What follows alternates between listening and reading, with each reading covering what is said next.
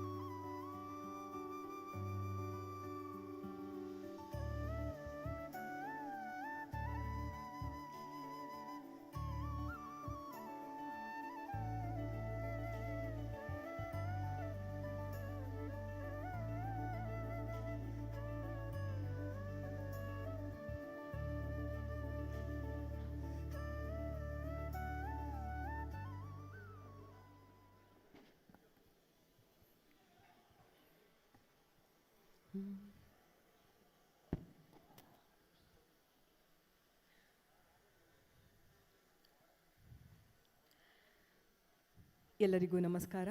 ಪೂಜ್ಯ ಗುರುಗಳು ಮತ್ತು ಗಣ್ಯರೆಲ್ಲರ ಸಮಕ್ಷಮದಲ್ಲಿ ಕಾರ್ಯಕ್ರಮವನ್ನು ಪ್ರಾರಂಭಿಸ್ತಾ ಇದ್ದೇವೆ.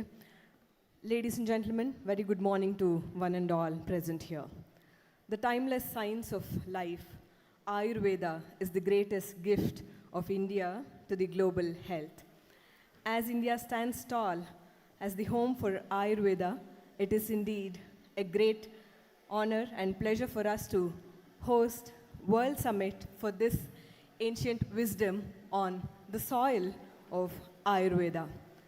With great heart and big smile from the organizers, ladies and gentlemen, warm welcome to the inaugural ceremony of second Ayurveda World Summit, Ayurveda for a Healthy Future. Eldrigu Namaskara. Good morning, ladies and gentlemen. As we are all aware, any World Summit happens, there needs to be a vision and a mission. And the vision of this particular World Summit is based on 4 pillars that embody its core intentions, each designed to bring Ayurveda into the life, the heart and mind of every individual across the globe. Through these guiding areas, ladies and gentlemen, you would all agree with me that we aim to cultivate holistic well-being, deepen awareness, and foster universal access to the timeless wisdom of Ayurveda. On behalf of the organizers, Kaje Ayurvedic Charitable Foundation, of course, with the tremendous amount of support from the Ministry of Ayush, Government of India, and the Ayush Department, Government of Karnataka, Nanu Shankar Prakash. Mattu Nanu Ranjini Kirti. We welcome you all, ladies and gentlemen. Let's hear a huge round of applause for the inaugural session of the second Ayurveda World Summit. As Ranjini said, Ayurveda for a healthy future.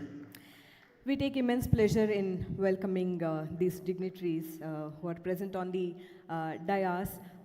With no special mention, we would extend a warm welcome to everyone present on the dais. ಶಂಖನಾದ ಅವಿಚ್ಛಿನ್ನ ಭಾರತೀಯ ಪರಂಪರೆಯಲ್ಲಿ ಶಂಖಕ್ಕೆ ಒಂದು ಮಂಗಳಮಯ ಸ್ಥಾನವನ್ನು ನಾವು ಕೊಟ್ಟಿದ್ದೇವೆ. Here we have mister Shamantha who holds the world record or Limca Book of Record for his longest Shankha recitation and Shankha playing. We request Mr. Shamanta ji to kindly play the Shankha and start this summit with the Shankha Nada Mangalamayavagi Shankha Nadadondige ಈ ಒಂದು ಸಮ್ಮೇಳನವನ್ನು ಪ್ರಾರಂಭಿಸ್ತಾ ಇದ್ದೇವೆ. ಖಂಡಿತವಾಗ್ಲೂ ಶಂಖನಾದ, as you all know, we all live in a country which is known for rich cultural heritage, and Shankha is an integral part of our great culture. Well, ladies and gentlemen, any artist of any form, they would always appreciate the sound of the clapping. So without any hesitation, please put your hands together for the Shankhanada by Shamanta, who holds the Limca Book of Records.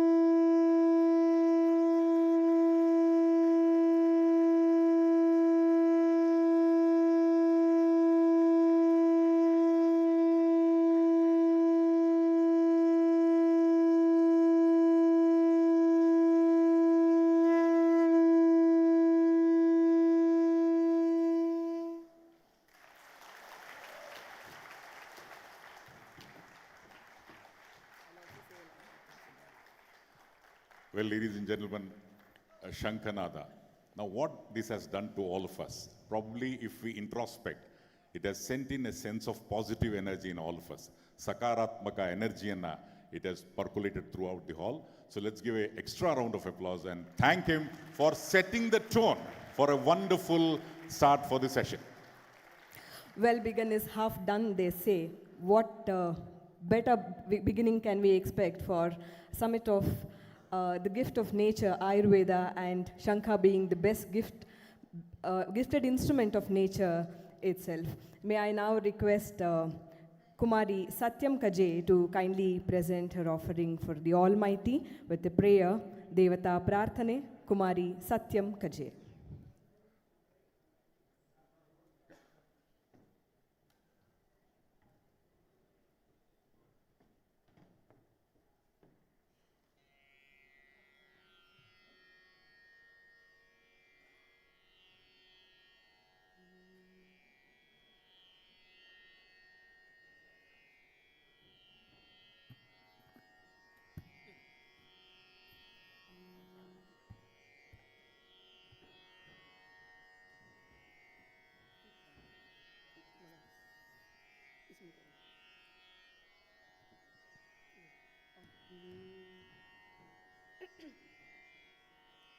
ॐ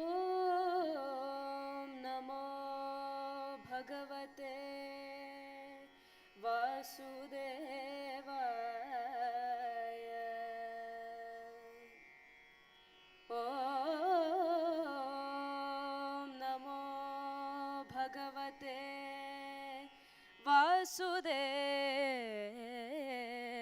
वासुदेवाय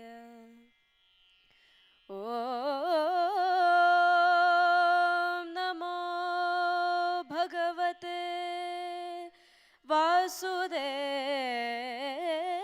वासुदेवाय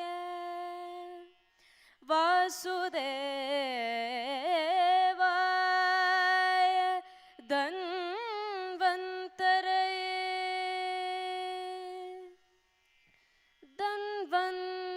धन्वन्तरये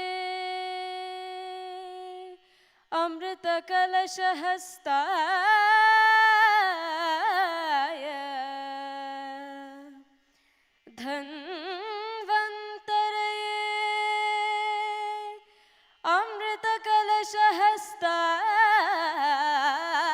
अमृतकलशहस्ताय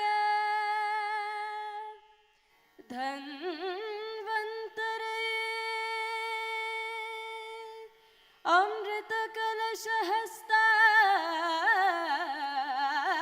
अमृतकलशहस्ताय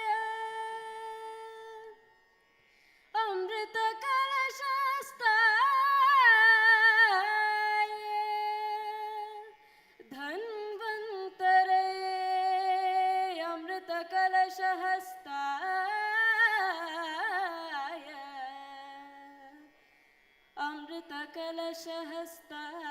अमृतकलशहस्ताय सर्वामय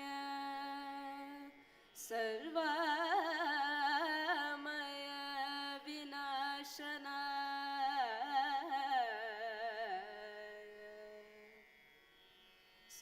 सर्वामय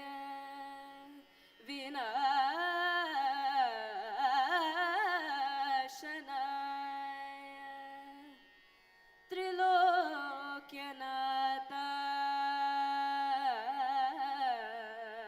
त्रिलोक्यनाथाय श्री महाविष्णवे श्री महाविष्णवे नमः नमः नमः नमः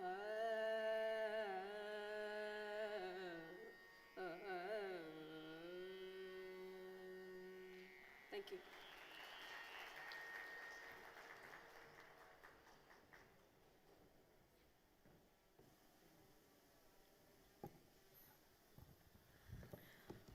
Well, as this summit is to celebrate the gift of nature, Sasya Mulika, we herewith have begun this summit with a great Ragamalika.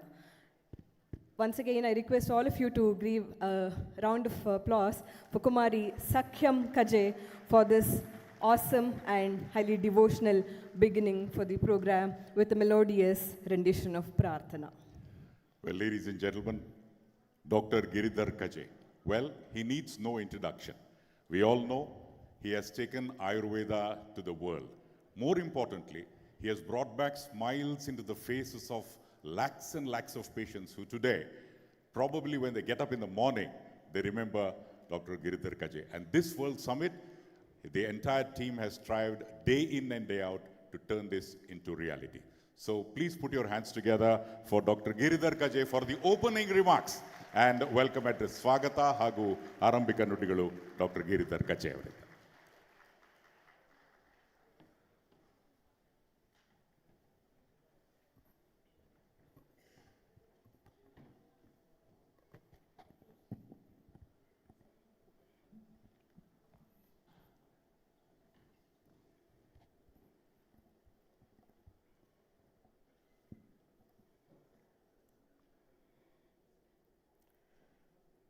Om Shri Dhanvantare Namaha.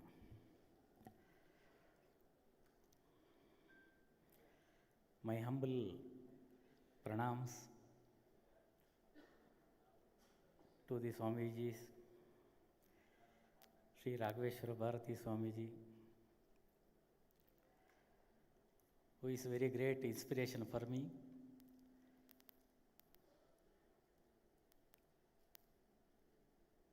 And he is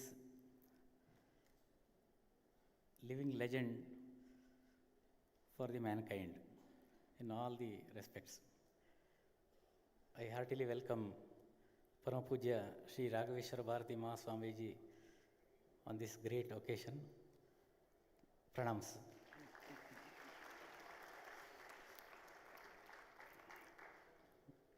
Paramapuja Sri Dr. Shivaratri Shivamurti Shivacharya Mahaswamiji, Taralabadu Peethadipati. His knowledge is helping the entire mankind to proceed in the right track. My heartful pranams and welcome, Swamiji.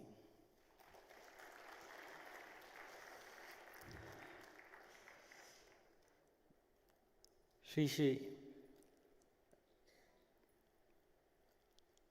Swami Vachanananda Guruji, he is very popular in making Ayurveda and yoga go together,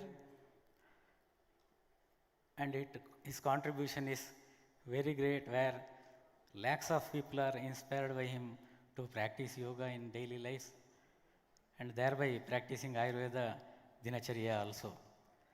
My heartfelt thanks for the Swamiji, and I welcome wholeheartedly.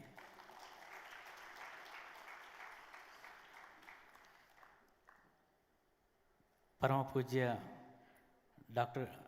D. Virendra Hegadeji will deliver the summit blessings today. He will arrive within 30 minutes. So my pranams to Dr. D. Virendra Hegadeji also. Paramapuja Shri Shri Vishwaprasanna Tirtha Swamiji Pejawar Mutt will arrive in the afternoon. He will be there in the awards facilitation program. My pranams and welcome to the Swamiji.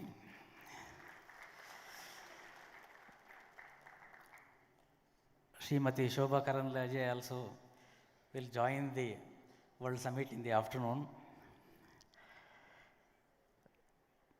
I am very grateful to Sri Dinesh Gundurao, Honorable Health Minister of Government of Karnataka, who is very dynamic and very positive in his approach, and who is cleansing whole department which was not seen in the past several decades. Welcome to the summit, Dinesh Gundurao ji.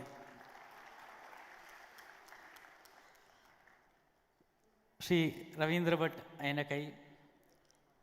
He is the chief editor of Prajavani News Daily.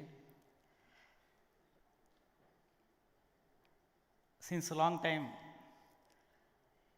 since generations, his family is practicing Ayurveda. They are adopting Ayurveda and implementing Ayurveda in daily life. Very grateful that Shri Ravindra Bhatt is with us. Wholehearted welcome, sir.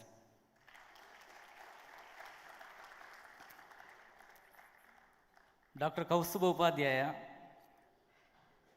very well known for his Ayurveda knowledge. Fortunately, he is the Ayush advisor of Government of India. We studied together when I was doing MD post-graduation. And he is very dynamic in improving and implementing all the Ayurveda concepts through central government. Very hearty welcome, sir.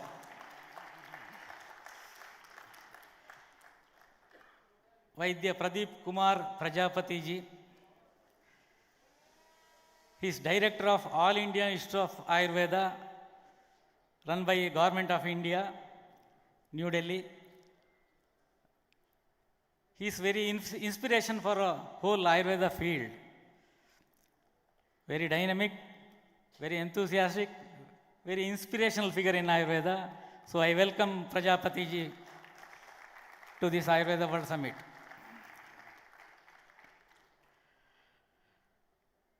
Srimati Jayashri Ullal. She is head of Himalaya Drug Company, Himalaya Wellness Company, CEO and CFO of the Himalaya Company. Himalaya Wellness Company is the summit partner for this great event. We are very grateful for their very extensive support and all the cooperation in bringing up this Ayurveda World Summit. Welcome, madam.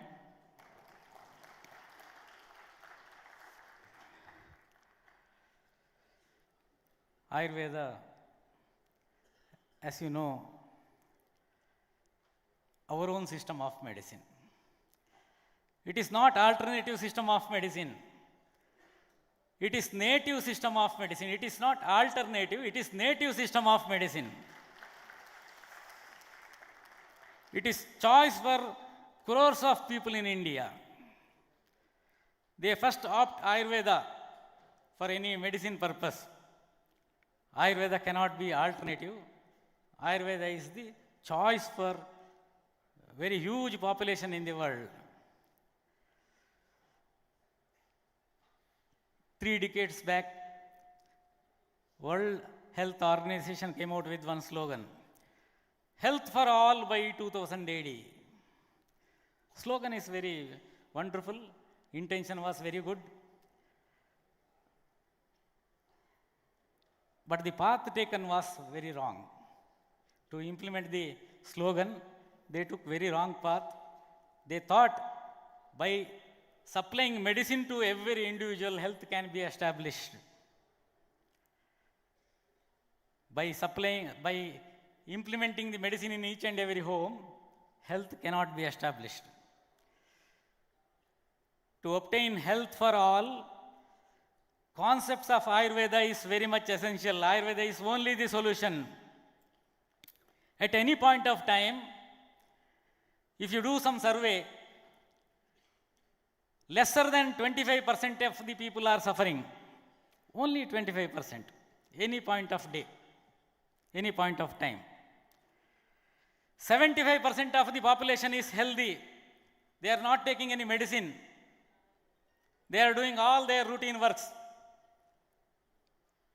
They have high energy to perform all the activities in a day.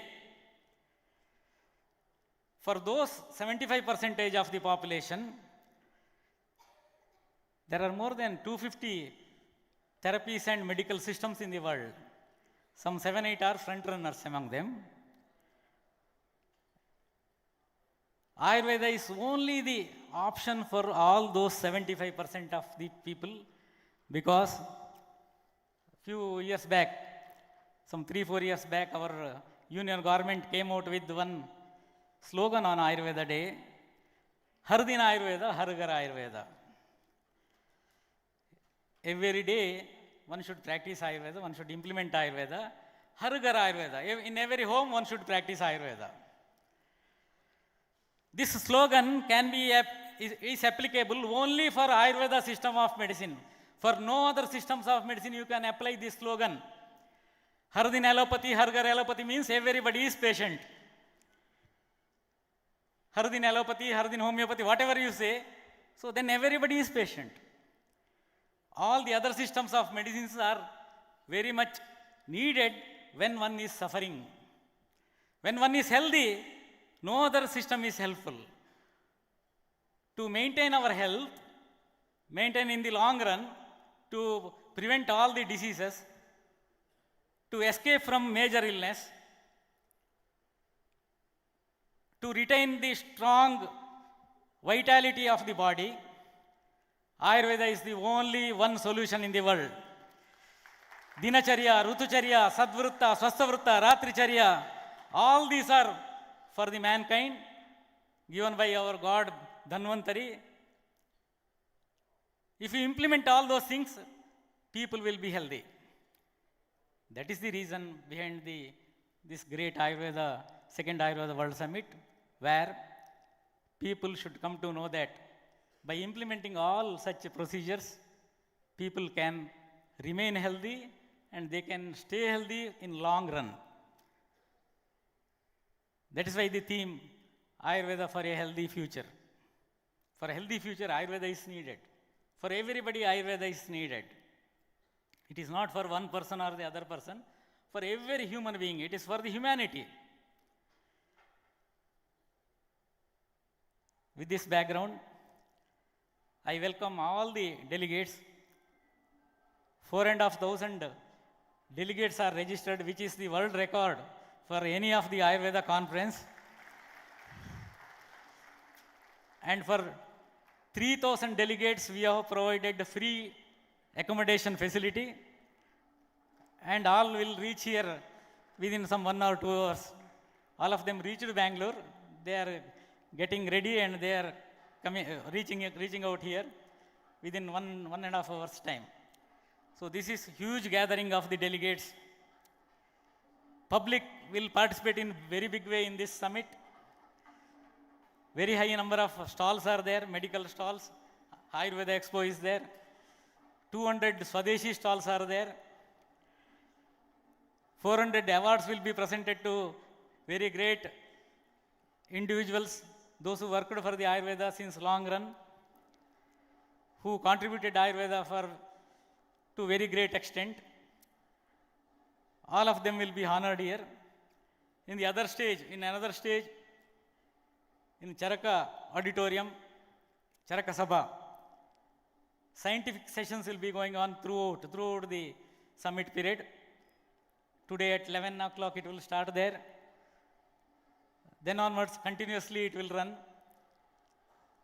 More than 60 diseases are covered in the scientific sessions, where 48 doctors are eminent, esteemed doctors will be presenting their vision on the disease management.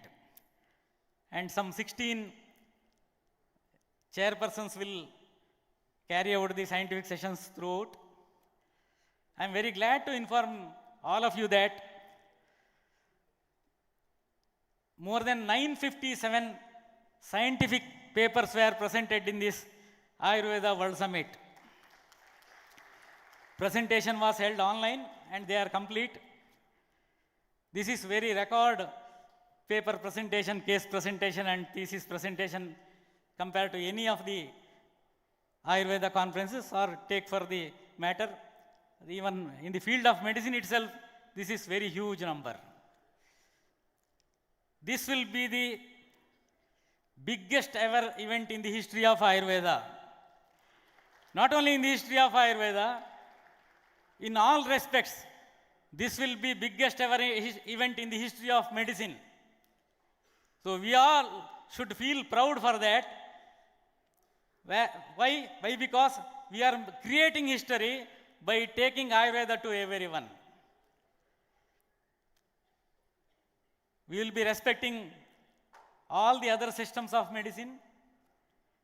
Soon after the summit blessings, Samana Gaurav Samman program will be held, where popular doctors from different systems of medicine, allopathy, homeopathy, naturopathy, Sova Rigpa, Unani, all the other systems will be honored here, so that we are giving very clear-cut message that all the systems are complementary to one another. With combined force, we can take health to different level. We can establish health if everyone cooperates. So that is the message from this Ayurveda World Summit to the public. We are respecting all the other systems of medicine, but we are revealing the benefits of Ayurveda to a great extent. During next 4 days, different programs are there, cultural programs are there. Then Ayurveda food exhibition will be there. 10 experience centers will be there. Swadeshi Mela, Dhanvantari Puja, Dhanvantari Homa, Mahayajna, Dhanvantari Rathotsava will be held every day. Scientific sessions will be going on. Here all the main programs will be going on. I welcome everyone to celebrate this second Ayurveda World Summit. This is not only some seminar. It is not just one another conference. It is not just a symposium, scientific symposium. This will be the mother of all the events in the history of Ayurveda.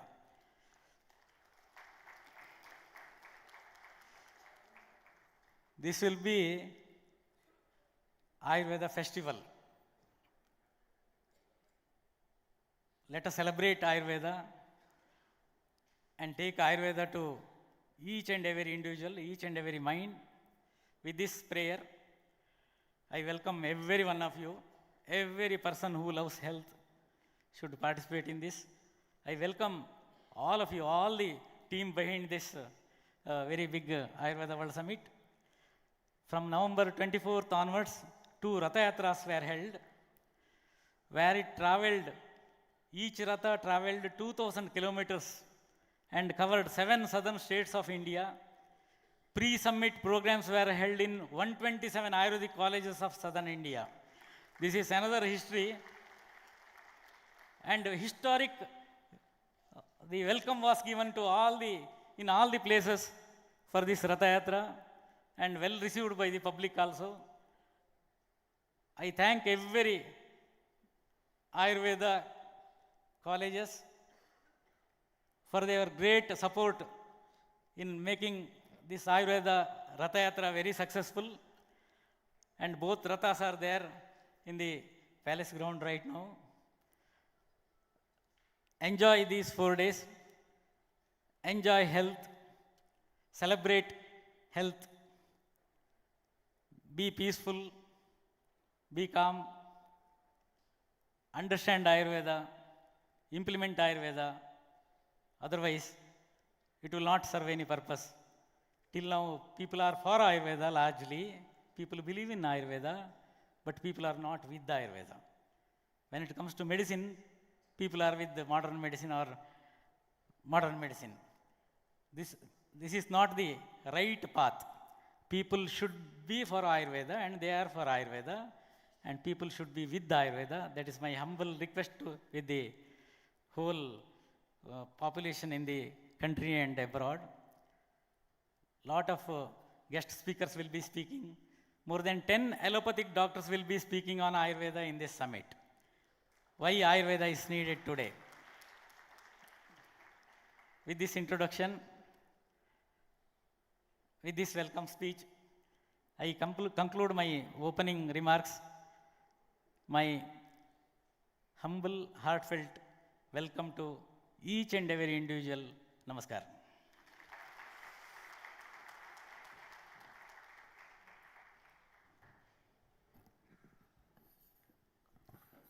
Well, ladies and gentlemen, just like air, food, and water, Ayurveda also should be an integral part of our life. That's been the message in the opening remarks by Dr. Kajay.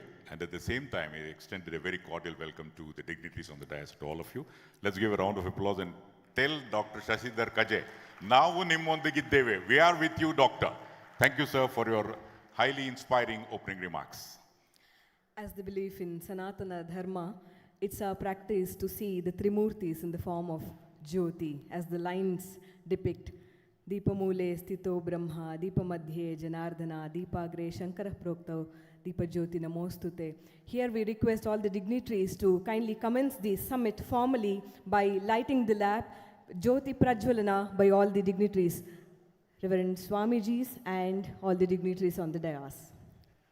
The traditional lighting of the lamp signifies several things about Ayurveda, which is a living reality, reviving classical Ayurveda in modern practice. So a lot of things are there in store for all of us in the next 4 days. So empowering the next generation of Ayurvedic healers. Swamijis, Puja Swamijis have all congregated here. Ladies and gentlemen, please put your hands together for this very important moment. शुभं कुरुत्वं कल्याणं आरोग्यं धनसम्पदः शत्रुबुद्धिविनाशाय दीपज्योतिर्नमोऽस्तुते दीपज्योतिर्नमोऽस्तुते शुभं कुरुत्वं कल्याणं आरोग्यं धनसम्पदः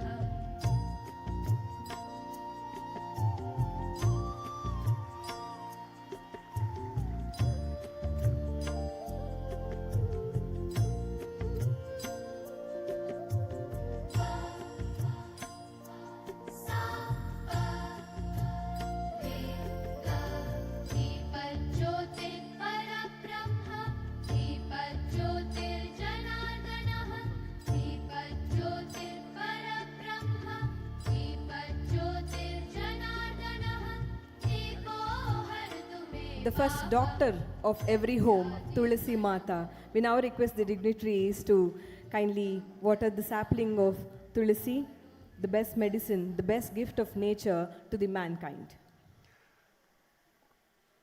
We now request the Param Puja Swamijis and the dignitaries to offer water to Tulsi.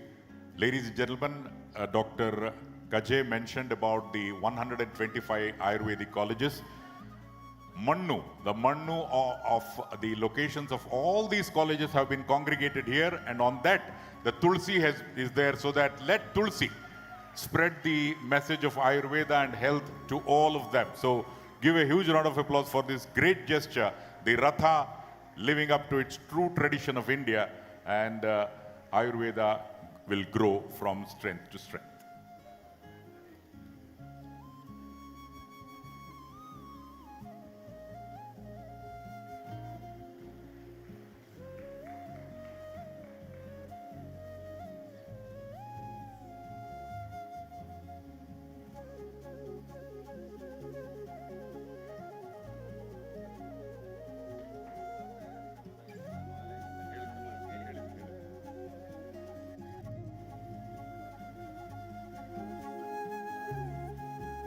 The special significance of Ratha Yatra is that the Tulsi is now blooming here, and this particular Ayurveda World Summit will lay a strong foundation for the future Ayurvedic doctors who's going to serve the society, serving health to mind, body, and soul.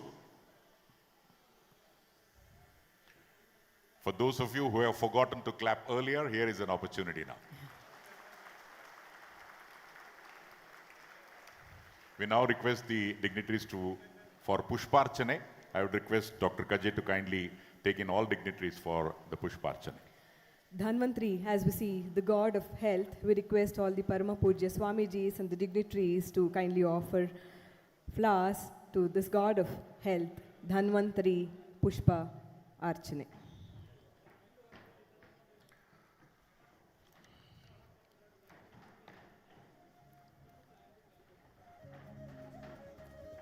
More importantly, it's indeed a new vision for health, which is a shift from reactive treatment to proactive wellness, embrace nature-based living and traditional wisdom, and build a healthier and a more conscious society with the Ashirvada of Dhanvantari, Ayurveda for a healthy future.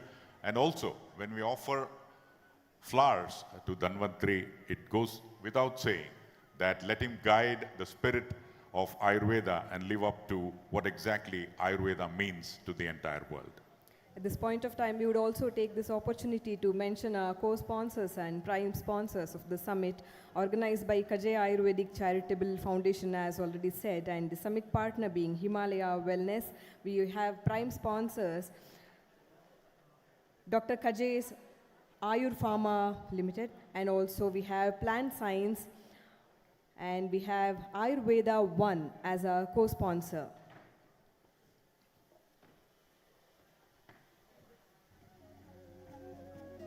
At this point of time, we also thank Ministry of Ayush, Government of India, and Ayush Department, Government of Karnataka, for joining hands for this noble cause, along with Prashanti Ayurvedic Center for presenting second Ayurveda World Summit.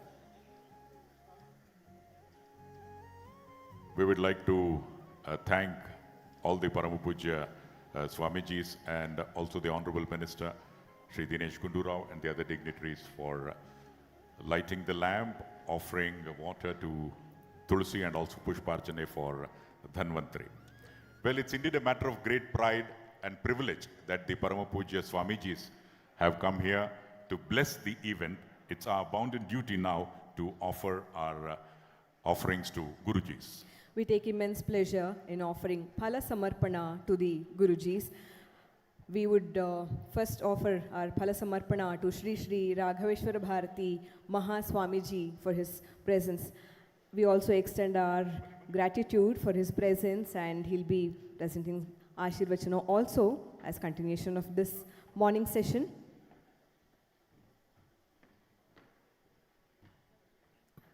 Rishi Raja Vaidya Sabha, Sri Sri Sri Raghaveshwara Bharati Mahaswamijigalige, Sri Ramachandrapura Matha, ಆದರದ ಹೃತ್ಪೂರ್ವಕ ಸ್ವಾಗತ.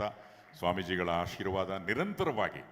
Let it continue to give ಆಶೀರ್ವಾದ to all of us so that we grow from strength to strength. ಅವರಿಗೆ ಮತ್ತೊಮ್ಮೆ ಸ್ವಾಗತ, ಸುಸ್ವಾಗತ. We also offer our salute and pranams to Sri Sri Dr. Shivamurti Shivacharya Mahaswamiji. Shivamurthy Shivacharya ಮಹಾಸ್ವಾಮಿಗಳ ಒಂದು ದಿವ್ಯ ಸಾನ್ನಿಧ್ಯ ಈ ಕಾರ್ಯಕ್ರಮಕ್ಕೆ ಇದೆ. ಅವರಿಗೂ ಸಹ ಫಲ ಸಮರ್ಪಣೆಯೊಂದಿಗೆ ವಂದನೆಯನ್ನು ನಾವು ಸಲ್ಲಿಸಲಿದ್ದೇವೆ. He is expected to come back in just a moment. In the meantime, we move on. We also offer our pranams to Sri Sri Swami Vachanananda Guruji for his presence, and we also thank for the presence and his Ashirvada. Well, ladies and gentlemen, the presence of the Honorable Minister of Health and Family Welfare, Government of Karnataka, goes a long way. That Government of Karnataka is indeed committed to extend the health for all what Dr. Kajay meant. At the outset, on behalf of all of us, we request Sri Dinesh Gundurao to address all of us. Bandhugale swagatisi Sanmanya Sachivarada Sri Dinesh Gundurao.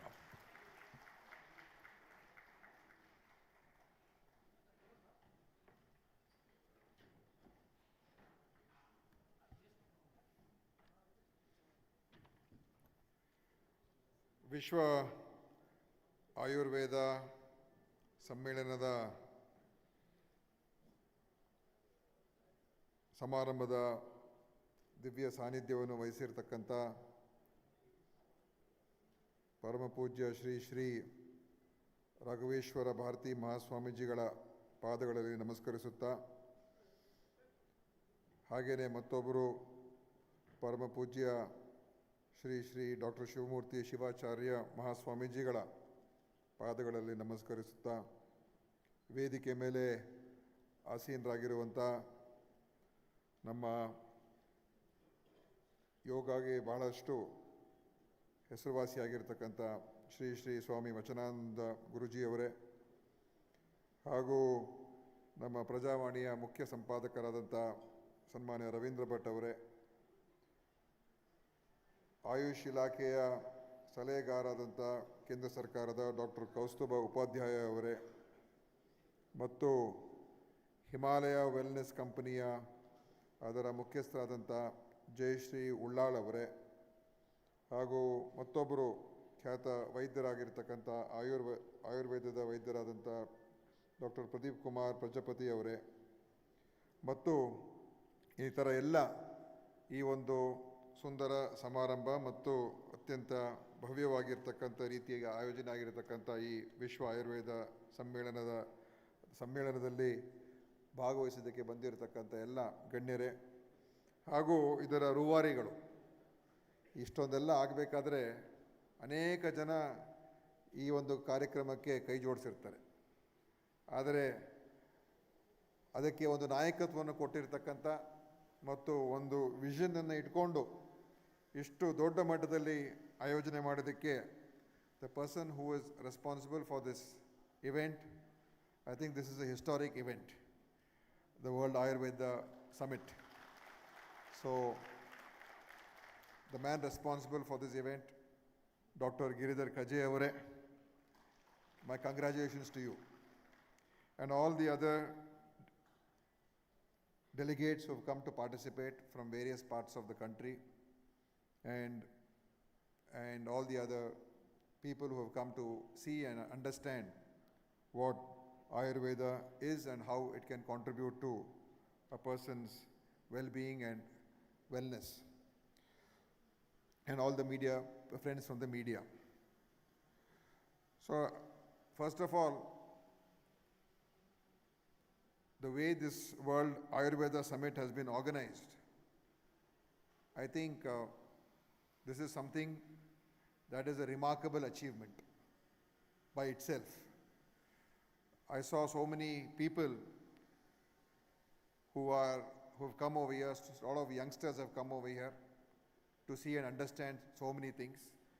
And over the next 4 days, lakhs of people will be coming to attend this summit. And that is something that is very important in a way, because Ayurveda is, like what Dr. Giridhar Kajay said, it is based on science. And it is something that is a contribution to the world from our great country, India. And this practice of medicine, and it's not just medicine, it is a practice of wellness, how you can lead a healthy and fulfilling life. This is something that is of utmost need today to everybody. We are seeing today in the world, and especially in our country also, so many problems that are arising out of health, and so many issues that is contributing to deteriorating health. And just like what Dr. Kajay said, there are many solutions. Not that there are not many, that there are not solutions. There are many solutions, but the role of Ayurveda is something, I think, which needs to be understood by everybody. And today we see an explosion of diseases that is going across our country. Earlier we used to see an explosion of communicable diseases, but today that has been relegated to the background. What we see today is diseases which are connected to our lifestyle, our habits, the way of living, and more people are getting affected by these non-communicable diseases. So you have cancers and heart problems and strokes and kidney issues.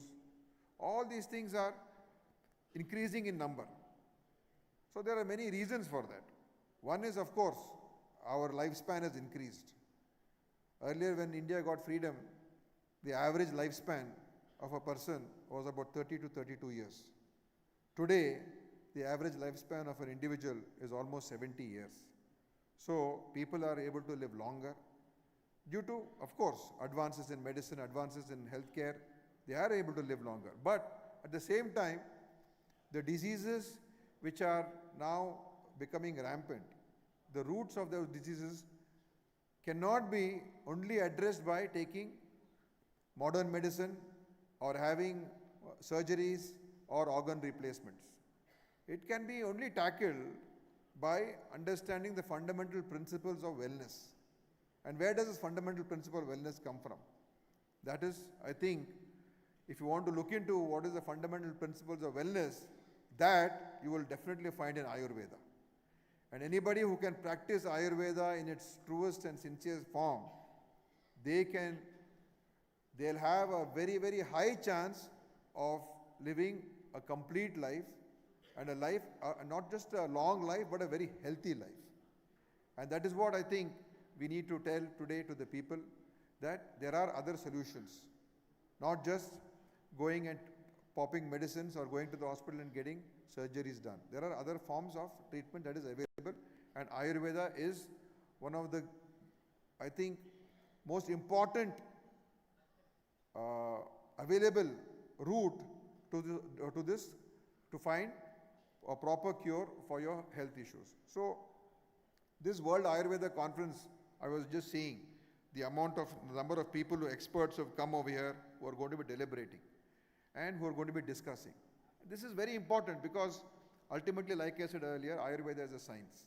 And for science, for it to grow, for it to develop, it needs proper research, it needs proper understanding, proper deliberations, and always improving. What our forefathers thousands of years back, they thought about all these things, they experimented, they figured out what is the best way to, improve our health. But that, whatever knowledge that they have left behind for us, that knowledge needs to be further refined, further improved, further understood better, and more scientific analysis done. And that is what Ayurveda needs today, I think. What it needs is a standardized, because we see many people are very good. I know so many people who are not being able to cured by the regular tradition, the modern medicine, switching over to Ayurveda and getting completely cured. Especially a lot of chronic, health issues. They get completely cured by Ayurveda. But the issue is, who are the good people and who are the people who are exploiting it? How do we know who are the good exponents of Ayurveda? Who are the genuine people who have got that right knowledge? So I think for that, the Government of India representative also is here. And I'm also Minister for Health here. So what we are trying to do is come out with standardized model or a certification which tells people that these are the good people. These are the kind of medicines or these are the kind of treatments that are authentic. So this is the kind of, I think, approach that we need. And World Ayurveda Conference, I think what Dr. Kajay is trying to do here, my hats off to Dr. Kajay. What he is doing is incredible. I don't think any government also can organize this kind of a conference, because his passion is there for this. And he has really been involved in this for so many decades. So by organizing this conference, we are bringing all these things to the forefront now. That what are the ways and the means by which we can use Ayurveda, and how to use it, and who are the people to use it, and how do we set standards so that it should be properly certified across India and across the world. That these are like how do we know our specialist doctor is there, MD, MS, they've done something, he's working in a big hospital, he's a specialist, so we go to him based on the trust. Similarly, we need that in our own, because there are so many people who are doing excellent job. And that is what we need. And India, at least, we need this a lot, because at a mass level, if you look, today the amount of expenditure people are making for ill health or health issues is running into lakhs and lakhs and lakhs. So today you go into a hospital, you will end up spending 20 lakhs, 30 lakhs, 50 lakhs, 1 crore. There is no limit. So our target should be what? If India has to be a healthy country and a strong country, our target should be that how we can prevent people from getting sick, not treating people after they become sick. So to prevent people from getting sick or to control deterioration of a person's health, that modern medicine will not do that. For that, the solution will arise from our traditional practices, our Ayurveda and yoga, and by practicing these things in a proper way and advising people and communicating to people what is happening, only then we can really make an impact. Otherwise, health has gone beyond. So many people sink into poverty because somebody falls ill. One person's in the house, if he falls ill, then they have to sell their property, they have to take loans, they get into so many problems. And this is becoming a very common occurrence. So, for the future of this country's health, we need to focus on how do we prevent this health from deteriorating? How do we prevent illnesses from coming? How do we impart education to people on the way to live, how to live, what is the lifestyle you have to have, what kind of food habits you need to have. Today it's not just physical health, even mental health. Today so much of depression and other issues are cropping up all over. So if you look at it, yoga and Ayurveda is a deadly combination which can cure most of the people's problems today. If handled, if it's done in a proper way. Because there is a physical aspect, there is a spiritual aspect, there is a mental aspect. All are involved in this. So this is what I think is the way forward for us. And me as a minister, we are looking in our department how we can use Ayurveda and yoga to improve our general health of the people. In fact, even if you look at birth deliveries today, it is more than 50, almost 60% is going through cesarean C-sections. Natural births are coming down. So if you look at it right from the beginning, from the onset now, the way we are going about is finding easy solutions and not the solutions which can be brought about by actual change using these methods that we already have. So we are looking at how we can use yoga to facilitate our pregnant women to be able to be more healthy and to be able to deliver in a normal manner. That's also something that we are looking at. So we are looking at so many aspects of yoga and Ayurveda and how we can use these treatments in our general treatments, for the general public.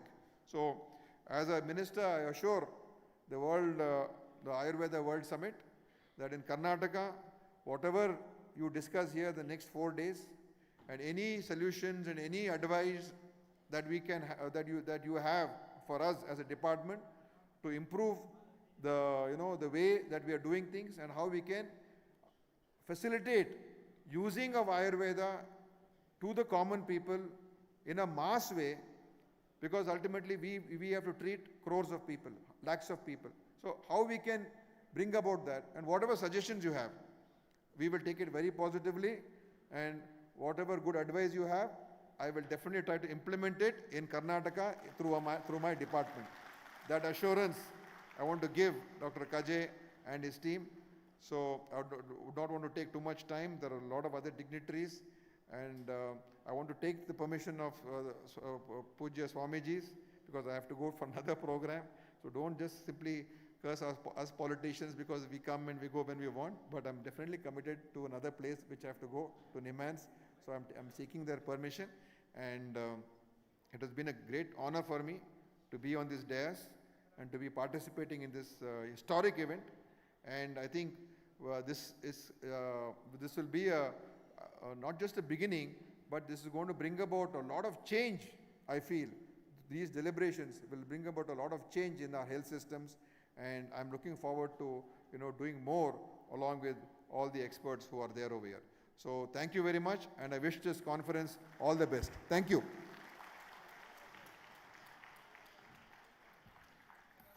The Karnataka government is with Dr. Giridhar Kaje and the entire team, and more importantly, prevention of disease is more important. Ayurveda and yoga will go a long way towards that.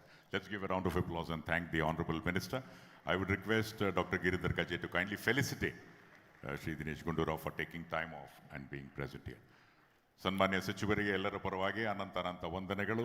Let's give a round of applause and thank him. And ಅವ್ರು ಹೇಳಿದ ಹಾಗೆ ಇನ್ನೊಂದು ಕಾರ್ಯಕ್ರಮ ಇದೆ. He is probably going there. We have observed over decades that wherever we have such summits or events with noble cause, we have the blessings of Shri Shri Raghaveshwara Bharati Mahaswamiji, Shri Ramachandrapura Mata, ಇದೀಗ ಪರಮ ಪೂಜ್ಯ ಸ್ವಾಮೀಜಿಗಳ ಆಶೀರ್ವಚನ. May I request Shri Shri Raghaveshwara Bharati Mahaswamiji to kindly present his blessings. In the meantime, we are observing, we would like to take the Ashirvada of by honoring offerings to Guru Taralabalu Jagadguru ಬೃಹನ್ಮಠದ Shri Shri Shri doctor Shivamurthy Shivacharya ಮಹಾಸ್ವಾಮೀಜಿಗಳಿಗೆ offerings. We now request Shri Shri Shri Raghaveshwara Bharati Mahaswamiji for ಆಶೀರ್ವಚನ.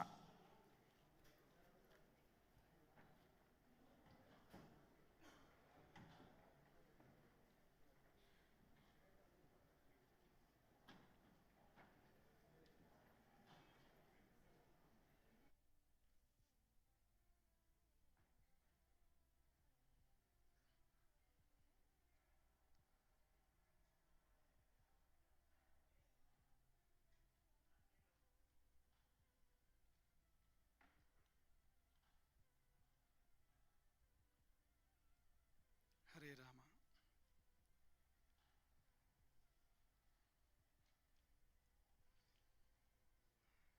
ಕರುಣ ರಸದ ಕೋಡಿ ವರಿವ ಕಟಾಕ್ಷದ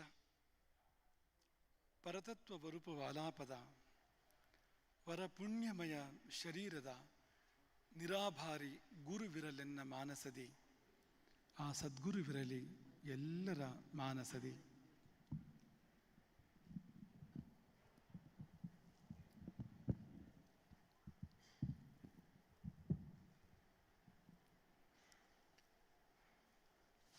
ಆಪದಾಮಪಹರ್ತಾರಂ ದಾತಾರಂ ಸರ್ವಸಂಪದಾಂ ಲೋಕಾಭಿರಾಮಂ ಶ್ರೀರಾಮಂ ಭೂಯೋ ಭೂಯೋ ನಮಾಮ್ಯಹಂ.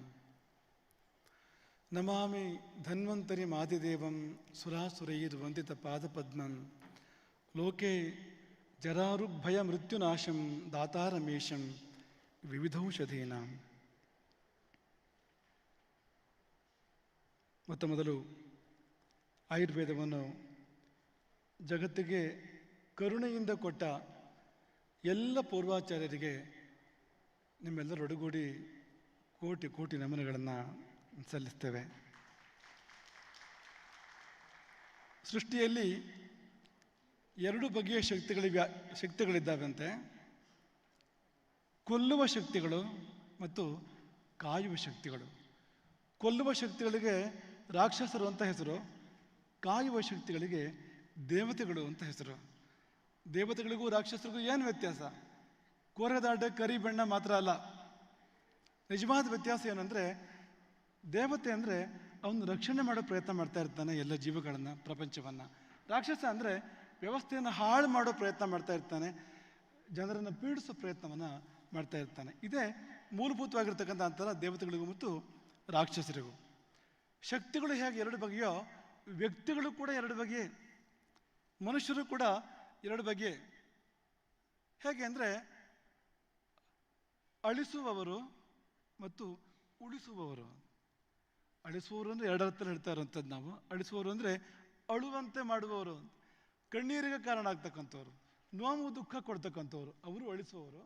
ಹಾಗೆಯೇ ಅಳಿಸಿ ಹಾಕಿಬಿಡ್ತಾರೆ, ಒರೆಸಿ ಹಾಕಿಬಿಡ್ತಾರೆ, ಇಲ್ಲ ಅಂತ ಮಾಡಿಬಿಡ್ತಾರೆ, ಅವರು ಕೂಡ ಅಳಿಸುವವರೇ ಆಗ್ತಾರೆ. ಇದು ಒಂದು ಬಗೆಯ ವರ್ಗ. ಇವರಿಗೆ ಸದಾ ಧ್ವಂಸದ ಚಿಂತನೆ ಮತ್ತು ನಾಶದ ಚಿಂತನೆ, ಪರಹಿತ ಚಿಂತನೆ ಅಲ್ಲಿಲ್ಲ.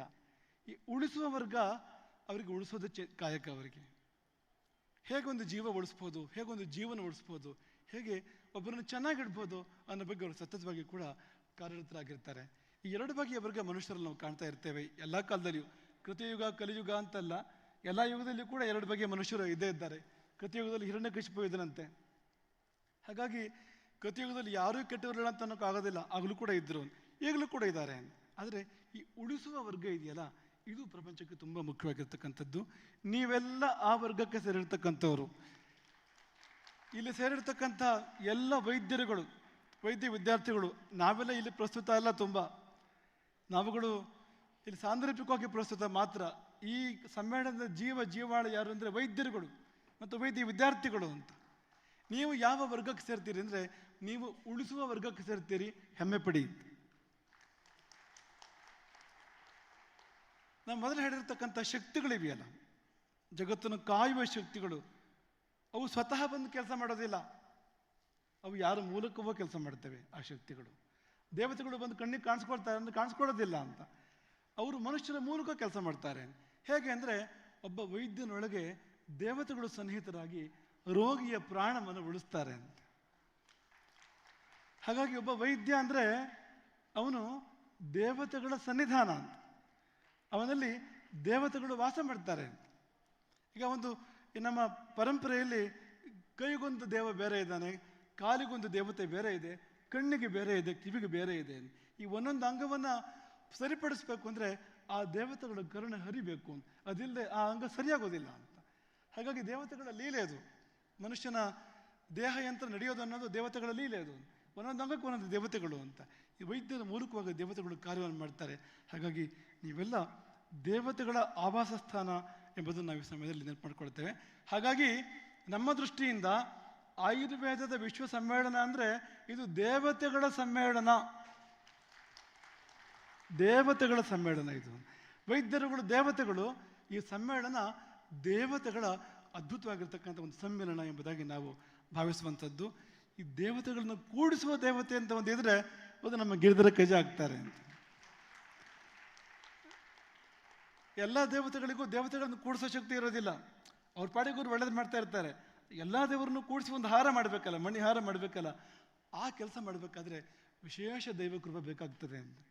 ಅದು ನಮ್ಮ ವೈದ್ಯ ಗಿರಿಧರ ಕಜೂರಿಗಿದೆ ಎಂಬುದಾಗಿ ನಾವು ಭಾವಿಸ್ತೇವೆ ಏನು. ನಿಮ್ಮ ಮುಂದೆ ಸಾಕ್ಷಿ ಇದೆ, ನಿಮ್ಮ ಮುಂದೆ ನಿದರ್ಶನ ಇದೆ. ಈ ಅದ್ಭುತವಾಗಿರ್ತಕ್ಕಂಥ 2ನೇ ಆಯುರ್ವೇದ ವಿಶ್ವ ಸಮ್ಮೇಳನ. ನಡುವೆ ಕೆಲವಾರು ಸಮ್ಮೇಳನಗಳಾಗಿದ್ದಾವೆ, ಆದರೆ ನಮ್ಮ ದೃಷ್ಟಿಯಿಂದ ಇದೇ 2ನೇದು. ಯಾಕೆಂದರೆ ಅದು ಆದ ಹಾಗೆ, ಮೊದಲನೇ ಸಮ್ಮೇಳನ ಆದ ಹಾಗೆ ಮುಂದೆ ಯಾವ ಸಮ್ಮೇಳನ ಕೂಡ ಆಗಲಿಲ್ಲ ಅಂತ ನಾವು ಭಾವಿಸ್ತೇವೆ. 2ನೇ ವಿಶ್ವ ಸಮ್ಮೇಳನ ಏನಿದೆ ಇದು ನಿಜವಾದ ಅರ್ಥದಲ್ಲಿ ಇಂದಿನದ್ದು 2ನೇದು ಎಂಬುದಾಗಿ ನಾವು ಭಾವಿಸ್ತೇವೆ. ದೇವತೆ ಆಗಬೇಕಾದ್ರೆ ಹಾಗೆ ಸುಮ್ಮನೆ ಆಗೋದಿಲ್ಲ. ಅದು ದೇವತೆ ಆಗಬೇಕಾದ್ರೆ ಸಾಮರ್ಥ್ಯ ಬೇಕು, ಶಕ್ತಿ ಬೇಕು. ದೇವತೆ ಆಗಬೇಕಾದ್ರೆ ತ್ಯಾಗ ಬೇಕಾಗ್ತದೆ, ದೇವತೆ ಆಗಬೇಕಾದ್ರೆ ಶ್ರಮ ಬೇಕಾಗ್ತದೆ. ಈ ಒಂದು ಸಮ್ಮೇಳನ ಆಯೋಜನೆ ಮಾಡಬೇಕಾದ್ರೆ ಎಷ್ಟು ಸಾಮರ್ಥ್ಯ ಬೇಕು, ಎಷ್ಟು ಶ್ರಮ ಹಾಕಬೇಕು, ಏನೆಲ್ಲ ತ್ಯಾಗ ಮಾಡಬೇಕು, ನೀವು ಆಲೋಚನೆ ಮಾಡಿ. ನಾವು ಹೆಚ್ಚು ವಿವರಣೆ ಕೊಡೋದಿಲ್ಲ, ಯಾಕಂದರೆ ನಿಮಗೆಲ್ಲ ಅರ್ಥ ಆಗುವಂಥದ್ದು, ಸುತ್ತಮುತ್ತ ನೋಡಿದ್ರೆ ಅರ್ಥ ಆಗುವಂಥದ್ದು. ಇಂತಹ ದೊಡ್ಡ ಶ್ರಮ, ದೊಡ್ಡ ತ್ಯಾಗ, ದೊಡ್ಡ ಸಾಮರ್ಥ್ಯವನ್ನು ಮೆರೆದಿರ್ತಕ್ಕಂಥ ವೈದ್ಯ ಗಿರಿಧರ ಕಜಗೆ ವಿಶೇಷವಾಗಿರ್ತಕ್ಕಂಥ ಆಶೀರ್ವಾದಗಳು. ನಮಗೆ ತುಂಬ ಹೆಮ್ಮೆ, ಯಾಕೆಂದರೆ ಇಂಥವನೊಬ್ಬ ನಮ್ಮ ಶಿಷ್ಯ, ಈ ಶ್ರೀಪೀಠದ ಶಿಷ್ಯ ಅನ್ನೋದಕ್ಕೆ ಗುರುಪೀಠ ಹೆಮ್ಮೆ ಪಡ್ತದೆ. ಯಾಕೆಂದರೆ ಈಗ ಒಬ್ಬಳ ತಾಯಿಗೆ ಮಕ್ಕಳ ಬಗ್ಗೆ ಹೆಮ್ಮೆ ಆಗ್ತದೆ. ಮಗ ದೊಡ್ಡ ಸಾಧನೆ ಮಾಡಿದರೆ ತಾಯಿ ತುಂಬ ದೊಡ್ಡ ಹೆಮ್ಮೆಯನ್ನು ಪಡ್ತಾಳೆ. ಅವಳು ಸಾಧನೆ ಮಾಡಬೇಕು ಅಂತೇನಿಲ್ಲ, ಮಗ ಸಾಧನೆ ಮಾಡಿದರೆ ಸಾಕು ಅಂತ. ಆ ತಾಯಿ ಪಡುವ ಹೆಮ್ಮೆಯನ್ನು ಇವತ್ತು ಈ ಪೀಠ ಪಡ್ತಾ ಇದೆ ಎಂಬುದಾಗಿ ನಾವು ಭಾವಿಸ್ತೇವೆ. ಈ ಆಯುರ್ವೇದ ವಿಶ್ವ ಸಮ್ಮೇಳನದ ಈ ಒಂದು ವೇದಿಕೆಯಿಂದ ಹೊರಹೊಮ್ಮಿದ ಬೆಳಕು ವಿಶ್ವವನ್ನು ವ್ಯಾಪಿಸಲಿ, ಇಡೀ ವಿಶ್ವವನ್ನು ವ್ಯಾಪಿಸಲಿ ಎಂಬುದಾಗಿ ನಾವು ಹಾರೈಸುವಂಥದ್ದು. ಆಯುರ್ವೇದ ಜಗತ್ತನ್ನು ವ್ಯಾಪಿಸಲಿ ಎಂಬುದಾಗಿ ನಾವು ಹಾರೈಸುವಂಥದ್ದು. ತುಂಬ ಅರ್ಥಪೂರ್ಣವಾಗಿ ಉದ್ಘಾಟನೆ ನಡೆಯಿತು. ದೀಪ ಹಚ್ಚೋದಂತೂ ಹೇಗೂ ಇದ್ದೇ ಇದೆ. ಜೊತೆಯಲ್ಲಿ ತುಳಸಿ ಗಿಡಕ್ಕೆ ನೀರು ಹಾಕುವ ಕಾರ್ಯಕ್ರಮ ಇತ್ತು ಉದ್ಘಾಟನೆ ಸಮಯದಲ್ಲಿ. ತುಂಬ ಅದ್ಭುತವಾಗಿರ್ತಕ್ಕಂಥ ಪರಿಕಲ್ಪನೆ ಅದು. ತರಳುಬಾಣಿ ಜಗದ್ಗುರುಗಳು ಹೇಳ್ತಾ ಇದ್ರು, ಆ ಮಣ್ಣು ಅದು ಭಾರತ ಭೂಮಿ ಅಂತ. ಈ ಮಣ್ಣಿನಲ್ಲಿ ತುಳಸಿ ಗಿಡವನ್ನು ಅಲ್ಲಿ ನೆಟ್ಟಿದ್ದಾರಲ್ಲ, ಈ ಮಣ್ಣೇನು ಅಂದರೆ ಅದು ಭಾರತ ಭೂಮಿ ಅಂತ ತರಳುಬಾಣಿ ಜಗದ್ಗುರುಗಳು ನೆನಪು ಮಾಡಿಕೊಡ್ತಾ ಇದ್ರು. ಹೌದು, ಆ ಮಣ್ಣು ಭಾರತ ಭೂಮಿ, ತುಳಸಿ ಗಿಡ ಏನು ಆಯುರ್ವೇದ ಅಂತ. ಹಾಗಾಗಿ ಇಡೀ ಭಾರತ ಭೂಮಿಗೆ ಆಯುರ್ವೇದವೆಂಬ ತುಳಸಿ ಗಿಡದ ನೆರಳು ಬೇಕು ಅಂತ.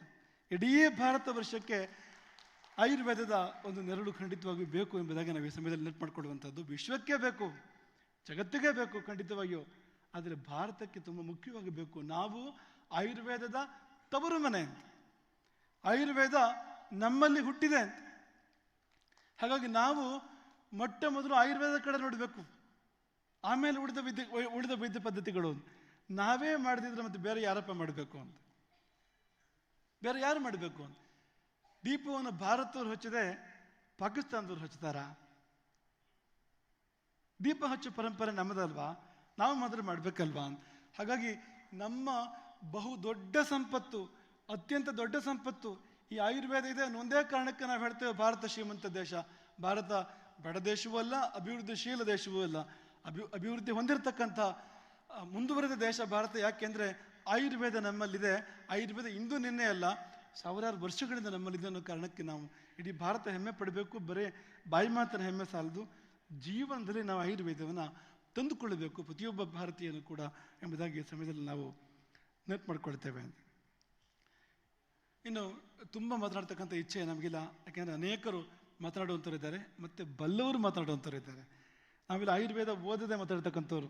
ಈ ವೇದಿಕೆ ಆಯುರ್ವೇದ ಓದ್ದವರು, ಆಯುರ್ವೇದ ಅಧ್ಯಯನ ಮಾಡಿದವರು ತುಂಬ ಮಾತಾಡೋಕ್ಕಿರ್ತಕ್ಕಂಥ ವೇದಿಕೆ ಇದು. ಅಂಥವ್ರುಗಳು ತುಂಬ ಜನ ಇಲ್ಲಿ ಮಾತಾಡಬೇಕು ಅನ್ನೋದು ನಾವು ಮನಸ್ಸಲ್ಲಿ ಇಟ್ಕೊಂಡು ಹೆಚ್ಚು ವಿಸ್ತಾರ ಮಾಡೋಕ್ಕೆ ಹೋಗೋದಿಲ್ಲ. 2 ಸಂದೇಶಗಳನ್ನು ಕೊಟ್ಟು ನನ್ನ ಮಾತನ್ನು ಪೂರ್ಣ ಮಾಡ್ತೇವೆ. ಮೊದಲನೇ ಸಂದೇಶ ಏನು ಅಂದರೆ, ಅದು ಸರ್ಕಾರಕ್ಕೆ ಇರುವಂಥದ್ದು. ಕೇಂದ್ರ ಸರ್ಕಾರ ಮತ್ತು ರಾಜ್ಯ ಸರ್ಕಾರ 2 ಸರ್ಕಾರಗಳಿಗಿರ್ತಕ್ಕಂಥದ್ದು. ಆಯುರ್ವೇದವನ್ನು ಎಳವೆಯಿಂದ ಕಲಿಸಬೇಕು.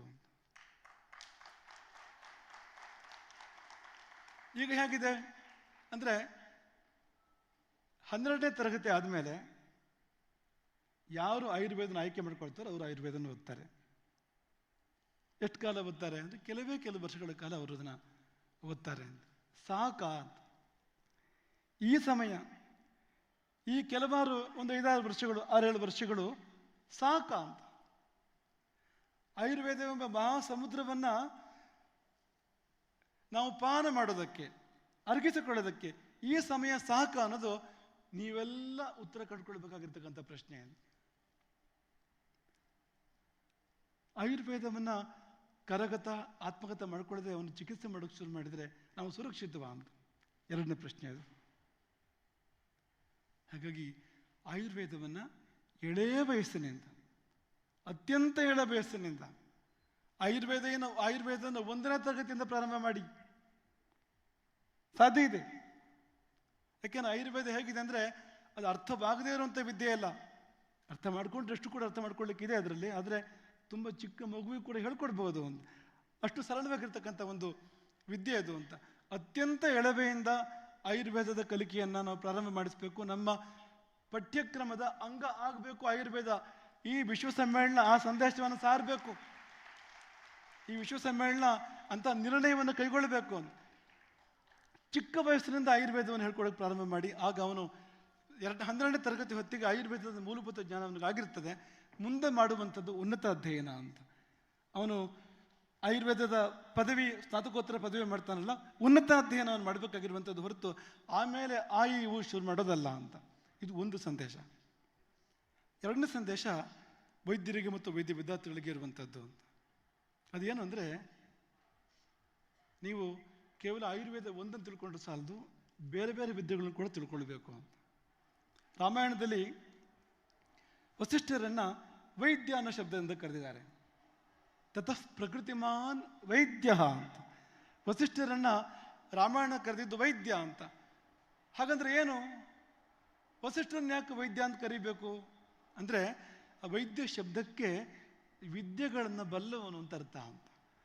ನಾನಾ ವಿದ್ಯೆಗಳನ್ನು ಬಲ್ಲವನು, ಕೇವಲ ಯಾವುದೋ ಒಂದು ವಿದ್ಯೆಯನ್ನು, ಅರ್ಧ ವಿದ್ಯೆಯನ್ನು ಅಂತಲ್ಲ, ನಾನಾ ವಿದ್ಯೆಗಳನ್ನು ಬಲ್ಲವನು ಎಂಬ ಅರ್ಥ ಇದೆ ಅದಕ್ಕೆ ಅಂತ. ಹಾಗಾಗಿ ವೈದ್ಯ ಅಂತ ಆಗಬೇಕಾದ್ರೆ, ಆಂಗ್ಲ ಡಾಕ್ಟರ್ ಅನ್ನೋ ಬದುಕು ಕೂಡ ಈ ಅಭಿಪ್ರಾಯ ಇದೆ ಅಂತ ನಾವು ಕೇಳಿದ್ದೇವೆ.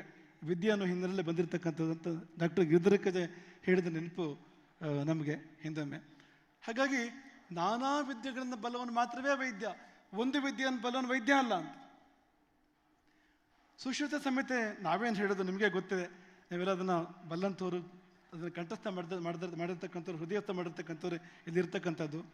ಸತತಾಧ್ಯಯನಂ ವಾದ ಪರತಂತ್ರಾವಲೋಕನಂ. ಸತತಾಧ್ಯಯನಂ ವಾದ ಪರತಂತ್ರಾವಲೋಕನಂ. ನಿಮಗೆ ಬೇರೆ ವಿದ್ಯೆಗಳು ಗೊತ್ತಿರಬೇಕು, ಗೊತ್ತಿಲ್ಲದಿದ್ದರೆ ನೀವು ಪೂರ್ಣರಾಗೋದಿಲ್ಲ ಅಂತ.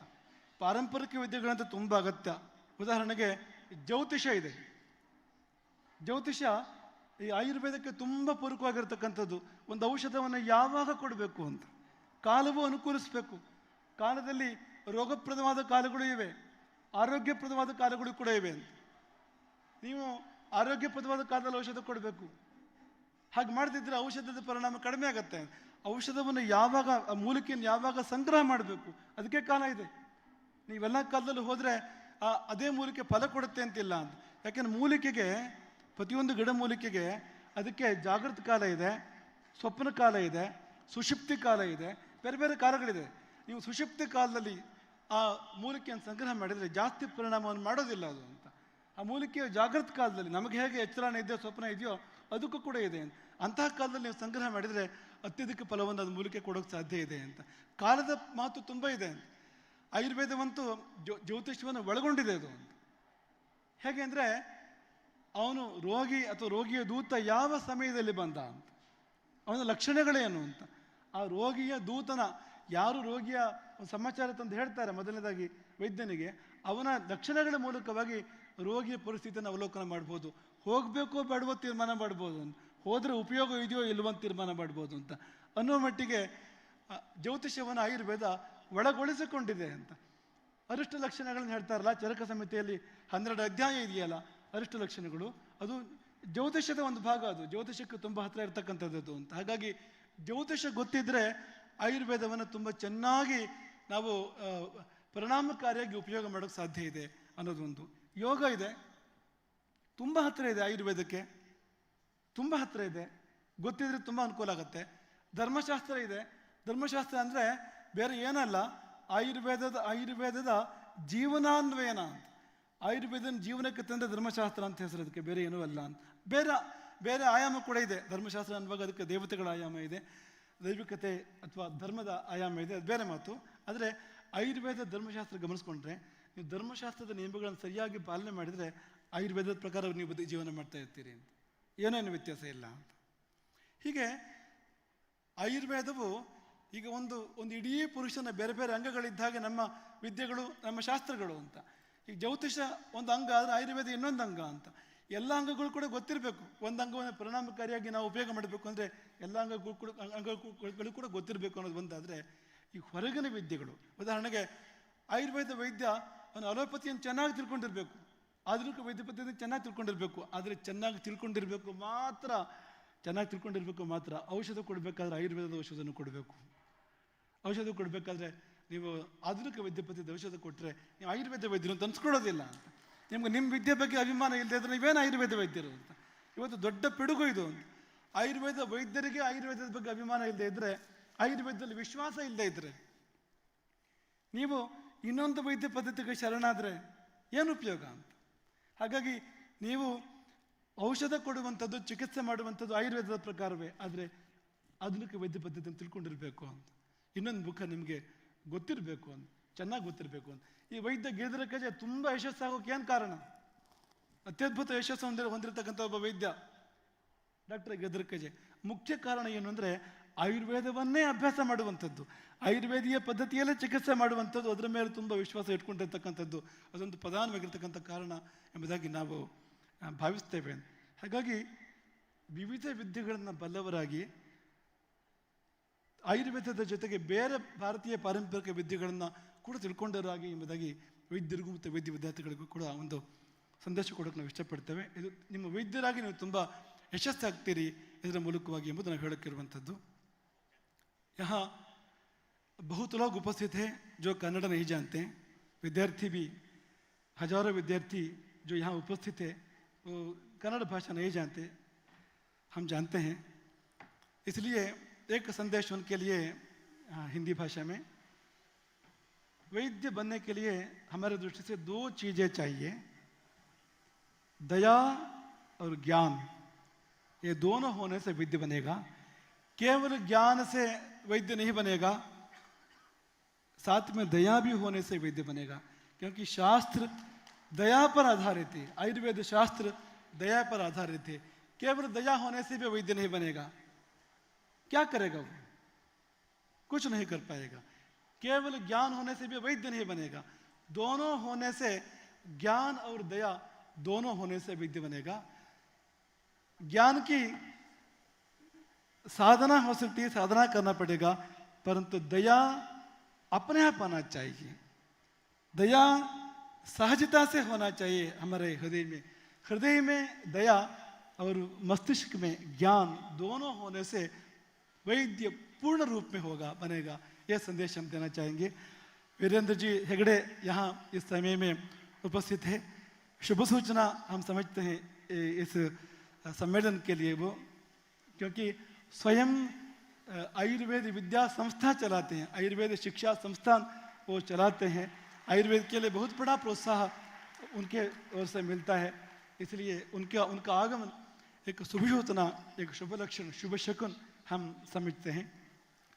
ಇದಿಷ್ಟು ಈ 3 ಸಂದೇಶಗಳು ಕರುಣೆ ಇಲ್ಲದ ವೈದ್ಯನಲ್ಲ, ಪರಮ ಕಾರುಣಿಕರಿಂದ ಈ ವೈದ್ಯಶಾಸ್ತ್ರ ಹುಟ್ಟಿರ್ತಕ್ಕಂಥದ್ದು. ಮತ್ತು ನಾವು ನಿಮ್ಮನ್ನು ದೇವತೆಗಳು ಅಂತ ಕರೆದ್ವು, ಅದಕ್ಕೆ ಆಧಾರ ಇದೆ. ನಮಾಮಿ ಧನ್ವಂತರಿಂ ಆದಿದೇವಂ ಅಂತ. ಆ ಆದಿದೇವ ಅವನು. ಆದಿದೇವ ಅಂದ್ರೆ ಅರ್ಥ ಏನು? ಮುಂದಕ್ಕೆ ದೇವತೆಗಳ ಪರಂಪರೆ ಇದೆ ಅಂತ. ಅದ್ಯಾರು ಅಂದ್ರೆ ನೀವುಗಳೇ ಅದು ಅಂತ.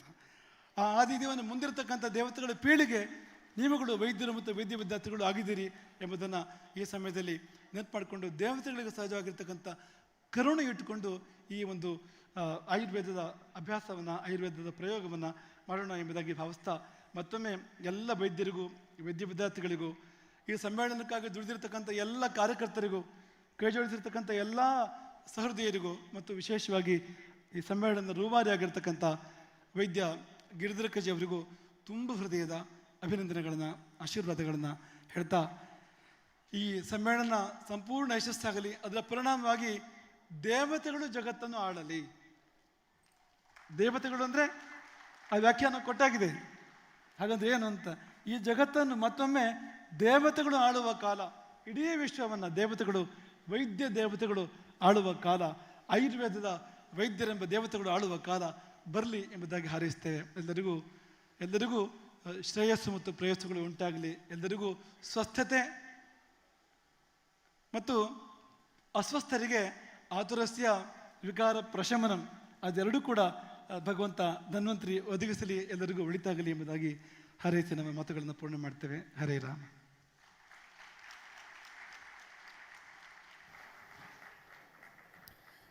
As we express our gratitude to Sri Sri Raghaveshwara Bharati Mahaswamiji for his Ashirvachana, we also extend a warm welcome to Padma Bhushana Dr. D. Virendra Hegde sir also.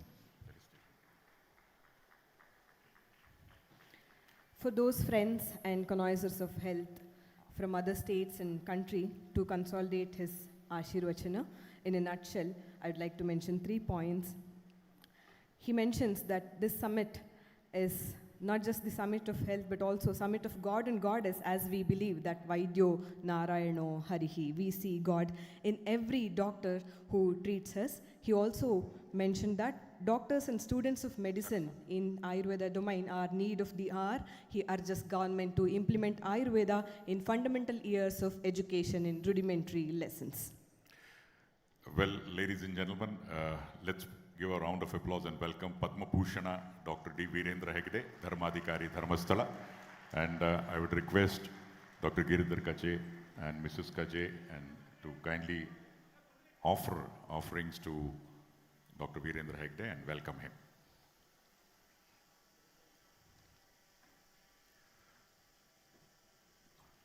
Dr. D. Virendra Hegde ಅವರಿಗೆ ಹೃತ್ಪೂರ್ವಕ ಸ್ವಾಗತ, ಸುಸ್ವಾಗತ. We now move on. I would request Sri Dr. Shivamurthi Shivacharya Mahaswamiji, Taralabalu Jagadguru Bruhanmata Serigere, for his Ashirvachana.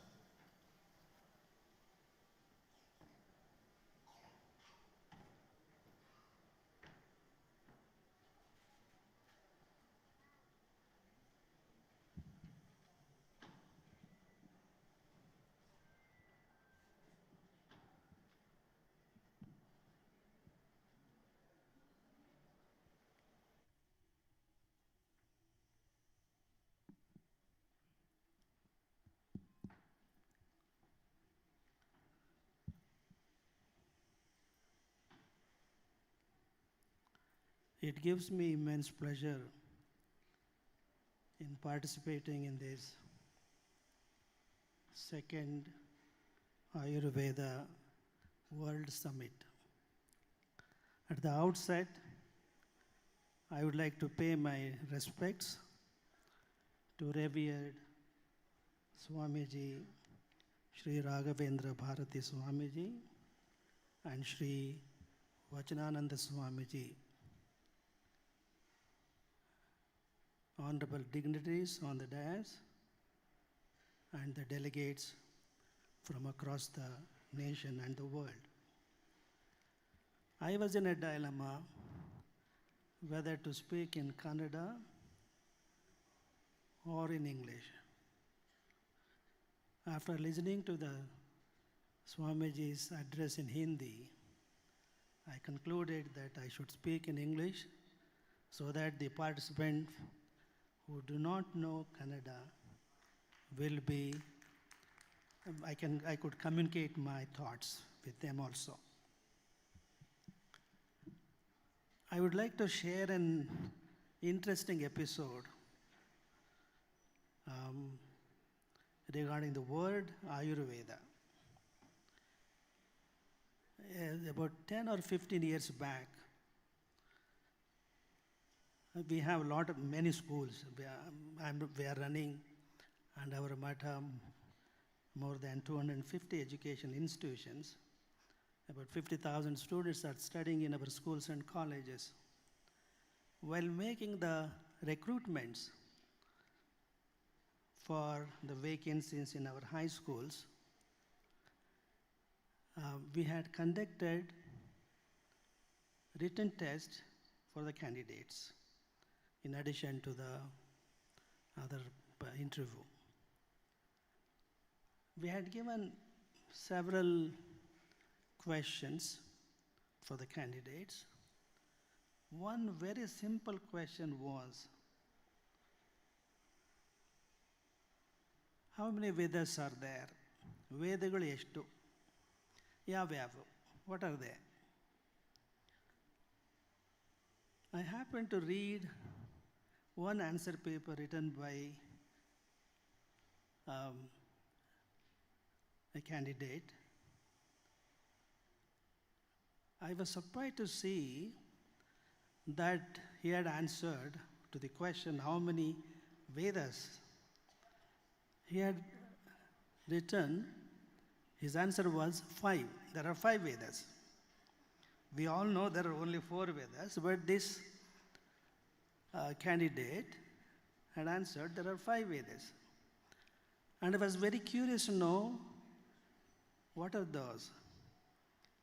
He had mentioned the first 4 Vedas, Rig Veda, Yajurveda, Samaveda, and Atharvaveda. Curious, I found the last one as, 5th one as Ayurveda.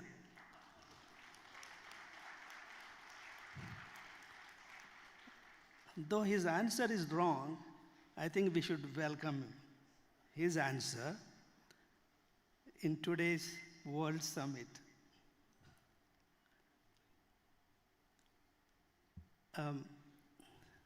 Long back, I had written an article on Shushruta,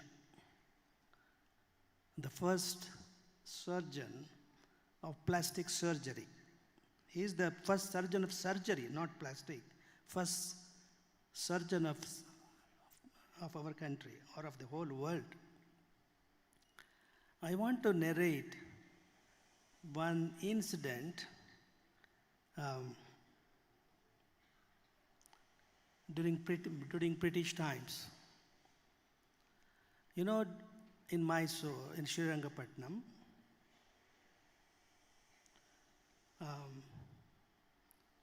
the Mysore tiger, Tipu Sultan, had fought against the British Army. Before narrating the incident, I would like to tell you where I read this incident.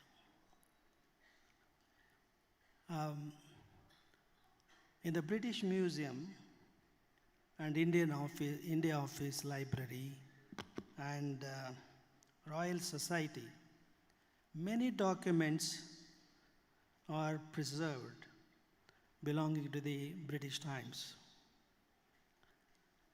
There was one great scholar and freedom fighter, Dharampal. You might have heard his name, Dharampal. He was very closely associated with Mahatma Gandhiji. And actually, he had married a British woman. And he read a lot of papers in the archives of the British Museum and India Office Library. He has quoted this incident in his article, in one of his books, which I came to know from his daughter, Professor Dr. Geeta Dharampal, who was the professor of history in the Heidelberg University. And she recently retired and got settled in India. So she had presented me a book during my visit to Heidelberg.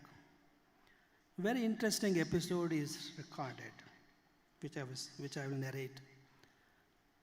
When the Mysore Tiger Tipu Sultan fought against the British regime in Srirangapatnam, he won the war, actually in the beginning, and he gave a punishment to a few soldiers belonging to Maratha regime because they had joined hands with the British.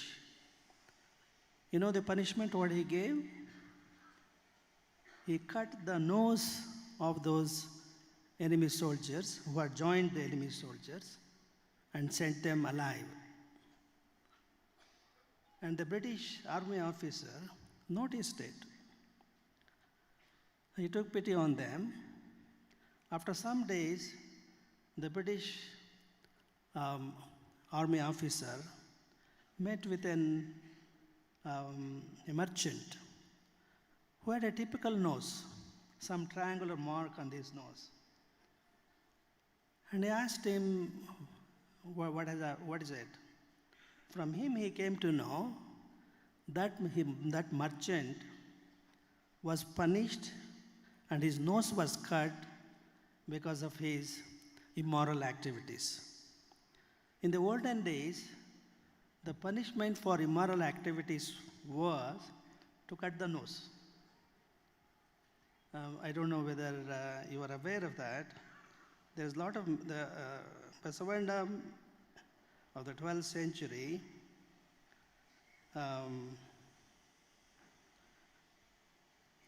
describes in his one of his vachanas.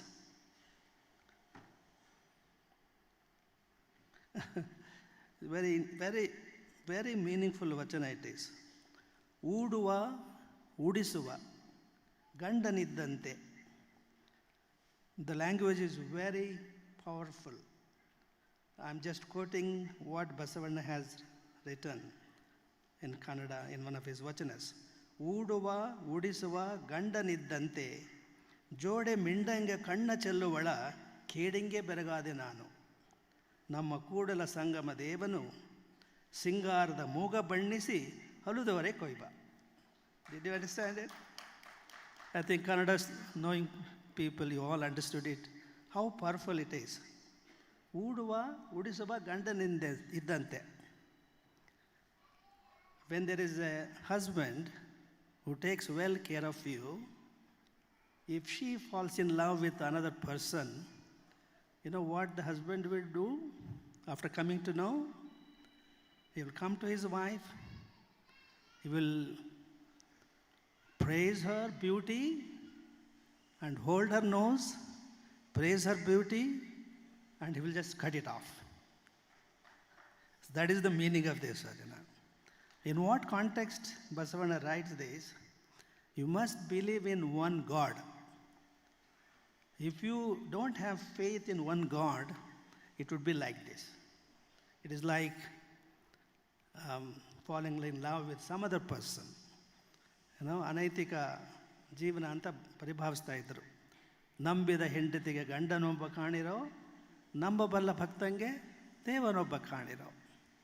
So, after that British officer came to know that the merchant got his nose cut because of punishment, because of his immoral activities. So I asked him, what did you do? From him he came to know the surgery, no surgery. It's very interesting. Then that British officer, army officer, he found out the doctor who had given him who had done the surgery, and summoned the doctor and asked him to give the treatment to the soldiers, Maratha soldiers whose nose were cut. it was not just an ordinary surgery. So some of the doctors, famous doctors in Mumbai, Thomas Cruise and James Frindlay, they watched the surgery being done by the native doctor. Then, regarding this, one article was published in the Gentleman's Magazine, published in London in the year 1794. 1794, an article was written about this surgery made in Pune. And after this article was read by Dr. J.C. Carpo, and he was very much influenced by the native surgery, and he collected all the information about the Sushra Samhita and Charaka Samhita. So he did similar surgery in 1814 in London. And he is considered to be the first plastic surgeon in England, well known in Europe. He has written an article about in 1814 in the magazine I mentioned, Gentleman's Magazine. He appreciates the surgery done by the native doctor. I quote, that the art has subsisted. No, the name of the article is An Account of Two Successful Operations from Restoring a Lost Nose from the Integuments of the Forehead. ಹಣೆ ಮೇಲೆ ಇರ್ತಕ್ಕಂಥ ಚರ್ಮವನ್ನು ಕತ್ತರಿಸಿ ಅದರ ಮೂಗಿಗೆ ಅಳವಡಿಸಿ ಸುಂದರವಾಗಿ ಮೂಗು ಕಾಣೋ ಹಾಗೆ ಹಿಂದೆ ಮಾಡ್ತಾ ಇದ್ರು ಅನ್ನೋದಕ್ಕೆ ಇದು ಉದಾಹರಣೆ. He wrote not only the article he published, but also they did the diagram.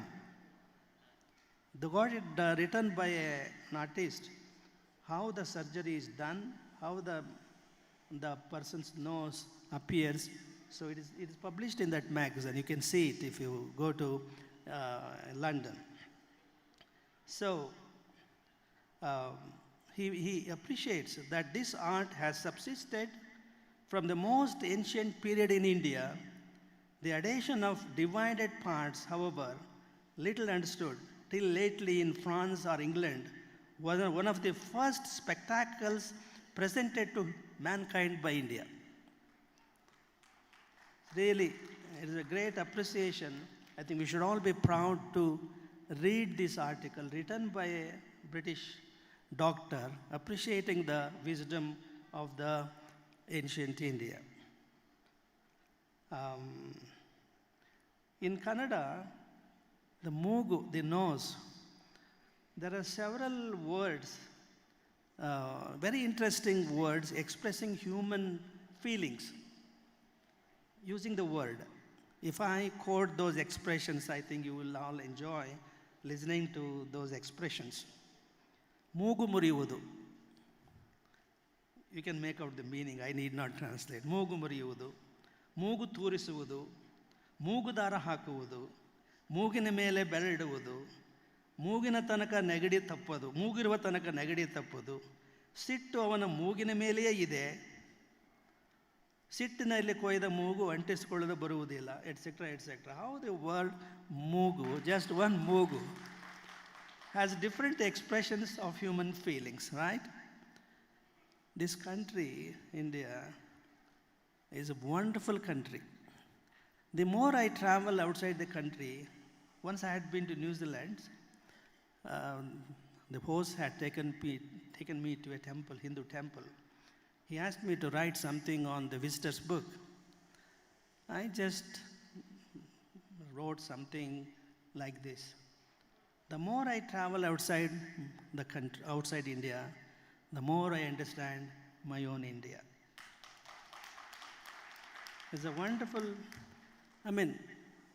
the wisdom of our country, ancient India, is far, far, far higher than what has been in the other world, other parts of the world. Zero, for example. Zero is the contribution made by India, not by Western people. Zero. And you can find in our shloka, ancient mantras, Purnamadaha, Purnamidam, Purnat Purnamudachyate, Purnasya Purnamadaya, Purnameva Vashishyate. This is exactly what been taught for the students in the schools.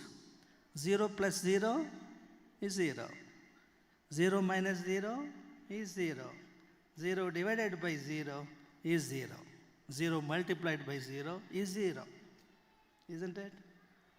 That is mathematical calculations, but it has a superb philosophical context, content in it.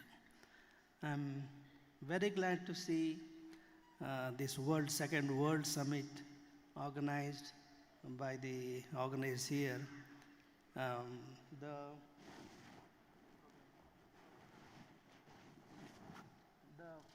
Dr.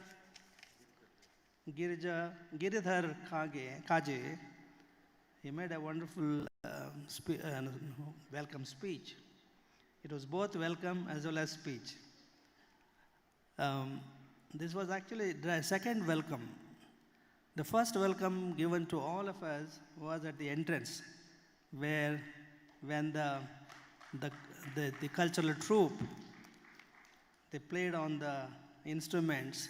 I think that was the wonderful welcome, and this is the welcome made in words. That was the welcome made in actions. So with these few words, I would like to conclude my speech and make way for the other speakers. And I wish all other sessions of this World Summit would be very fruitful. It's very amazing that usually we see Rath Yatra done by politicians, but this is the Rath Yatra done by doctors. It makes a lot of a difference. About the doctors, there's a sarcastic poem in Sanskrit. Although they praise Vaidya, Vaidyo Narayano Harihi, there is another sarcastic poem, Vaidya Raja Yamaraja Sahodara Yamoharati Pranan Tvam Pranascha Dhananicha. I think you all know the meaning of it. Vaidya Raja, the doctor is compared with Yama. The Yama takes away their lives, but the doctor takes away both the lives and the money. But I don't think this has reference with the doctors of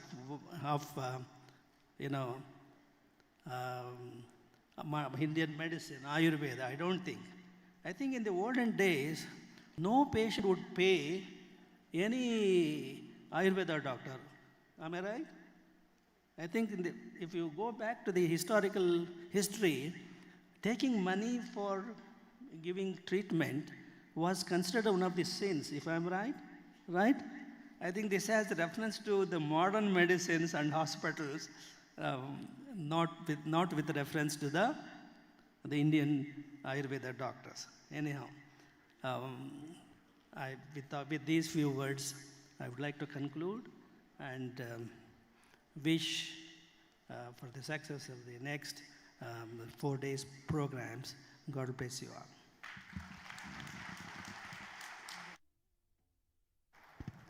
Indeed, words of great wisdom and, of course, a lot of messages for the Ayurveda fraternity. Let's all once again thank Shri Dr. Shivamurthy Shivacharya Mahaswamiji for his highly illustrious and at the same time inspiring Ashirvachana. Dhanyavadagalu, Swamiji.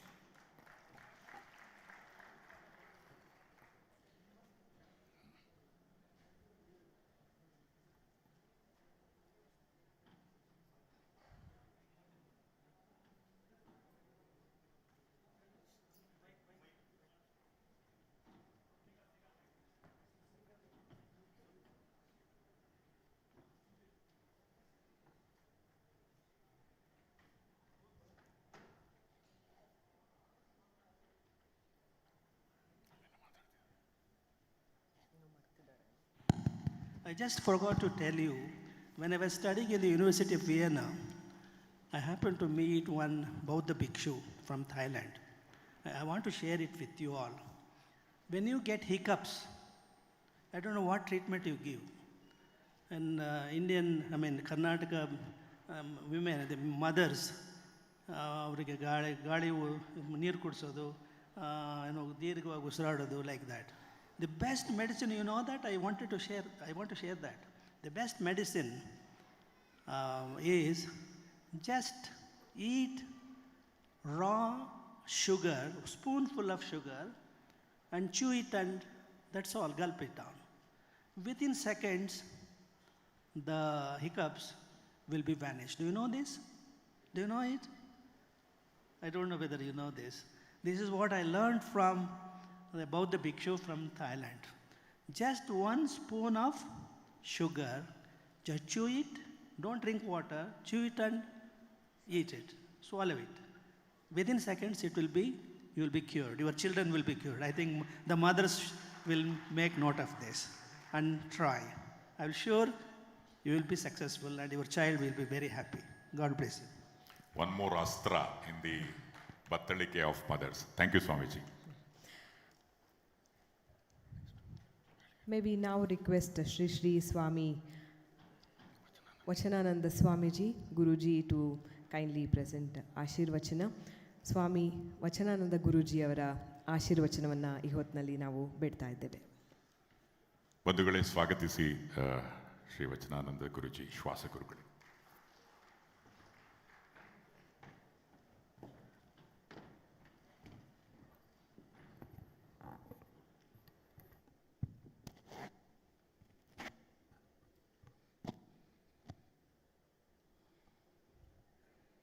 Can you please stand up all? I am a yoga teacher. It's a time to learn yoga, practice yoga. ನಿಮ್ಮೆಲ್ಲ ವಸ್ತುನ side ಇಟ್ಬಿಡಿ. Keep phone on your chair. Little interlock your fingers. Slowly turn your palms or ceiling side. Slowly stand on your toes. Inhale. Stretch your whole body. Exhale, relax. Now slowly turn towards your left side. Right side. This is called Sukshma Vyayama. Now slowly open your hands. Open and close. Fast try ಮಾಡಿ. Fast. Inhale and exhale. Relax. Sit down.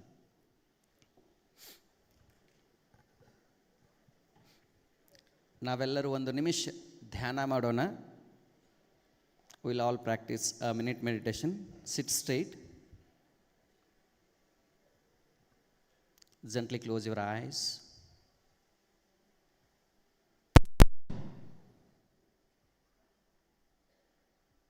Keep gentle smile on your face.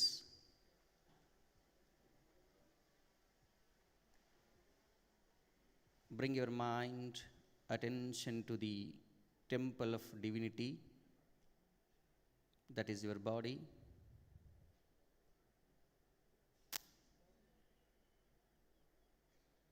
Now slowly relax your forehead.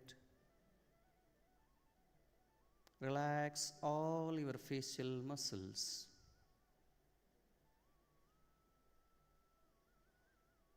Breathe as your whole body is breathing. From head to toes, toes to head.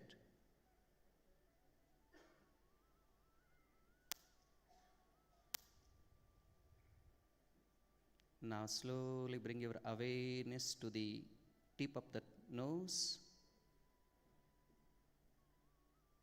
Feel the flow and touch up the breath, your nostrils.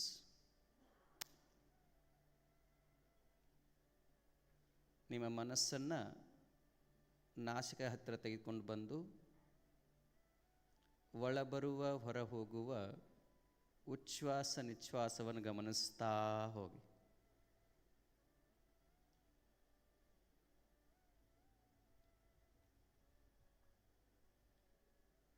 Breathe slowly, smoothly, evenly, and gently.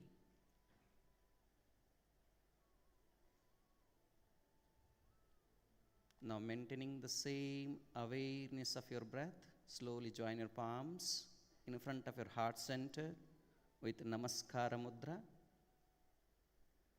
Now, take a deep breath, chant 3 times Om with me. ಆಳ ಉಸಿರು ತೆಗೆದುಕೊಂಡು 3 ಬಾರಿ ನಮ್ಮೊಂದಿಗೆ ಓಂಕಾರ ಮಂತ್ರವನ್ನು ಉಚ್ಚರಿಸಿ.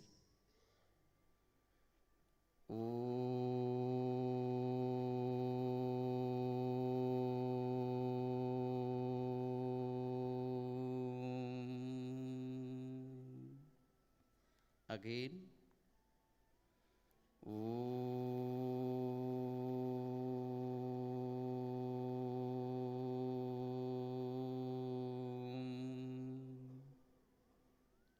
Once again.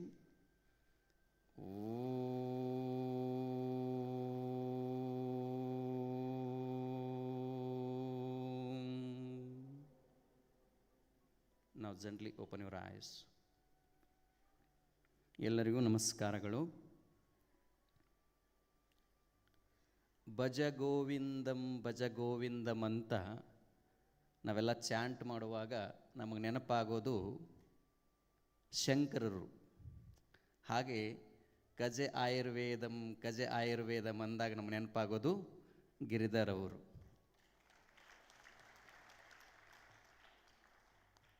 ಅವರು ಅತ್ಯಂತ ಶಿಸ್ತು ಸಂಯಮದಿಂದ ಇರುವಂತಹ ಒಬ್ಬ ಕರ್ನಾಟಕದ ಅತ್ಯಂತ ಶ್ರೇಷ್ಠ ಆಯುರ್ವೇದ ತಜ್ಞರಂದರೆ ತಪ್ಪಾಗಲಾರದು.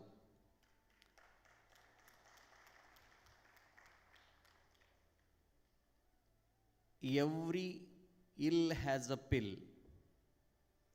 Every pill has a ill. ಪ್ರತಿಯೊಂದು ರೋಗಕ್ಕೂ ಒಂದು ಔಷಧಿ ಇದೆ.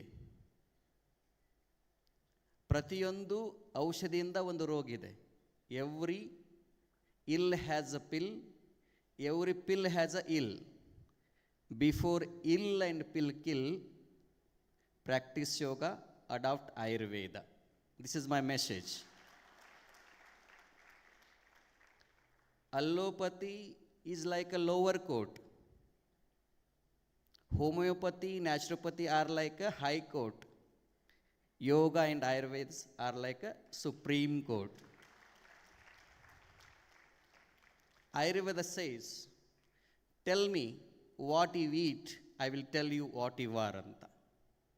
ನಾವು ಏನನ್ನು ತಿಂತೀವಿ ಅದರ ಮೇಲೆ ನಮ್ಮ ಆರೋಗ್ಯ ನಿಂತಿರ್ತದೆ.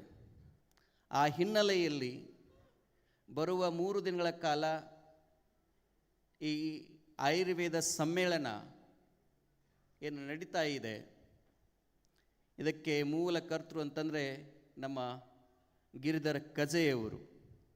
ಅವರ ನೇತೃತ್ವದಲ್ಲಿ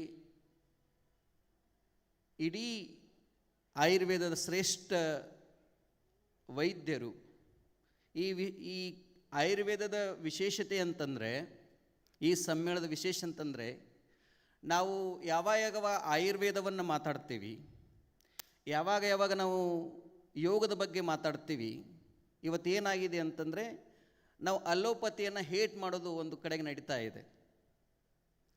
allopathy is a great science.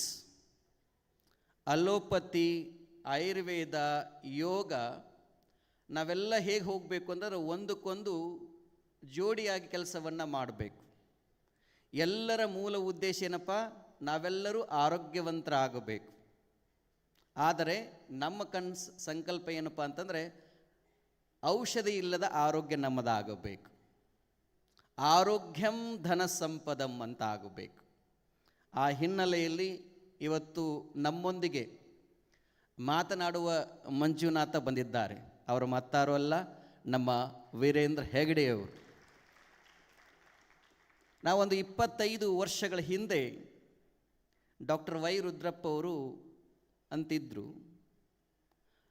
ಅವರ ಆಹ್ವಾನದ ಮೇರೆಗೆ ನಾವು ಶಾಂತಿವನ ಧರ್ಮಸ್ಥಳಕ್ಕೆ ಹೋಗಿದ್ವಿ. ನಮ್ಮೊಬ್ಬರ ಸ್ವಾಮೀಜಿಯವರು, ಇಳಕಲ್ ಅಂತಿದೆ, ಚಿತ್ರಗಿ ಇಳಕಲ್, ಆ ಸ್ವಾಮೀಜಿಯವರು 6 ತಿಂಗಳು ಯಾವುದೇ ಅಲ್ಲೋಪತಿ ಮೆಡಿಸಿನ್ ತೆಗೆದುಕೊಂಡು ಕೂಡ ಪ್ರತಿಯೊಂದು ರಿಯಾಕ್ಟ್ ಆಗ್ತಾ ಇತ್ತು ಅವರಿಗೆ. ಕರ್ನಾಟಕದ ಶ್ರೇಷ್ಠಾತಿ ಶ್ರೇಷ್ಠ ಡಾಕ್ಟರ್ ಹತ್ತಿರ ಅವರನ್ನು ಕರ್ಕೊಂಡು ಹೋದರೂ ಕೂಡ ಅವ್ರು ಯಾರಿಗೂ ಕ್ಯೂರ್ ಮಾಡೋಕ್ಕಾಗಲಿಲ್ಲ.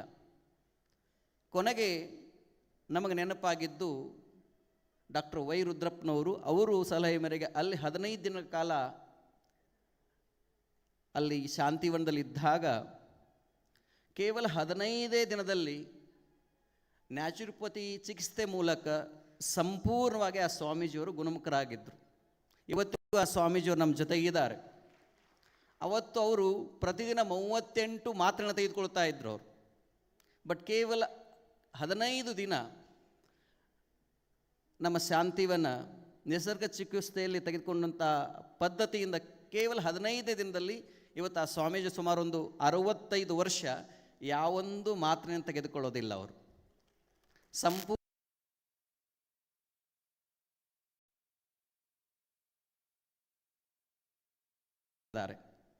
ಆ ಹಿನ್ನೆಲೆಯಲ್ಲಿ ಇವತ್ತು ಅಂಥ ಒಬ್ಬ ಶ್ರೇಷ್ಠ, ಇನ್ನೂ ಕರ್ನಾಟಕ ಯೋಚನೆ ಮಾಡೋಕ್ಕಿಂತ ಪೂರ್ವದಲ್ಲೇ ನಮ್ಮ ಹೆಗಡೆಯವರು ಕರ್ನಾಟಕ ನಾಡಿನ ಆರೋಗ್ಯದ ಬಗ್ಗೆ ಆಲೋಚನೆಯನ್ನು ಮಾಡಿದವರು. ಅಂಥವರು ನಮ್ಮ ಜೊತೆಗಿದ್ದಾರೆ. ಈಗಾಗಲೇ ನಮ್ಮ ಸಿರಿಗೆರೆಯ ತಳಬಾಳ ಜಗದ್ಗುರು, ಈ ನಾಡಿನ ಅತ್ಯಂತ ಶ್ರೇಷ್ಠ ಸ್ವಾಮೀಜಿಗಳಲ್ಲಿ ಒಬ್ಬರಾಗಿರುವಂತಹ ನಮ್ಮ ಸಿರಿಗೆರೆಯ ತಳಬಾಳು ಜಗದ್ಗುಳವರ ಆಶೀರ್ವಚನ ತಾವೆಲ್ಲ ಕೇಳಿದ್ದೀರಿ. ಇನ್ನು ಮುಂದೆ ನಾವು ನೀವೆಲ್ಲ ಸೇರಿಕೊಂಡು ಪೂಜ್ಯ ಕಾವಂದೂರು ವೀರೇಂದ್ರ ಹೆಗಡೆಯವರ ಆಶೀರ್ವಚನ ಆಲಿಸೋಣ. ಎಲ್ಲರಿಗೂ ಒಳಿತಾಗಲಿ.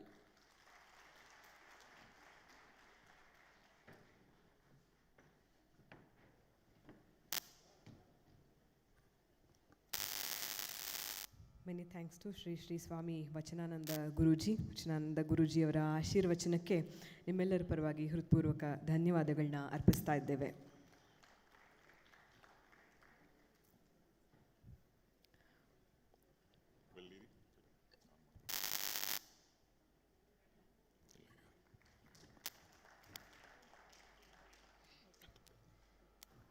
Well, ladies and gentlemen, we heard the Ashirvachanas of all Swamijis. We are all eagerly awaiting the summit blessings which we will have at the end of this session from Padma Bhushan Dr. Virendra Hegde. We have some more dignitaries to address all of us. As we all know, there has been a tremendous amount of support by Government of India, particularly the Ministry of Ayush. We have the advisor himself. So please put your hands together for Dr. Kaustuba Upadhyaya for his speech.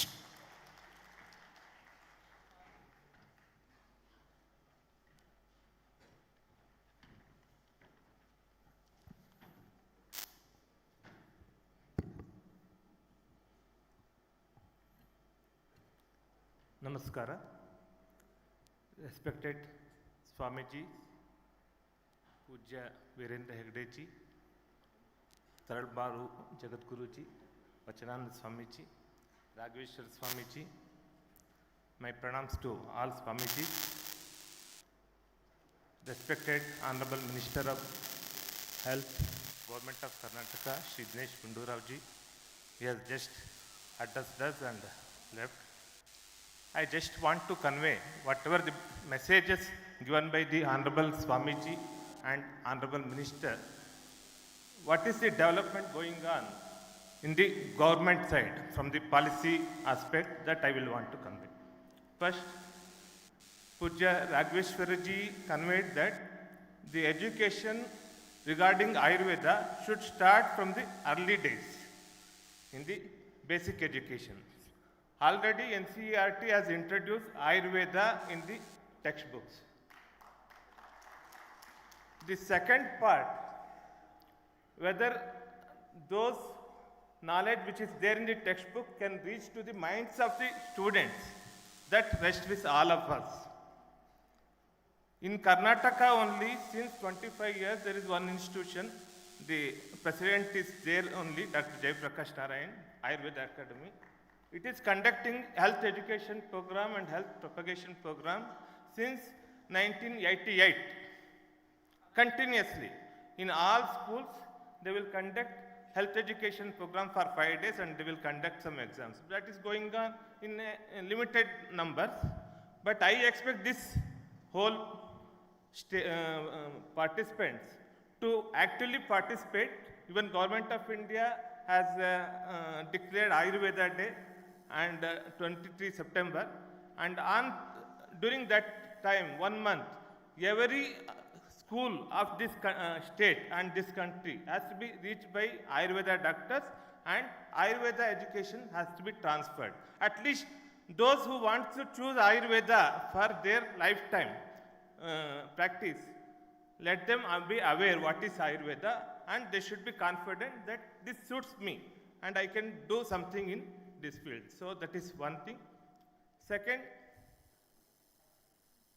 we know there is a primary healthcare, secondary healthcare, tertiary healthcare.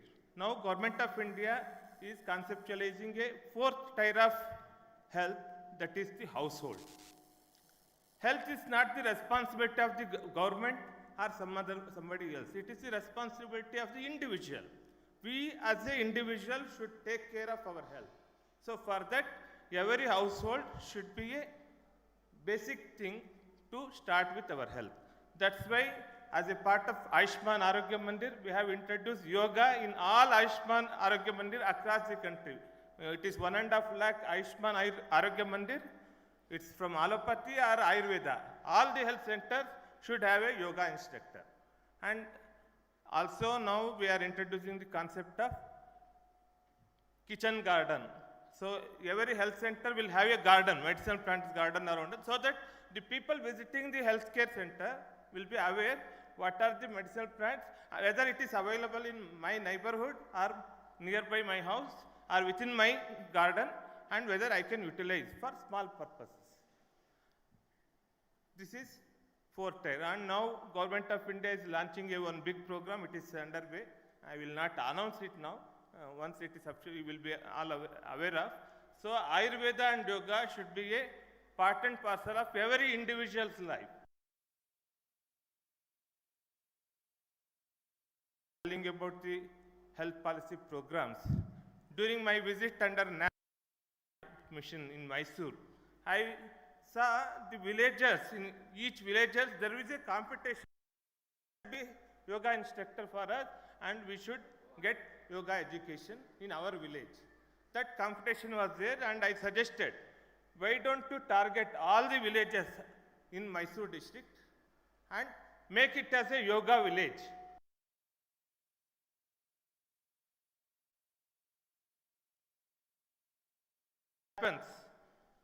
And all our yoga workers and National Ayush Mission volunteers and doctors and all the institutes in Mysore district work together. Mysore is likely to become a first yoga district of the country. So for that we have a task, we have to fulfill that. Every household of the Mysore district should do daily yoga practice. And there should be statistics also, not just by declaration or pramana, not that. It should be done every day by specific time. So that target is going on. This is third development. Fourth, what is the standard? That's a question everywhere Ayurveda is asked. Our Prime Minister has given 4 slogans. 2 is given by Lal Bahadur Shastri ji, Jai Jawan, Jai Kisan. Current Prime Minister has added 2 more. Jai Vijnan, Jai Anusandhan.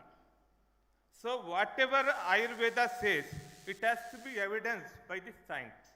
So developing scientific evidence for all Ayurveda practices is the goal of the government, and we are moving forward, and IISc in Karnataka, NIMANS, so many institutions in Karnataka are also participating in that endeavor, and all of us have a responsibility in this. We should devise a proper clinical protocol to research and generate evidences to prove our science. There is nothing wrong, no word in Ayurveda is just told with commercial interest. There was no commercial interest in those times. That's why they have not told just because of fun or just to have money. They have mentioned everything for the cause of the health of the every individual, every living being, not only human being, living being in the earth. So that's why we have to explore what we know, even the Murdanya Vidwans, we will say, no, and these are the stalwarts of Ayurveda. We know only 1%. We practice only 1% of what is told in the text. What is unexplored is 99%. And it is all of our shoulders that we have to explore all the remaining 99% and bring it into practice and to have a anubhuti. Anubhuti, anubhava, they have a difference. Once anubhava, consistent experience will makes a permanent status of awareness, that is anubhuti. That anubhuta Ayurveda Vaidyas we have to develop. We should aim to practice Ayurveda, we should convey Ayurveda. For common man, one request, because so many persons from common man also there in the gathering, one request, Ayurveda is not what is there in WhatsApp, what is there in internet, it is not the Ayurveda. So, just by reading one or two sentences, if you assume that this is the Ayurveda and go on preaching, nowadays Ayurveda is become so easy thing. Each and everyone will tell the various remedies. But it is not so simple. It has so many repercussions. So please try to consult an Ayurveda doctor and verify whatever you have the information, whether it is right or wrong, and how it has to be implemented in your own life. That you have to explore and practice.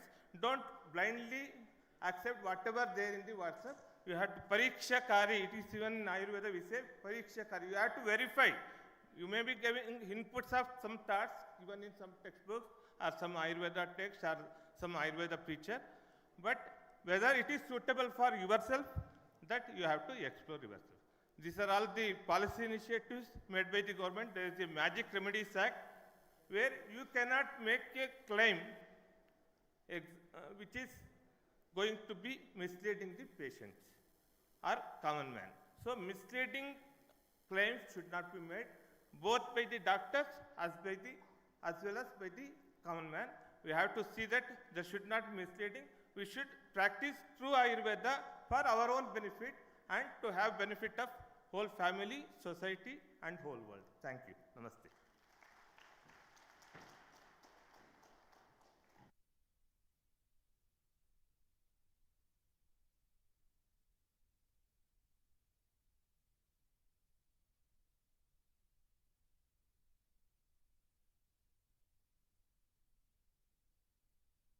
The very roots of Ayurveda, and more importantly, the scientific touch will go a long way towards catapulting Ayurveda into the realm of the entire health world. Let's give a round of applause and thank Dr. Kaustuba Upadhyaya for those words. Dhanyavadagal. To call upon for the next speech, we also have representation from AAA, the director himself, Professor Vidwan Pradeep Kumar Prajapati ji from New Delhi. May I request now Professor Vidwan Pradeep Kumar Prajapati ji to kindly address us.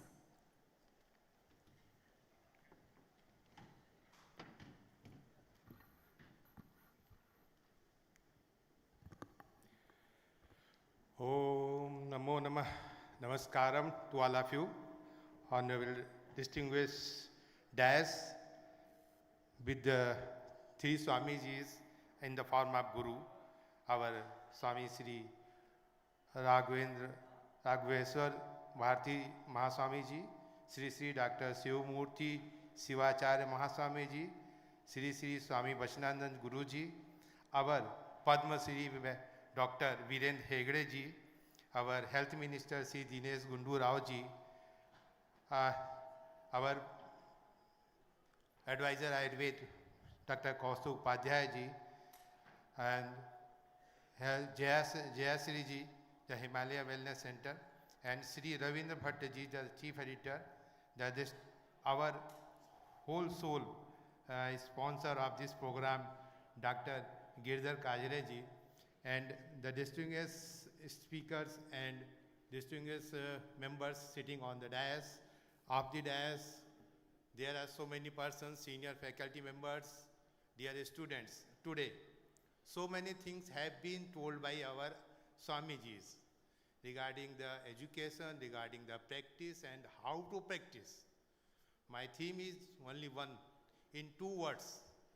Just practice the Ayurveda and yoga first on own, then you practice to others. When you practice on own, then you think so many things have been learned by you, though there are so many things is going on everywhere throughout the world. And now the world is looking for us. But I thank and congratulate to Girdhar Kajreji, because since his student life, he is the leading from the front, and do so many programs has been conducted by him in this form. So I am aware to think and congratulate whole the team of this Ayurveda World Summit to do a such wonderful, marvelous summit here in the form in this hall, along with this in palace. There are so many things. We have gone through the activities. Then we found so many activities are here for the coming generation. So if we can digest or absorb some of the things from here, then it is good for us and our future life. So many things is going on, no doubt. And because we are lacking of time, and VNG is Hegde, sir is here, so we hear them. We will discuss in detail in next session and 4 days regularly. So I thank you all for being here, and I best wishes to the whole team for good conduction of this summit. And thank you very much.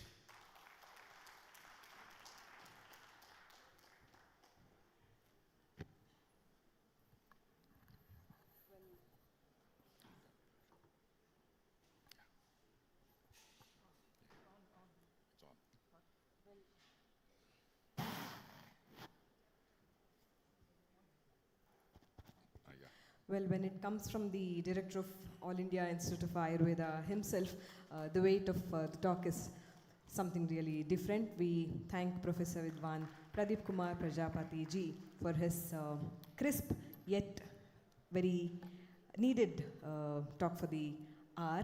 Thank you very much, sir, once again. We also have on stage the summit partner Himalaya Wellness CFO and COO, Srimati Jayashri Ullal.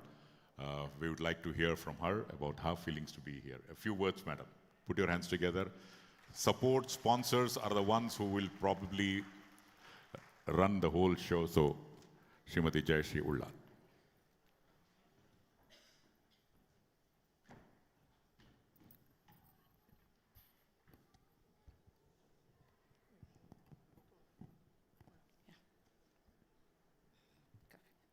Thank you. Ellarigu namaskara and a very good morning to all. Respected holiness,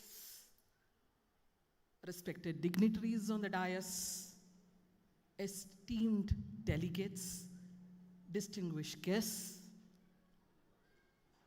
my friends, brothers and sisters of my Ayurveda family. I stand before you proudly and with great honor representing Himalaya Wellness Company in this second Ayurveda World Summit 2025. On this auspicious occasion of the inauguration, I extend heartfelt greetings and a very warm welcome to you all. Let me start by extending heartiest congratulations to Dr. Giridhar Kajai on a very successful Ayurveda Rath Yatra across 127 Ayurvedic colleges spanning across 7 states. But one amazing fact which Dr. Kajai was sharing with us is in one of the institute, when the Ratha was there, one monkey climbed the Ratha and held the Amrita Kalasha in the hands of Lord Dhanvantari. How amazing is that? Asadhyah sadhya swamin, asadhyam tava kimbata, Sri Ramaduta kripa sindhu, mahatkaryam sadhyah prabhu. I think it is only with his blessings this great event, Brihat Sammelana, has been possible. This summit is not only a platform for sharing knowledge, innovation, ideas, information, but this event is also a celebration of Ayurveda to demonstrate the true spirit of Ayurveda and India. Further, this event also is a platform to bring all of us and unite as one Ayurveda community. And with this combined strength and combined confidence, we should take Ayurveda to greater heights. My personal thanks to Dr. Giridhar Khaje for giving Himalaya an opportunity to join this great initiative. Thank you, Doctor, for being so passionate, so committed, so dedicated to the greater cause of Ayurveda. But I also believe that it is a recognition for Himalaya for its 96 years of contribution to the field of Ayurveda. I'm deeply proud of my heritage and the role of Ayurveda in the fabric of global healthcare, global wellness. The world is increasingly recognizing, appreciating, accepting Ayurveda for holistic wellness and a balanced preventive healthcare. The acceptance is increasing so much that today Ayurveda is adopted as a strategy. But for us, Ayurveda is not a strategy, it is our legacy. It is part of a rich heritage. It is part of our DNA, and it is in our DNA. In the recently concluded second WHO Global Summit, our Honorable Prime Minister did express concerns on global health issues and said the underlying causes are lifestyle disorders and imbalances. Restoring balance is not a matter of global cause, it is a global urgency, was what he said. And taking measures, faster measures, to address it was his request. Ayurveda's timeless wisdom and time-tested principles to maintain balance and harmony of body, mind, and environment can address this issue, can help in restoring the balance. There is a beautiful verse in one of our Brihatrayis, Ashtanga Hridaya. Ayuhu kamaya manina dharmartha sukha sadhanam ayurvedupadesheshu videyaha paramadaraha. One who desires a long life, which is a means of achieving dharma, righteousness, artha, prosperity, sukha, happiness, must follow the teachings of Ayurveda with utmost respect, devotion, obedience, and discipline. How profound and deep the meaning of, this verses. But the best part is, after this verse, there is a commentary. And the commentary says, there may be many knowledge systems of life sciences, but do not distract from Ayurveda. Do not lose the confidence from the teachings of Ayurveda. How futuristic, how predictive this verse was, this commentary was. Today, we know there are many knowledge systems, but it is true that Ayurveda is the only practical, complete, and eternally valid science of life. Though time-tested, time-trusted, Ayurveda is timeless. It is current, it is futuristic. The most recent futuristic technology is AI. What is AI? Artificial intelligence. To AI, you add another AI, Ayurveda intelligence. So AI and AI come together. What will you get? AI square. This AI square is going to revolutionize exponentially the future of wellness. How? I will talk in the next session in the afternoon. It's a longish one.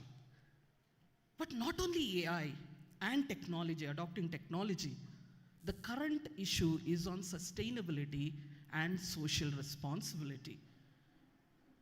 Even in here, the principles and teachings of Ayurveda, the practices of Ayurveda can help. Right from the Dravya Sangrahana, guidelines of Dravya Sangrahana, or Bhaishya Kalpana Vijnana for green manufacturing, waste management, making the results far higher and far reaching. Swamiji said, for every ill there is a pill, and for every ill there is for every pill there is a ill. And our work is to ensure that in illness we remove the I, substitute it with WEV, and make it wellness. Our one goal, one shared goal of this community is Sarve Bhavantu Sukhinaha, Sarve Santu Niramaya.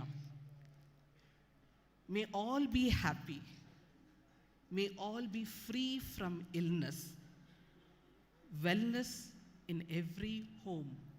Happiness in every heart. That is our ultimate goal.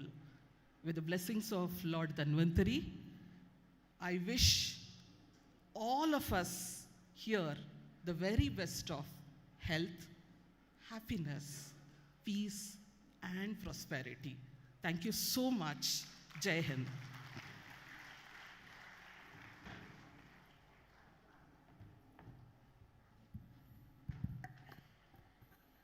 Yes, ancient wisdom for modern wellness. Ayurveda is the key. Having that takeaway point from Srimati Jayashree Ullal's speech, the CFO and COO, Himalaya Wellness Company. Ladies and gentlemen, please join us in thanking Srimati Jayashree Ullal ji for her presence and relevant talk.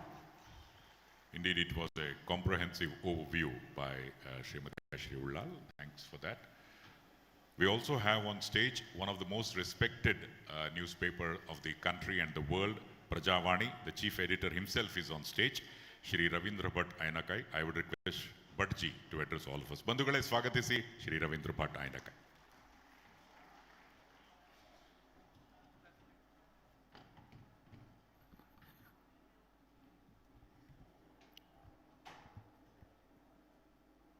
ಎಲ್ಲರಿಗೂ ನಮಸ್ಕಾರ. ಎಲ್ಲ ಸ್ವಾಮಿಗಳಿಗೆ ನಮಸ್ಕರಿಸಿ, ವೇದಿಕೆಯಲ್ಲಿರುವಂತಹ ಎಲ್ಲ ಗಣ್ಯರಿಗೆ ನಮಸ್ಕರಿಸಿ, ವೇದಿಕೆಯ ಮುಂಭಾಗದಲ್ಲಿರುವಂತಹ ಎಲ್ಲ ಆಯುರ್ವೇದ ಪ್ರೇಮಿಗಳೇ,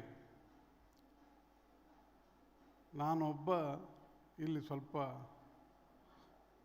ವೇದಿಕೆಯಲ್ಲಿ ಸ್ವಲ್ಪ ಹೊರಗಿನವನು ಅಂತ ಅನ್ನಿಸ್ತದೆ. ಆದರೆ ಕಜೆಯವರು ವಿಚಾರ ಮಾಡಿಯೇ ನನ್ನನ್ನು ಕರೆದಿದ್ದಾರೆ ಅನ್ನೋದು ಕೂಡ ನನಗೆ ಗೊತ್ತು. ನಾನು ಆಯುರ್ವೇದ ಅಂತ ಅಂದರೆ ಏನು ಅಂತ ತಿಳ್ಕೊಂಡಿದ್ದೇನೆ ಅಂತಂದರೆ, ಯಾರು ಬೇಸರ ಮಾಡ್ಕೋಬಾರ್ದು.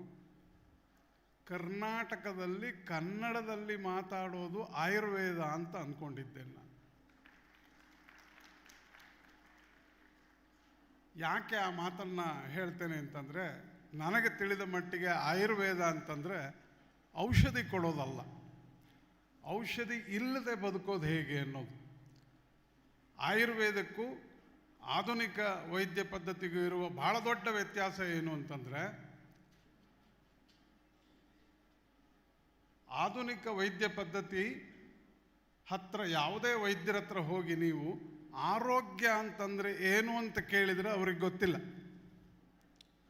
ಅನಾರೋಗ್ಯ ಅಂದರೆ ಏನು ಅಂತ ಗೊತ್ತು ಅವರಿಗೆ.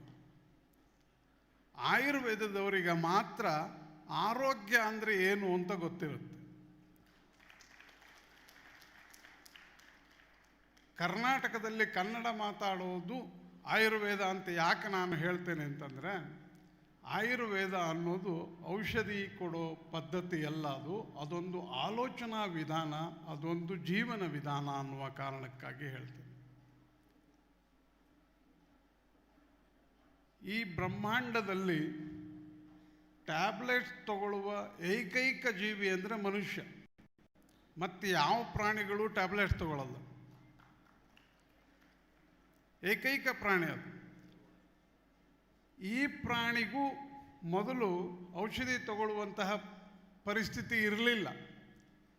ಈಗ ನಾವು ಮಾಡ್ಕೊಂಡಿದ್ದೇವೆ, ನಮ್ಮ ಜೀವನ ಪದ್ಧತಿಯನ್ನು ಬದಲಾಯಿಸಿಕೊಂಡು ನಾವು ಹಾಗೆ ಮಾಡ್ಕೊಂಡಿದ್ದೇವೆ. ಹಾಗಾಗಿ ಆಯುರ್ವೇದ ನಮಗೆ ಕಲಿಸೋದೇನು ಅಂತಂದರೆ, ಔಷಧಿ ಇಲ್ಲದೆ ಬದುಕೋದನ್ನು ಕಲಿಸುತ್ತೆ. ಈ 4 ದಿನ ವಿಶ್ವ ಸಮ್ಮೇಳನ ಅದನ್ನು ಕಲಿಸ್ಲಿ ಅಂತ ಹೇಳ್ತಾ, ಒಂದೇ ಒಂದು ರಿಕ್ವೆಸ್ಟ್ ಇದೆ ನಂದು ಈ ಸಮ್ಮೇಳನದ ಮೂಲಕ ನಮ್ಮ ಸರ್ಕಾರಕ್ಕೆ. ಹೇಗಾದರೂ ಮಾಡಿ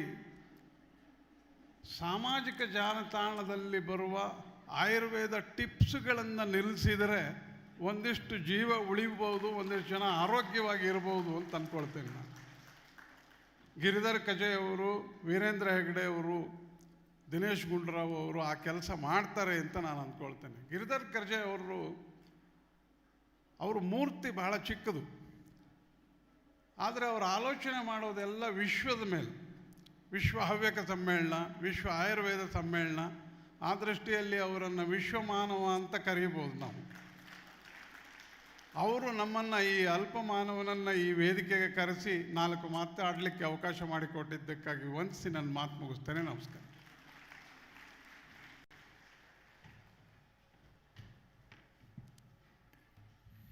Well, that was very short, sweet, but apt. ಕನ್ನಡದಲ್ಲಿ ಮಾತನಾಡೋದು ಆಯುರ್ವೇದ. ಹಾಗಾಗಿ ಈ ಹೊತ್ತಿನಲ್ಲಿ ಇಲ್ಲಿನ ಅವರ ಉಪಸ್ಥಿತಿಗಾಗಿ ಮತ್ತು ಅವರ ಮಾತುಗಳಿಗಾಗಿ ಶ್ರೀ ರವೀಂದ್ರ ಭಟ್ ಐನಕೈ ಅವರಿಗೆ ಹೃತ್ಪೂರ್ವಕ ಧನ್ಯವಾದಗಳನ್ನ ಅರ್ಪಿಸ್ತಾ ಇದ್ವಿ. Many thanks to Shri Ravindra Bhat Ainakai. Ladies and gentlemen, please join us in thanking him with a round of applause. Well, ladies and gentlemen, we now move on to one of the most important aspect of the morning's proceedings. We are all eagerly awaiting to listen to the words of wisdom, and of course, it is the summit blessings.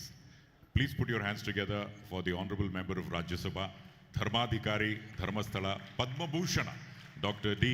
Virendra Hegde, for the summit blessings. Bandhugale swagatisi Dr. Virendra Hegde.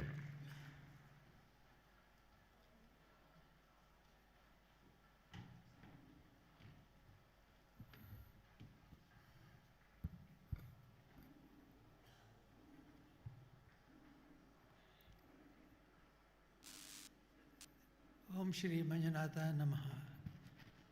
ನಮ್ಮ ಪೂಜ್ಯ ತರಳಬಾಳು ಮಹಾಸ್ವಾಮೀಜಿಯವರಿಗೆ ವಂದಿಸಿ, ಈಗ ತನ್ನ ಆಶೀರ್ವಾದ ನೀಡಿ ಮತ್ತೆ ಬರ್ತೇನೆ ಅಂದರೆ ಹೋಗಿರ್ತಕ್ಕಂಥ ರಾಘವೇಶ್ವರ ಭಾರತೀಯ ಮಹಾಸ್ವಾಮೀಜಿಯವರು ವಂದಿಸಿ, ವಚನಾನಂದ ಸ್ವಾಮೀಜಿಯವರೇ, ವೇದಿಕೆಯಲ್ಲಿರುವ ಎಲ್ಲ ಗಣ್ಯರೇ ಮತ್ತು ನನ್ನ ಮುಂದೆ ಕುಳಿತಿರುವಂಥ ಎಲ್ಲ ಗಣ್ಯರೇ ಮತ್ತು ಆಯುರ್ವೇದ ವೈದ್ಯರುಗಳೇ ಮತ್ತು ವಿದ್ಯಾರ್ಥಿಗಳೇ. At the outset, I was also thinking in what language I should speak. So Swamiji has solved that problem by speaking in English and said that you can speak in English. So I would say small few words in English. Ayurveda is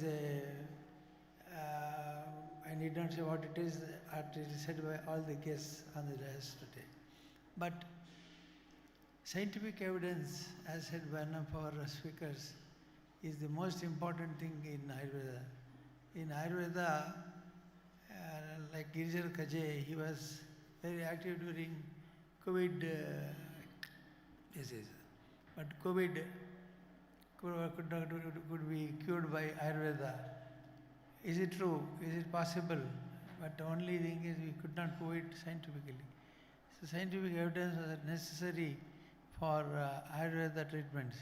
With that, I just say that we have a research institute, we have established 3 colleges in Karnataka, in Udupi, which we have taken on, which was earlier there, and established 2 colleges in Hassan and in Bangalore. So in all the 3 colleges, only 1 college boasts of having the research center. It is in Udupi. Udupi College has a research center, also a manufacturing unit of Ayurveda. We have Ayurveda drugs manufactured in Udupi, and we export to many countries, including other countries near Russia. And Croatia is a new country which we are going to enter very shortly. So Ayurveda, every country has its own system of medicine. But Ayurveda is worldwide known, and Indians, including our homeopathy, it went from our country and came back as a homeopathy from Germany, and we have homeopathy. So it is not necessary to elaborate very much why Ayurveda is important here, but only what we lack is scientific evidence.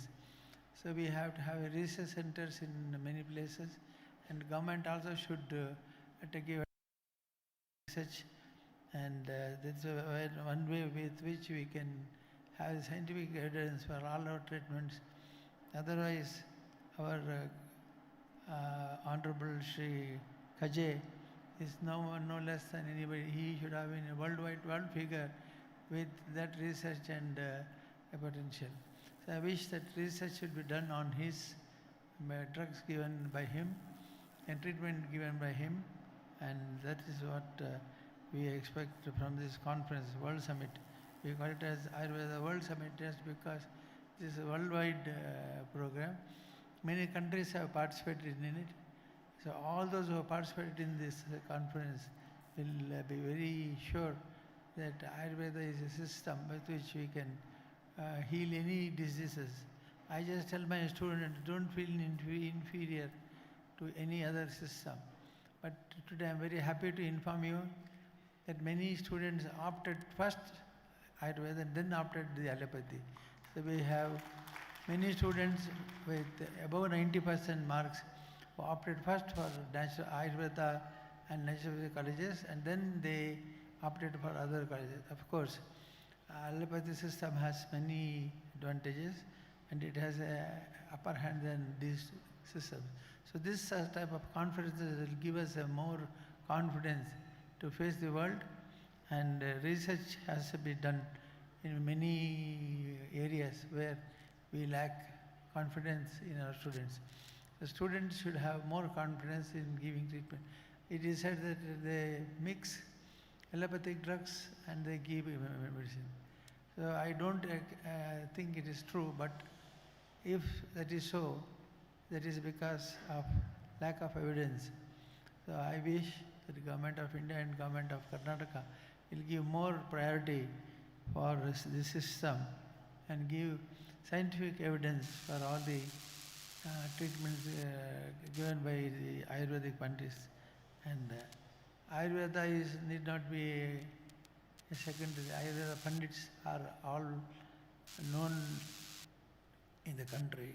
So there are many, we collected in our Udupi college some drugs which were not in practice, but it is in the villages they give. They say once I went to a place near Gadag where I found a person giving drugs for the accident cases where the bones were broken, and he used to give a green medicine, I mean leaves. He used to give some drugs. So we started giving a recognition to such pandits. So in every year in our Ayurveda college at Udupi, we give a prize for Vaidyasiri. Vaidyasiri is, there are so many systems in the country, so many Vaidyas in the country where the drugs are not done research, and they are just giving like that. If the patient is lucky, he will survive, otherwise he will not. So for that, we want to give the scientific evidence for this. So when my grandmother was there, her father was given a medicine for the throat gandamala, the throat infection, and the sannyasi came to a house. He begged for some alms, so the household lady, she gave him some alms, and in return he said, "Sir, I won't go taking bhiksha like that. So I will give you something very rare, some drug for this." So he gave the drug. So she was preparing that oil and now giving. Now that water is purified everywhere, there is no such diseases like that. So after that, my mother used to give the treatment. She used to prepare oil and give. It was very effective. So many such Ayurveda or indigenous drugs are there for medicines, but that is not scientifically proven or scientifically tested and given. So I wish that this such type of center should be opened by the government of India and by the government of Karnataka to study the local Vaidyas who give medicine in the rural areas and to test it and find out whether such drugs are effective and do they have. I congratulate Mr. Dr. Kajay for organizing this type of conference and giving confidence to Ayurveda practitioners. The Ayurveda practitioners lack confidence. They lack confidence, they lack confidence in giving drugs and facing the patient. They think they are the rural Vaidyas who have no courage to give it, but depends on the luck of the patient. But Ayurveda, as said by all the Swamijis and all the guests here today, it is a system which has great potential in itself, and it can cure many diseases. We have a collection of about 8,000 manuscripts in Dharmasala. We have palm leaf manuscript of 8,000. In that we have a lot of Ayurveda palm leaf manuscripts in which there are hidden treasures of Ayurveda. But that has to be tested and released to the public. So that research has to be done, and we are doing in a small way. Maybe it's not sufficient for the quantity of knowledge we have. So every knowledge has to be tested, and every knowledge has to be carried on with a test. So I just feel that under Dr. Kajay, there will be some research center open, and such rural drugs can be tested, and they can be scientifically proved that these systems have potential, and they can be given to the public. So with these words, I wish that this conference is a very great success because of various programs adopted. There are inspirational speeches, motivational speeches, there are conferences of Vaidya Sabha, and so many other conferences are there. So such conferences will give confidence to the Vaidyas, and all the students of 3 colleges will have the confidence to face the world when they come out of the college. I wish that these systems will prove that Ayurveda is not a there was an article in the press. Now it was called as folk but not fake. Folk but not fake is the heading, was the heading of that Folk means the medicine which is in practice in many places. It's not fake. Folk, but not fake. It is the head, it was the heading in the press. I still feel that folk medicines are not fake medicines. They should be proved. That's all. I wish that we will be able to prove in future these aspects, and wish that Ayurveda will grow and more institutions will be established throughout the country, and more doctors will be there with the ongoing years. May Shri Manjuna Swami bless us all. I wish that Swamijis who are here in the dais have given a good courage to the Ayurveda practitioners, and I wish that this will be continued. May God bless you.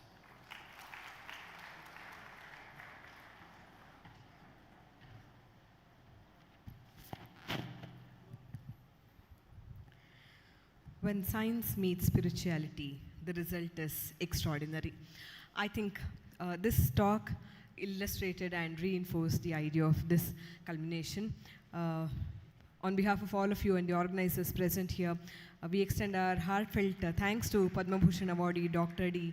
Virendra Hegde ji for the summit blessings. Thank you once again on behalf of all of you present here.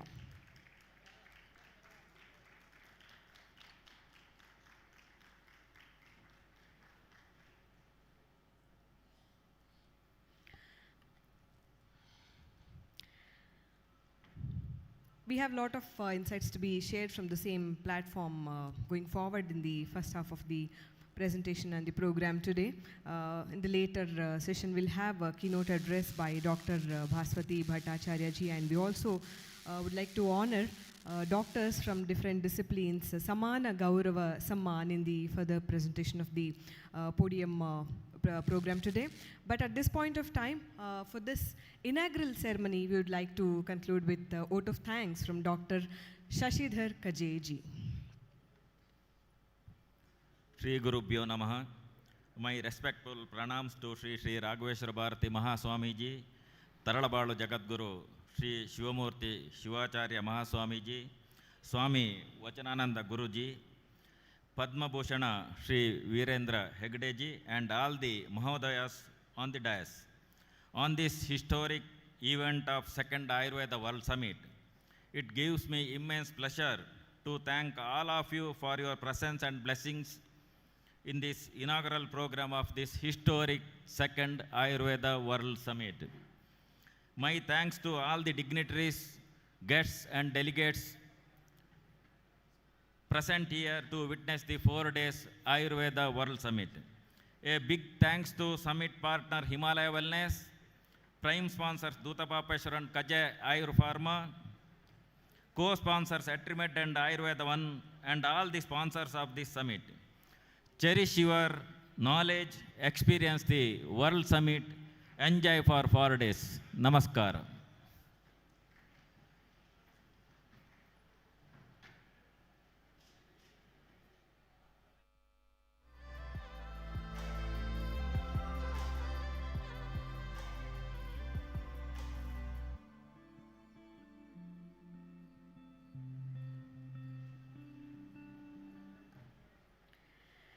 May we please have Dr. Bhaswati Bhattacharya ji to come up on stage to present the keynote address.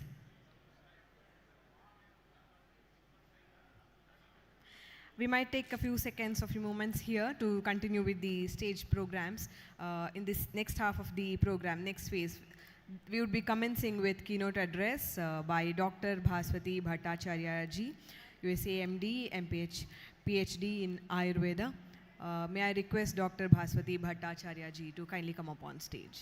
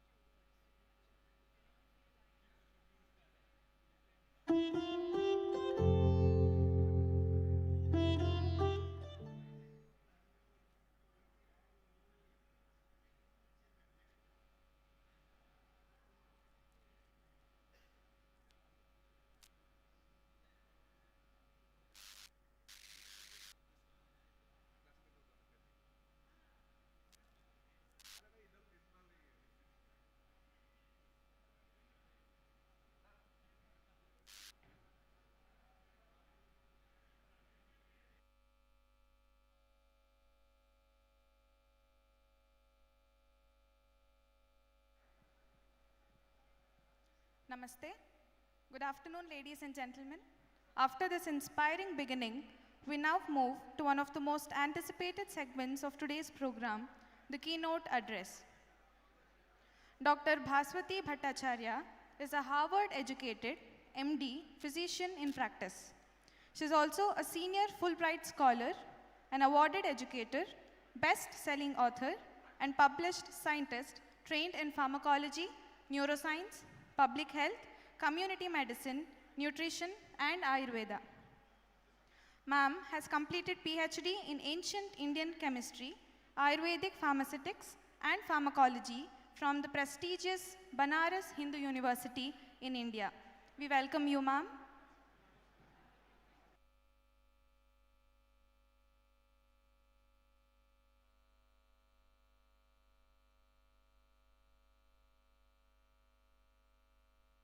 Now we request Dr. Kajay to facilitate Dr. Bhaswati Bhattacharya for this second Ayurveda World Summit, where Ayurveda for a healthy future.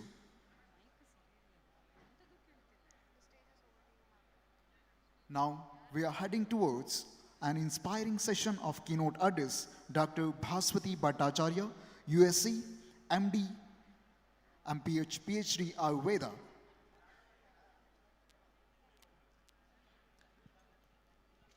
As in every summit, there is one voice that sets the direction, not by instructions, but by insights. The keynote address is now by Dr. Bhaswati Bhattacharya is live now.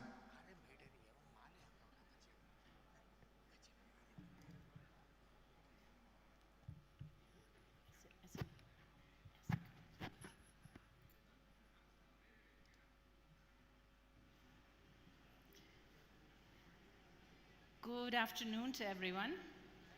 I know many of you are going to lunch, so I hope you have a good lunch. I'm going to speak with you through some slides which will come up on the screen. So I'll begin. If someone can tell them in Kannada to put the slides. So I'll speak until they start. So today I would like to introduce myself to those who are here in Karnataka and from around the world. I'm Bhaswati, I belong to Bengal, West Bengal, and I have done my trainings around the world, mostly in the USA and in India. So people say, what are you basically? I'm not basically anything because I studied a lot.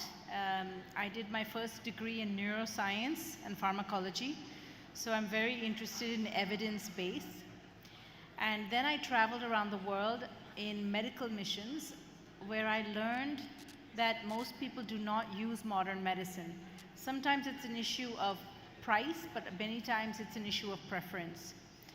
And then I made a film about Ayurveda, and I actually met many people from India.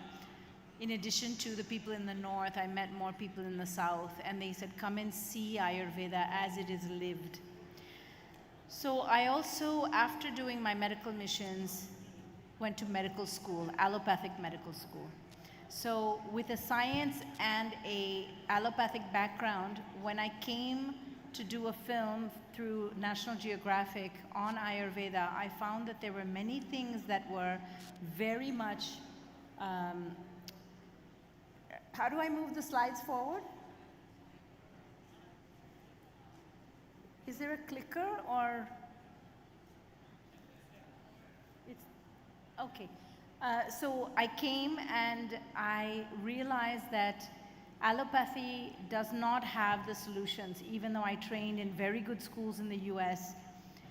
And I found that many of my teachers who are on the left side here really didn't understand how to blend illness and wellness and understand what we call Vikriti. So after about 20 years of practicing, I got involved with Ayurveda as a Fulbright scholar. Still today, I have the only Fulbright award. It's an award given to university persons. Thank you very much. And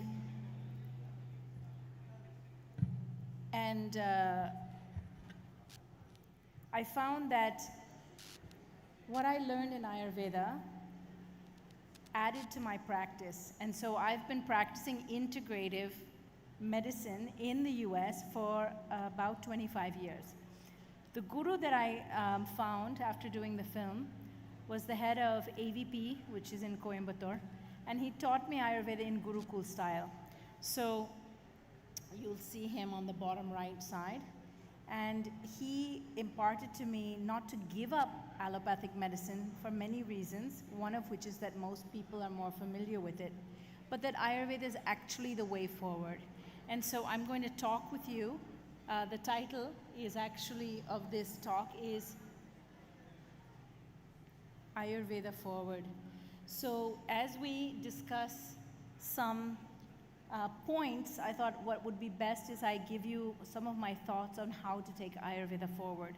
So many of you know that doctors are very critical. We don't just say yes to everything because we learn that evidence and science means you have to critique. So I have been critiquing Ayurveda, and I will say that from the start, sitting here in this room and with the whole family of Dr. Kaje and all the volunteers, this is the heart. I really feel at home, and I really feel that being here and seeing people who absolutely love Ayurveda, where I don't have to juddha, I don't have to war to make them understand or think of it, and I don't have to deal with the doctors of modern medicine who are always ready to insult Ayurveda. It feels very good to sit with people who love Ayurveda.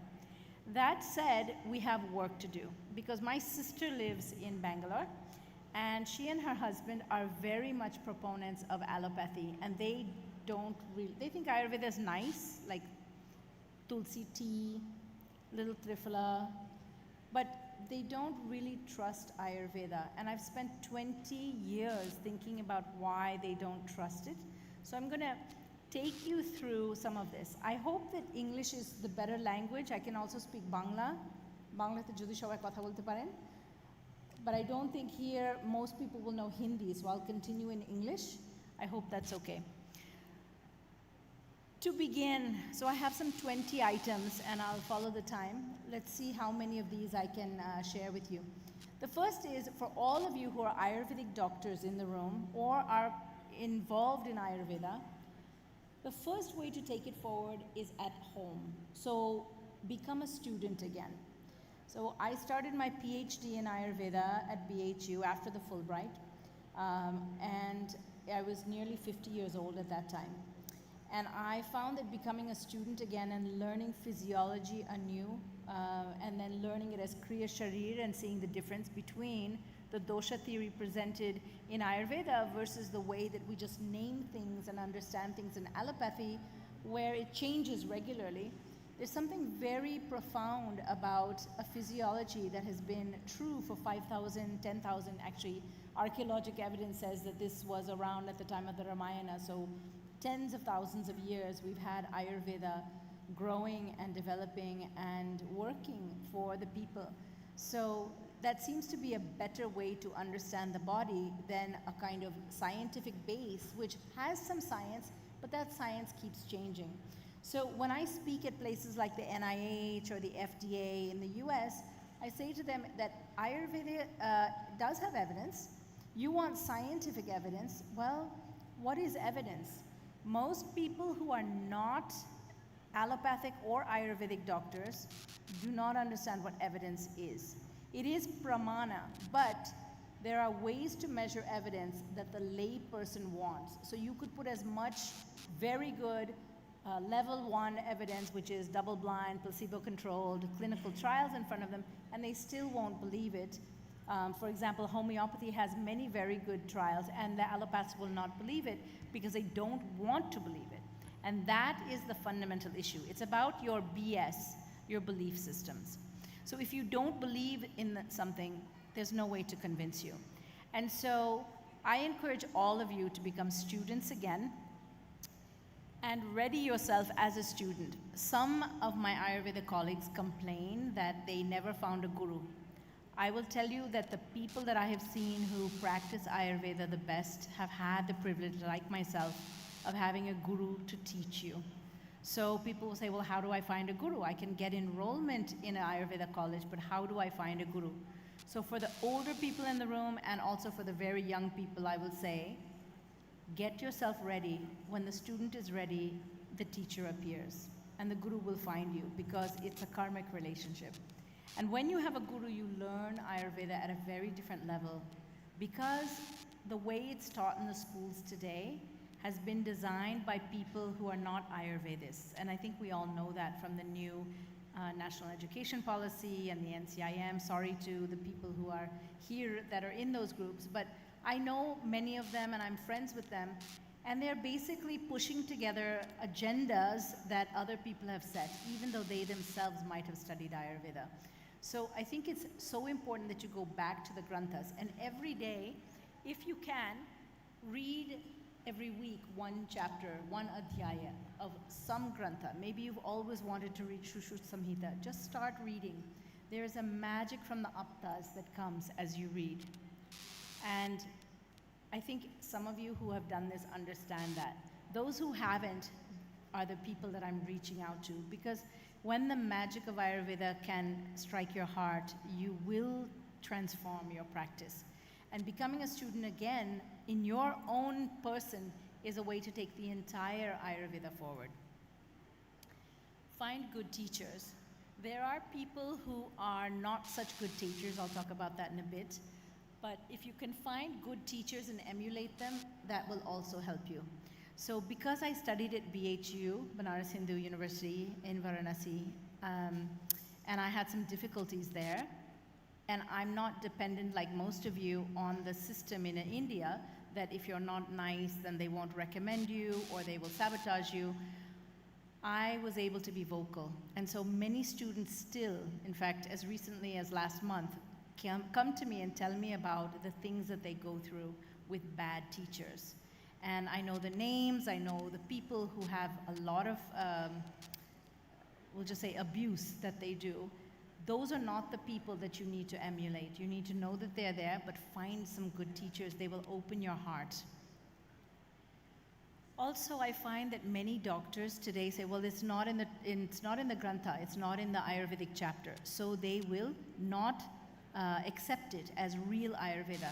So the importance of Tantra Yukti is there, but you can only use and learn Tantra Yukti if you learn it from a guru, someone that can convey to you. When I learn shlokas one by one, and then I learn them again with a guru, the guru teaches it in a completely different way, showing what's between the lines. And I think all of you who know Sanskrit know that that's there, that Ayurveda is not the way that the allopathic doctors are translating from some English translation. And then for the non-Ayurveda people here, I will encourage you to learn the dosha theory. There are too many people that are in Ayurveda, many of my friends.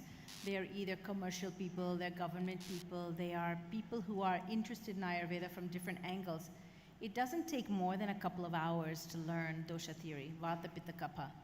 So the question is, why don't they learn it? Why don't they understand the way that we see the world through the dosha lens?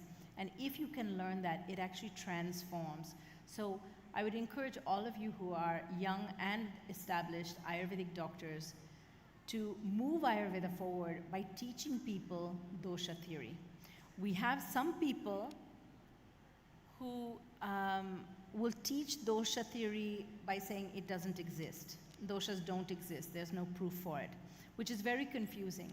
But the lesson to take from that is that those people never learn from a guru. If you learn from a guru, the guru will say, see the clouds, see the river, see the movement, that is Vata. Tap santape, see the heat, that is Pitta. So they will teach you through examples in nature.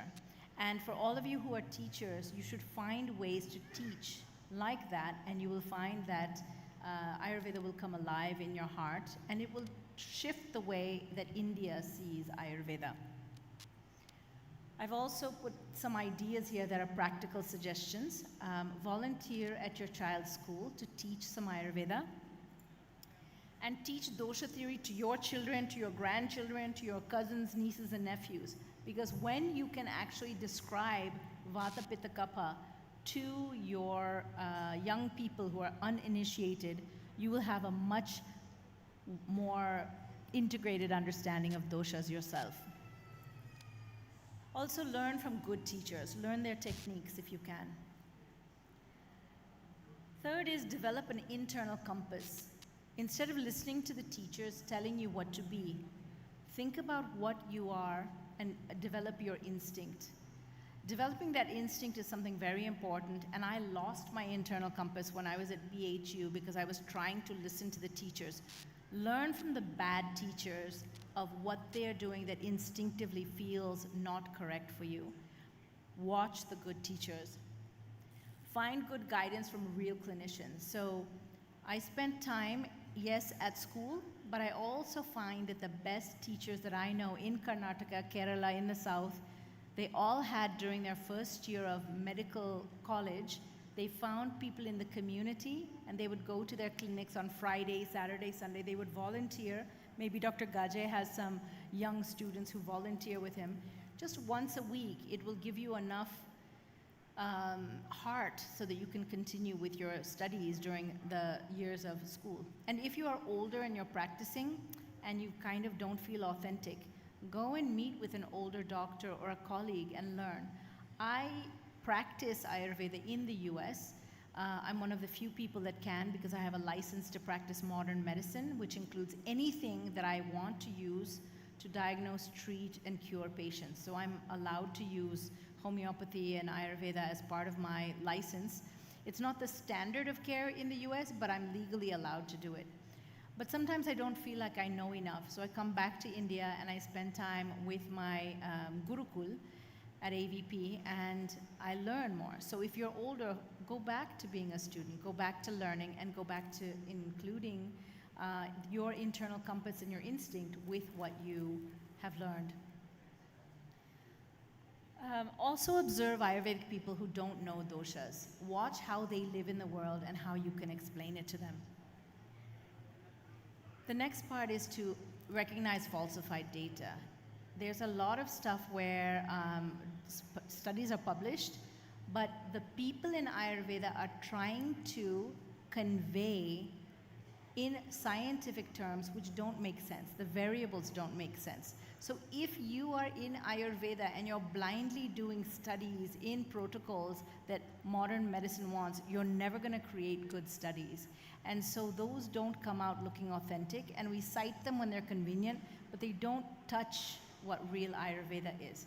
So the way to move forward is not to accept the Ayurvedic, I'll say allopathy, but to design new studies on how we can show how Ayurveda works, and I'll come to that in a moment. In BHU, there's something called Guru Dakshina, where the teacher will take part of a student's stipend and say, this is your Guru Dakshina because I'm your guide. Avoid that. Please do not get into that. Please find someone, because that Guru Dakshina is actually a sacred thing, and as a member of the Ayurvedic community, you shouldn't be doing such falsehoods. I know it's very difficult because there's a lot of pressure, but we need to start standing tall. And one of the biggest problems is that young students give in to the pressures of the adults. I got into a lot of trouble because I pushed back. I did not accept all of those false, like fake Guru Dakshina demands and the kinds of pressures that are there. You have to have your Guru be the Aptas or the Diksha Guru. You cannot have someone that's going to teach you for 4 years and getting paid a salary to be your Guru. And if you can just start doing that in these young years when you are a young doctor or a junior faculty member, we can transform Ayurveda in just 10 years. Because right now the corruption that's there, everyone wants it to end, but no one is ready to change things. I was just at my department yesterday at BHU, and I know that people are trying to change the corruption, but it is so endemic. It's very difficult, and it is a complete disrespect to the brilliance of what Ayurveda actually is.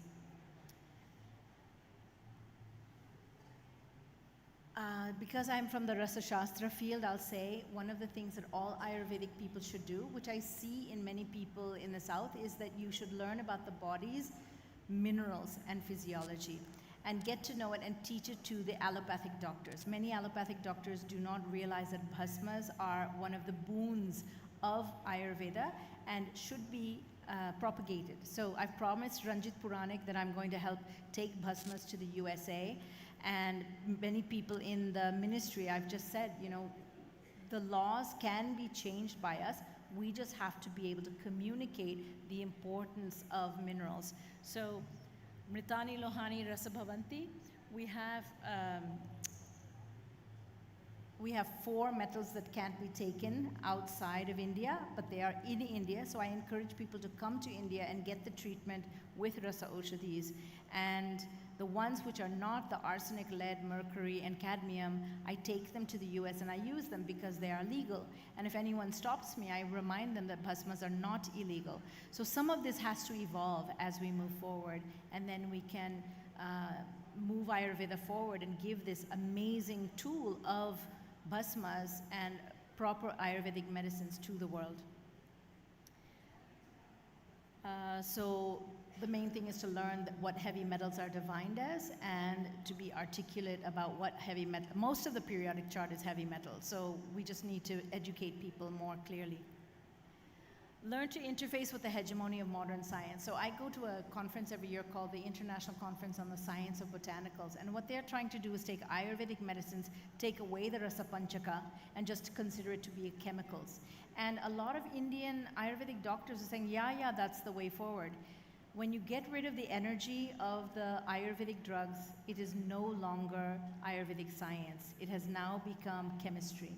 And the chemistry that is being practiced in modern science keeps changing, and it doesn't reflect the brilliance of what our formulations, our Oshadhis actually do, our Kashta Oshadhis as well as Rasa Oshadhis. So we need to find a way forward where we take the clinical data that show that it works in a clean way, and I'll just get to that. So first, before that, Ayurveda has a way of being that was mentioned in the previous inaugural session. It's not only wellness. When we say Ayurveda wellness, yeah, Ayurveda has wellness, but Ayurveda also has the ability to cure, and we all know that. So why do we pretend that it's only wellness? I absolutely tell in the US, and I sit on committees at the National Cancer Institute, and I say, I know many people in India, many Vaidyas probably in this room, who are helping cure cancer. Why do we have to pretend that Ayurveda is only wellness? And because I push back with evidence, they say, oh, is it possible? Then they will say, oh, I have a cousin who has cancer, can you recommend someone in India? Depending on their background and what kind of cancer and where they want to go in India, I will oftentimes recommend that they come to India to get cancer treatment, and many of them get cured. And they are our ambassadors when they go back to other countries, because they tell that Ayurveda is not just wellness. There's illness that I got cured from cancer, or I got cured from rheumatoid arthritis, or I had a stroke and I'm fine now, or I had a hunchback and now I'm standing again. I had intractable pain, my pain is cured. We all know that Ayurveda can do this, but somehow when the IMA, Indian Allopaths group, when they say that no, allopathy cannot make claims for cures, we need to push back. We need to show the evidence that yes, Ayurveda does have those cures, and then change the Magical Remedies Act. Because many of the people who are actually doing cures are getting arrested by the government because they're claiming things. There's a way to learn how to communicate, and some of that is by getting evidence and citing it properly. So one of the things I find most distressing is that there's not good Ayurveda education. We go to conferences, as you can see, we're at a conference. If you see what's outside, there's 6 or 7 times more people outside in the halls, having tea, having lunch, having at the stalls, than there are actually learning. If you go to the US and you see how I, as a medical doctor, have to go to conferences, they make us fill out 10 to 20 questions at the end of every lecture. And if you don't, and it's usually like online, like they'll have an app. If you don't get, sometimes it's 60%, sometimes it's 80%, you don't get the credit. And I have to earn 100 credits by actually next week. I'm at 99 right now, so I need 1 more hour. And yeah, it's good. And every year, thank you, sir. And every year we have to have continuing medical education. So since I go through this, and I'm one of the few people that does allopathy and Ayurveda in the US, I would love to have India develop a professional Ayurvedic continuing education program. We call them PACE credits in the US. And I think that that would actually require people to sit through like the scientific sessions that Dr. Gaje says is happening in the other halls. There are so many great clinicians that are going to be there. If you knew that you could sit in these conferences and actually listen and learn, you would become a student again, even if you're 40, 50 years old, and even if you're a young MD scholar. And you would get those credits. And I think that kind of credit is going to go a long way to giving a professionalism to Ayurveda that is in the hearts of many of us who learn through Gurukul, because we know the Aptas are watching us. But it's not there in the people who don't go for the best. They only go for the minimum standard. And so they say, okay, I got my BAMS degree, I've got my certificate, I've paid my fees, I have my MD, and now I can just practice whatever I want. And many of them are practicing some kind of allopathic something, and they're not doing the best for Ayurveda. The way forward is to all of us go and learn and have confidence to practice authentic Ayurveda. Also, online courses. If you can get involved with an online course, I know money is a factor for many people. I mean, Dr. Gaje has so much money, obviously. It's so important to have money. If you do an online course, people are willing to pay so much money. People pay me hundreds of dollars to learn Ayurveda. And I bring people from India. I find good Ayurvedic clinicians, and I bring them online, and we do courses to teach. So the Dignitary Institute, which is my institute, has been teaching since 2007, and we have now covered shloka by shloka the entire Ashtanga Hridayam Sutrastan, and now we're doing, I guess you could call it the Nidanastan with some Chikitsastan of the Maharogas. And we have students from all over the world. If you could set up online courses like that with a high standard, not only would you make a lot of money, but you would propagate authentic Ayurveda. Because the things that are being propagated in the USA and in Europe are they're kind of embarrassing the way that they teach. Because they say, we don't understand Sanskrit, so we won't call it Vata, Pitta, Kapha, we'll call it air, fire, earth. You lose a lot of Ayurveda when you translate to English. Also, standards for peer review. I don't see peer review in the textbooks. Someone wants to publish, Chokamba gives you 50,000 rupees, you publish a book. No one is checking it to make sure that your shlokas are correct or your explanations are correct. The way forward is to have standards where we self-develop groups and say, we are experts, for example, in Rasa Shastra or in Komar Brit or in Shalakya, and we are going to require that any textbook that is published goes through our panel of 20, 25 reviewers, and we will make sure that that is the highest standard of what we know. That is a way forward, and it's a huge commercial opportunity as well, but it requires someone to organize it. Study Sanskrit. So when I was studying, C.B. Jhasar, my teacher at BHU, said to me, "You'll never be a Vaidya." I said, "Why?" He said, "You didn't learn Sanskrit." He didn't know that I actually learned when I was a child because I'm Bangla, but I also studied in college, but he said, "You should study." I am so embarrassed to see people at the top of the Ayurvedic community here in India who don't know Sanskrit. Today on the stage when Swamijis were speaking and they were giving shlokas, it made me so happy. And many of you who are in schools here in the South, you learn very good Sanskrit. But for people who don't, you're going to miss a lot of things. And I'm saying this as an Indian practicing in America, that if you don't learn Sanskrit, we cannot go forward because we're going to become consumed. Yes, we're going to become consumed by this integrative thing that's going on. Now, I don't think it's bad for us to integrate, but it should not be, see, the definition of integration in America, integrative medicine is allopathy is here, and Ayurveda can sit on the side, Homeopathy can sit on the side, herbal medicine can sit on the side, but the main skeleton is the way of allopathy, and that is not the way integration should happen in India. Absolutely, we have to keep authentic Ayurveda, and when I see that something is not authentic, I know all of you don't push back and you're not very verbal. People think that I'm very, jhagrate. They think that I'm a troublemaker.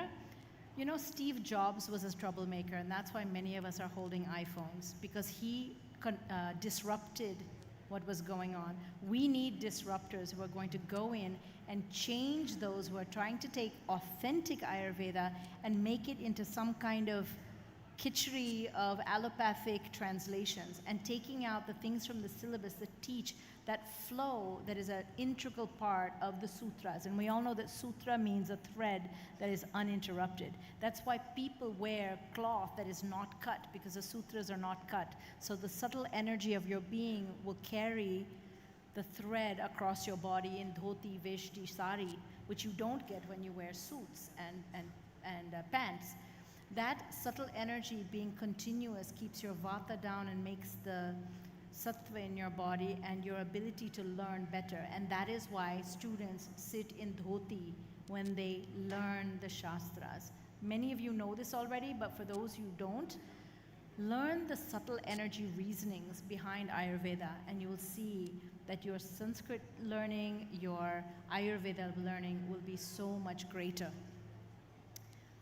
If you can't translate a term, don't translate it, just teach the bhava of it.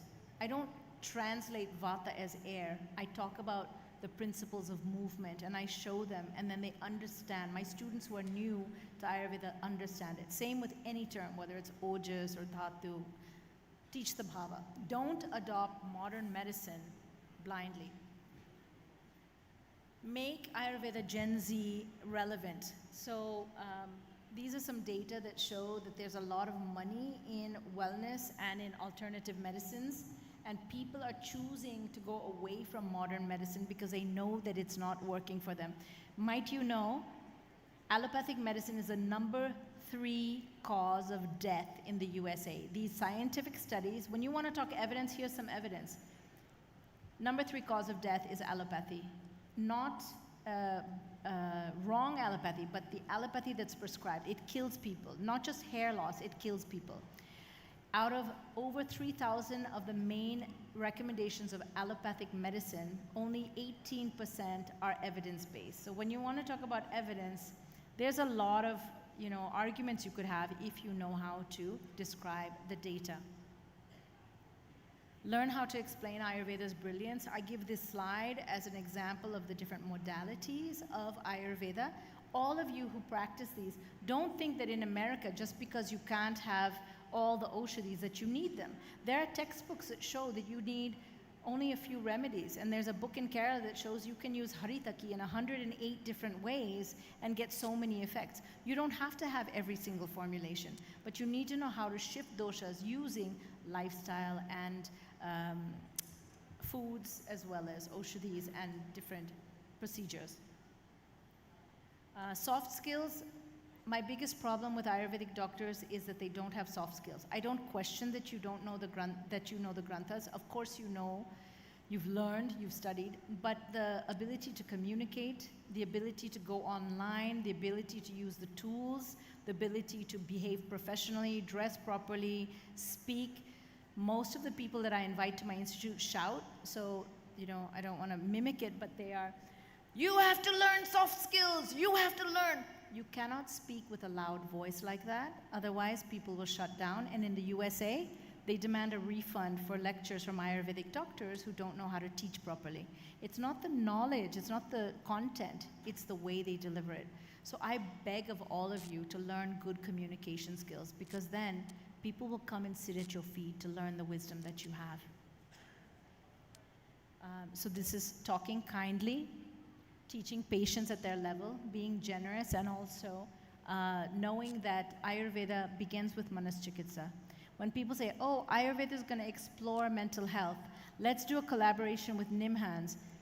Ayurveda has started with mental health, right? I mean, this is the first part. You have to assess the patient's mind and how they're going to be able to do the treatment. Why do we pretend that we need modern medical concepts of mental health when we have Manashastra so well known in Ayurveda? We need to really claim that. And I say, of course I'm mental health trained. Of course I'm trauma informed. Of course I know how to teach mental health because I learned Ayurveda. Ayurveda is integrally about mental health. I spend my life talking about how does one heal, and I think that's the biggest problem for people, is that each of you in this room has some trauma. Some of you have trauma because you couldn't get past in the NEET exam and get into allopathic medical school. Some of you were abused by your parents. Some of you lost your parents. Some of you have been verbally abused.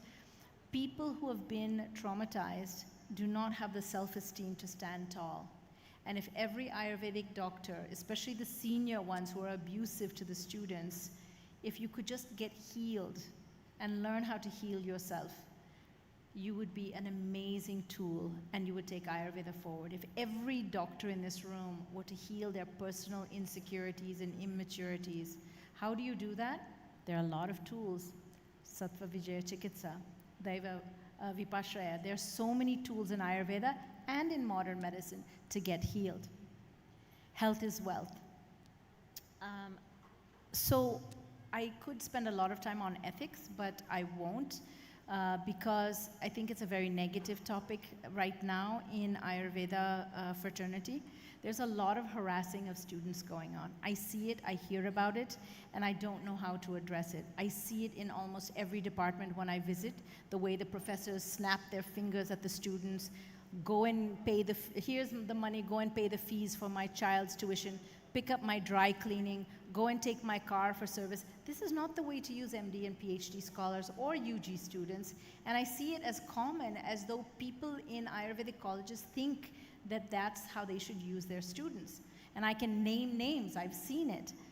But I will say that the way forward is to think about how you felt humiliated when it was done to you and to change your ways, to change and think about being mature as a faculty person if you're a teacher, and if you are an elder student, not to bully the younger students. Like the people that I had elder to me, I had to call them boss. If I didn't call them boss, then I was violating some kind of rule in BHU. And the younger ones I had to call beta. Well, I don't want to call everyone beta, but these are like the ragging without ragging that was done. And this lowers self-esteem. The ethics of Ayurveda, the aptas, do not want you to be practicing in the Gunda Giri ways. And I would really ask you to go inside and observe what you're doing that's keeping you from taking Ayurveda forward. Gain tools for teaching new material and don't depend on the syllabus as the way it is, because people need to understand what you're saying. I don't think there are a lot of good teachers out there, but I think there are a few really, really good teachers out there. Find those diamonds, those real ratnas, and learn from them. Learn Ayurveda from them. Learn how to collect clinical data. I'm going to skip forward because I know that I'm running late. Learn how to speak to the allopaths. Teach them terms like Jataragni, Ojas. There's nothing equivalent for Vivecheti, Muncheti. Teach that in the gut. When I teach these, I integrate the understanding of Ayurveda with things that they know in modern medicine. And modern medicine is really missing, there's a lot of gaps. And when Ayurveda can say, oh, well, this is how food is taken in from ahara to ahara rasa and then into rasa dhatu, they've never even seen that concept. And they're so fascinated in allopathy that Ayurveda has already figured this out, and we're using it clinically. So I would love it if anyone has a good template for Ayurveda clinical research. I've looked at SDM Udupi, so I spent a year in Udupi. I've looked at BHU, I've looked at JB Roy in Kolkata, I've looked at All India Institute, I've looked at a lot of different institutes around the country, and I haven't found a good, really good Ayurveda template that literally funnels into papers that we should be publishing, either using new research methodology, like whole systems research, or that will lead you to individual cases that you could publish in some very good case study journals that are open and waiting for your research. There's a lot of research methodology that we could talk about. I know the music is coming on, so I have to finish. Try to learn new research methodologies that are already existing. You can always contact me. My email will be on the last slide. Patient outcomes research, black box research, whole systems, things that Ayurveda does. We have 5 different modalities we give to the patient, and they all come together to shift the doshas. You can't say, well, what was the one that worked? What was the medicine that worked, like allopathy does? It's not one thing. It's the diet as much as it is how much they sleep, as much as it is that formulation you gave them. The research has to include that, and it's so important that you evolve that in your own understanding. When I went and I did an open label study that was a whole systems research study, my DRC refused to pass it because he said, is it case control or is it cohort study? Is it case control? Is it retrospective? Is it prospective? They couldn't understand what open label and other ways of research methodology are. So the DRC has to evolve. I'm always available for online talks, as are many people. But I've gone to research methodology seminars for the last 10 years, and they are sorely missing the research methodology that Ayurveda needs. And if we can just do that, we'll have the evidence. And if we can have the evidence, then the kinds of things that Sir was saying from SDM, those would be available, and then we would have the Gurutva to come forward and say, we have evidence and here's the language. It's not the language of modern medicine or of chemistry, it's the language of a clinician who has principles that align with human physiology and pathophysiology, Rognidan, and can actually show how patients will go from illness back to wellness, and here's the evidence for it. Get to know your country's laws. So most of you are in India, so get to know this Ayush portal and write to them, write to the ministry and say, it's not user-friendly, I can't find anything. You know, we're in Bangalore where there's like the Silicon Valley of India. Hire a good tech company to make the Ayush portal an experience where you can discover things nicely. Sorry to those of you who are from ministry here or involved, but that portal doesn't work, and yet the wealth of information that I saw Rajesh Kotecha and his team show at the WHO summit last week, there's so much work they've done that's so good. It's not available, it's not known, and most Ayurvedic doctors don't use it. This is a way forward. Also, I want to say that on YouTube, there's a lot of good content. So if you're a teacher, find some good videos, and for your really good students who want to learn, give them those links and allow them to learn from other teachers that are online. Because sometimes the college doesn't have that teaching skill yet, and there's a lot of great content. It's free as long as you have an online connection, and you can learn a lot of very good Ayurveda just from going on YouTube, especially for the students who are young and they need guidance and they don't have the money to buy the expensive textbooks. YouTube is a really good source. And then for you, so that you can take things forward, you have to be healthy. We all know about the reason that we're alive is so that we can reach our dharma and our purpose.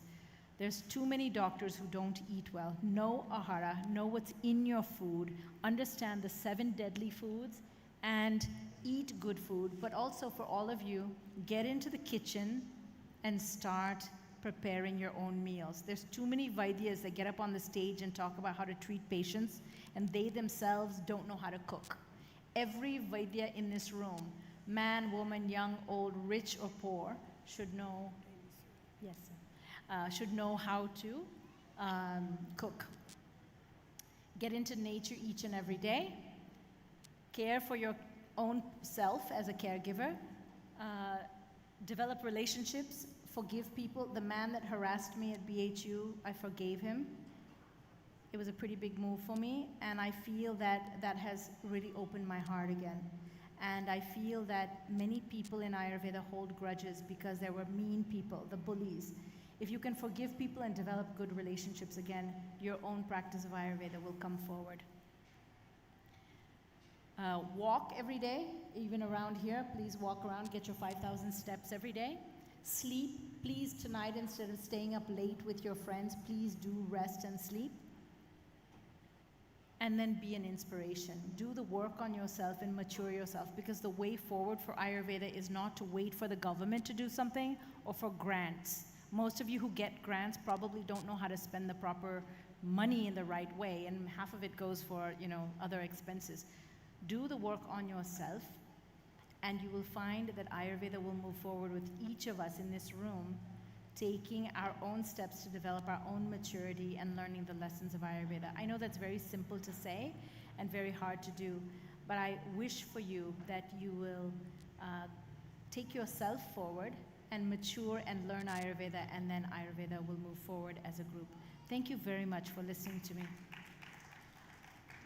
My email is there on the last slide. I hope you all will break glass ceilings and do amazing things for Ayurveda in the times to come. Namaste.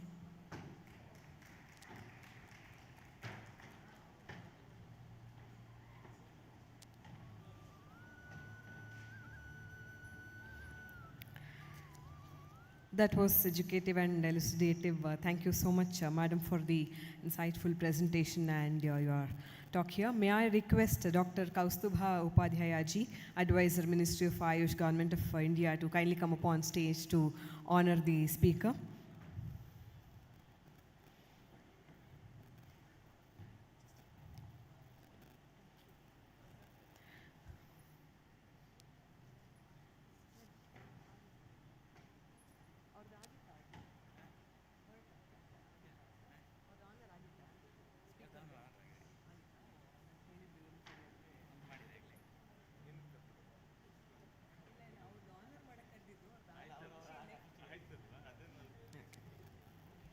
Moving on, we have a really meaningful session to continue the session.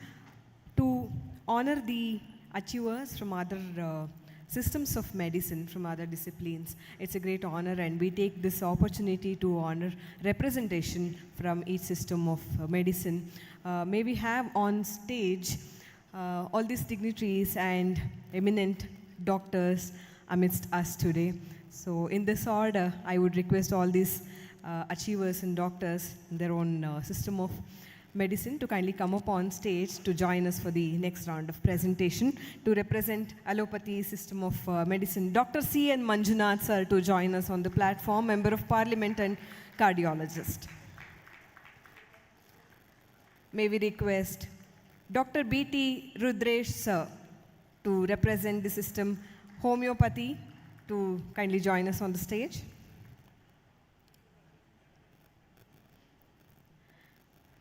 We have to represent naturopathy system Dr. Venkatramana Hegdeji, Nisargamane, Sirsi.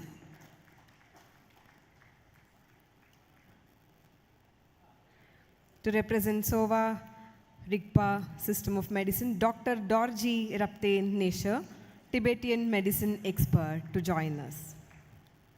We have Dr. Manjula as to represent Unani System of Medicine, Principal Government of Unani Medical College, to receive the honor. Ladies and gentlemen, please join me and put your hands together to join our esteemed guest, chief guest for this session, Professor Mallepuram G. Venkatesh sir, former Vice Chancellor, Karnataka Sanskrit University, to kindly come upon stage to grace the occasion. And we also have Vice Chancellor, Karnataka Sanskrit University, Dr. Ahalya Sharma ji, to grace the occasion and to kindly come upon stage as chief guest. We are expecting presence of Shatavdhani Dr. R. Ganesh ji, a great scholar of international class, and to present the inspirational speech by the end of this session. So we would be expecting him any moment now.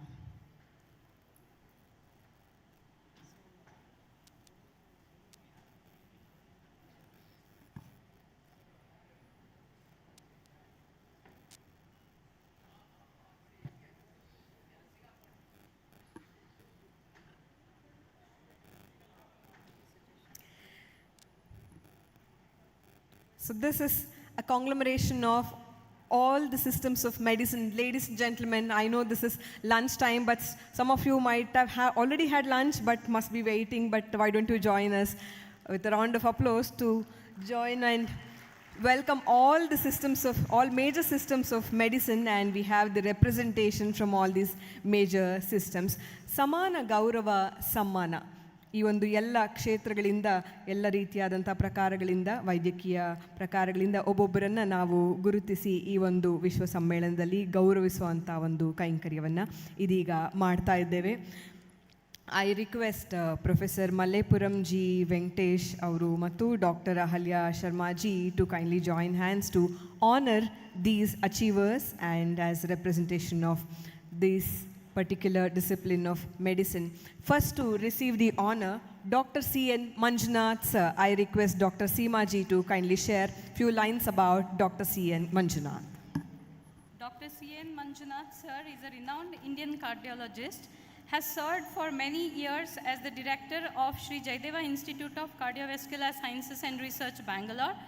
And sir is currently serving as a member of parliament, bringing his medical expertise and commitment to public welfare into national governance.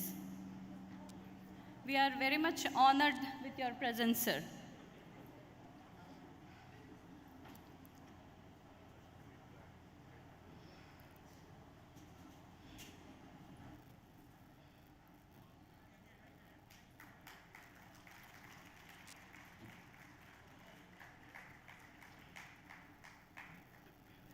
We would request all these doctors to kindly stay for a few minutes with Mysore Peta and Shalu for a group photo at the end of this Samman.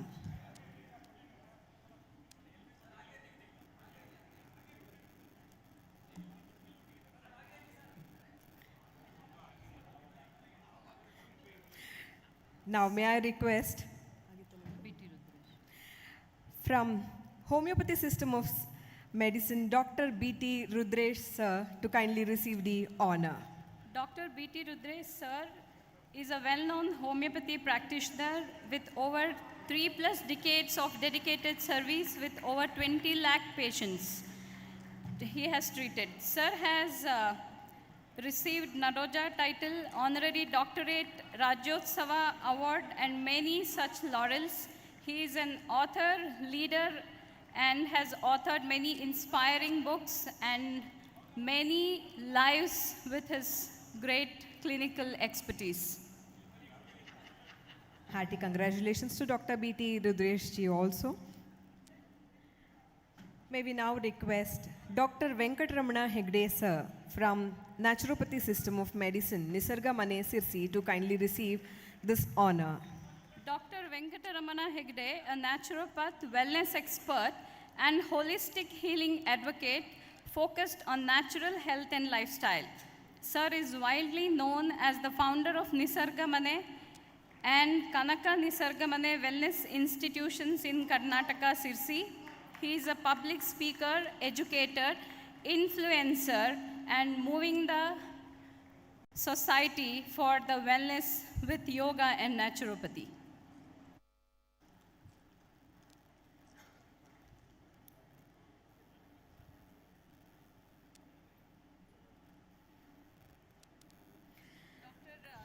As we have to represent the Sova Rigpa System of Medicine, Dr. Dorji Rapten Nesha, Tibetan medicine expert. Dr. Dorji is the principal and medical superintendent of Mensi Khang Sova Rigpa Medical College and Hospital, Bengaluru. He serves as a chairperson of the college council and has an extensive clinical expertise in his field. Sir is also a promoter and a speaker and an author of the system of medicine. Manjula. To represent Unani System of Medicine, we have Dr. Manjula as Principal, Government of Unani Medical College, to kindly receive this honor. Dr. Manjula is an accomplished academician and administrator currently serving as the principal of the Government Unani Medical College. With decades of dedicated service in the field of Unani medicine, Madam has received many laurels and has played a significant role in strengthening the Unani system of medicine.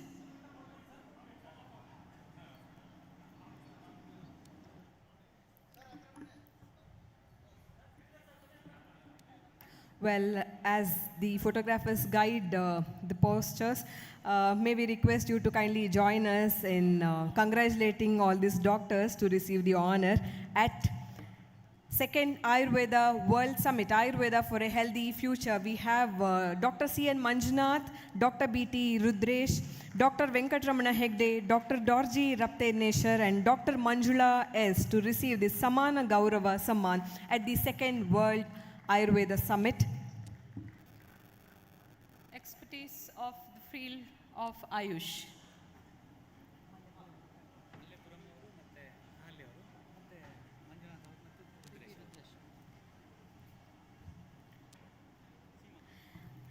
As we thank all these dignitaries and doctors for receiving our honor and the Samman at this summit, may I now request the former Vice Chancellor, Karnataka Sanskrit University, Professor Mallepuram G. Venkatesh Sir, to kindly address the gathering.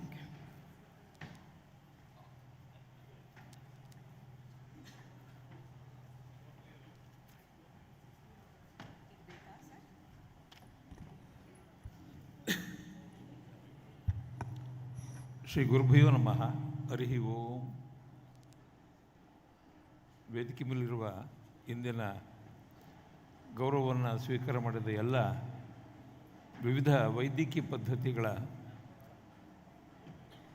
ಹಿರಿಯರಿಗೆ ನಮಸ್ಕಾರಗಳನ್ನು ಹೇಳಿ, ಇಂಥದ್ದೊಂದು ಸುಂದರವಾದಂಥ ಸಮ್ಮೇಳನವನ್ನು ಆಯೋಜನೆ ಮಾಡಿರುವ doctor Giridhar ಕಜೆ ಅವರೇ, doctor Ahalya Sharma ಅವರೇ, ಇಲ್ಲಿರುವ ಎಲ್ಲ ವೈದ್ಯ ಬಂಧುಗಳೇ,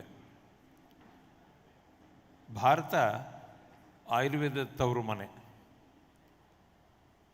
ಆಯುರ್ವೇದ ಅನ್ನೋದರಲ್ಲೇ ನಮ್ಮ ಆರೋಗ್ಯವನ್ನು ಸೂಚನೆ ಮಾಡುವಂಥ ಮಾತಿದೆ. ವೇದ ಅಂದರೆ ಜ್ಞಾನ ಅಂತ, ಆಯುಹು ಅಂತಂದರೆ ನಮ್ಮ ಇಡೀ ಜೀವನ ಪೂರ್ಣ ಪ್ರಮಾಣದಲ್ಲಿ ಆರೋಗ್ಯವನ್ನು ಹೇಗೆ ಕಾಪಾಡಿಕೊಳ್ಬೇಕು ಅನ್ನೋದನ್ನು ಹೇಳುವಂಥ ಒಂದು ವೇದ. ಉಪವೇದಗಳಲ್ಲಿ ಆಯುರ್ವೇದ ಕೂಡ ಒಂದು.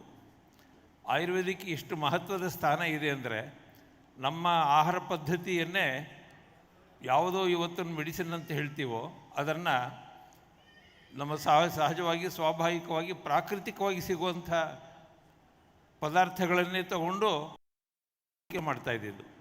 ಹೀಗಾಗಿ ಇದುವರೆಗೂ ನಾವು ಏನು ಮಾಡ್ತಾಯಿದ್ದೀವಿ ಅಂದರೆ, ನಮ್ಮಲ್ಲಿ ಪ್ರಾಕೃತಿಕವಾಗಿ ಸಿಗುವಂಥ ಅನೇಕ ಗಿಡಮೂಲಿಕೆಗಳು, ಅನೇಕ ಹಣ್ಣು ಹಂಪಲುಗಳು, ಪತ್ರೆಗಳು, ಕಾಂಡಗಳು, ಬೇರು, ಇದರ ಮೂಲಕವೇ ನಮ್ಮ ಸ್ವಾಸ್ಥ್ಯವನ್ನು ಕಾಪಾಡ್ಕೊಳ್ಳೋಕ್ಕೆ, ನಮ್ಮ ಆರೋಗ್ಯವನ್ನು ಕಾಪಾಡ್ಕೊಳ್ಳೋಕ್ಕೆ ಹಿಂದಿನ ಅನೇಕ ಋಷಿಮುನಿಗಳು, ವಿಶೇಷವಾಗಿ ಚರಕ, ಸುಶ್ರುತ, ವಾಗ್ಭಟ, ಈ ಮೂವರಿಂದ ಈ ಆಯುರ್ವೇದದ ಒಂದು ದೊಡ್ಡ ಪದ್ಧತಿ ಭಾರತದಲ್ಲಿ ಬೆಳೀತು. ಅದು ವಿಶಾಲವಾಗಿ ಭಾರತ ತುಂಬ ಹರಡಿತು. ಇವತ್ತು ಭಾರತದಲ್ಲಿ ಆಯುರ್ವೇದವನ್ನು ಬಳಸ್ತಕ್ಕಂಥವರು ತುಂಬ ಜನ ಇದ್ದಾರೆ. ಹಳ್ಳಿಗಳಲ್ಲಿ ಆಯುರ್ವೇದವೇ ಅವರಿಗೆ ಪರಮ ಪ್ರಮಾಣ. ನಾವೆಲ್ಲ ಹಿಂದಿನ ಕಾಲದಲ್ಲಿ ಚಿಕ್ಕಂದಿನಲ್ಲಿದ್ದಾಗ ಮನೆಯಲ್ಲಿ ವೈದ್ಯ, ಅದೇ ಮನೆ ಮದ್ದು ಅಂತ, ಹಿತ್ತಲ ಗಿಡ ಮದ್ದಲ್ಲ ಅಂತ ಹೇಳ್ತಿದ್ರಲ್ಲ.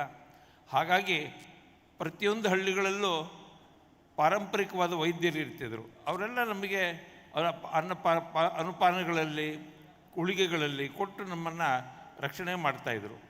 ಇಂಥ ಒಂದು ದೊಡ್ಡ ಪದ್ಧತಿಯನ್ನು ಉಳಿಸೋದು ಮತ್ತು ಬೆಳೆಸೋದು ಮತ್ತು ಅದನ್ನು ಬಳಸೋದು, ಉಳಿಸೋದು, ಬೆಳೆಸೋದು ಮತ್ತು ಬಳಸುವುದು, ಬಳಸುವ ಮೂಲಕ ಉಳಿಸಬೇಕಾಗತ್ತೆ, ಅದನ್ನು ಬೆಳೆಸಬೇಕಾಗತ್ತೆ.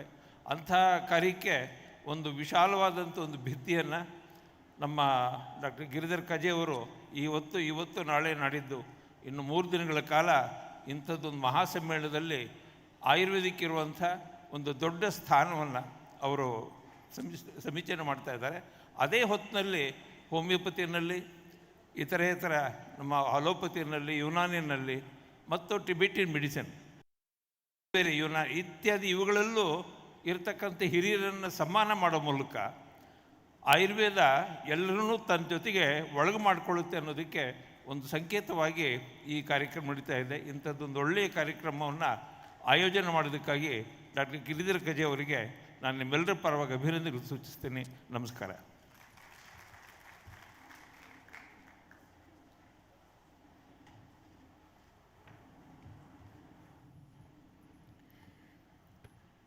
Scholars usually recognize Professor Mallepuram G. Venkatesh Sir as the walking encyclopedia.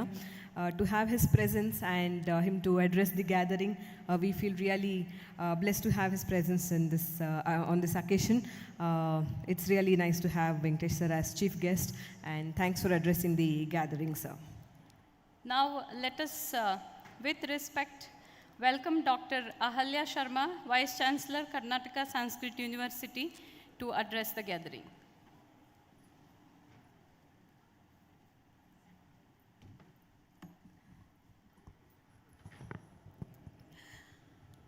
वागर्थाविव सम्पृक्तौ वागर्थप्रतिपत्तये जगतः पितरौ वन्दे Parvati परमेश्वरौ. At the outset, I congratulate all the people who have been honored here today. It actually is a great honor for us to be honoring such stalwarts. Respected dignitaries on the dais, respected dignitaries off the dais. Dr. Giridhar Kaje has organized an event where I would like to echo the words of our Honorable Minister for Health and Family Welfare in the morning. He said, no government could organize such kind of a program. I think it is true in every word. It's been a scientific, cultural and spiritual festival of Ayurveda for the students of Ayurveda who can look up to the world now with greater hope, to the practitioners to exchange, for the academicians to share, and for friends to meet. And of course, Dr. Kaje's menu is always known. He's known for the great planning that he does in organizing and in giving us the great meals that he always does. So with many congratulations and with words of thanks. In fact, if there is a person who has made government hospitals look better than private hospitals, the humane face of government who made cardiac care available for every single person, who deeply believed, in fact all of them, but who deeply believed, Jeevane yavada danam syat pradhanam tatodikam. He had so much and he could give so much more. And to that person who revolutionized cardiac care in Karnataka, Dr. Manjunath, I offer my words of congratulations and thanks on behalf of the people of Karnataka, sir.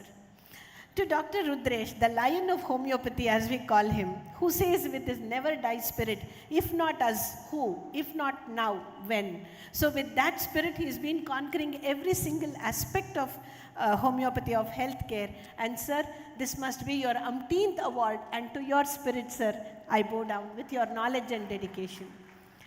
Dr. Venkatramana Hegde, you know, he is a star physician. Whoever from the Sirsi side come and talk to us about him. One person I had not met, and I'm so very happy to meet you. I have gone through your books, sir. They're extremely nice, very user-friendly, and I have recommended a couple of them, especially the ones on Ahara, to my patients as well. So for a youngster, so you become a role model to many, many more naturopathy physicians. May God bless you with good life and also the capacity to help so many more. And to the person from the Savarip department, he's put the whole Ayush. They have done a great job, started the hospitals on the outskirts of Bangalore, a college is coming up, and they have been doing great service under the blessings of the Honorable Dalai Lama. So many congratulations to you, sir.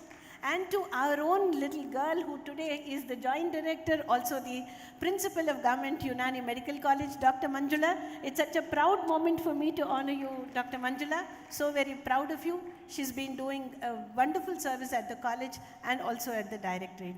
What greater pleasure than to share the stage with my mentor, my senior and my guide, Dr. Mallepuram Venkateshji. Somehow Dr. Kaji always brings us together on such platforms. So spending time with him.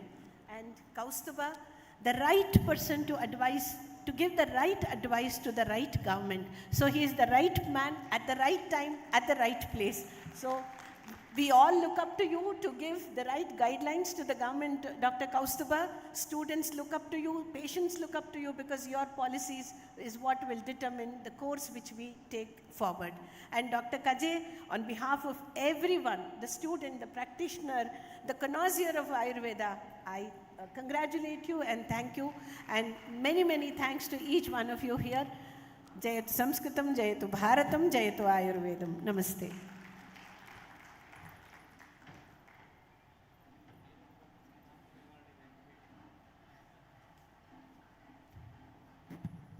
Thank you, madam, for your gracious presence and for the words of appreciation. So, in this summit, we are also, in the coming days of this 4 days festival, we are also honoring so many doctors and achievers from various systems of medicine. So that's also part of this summit, and we are really honored to have all these eminent doctors and achievers to participate in this World Summit. On that note, ladies and gentlemen, may I now request Dr. C.N. Manjunath sir to kindly address us, cardiologist and a popular member of Parliament.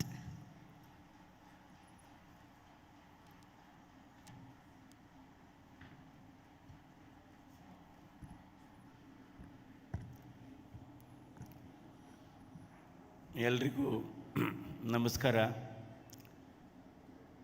ಇವತ್ತು ಗಿರಿಧರ್ ಕಾಜೆ ಅವರು ವಿಶ್ವ ಆಯುರ್ವೇದಿಕ್ ಸಮ್ಮೇಳನವನ್ನು ವಿಶ್ವ ದರ್ಜೆನಲ್ಲೇ ಮಾಡಿದ್ದಾರೆ. ಅವರಿಗೆ ನನ್ನ ಹಾರ್ದಿಕ ಅಭಿನಂದನೆಗಳು.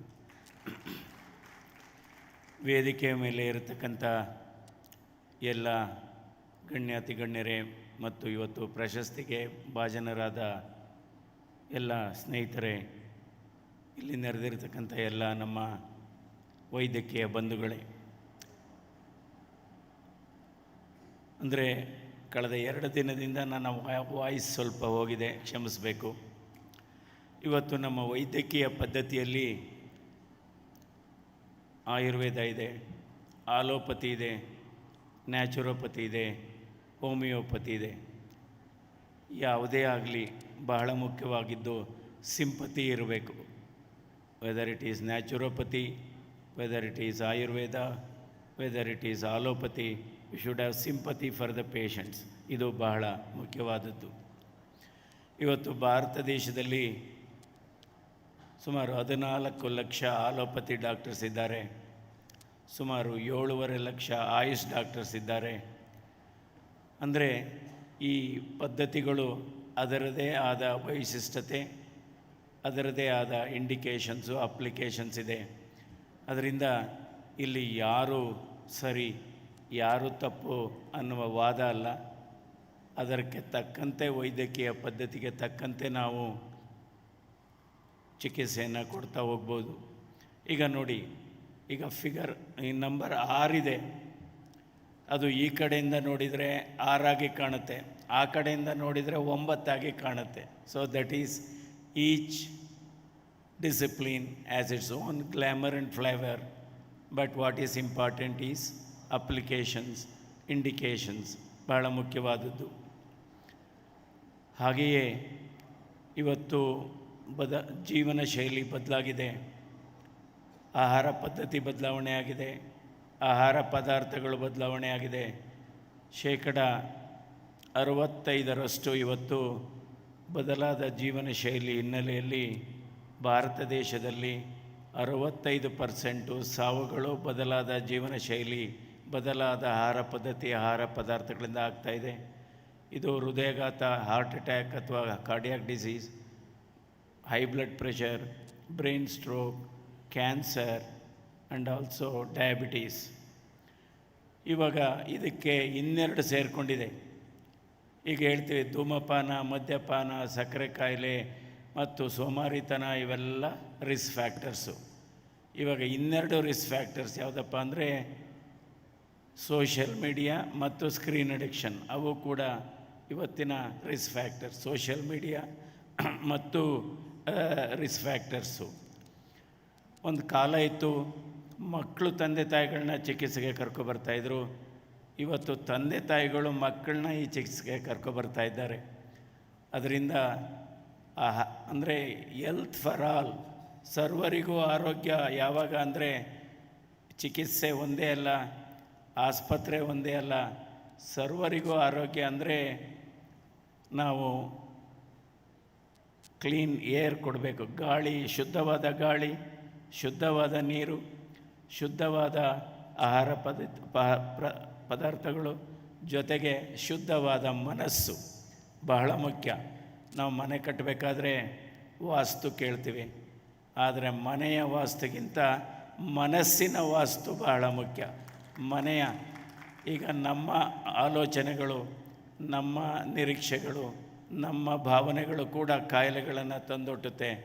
ಅದಕ್ಕೆ ಇಂಗ್ಲೀಷಲ್ಲಿ ಹೇಳ್ತೇವೆ, there is no happiness in medicine, there is medicine in happiness. There is medicine in happiness ಅಂದರೆ ಔಷಧದಲ್ಲಿ ಅಂದರೆ ಸಂತೋಷದಲ್ಲಿ ಔಷಧಿ ಇದೆ, ಔಷಧಿಯಲ್ಲಿ ಸಂತೋಷ ಇಲ್ಲ ಅಂತ. ಕೊನೆಯದಾಗಿ ಈ ನಮ್ಮ ಸಂಗಾತಿ ಯಾರು, ನಮ್ಮ ಪಾರ್ಟ್ನರ್ ಯಾರು, ಹೆಂಡ್ತಿನ, ಗಂಡನ, ಮಗುನ? ಇಲ್ಲ, ನಮ್ಮ ಸಂಗಾತಿ ನಮ್ಮ ದೇಹ. Our body, our partner is my body, our permanent address is my body. So you have to take care of your body. And ಅಂದರೆ ನಾವು ಆಹಾರ ಪದಾರ್ಥ ಅಂದ್ರೇನು? ಬರೀ ತಿನ್ನುವುದೇ ಆಹಾರ ಪದಾರ್ಥ ಅಲ್ಲ, ಮಾತನಾಡುವುದು ಆಹಾರ ಪದಾರ್ಥ, ಕೇಳಿಸ್ಕೊಳ್ಳೋದು ಆಹಾರ ಪದಾರ್ಥ. What you eat, what you learn, what you speak, what you eat, ಅದು ಕೂಡ ಆಹಾರ ಪದಾರ್ಥ. ಈ ಪರಿಸರದಲ್ಲಿ 12 ಜನ ವೈದ್ಯರುಗಳಿದ್ದಾರೆ, ಪರಿಸರದ ವೈದ್ಯರುಗಳು. ಅಂದರೆ ಔಷಧ ಅಲ್ಲದ ಔಷಧಿಗಳು ಅಥವಾ ಪರಿಸರದ, they are doctors in nature. What are those 12 doctors in nature? One is sunlight, second is diet, third is exercise, fourth is intermittent fasting, fifth is intermittent rest, sixth is smile, seventh is gratitude, eighth is fruits and vegetables, ninth is friendship, 10th is talking to each other than talking about others, talking to each other than talking about others. That is 10th. 11th is meditation, and 12th is yoga. These are not available in injection bottles or in syringes, and we have to practice. Finally, we have to understand each discipline of medicine has its own glamour and flavor. You have to apply properly, and nothing is perfect. No system is perfect, but these 3 things we have to practice. Decision making is more important than incisions. Decision making is more important than intervention. Finally, treatment should not be harmful than the disease. ಅಂದರೆ ನಮ್ಮ ಯಾವುದೇ ಚಿಕಿತ್ಸೆ ಕೊಡಿ, ಕಾಯಿಲೆಗಿಂತ ಚಿಕಿತ್ಸೆ ಅಪಾಯಕಾರಿ ಆಗಬಾರ್ದು. ಇದು ಬಹಳ ಮುಖ್ಯವಾದಂಥ ಸಂದೇಶ. ಇವತ್ತು ಗಿರಿಧರ್ ಅವರು ನಮ್ಮೆಲ್ಲರನ್ನೂ ಸನ್ಮಾನಿಸಿದ್ದಾರೆ. ಅವರೆಲ್ಲರಿಗೂ ಕೂಡ ಇಲ್ಲಿ ನಮ್ಮ ಮಲ್ಲಾಪುರೆ ವೆಂಕಟೇಶ್ ಅವರಿದ್ದಾರೆ ಮತ್ತು ಅಹಲ್ಯ ಅವರಿದ್ದಾರೆ. ಎಲ್ಲರಿಗೂ ಕೂಡ ನನ್ನ ಧನ್ಯವಾದಗಳು. ಅಂದರೆ ನಿಮಗೆ ಬಹಳ ಮುಖ್ಯವಾದದ್ದು, ಶ್ರೀಮಂತರು ಅಂದರೆ ಯಾರಪ್ಪ ಅಂದರೆ ಮಲಗಿದ ತಕ್ಷಣ ನಿದ್ರೆ ಬಂದರೆ ಅವರೇ ಶ್ರೀಮಂತರು ಅಂತ ಹೇಳಬೇಕಾಗತ್ತೆ. ಇವತ್ತು ಒತ್ತಡದಲ್ಲಿ ಹಲವಾರು ಕಾಯಿಲೆಗಳು ಒತ್ತಡದಿಂದ ಜಾಸ್ತಿ ಆಗ್ತಾಯಿದೆ. ಒತ್ತಡ ಅನ್ನೋದು ಒಂದು ಹೊಸ ತಂಬಾಕು, ಒತ್ತಡ ಅನ್ನೋದು ಒಂದು ಹೊಸ ಧೂಮಪಾನ ಅಂತಲೇ ಹೇಳಬೇಕಾಗತ್ತೆ. ಅಂದರೆ ರೋಗಗಳಿಲ್ಲದ ರೋಗಿಗಳು ಕೂಡ ಇದ್ದಾರೆ. ಅದು ಕೂಡ ಬಹಳ ಮುಖ್ಯವಾದದ್ದು. ರೋಗ ಇರುವವರೆಲ್ಲ ರೋಗಿಗಳು, ಅದು ಬೇರೆ. ಕೆಲವು ರೋಗವಿಲ್ಲದ ರೋಗಿಗಳನ್ನು ನಾವು ಹೆಚ್ಚು ನೋಡ್ತಾ ಇದ್ದೇವೆ. ಯಾರಪ್ಪ ಅಂದರೆ ಬೇರೆಯವರ ಸಂತೋಷವನ್ನು ಕಂಡು ಅಸೂಯೆ ಪಡುವವರು ಕೂಡ ರೋಗಿಗಳೇ ಅಂತ ಹೇಳಬೇಕಾಗತ್ತೆ. ಬೇರೆಯವರ ಸಂತೋಷ ಅಂದರೆ ಹೆಚ್ಚು ಈ ಪರಿಸರದಲ್ಲಿ, ಈ ಜಗತ್ತಿನಲ್ಲಿ ಜನ ಸಂತೋಷವಾಗಿಲ್ಲ. ಯಾಕೆ ಸಂತೋಷವಾಗಿಲ್ಲ ಅಂದರೆ ಬೇರೆಯವ್ರು ಸಂತೋಷವಾಗಿದ್ದಾರಲ್ಲ ಅಂತ ಇವರು ಸಂತೋಷವಾಗಿಲ್ಲ. ಹೀಗಾಗಿ ನಾನು ಲೋಕಸಭಾ ಸದಸ್ಯನಾದ ಮೇಲೂ ಕೂಡ 2 ದಿವಸ ನನ್ನ ಹೃದ್ರೋಗ ವೃತ್ತಿಯನ್ನು ಮುಂದುವರಿಸಿದ್ದೇನೆ, ಸೋಮವಾರ ಮತ್ತು ಬುಧವಾರ. ನನ್ನ ಅವಧಿನಲ್ಲಿ ಜಯದೇವ ಹೃದ್ರೋಗ ಸಂಸ್ಥೆಯಲ್ಲಿ 75 ಲಕ್ಷ ಹೊರ ರೋಗಿಗಳಿಗೆ ಚಿಕಿತ್ಸೆ ಕೊಟ್ಟಿದ್ದೇವೆ. 8 ಲಕ್ಷ ಆಪರೇಷನ್ಸನ್ನು ಮಾಡಿದ್ದೇವೆ. ಒಬ್ಬನೇ ಒಬ್ಬ ರೋಗಿಯನ್ನು ಹಣಕ್ಕೋಸ್ಕರ ಚಿಕಿತ್ಸೆ ಇಲ್ಲದೇ ವಾಪಸ್ ಕಳಿಸಿಲ್ಲ. ಅದರಿಂದ ನಾವು ಚಿಕಿತ್ಸೆ ಕೊಡುವಾಗ ರೋಗಿ ಆರ್ಥಿಕ ಹಿನ್ನೆಲೆಯನ್ನು ಅರ್ಥ ಮಾಡಿಕೊಂಡು ಆ ಆರ್ಥಿಕ ಹಿನ್ನೆಲೆಯ ಚೌಕಟ್ಟಿನಲ್ಲಿ ಎಷ್ಟು ಒಳ್ಳೆಯ ಚಿಕಿತ್ಸೆ ಕೊಡಲಿಕ್ಕೆ ಸಾಧ್ಯ ಅದನ್ನು ಕೊಡಬೇಕು. ಅದಕ್ಕೆ my previous speaker was telling ಯಾವ ರೀತಿ ಮಾತನಾಡಬೇಕು ಅಂತ. ಅದಕ್ಕೋಸ್ಕರ ಹೇಳ್ತೇವೆ, ನಮ್ಮ knowledge says what to talk, attitude says how to talk, and your wisdom says whether to talk or not. So ಅದರಿಂದ ನಾವು ಮಾತನಾಡುವಾಗ ನೋಡಿ, ನಮ್ಮ ನಾಲಿಗೆಗೆ ಗಾಯ ಆದರೆ ಅದು ಮಾಯುತ್ತೆ, that is called medical science. ನಾಲಿಗೆಯಿಂದ ಗಾಯ ಆದರೆ ಅದು ಮಾಯಲ್ಲ, ಅದು ಮಾರಲ್ ಸೈನ್ಸ್. ಸೊ ಇಷ್ಟೇ ವ್ಯತ್ಯಾಸ. ನಮ್ಮ ನಾಲಿಗೆಯನ್ನು ನಿಯಂತ್ರಣದಲ್ಲಿಟ್ಕೊಂಡ್ರೆ ಹಲವಾರು ನಮ್ಮ ಸಮಾಜದ ಸಂಸಾರದ ಕಾಯಿಲೆಗಳನ್ನು ನಾವು ವಾಸಿ ಮಾಡ್ಬೋದು. ತಮ್ಮೆಲ್ಲರಿಗೂ ನಮಸ್ಕಾರ. Live long, live young. Thank you.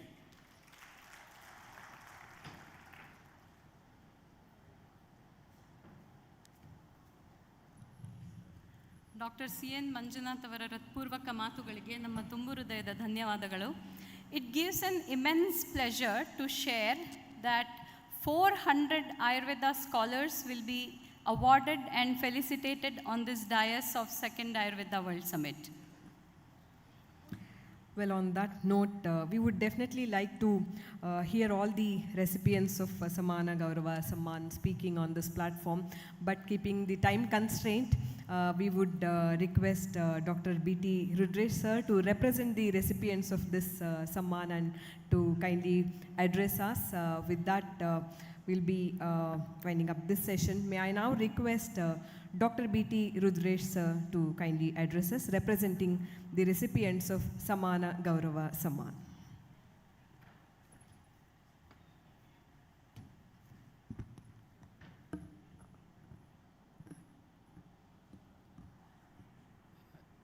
ಎಲ್ರಿಗೂ ನಮಸ್ಕಾರ. ಎಲ್ಲ ವೃತ್ತಿ ಸಹೋದರರಿಗಿನ್ನ ಒಂದೇ ವೇದಿಕೆ ಮೇಲೆ ತಂದಂತಹ ಆ ದೊಡ್ಡ ಮನಸ್ಸನ್ನು ಮಾಡಿದಂತಹ ಡಾಕ್ಟರ್ ಗಿರಿಧರ್ ಕಜೆ ಅವರಿಗೆ ನನ್ನ ಪ್ರಥಮ ಪ್ರಣಾಮಗಳು.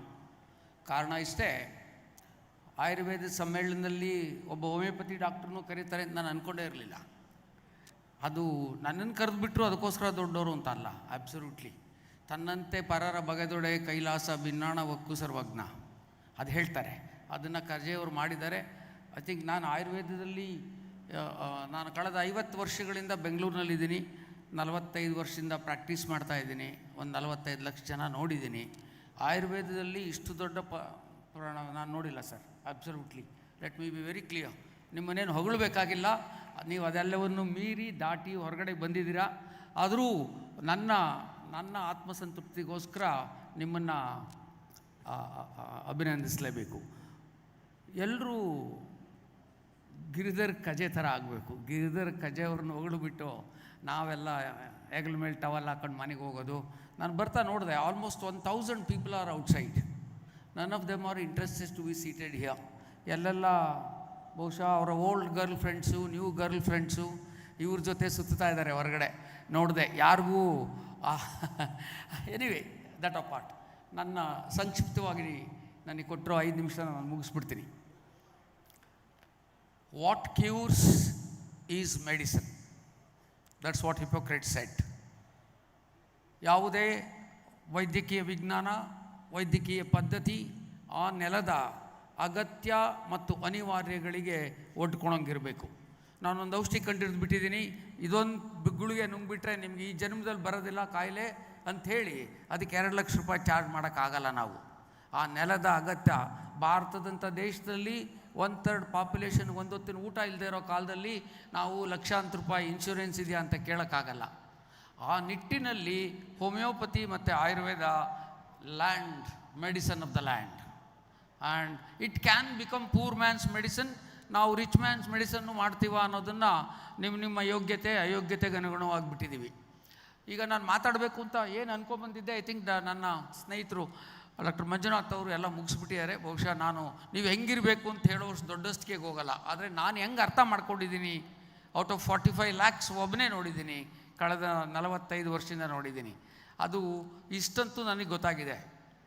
ಒಂದು ಕಾಯಿಲೆಗೆ ಹೆಸರಿಟ್ಟು ಆ ಕಾಯಿಲೆಗೆ ಔಷಧಿ ಸೂಚಿಸುವವನು ವೈದ್ಯನಲ್ಲ, ಅವನು ಔಷಧ ವರ್ತಕ ಅಂತ. He is the seller of the medicine. ನಾವು ಯಾರೂ ಡಾಕ್ಟ್ರು ಅಂದಾಕ್ಷಣಕ್ಕೆ ಸ್ಟೆಥೋಸ್ಕೋಪ್ ಹಾಕೊಳ್ಳೋದಾಗಲಿ ಅಥವಾ ಟಿ ವಿ ಪರದೆ ಮೇಲೆ ನೋಡೋವಂಥದ್ದಾಗಲಿ ಬಹುಶಃ ಆಯುರ್ವೇದದಲ್ಲಿ ಅದಿಲ್ಲ ಅಂತ ಅಂದ್ಕೊಂಡಿದ್ದೀನಿ. ಮೇಡಮು ಒಪ್ಕೊಳ್ತಾರೆ ನನಗೆ. ಐ ಥಿಂಕ್ ಅಟ್ಲೀಸ್ಟ್ ಪೇಷಂಟನ್ನು ಮಾತಾಡಿಸ್ರಿ, ಬಂದರೆ ಒಂಚೂರು ಕೈ ಹಿಡಿದು ನೋಡ್ರಲ್ಲ. ಮೊನ್ನೆ ನನ್ನ ಪೇಷಂಟ್ ಒಬ್ಬರು ಯಾರನ್ನೂ ಕಮೆಂಟ್ ಮಾಡ್ತಾಯಿಲ್ಲ, ಇನ್ನೊಬ್ಬರನ್ನ ಕಮೆಂಟ್ ಮಾಡಿ ಇನ್ನೊಬ್ಬರನ್ನ ಬೈದು ಅವ್ರನ್ನ ಟೀಕಿಸಿ ನೀವು ದೊಡ್ಡವರಾಗೋದ್ರಲ್ಲಿ ಅಷ್ಟೊಂದು ನೀಚತನವನ್ನು ನಾವು ಯಾರೂ ಪ್ರದರ್ಶನ ಮಾಡಬಾರ್ದು, ಖಂಡಿತ ಇಲ್ಲ. ಆದರೆ ನಾವು ಪೇಷಂಟ್ ಬಂದರೆ ಅವನನ್ನು ವಿಚಾರಿಸಿ ಕೊನೆ ಪಕ್ಷ ನಿನ್ನ ಹೆಸರೇನು ಅಂತ ಕೇಳಿ ಅವ್ನು ಏನು ಅಂತ ಬರ್ಕೊಳ್ರಿ ಅಟ್ಲೀಸ್ಟು. ಇಲ್ಲ ನಾವು ಕೇಳೋದೇ ಇಲ್ವೇ, 3 ನಿಮಿಷದ ಮೇಲೆ ನಾವು ನೋಡೋದಿಲ್ಲ. ಪೇಷಂಟು 5,000 ರೂಪಾಯಿ 10,000 ರೂಪಾಯಿ ಕನ್ಸಲ್ಟೇಷನ್ ಚಾರ್ಜ್ ಮಾಡ್ತಾರೆ. ಎಲ್ಲಿವರೆಗೆ ಈ ದೇಶದ ಕೊಟ್ಟ ಕೊಡೆಯವನಿಗೆ ನಿಮ್ಮ ಔಷಧೀಯ ಪದ್ಧತಿ ಸಿಗೋದಿಲ್ವೋ, ನಾವು ಎಷ್ಟೇ ಮಾಡಿದರೂ ಅದು ನಾಯಿ ಮೊಲೆ ಹಾಲಾಗುತ್ತೆ. ಸೊ ಡಾಕ್ಟ್ರ್ ಹೇಳ್ದಂಗೆ ಔಷಧಿನೇ ನಮ್ಮ ನಾನು ಚರಕ ಸುಶ್ರುತ ಸಂಹಿತೆ ಅವೆಲ್ಲ ನೀವೆಲ್ಲ ಓದ್ತೀರಿ, ಅವರು ಹೇಳ್ತಾರೆ, ಅದನ್ನು ನಾನೇ ಹೇಳೋದು ಅಥವಾ ನನ್ನ ನಿಮ್ಮನ್ನೇನು ಹೇಳೋದು ಅಂತ. ಬಟ್ ಸಾಮ್ಯತೆ ಆಯುರ್ವೇದ ಮತ್ತು ಹೋಮಿಯೋಪತಿಗೆ ಸಾಮ್ಯತೆ ಇದ್ದೇ ಇದೆ. ಕಾರಣ ಇಷ್ಟೇ, ಸ್ಕಂದ ಪುರಾಣದಲ್ಲಿ ವಿಷಸ್ಯ ವಿಷಮೌಷಧಂ ಅಂತ ಹೇಳ್ತಾರೆ, ಉಷ್ಣಂ ಉಷ್ಣೇನ ಶಮ್ಯತಿ ಅಂತ ಹೇಳ್ತಾರೆ, ಮರ್ದನಂ ಗುಣವರ್ಧನಂ ಅಂತ ಹೇಳ್ತಾರೆ. These are the 3 cardinal symptoms of homeopathy. What can cure, trituration ಮತ್ತು ಶಕ್ತೀಕರಣ ಮಾಡೋದು ಹೋಮಿಯೋಪತಿಯ ಮೂಲ ಪದ್ಧತಿ. ಅದನ್ನು ನಾವೀಗಾಗಲೇ ಹೇಳಿದ್ವಿ. ನಿಮ್ಮನ್ನು ಅದನ್ನು ಪ್ರತಿಪಾದನೆ ಮಾಡಿ ಒಂದು ಸಿಸ್ಟಮ್ ಅಂತ ಮಾಡಿದರು. ನಾವು ಇತ್ತೀಚೆಗೆ ನೋಡ್ತಾ ಇರೋದು, ನೀವು ಹೇಳ್ದಂಗೆ ಪ್ರತಿದಿನ ಪ್ರಾಕ್ಟೀಸ್ ಮಾಡೋ ಎಲ್ಲ ಡಾಕ್ಟ್ರು ಒಪ್ಕೊಳ್ತೀರಾ. ಎಲ್ಲರೂ ಚಾಟ್ GPT ನೋಡಿಕೊಂಡು ಎಲ್ಲ ಗೂಗಲ್ ನೋಡಿಕೊಂಡು ರೆಡಿಯಾಗಿ ನಿಮ್ಮನ್ನೇ ಟೆಸ್ಟ್ ಮಾಡೋಕ್ಕೆ ಬಂದವ್ರಂಗೆ ಎಲ್ರಿಗೂ ನಾಲೆಡ್ಜ್ ಇದೆ. ನಾವು ಅದನ್ನೆಲ್ಲ ಮಾಡಬೇಕಾಗಿರೋದು. Medicine should not be taught through books, it has to be taught at the bedside ಅಂತ. ಬೆಡ್ ಸೈಡ್ ನೋಡೋದನ್ನು ಹೇಳ್ಕೊಡಿ. ಈಗಾಗಲೇ ನಿಮಗೆಲ್ಲ ಫೈನಲ್ ಇಯರ್ ಪಾಸ್ ಆದ ಕೂಡಲೇ ಅಥವಾ ಏನೋ ಆದ ಕೂಡಲೇ ನೀವು ಆಗಲೇ ಪ್ರೊಫೆಟ್ಗಳ ಥರ ಆಡಬೇಡಿ. ಹುಡುಗರಿಗೆ, ದೊಡ್ಡವ್ರಿಗೆಲ್ಲ ದೊಡ್ಡವ್ರು ಕಲಿತೆ ಕಲಿಬೇಕು, ಚಾನ್ಸೇ ಇಲ್ಲ ಅದು. ನೀವು ಯಾರಾದರೂ ಗುರುಗಳ ಹತ್ರ ಕಲೀರಿ, ಖಂಡಿತ ಬೆಡ್ ಸೈಡ್ ನೋಡಿ ನೀವು ಪೇಷಂಟ್ ನೋಡೋದು ಕಲಿದೆ ಹೋದರೆ you will miss the wood for tree ಅಂತಾರಲ್ಲ, ಹಂಗಾಗತ್ತೆ. ನಮ್ಮಲ್ಲಿ ನಾವು 4 ಭಾವ ಶೌಚನ ಔಷಧಿ ಇಲ್ಲದೆ ಹೆಂಗೆ ಮಾಡೋದು ಅಂತ ಐ ಥಿಂಕ್ ಮಲೆಪುರಂ ಅವ್ರ ಎದುರುಗಡೆ ಅದು ದೊಡ್ಡದಾಗುತ್ತೆ ನಾವು ಮಾತಾಡೋದು, ಬಟ್ ಆದರೂ ಹೇಳಲೇಬೇಕು. ನಮ್ಮಲ್ಲಿ 4 ಭಾವ ಶೌಚ ಅಂತ ಹೇಳ್ತೀವಿ: ಮೈತ್ರಿ, ಕರುಣೆ, ಮುದಿಕತ, ಉಪೇಕ್ಷೆ. ಯಾವುದೇ ಔಷಧಿ ಇಲ್ಲದೆ ಹೆಂಗೆ ಬದುಕೋದು ಅಂತ. ಮೈತ್ರಿ ಒಳಿತಿನಲ್ಲಿ ಬದುಕಿನಲ್ಲಿ ಒಳತನ್ನೇ ಕಂಡಿರಿಯುವಂಥದ್ದು. ಕರುಣೆ ದುಃಖಿತರಿಗಾಗಿ ಮರುಕ. ಮುದಿಕತ ಬೇರೆಯವರ ಸುಖವನ್ನು ಕಂಡು ಸಂತೋಷ ಪಡುವಂಥದ್ದು. ಕೊನೆಯದು ಉಪೇಕ್ಷಿತ, ನಮಗೆ ಬೇಡದೇ ಇರೋದನ್ನು ಉಪೇಕ್ಷೆ ಮಾಡೋವಂಥದ್ದು. Sir William Osler is the father of modern medicine. ನಾನು ಯಾಕೆ ಚರಕನ್ನು ಅಥವಾ ಹೋಮಿಯೋಪತಿ ತಜ್ಞರನ್ನು, ನ್ಯಾಚುರೋಪತಿ ತಜ್ಞರನ್ನು ಯಾಕೆ ಕೋಟ್ ಮಾಡಲ್ಲ ಅಂದರೆ, ಅಲೋಪತಿಯನ್ನು ಶುರು ಮಾಡಿದಂಥ ದಿಗ್ಧಂತಿಗಳು ಈ ಮಾತನ್ನು ಹೇಳ್ತಾರೆ. Sir William Osler, the father of modern medicine, ಹೇಳ್ತಾರೆ, a physician must teach the masses how not to take the medicine ಅಂತ. ಇದು ಮಾಡರ್ನ್ ಮೆಡಿಸನ್ನಿನ ಪಿತಾಮಹ ಹೇಳೋ ಮಾತು. ನಾವು ಯಾರಾದರೂ ಫಾಲೋ ಮಾಡ್ತಾ ಇದ್ದೀವಾ ಗೊತ್ತಿಲ್ಲ.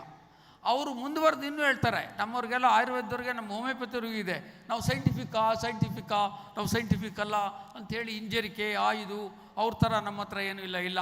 They are all shining in the borrowed ರೋಬ್ಸ್.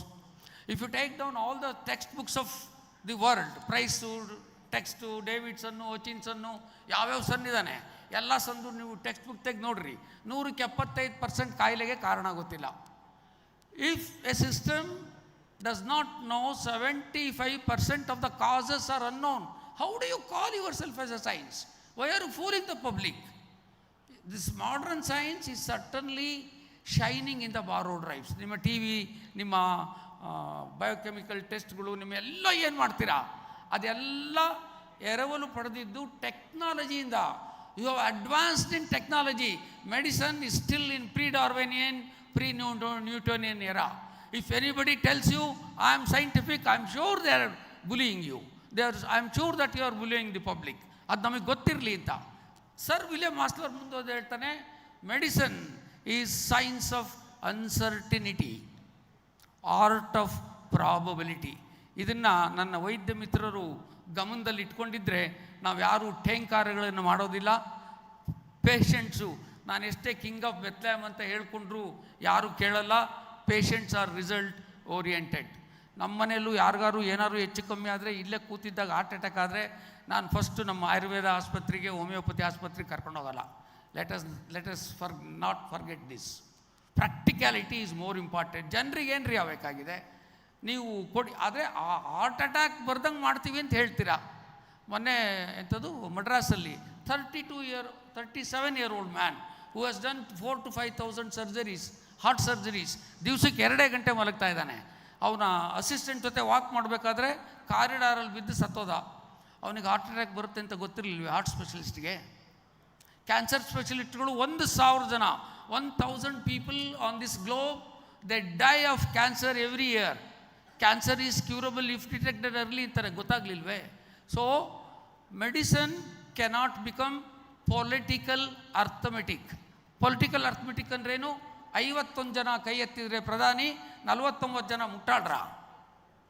So ಮಿತ್ರರೇ, ನಾವೆಲ್ಲರೂ ಹೇಳದೇ ಇದ್ದರೆ ಆಯುರ್ವೇದದವರು, ಹೋಮಿಯೋಪತಿಯವರು ಅವರೆಲ್ಲ ಆಗಲ್ಲ ಅಂತ ಎಲ್ಲಿಗೆ ಬರ್ತಾರೆ.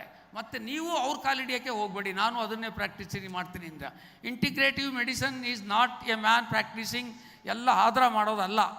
ಇಂಟಿಗ್ರೇಟಿವ್ ಅದಲ್ಲ, ನೀನು ಮಾಡಿ, ನಾನು ಮಾಡ್ತೀನಿ, ಅವ್ರು ಮಾಡ್ತಾರೆ, ಅವ್ರವ್ರು ಮಾಡ್ಕೊಳ್ಳಿ.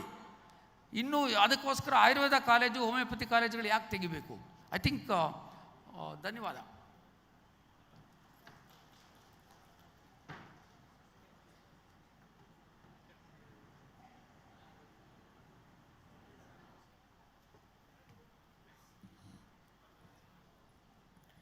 Well, thank you so much for all the insights and representing the great system. One more system of medicine, homeopathy. Thanks for your presence and receiving our honor and your talk, sir. Thanks to Dr. B.T. Rudresh, sir, on behalf of everyone present here. May we have Dr. Venkatramana Hegdeji to kindly address us, who is representing naturopathy discipline of medicine and is from Nisargamane, Sirsi.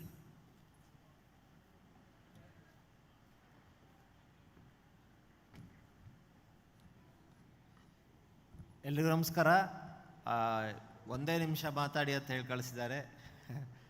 So ಸಮಯ ಇಲ್ಲ, ನಿಮಗೆಲ್ಲ ಹಸಿವೆ ಆಗ್ತಾ ಇದೆ, ಊಟ ಮಾಡಬೇಕು. So naturopathy says, naturopathy, AYUSH ಎಲ್ಲ ಸಿಸ್ಟಮ್ಗಳು ಕೂಡ ನಮ್ಮ ಓವರಾಲ್ ಹೆಲ್ತನ್ನು, ನಮ್ಮ ಇಮ್ಯುನಿಟಿಯನ್ನು ಜಾಸ್ತಿ ಮಾಡಿ, ನಮ್ಮ ಇಮ್ಯೂನ್ ಮಾಡ್ಯುಲೇಷನನ್ನು ಮಾಡಿ, ನಮಗೆ ಟೋಟಲ್ ಪರ್ಫೆಕ್ಟ್ ಹೆಲ್ತನ್ನು ದೈಹಿಕವಾಗಿ, ಮಾನಸಿಕವಾಗಿ, ಬೌದ್ಧಿಕವಾಗಿ, ಸಾಮಾಜಿಕವಾಗಿ, ಆಧ್ಯಾತ್ಮಿಕವಾಗಿ ಈ ಎಲ್ಲ ಸ್ತರಗಳಲ್ಲಿ ವಿಶ್ವ ಆರೋಗ್ಯ ಸಂಸ್ಥೆ ಹೇಳಿದಂತೆ ಆರೋಗ್ಯವನ್ನು ಕೊಡಲಿಕ್ಕೆ ಆಯುಷ್ ಸಿಸ್ಟಮ್ ತುಂಬ ಸಹಾಯ ಮಾಡುತ್ತೆ ಅನ್ನುವಂಥ ಒಂದು ಸಂತೋಷದ ವಿಷಯವನ್ನು ನಿಮ್ಮೊಂದಿಗೆ ಹಂಚ್ಕೊಳ್ತಾ, ನ್ಯಾಚುರೋಪತಿ ಅಂದರೆ ಪೃಥ್ವಿ, ಆಪ್, ತೇಜು, ವಾಯು, ಆಕಾಶ, ಭೂಮಿ, ಆಕಾಶ, ನೀರು, ಮಣ್ಣು, ಈ ಒಂದು ಪಂಚಭೂತಗಳಿಂದ ನಿರ್ಮಾಣವಾದಂತಹ ನಮ್ಮ ದೇಹಕ್ಕೆ ಇದೇ ಪಂಚಭೂತಗಳಿಂದ ಚಿಕಿತ್ಸೆ ನೀಡುವಂತಹ ಸರಳವಾದಂತಹ ಔಷಧಿ ರಹಿತವಾದಂಥ ಚಿಕಿತ್ಸೆ. ಸೊ ಇವತ್ತು ಪ್ರಕೃತಿ ಚಿಕಿತ್ಸೆ, ನ್ಯಾಚುರೋಪತಿ ತುಂಬ ಫೇಮಸ್ ಆಗ್ತಾ ಇದೆ. ವಿದೇಶಗಳಲ್ಲೂ ಭಾರತದಲ್ಲೂ ಫೇಮಸ್ ಆಗ್ತಾ ಇದೆ. ಅದ್ರ ಜೊತೆ ಯೋಗ ಕೂಡ ಫೇಮಸ್ ಆಗ್ತಾ ಇದೆ. ಅದ್ರ ಬಗ್ಗೆ ನಮಗೆ ಭಾಳ ಸಂತೋಷ ಇದೆ.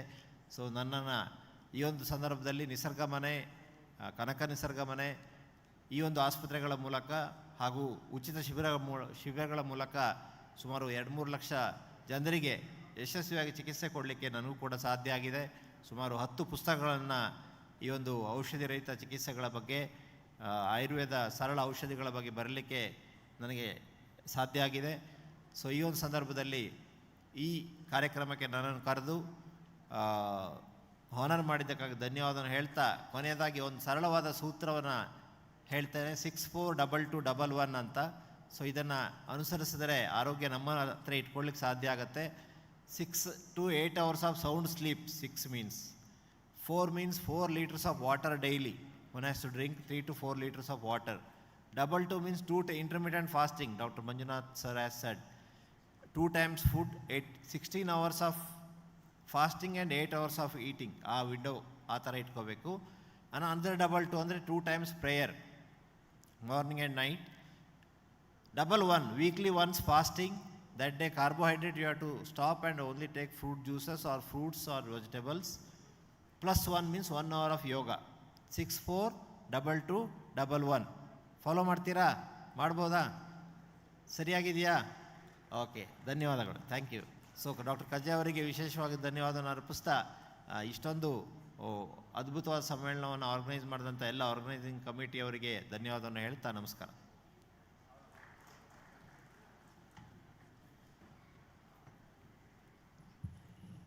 ನಿಸರ್ಗ ಮನೆಯ ಡಾಕ್ಟರ್ ವೆಂಕಟರಮಣ ಹೆಗಡೆ ಅವರಿಗೆ ಹೃತ್ಪೂರ್ವಕ ಕೃತಜ್ಞತೆಗಳು. May I now request Dr. Manjula SG, Principal, Government of Unani Medical College, to kindly address the gathering, yet another recipient of Samana Gaurava Sanman. Dr. Manjula is to address us.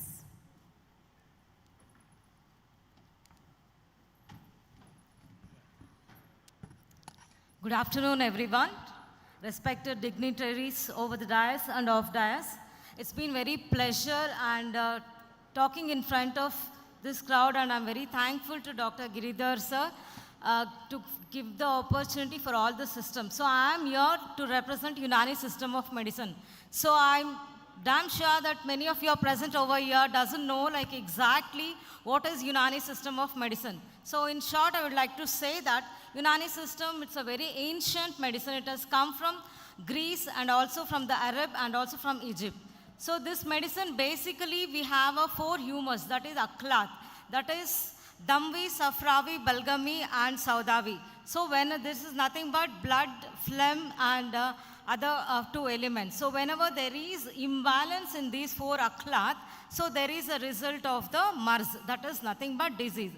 So I request like everyone to know that this system has not only ancient system, but also nowadays in the research we have proved many for the diseases like the vitiligo and also for arthritis, Unani system has done wonderful results, especially we have in the National Institute of Unani Medicine. So this is basically from the central government. We have a like free treatment for all the diseases, and also in the government Unani Medical College and Hospital Bengaluru located in Basveshwar Nagar. So there also has a free treatment for all kind of diseases. We have a hijama, that is cupping, and also like venisections we have, and also like regimenal therapies. All this kind is an alternative system. So please visit to the Basveshwar Nagar Government Unani Hospital. So there's a free treatment for all the diseases. And lastly, I would like to conclude that this Unani system is a very wonderful system. So people are not much of aware. So it's my request to that to know everyone and make use of this system. And I would like to with my heartfelt thanks to Dr. Giridhar sir for giving this opportunity for the Unani system of medicine. Thank you.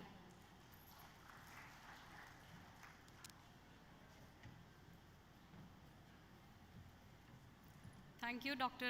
S. Manjula, for your words of wisdom. We have another recipient of Gaurava Samman at this point of time, Tibetan medicine expert to represent Sova Rigpa system of medicine, Dr. Dorji Rapten Nesha, who has received the award now, to kindly address the gathering.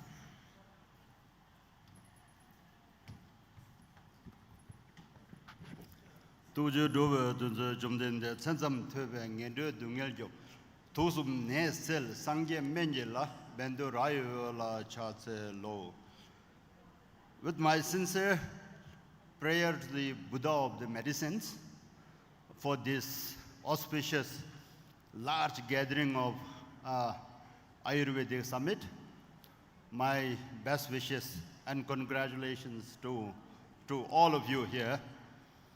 I represent Sawarikpa, a traditional Tibetan medicine, which is not very well known, nowadays, compared to the other traditional systems of medicines.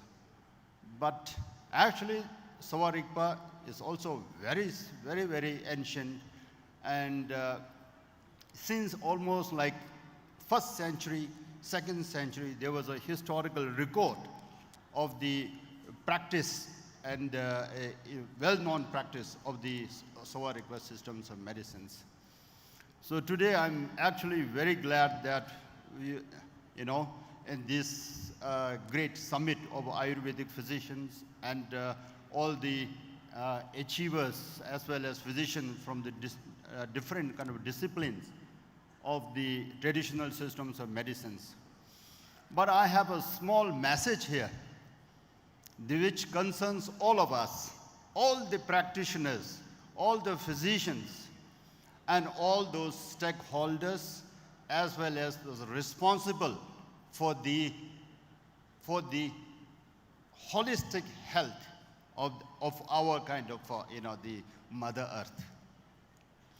So we have absolutely no dearth, of the medical systems. There are so many medical systems. We have no scarcity of the practitioners. In fact, the practitioners are mushrooming every year.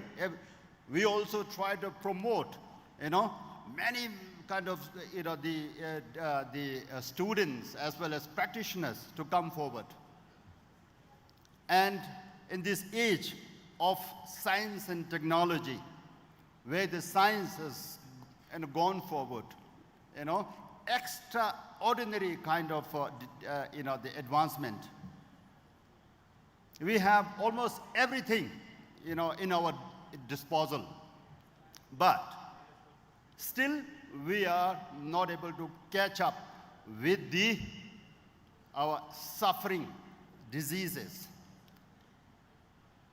Cancers, as all of you know, are mushrooming, or in fact, are becoming something like an epidemic everywhere. Diabetes, blood pressure, and rheumatoid kind of arthritis, or any other major diseases. You can see that all these kind of diseases are, they're absolutely, we are not able to kind of almost, control them. But my kind of, thinking is that, we should say where we are going wrong. Where we are going wrong.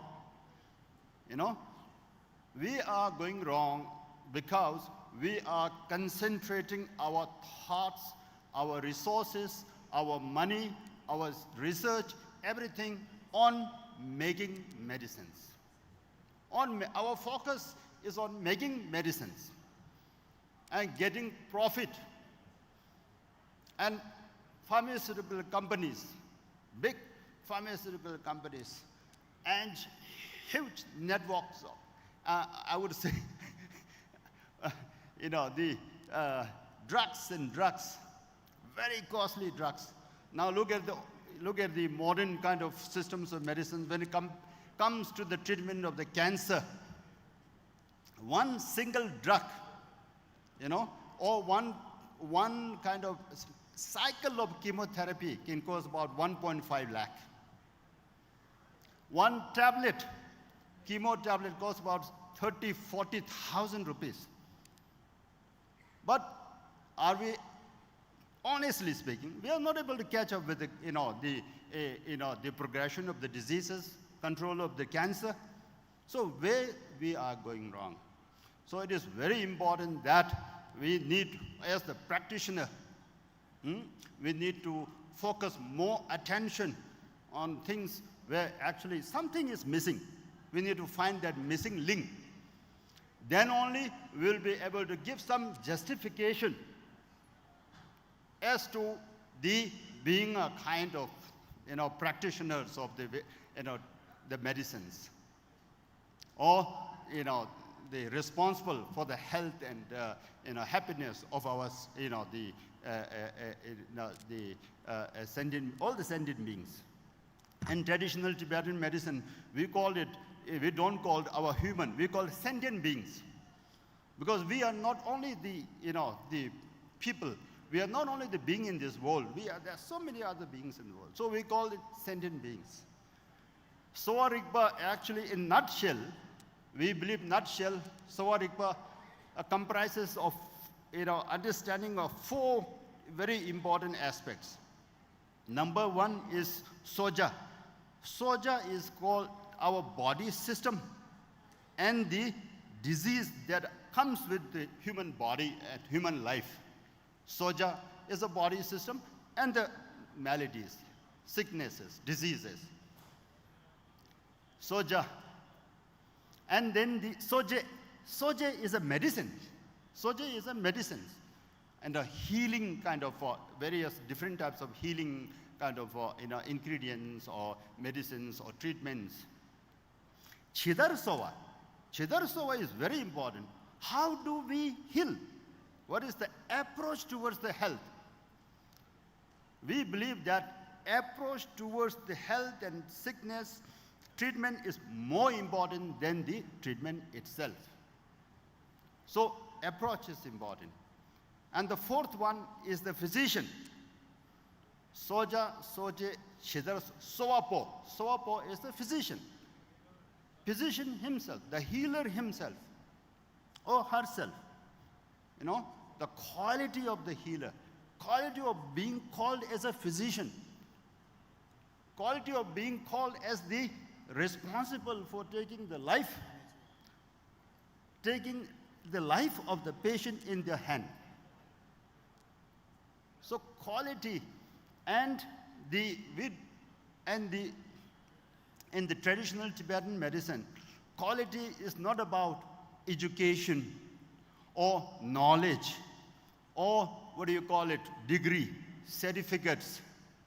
Quality about basically is the wisdom of the physician, the kind of soft quality of being called as a physician. You know, the motivation, the compassion, the love, the personality, you know. So these four aspects, you know, Soja, Soje, Chidar Sova, Soapo. So this whole thing combines. And from these four aspects, we understand how this health is not only related to the medicines alone. This health is related to the understanding of the human body, understanding of the life itself, the creation, the existence, the suffering. How do we understand those? So therefore, very important that we understanding of the meaning of the life, meaning of the suffering.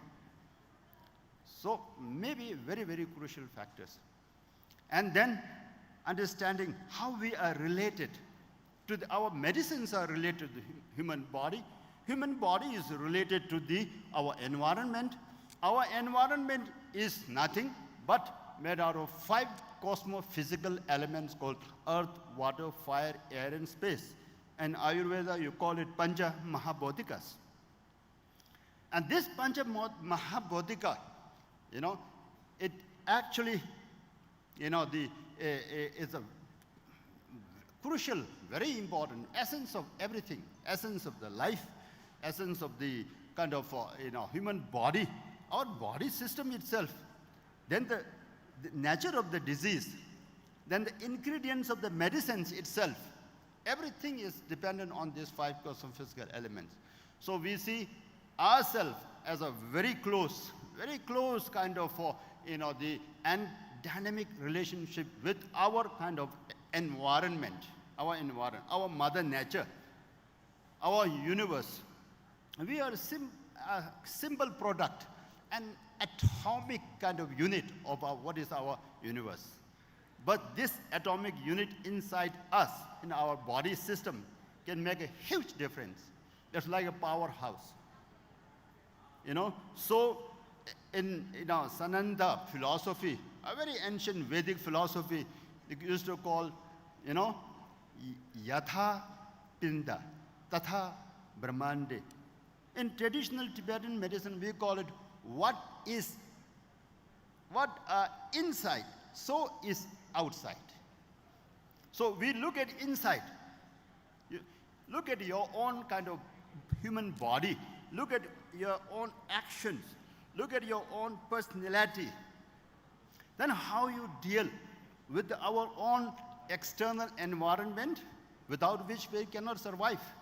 So therefore, that kind of close link, close association is very important, as a kind of maybe a very important missing link that I was talking about.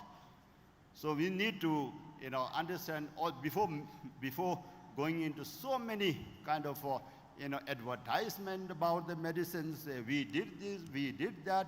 We, got so many kind of billions of profits are making that medicines not very important. We don't get kind of deceived by those kind of things. So then we lag behind. Then we will not be able to find the missing links. So therefore, it's time that we work together. As all the practitioners of the kind of the custodians of our people's health. So where things are going wrong, and probably we act accordingly, and dedicate ourselves to the easing the prevention of so many kind of diseases, and to ease at least the minimize the suffering of our sentient beings. Thank you so much.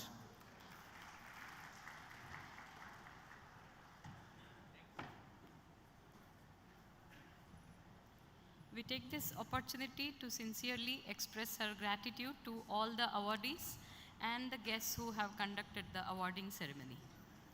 As we thank the dignitaries and eminent doctors for receiving Samana Gaurava Samman at this second Ayurveda World Summit, ladies and gentlemen, to your kind attention that this will be continued by motivational speech and inspirational speech by eminent achievers and doctors across the world and across the nation. We would continue with motivational speech by eminent doctors. At the same time, we would like to express our sincere gratitude one more time for our chief guest, Professor Mallepuram G. Venkatesh Ji, Dr. Ahalya Sharma Ji, for having joined us at this point of time, and also congratulations to all the recipients of Samana Gaurava Samman. Thank you so much.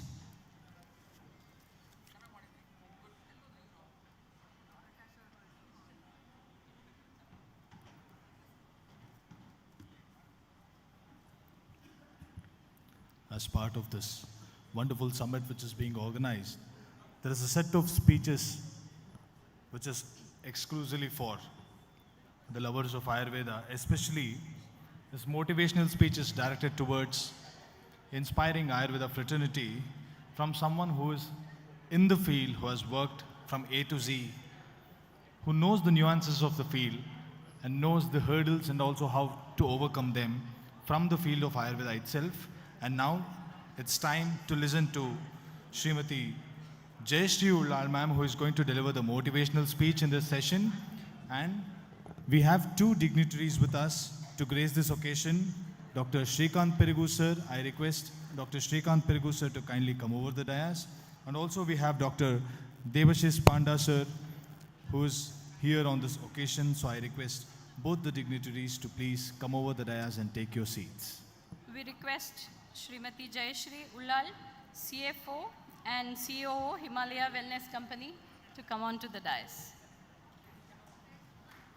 A huge round of applause for Dr. Shrikant Perigu sir and also Dr. Devashish Panda sir.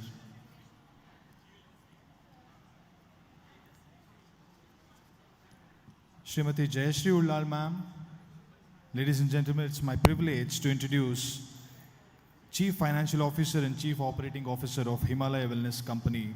With her strong leadership at the intersection of finance and operations, she has played a pivotal role in strengthening the company's governance, driving operational excellence, and supporting Himalaya's long-standing commitment to quality, science, and wellness. A seasoned professional with deep expertise in strategic planning, financial stewardship, and organizational growth, Srimati Jayashree Ullal ma'am has been instrumental in scaling sustainable business practices while preserving the core values of the Himalaya brand. Her vision, discipline, and people-centric leadership continue to contribute significantly to Himalaya Wellness's global success and trusted reputation. Over to you, ma'am.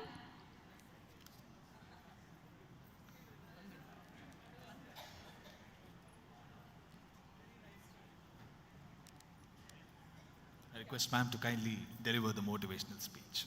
Thank you.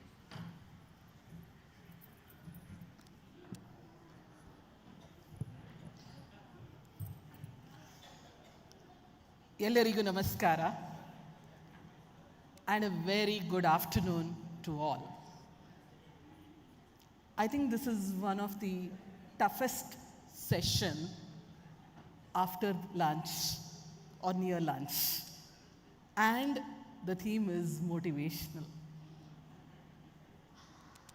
Proud to be here, honored to represent Himalaya Wellness Company in this second Ayurveda World Summit.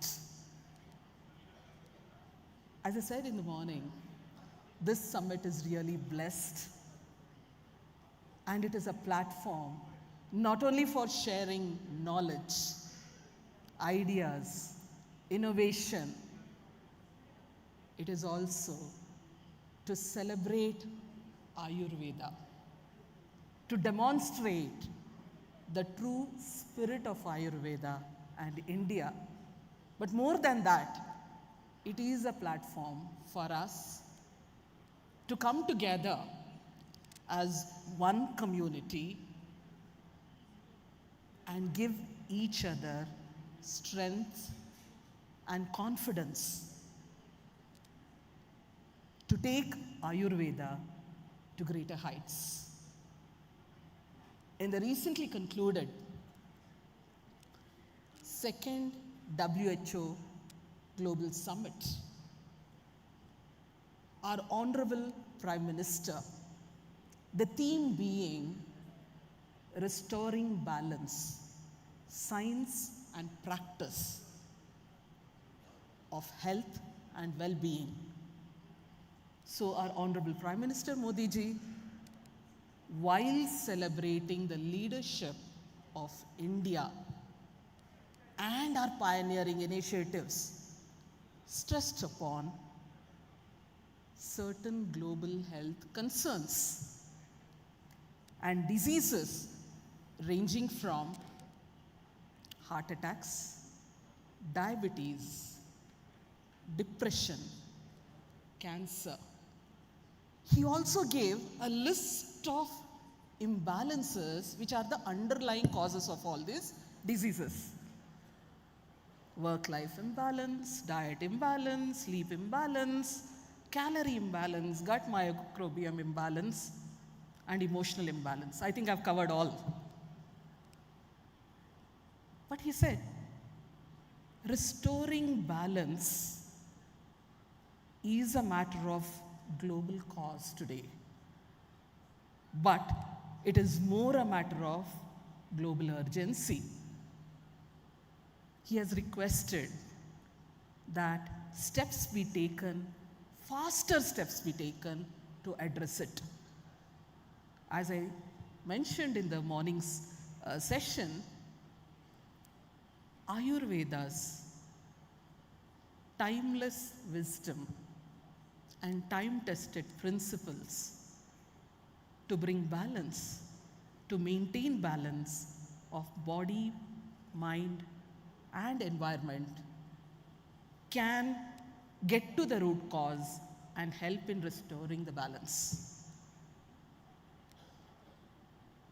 This morning, I again stressed upon a beautiful verse from one of our Brihatrayis, Ashtanga Hridaya, where it says that if one must follow or one desires a long life, which is the means of achieving righteousness, prosperity, and happiness, then one must follow the principles of Ayurveda with utmost respect and devotion or obedience. But the best is the verse or the commentary after this verse, which says that there may be many knowledge systems of life sciences or medicines, but one must never get distracted from Ayurveda. One must not lose confidence of Ayurveda or its principles and teachings. While doing this,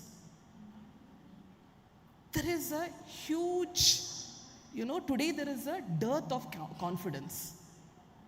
This commentary is so predictive of the future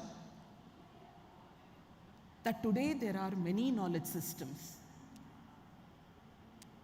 But it is also a truth that Ayurveda is the only practical, complete, and ethical, eternally valid system of medicine, science of life. So Ayurveda is not limited to preventing or curing of illness. It is the principles promote physical health, mental health, social health, happiness, environmental health, creative thinking. Actually, it has all the ingredients in its Amrita Kalasha of leading a life of righteousness, happiness, and prosperity. While accepting Ayurveda can do so much for us, how do we ensure that Ayurveda is the first choice for global wellness? Well, global wellness requires global acceptance.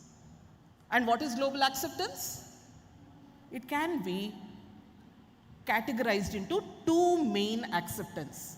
One is the acceptance by the Ministry of Health, regulatory authorities, and the medical fraternity world over. Second is the acceptance of traditional knowledge by the next generation, millennials, Gen Zs, Gen Alphas, so on and so forth. Now, acceptance by the new, generation can be achieved by one, innovation of drug delivery system, innovative formats, product formats, be it gummies, hot drinks, lattes, serums, sheet mask. It can be achieved, acceptance can be achieved, but more challenging and critical is the acceptance by the Ministry of Health, regulatory bodies, and medical fraternity world over. And for that, there is only one way. And what is that? Research-based, evidence-led, scientifically validated, safe, efficacious, quality products with the underlying principle of authenticity, traceability, and transparency. If we achieve both the acceptance, trust me, Ayurveda can become unstoppable and unbeatable.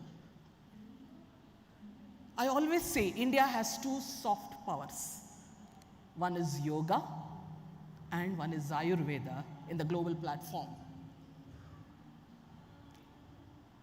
Ayurveda more so with technology, adaptation of technology. Tomorrow Dr. Rangesh would talk about how we have adapted technology, how it can be adapted for Ayurveda.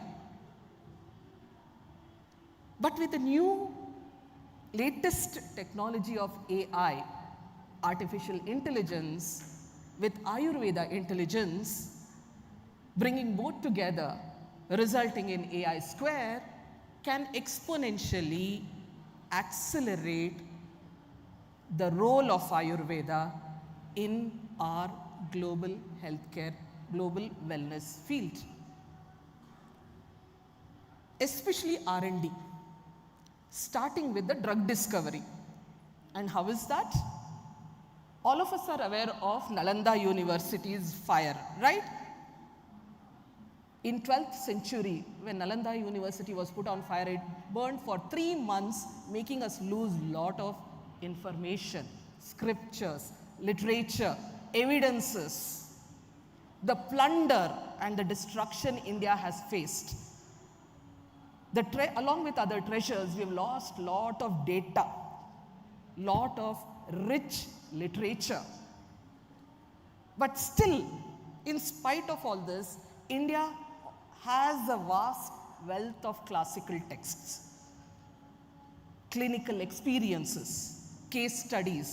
Now on this wealth of information, knowledge, you put an AI tool, put NLP or MLA, machine learning algorithms or natural language processors, you can analyze the data and your entire drug discovery can be revolutionized. The second area, which is catching popularity, is your personalization of treatment plan and personalized medicine, which we today call designer medicines. Charaka always said, Purusham Purusham Viksha. For an accurate diagnosis, Dashavida Pariksha, 10 factors. And these 10 factors has 10 parameters. And this 10 into 10 has 13 elements. Now, evaluating all these elements, parameters for hundreds of patients to arrive at accurate diagnosis is not humanly possible.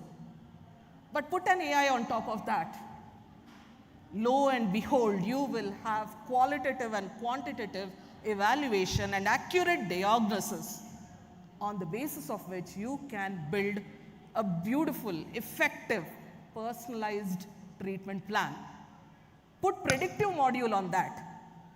You can predict the disease for the next decade or more and reorganize the treatment plan and the compliance also. The third area is clinical trial. Now, clinical evidences are an integral part of our dossiers, product dossiers, CTD dossiers. And we know clinical trials are a long drawn process, expensive and extensive. With AI, you can accelerate and revolutionize that too. Starting from patient recruitment process, monitoring the trial progress, and analyzing test results on the go. This gives us huge capability to intervene and do course correction if required. AI can also help in other parts of the, other walks of life. Maybe, your supply chain, your HR, your finance, your business life, your professional life, and your personal life. But one word of caution, when you implement AI, ensure that it is deployed responsibly. Understand the limitations of AI, including AI hallucinations. Ensure that you have an updated data lake. Ensure that your data privacy is also in place. Have a robust LLM. Have a good wrapper, which is user-friendly. So with AI, artificial intelligence and Ayurveda intelligence, we can create a new future for wellness. This AI square can really change the future of wellness. Not only that, now, as I said, Ayurveda's holistic approach is not only for your body and mind, it is also for the environment. Sustainability, starting from your Dravya Sangrahana. Yeah, that itself is a vast knowledge on how to collect herbs for the purpose of preparation of medicines. The guidelines laid on in it. And also Bhaishya Kalpana Vijnana, which talks about the extraction methods, the 5 extraction methods. All of them actually propagate and promote sustainable sourcing, green manufacturing, with the principles of least waste management, zero waste management, efficiency in power and water. Beyond this, even in our social responsibility, our CSR initiatives, when we implement or when we integrate the principles of Ayurveda, you can actually achieve a lot more results, be it supporting farmers for cultivation of herbs, or preserving our biodiversity, or promoting traditional wellness practices.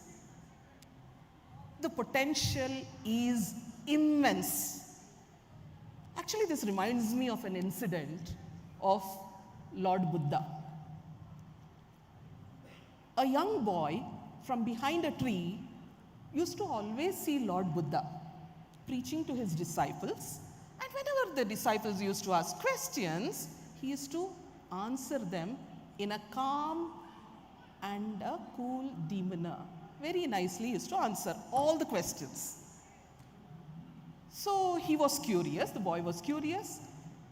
He caught a butterfly, closed his fist, held it behind him, went to Lord Buddha and said, Swami, you answer everybody's question. Can you answer one question of mine? So Lord Buddha said, yes, my child, I will try. So he said, in my fist, there is a butterfly. Is the butterfly dead or alive? Now, if Lord Buddha says it is dead, he will ensure the butterfly flies. If he says it is alive, he will close the fist harder and ensure the butterfly is dead. But Lord Buddha answered, all in your hands, my child, all in your hands. So Lord Dhanvantari also has given Ayurveda in our hands. So now it is up to us, this entire Ayurveda community, with good intent and powerful actions, we take Ayurveda to the next level. We give all for Ayurveda, ensure that it is the first choice for global wellness. And to do this, what is required is partnerships, collaborations between scientists, doctors, practitioners, hospitals, industry, government, regulatory, certifying bodies. There should be a collaboration for a healthier community, a collaboration for a healthier India, for a healthier Mother Earth, and a healthier tomorrow, which is the future. Happiness in every home, wellness in every home, happiness in every heart is our ultimate goal. Wishing all of you the very best of success, health, happiness, peace, and prosperity. Let me, call out that please hold your confidence and promote Ayurveda. Live Ayurveda, imbibe Ayurveda, and use Ayurveda too. Thank you. Thank you so much. Jai Hind.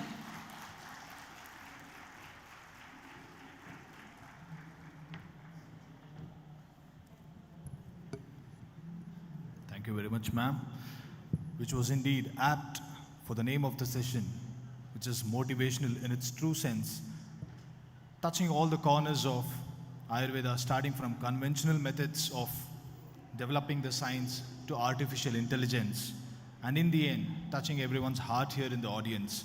And I'm sure the audience will have a lot of take-homes from your wonderful motivational speech, ma'am. So from the bottom of our hearts, we thank you for delivering this wonderful motivational speech. And I'm sure in the days coming forward, there'll be a lot that will be coming into implementation, which will have the seeds of motivation from this session. Moving on, another session which is planned wonderfully to listen to modern doctors, specifically who are well-wishers of Ayurveda, address the gathering about wellness in general and also the role of Ayurveda in wellness of the society. A planned session called Inspirational Session, which is going to start now. So I request Dr. Lieutenant General BNBM Prasad sir to kindly come over the dais, and Dr. Vijay Murthy sir to kindly come over the dais and take your seats. A huge round of applause for Dr. Lieutenant General BNBM Prasad sir and Dr. Vijay Murthy sir, who will be delivering the inspirational speeches in this coming session.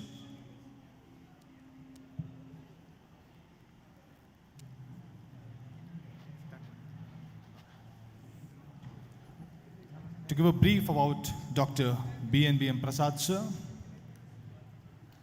he is a highly experienced pulmonologist and critical care specialist in Bangalore, known for expertise in respiratory critical care, interventional pulmonology, and sleep medicine.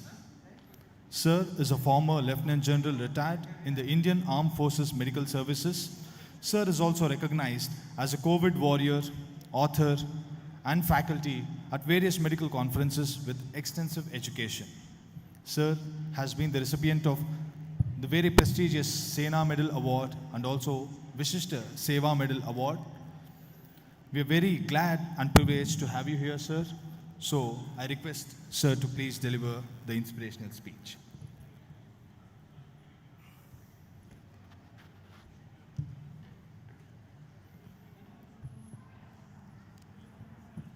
The most respected organizers, especially the chairman, Dr. Girdhar Kaje, and his associates, I consider it as a matter of great honor to be with you today, that too in an Ayurvedic conference which has a holistic approach to the healthcare.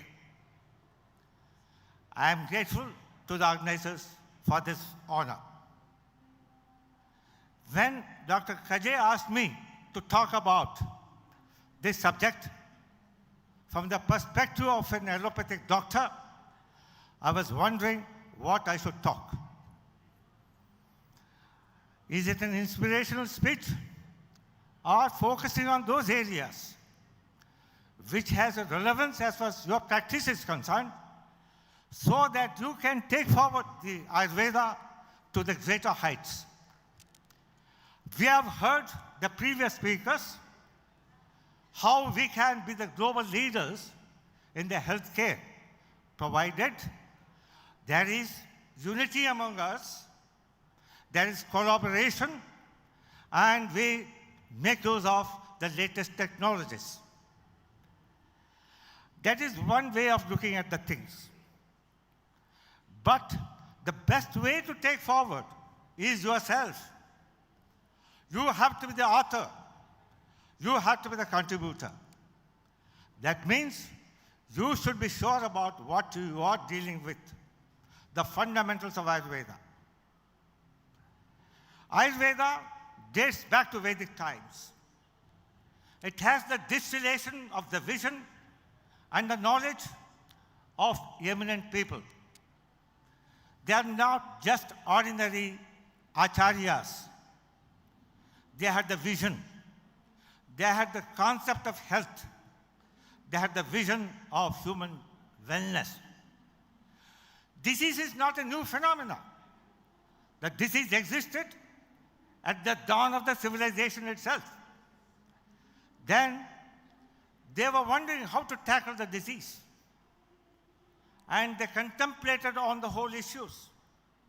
With the available information, they conceptualized a fantastic concept of Ayurveda. And what is this concept? That there exists similarity within ourselves and the outside world. We are not living in isolation. And there is some driving force within us and outside.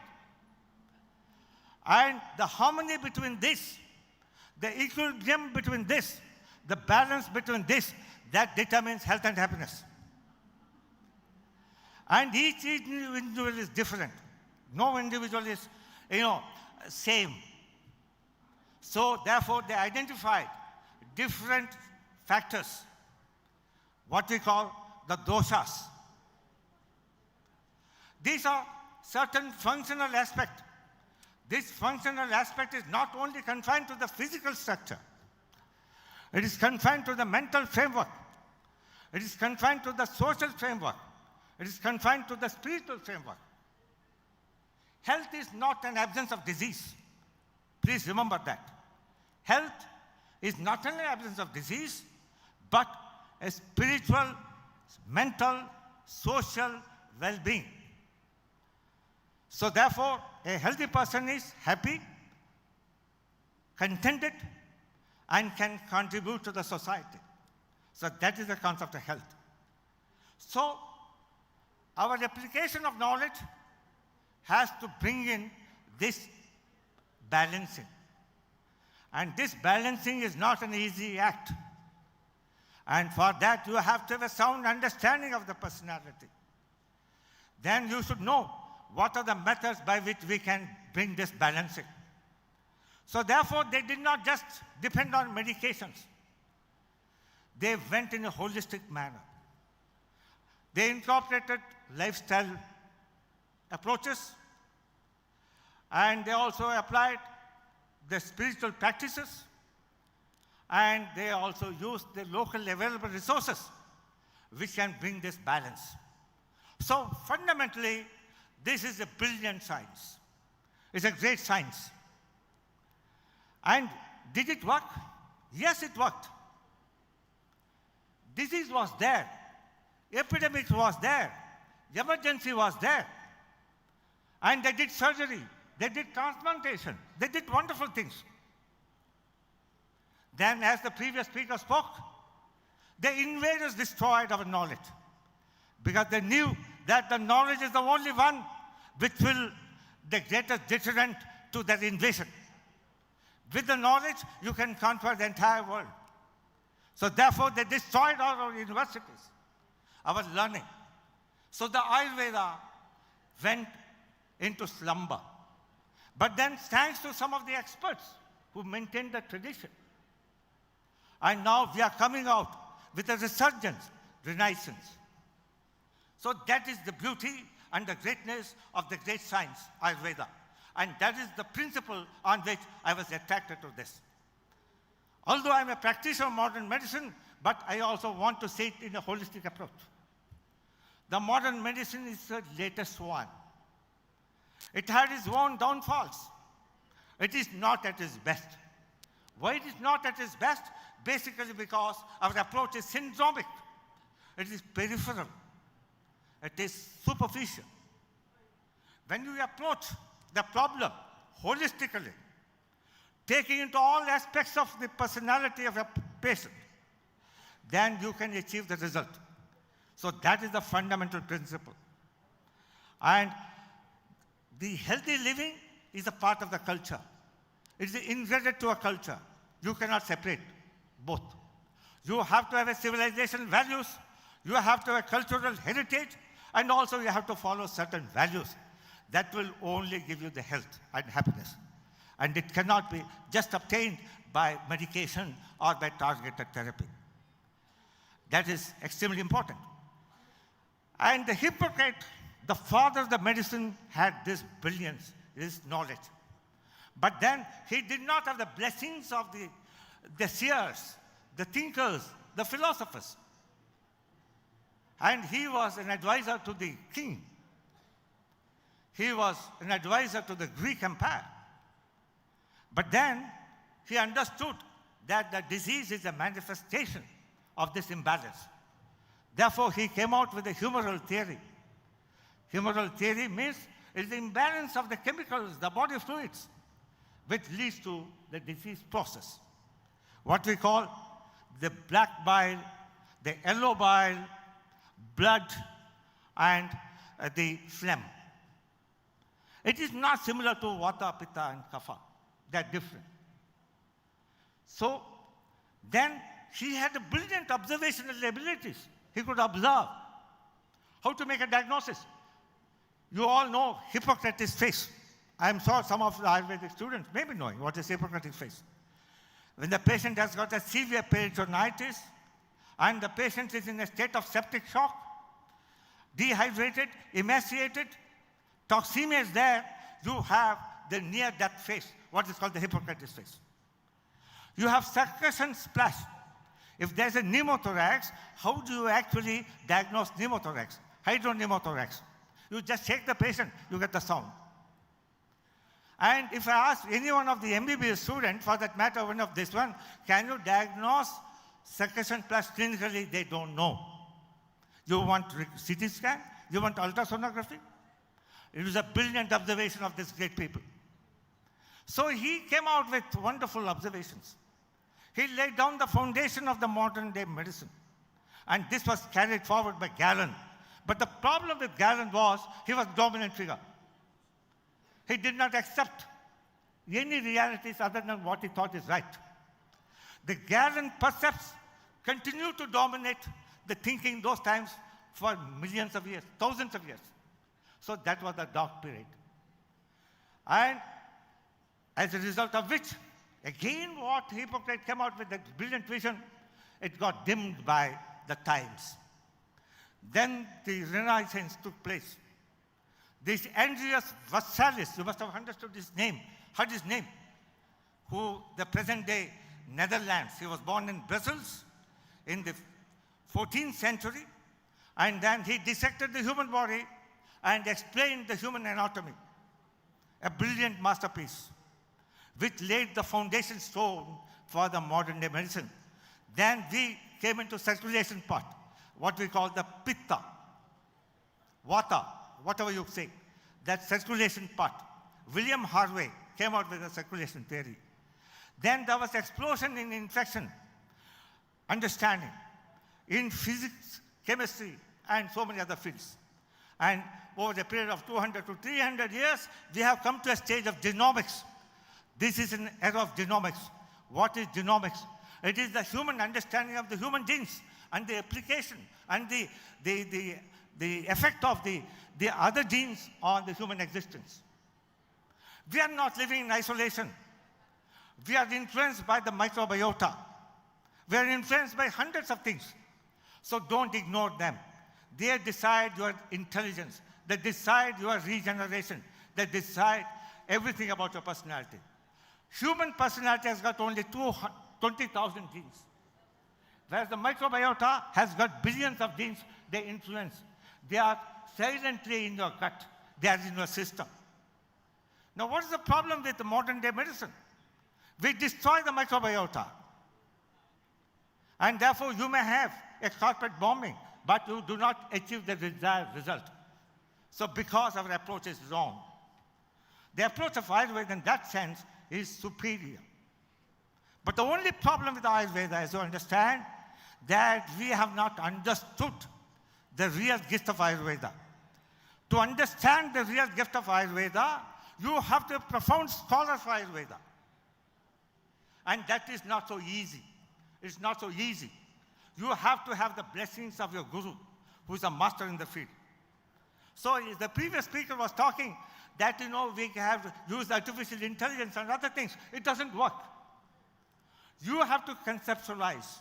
And you have to have the parameters by which you can measure those things.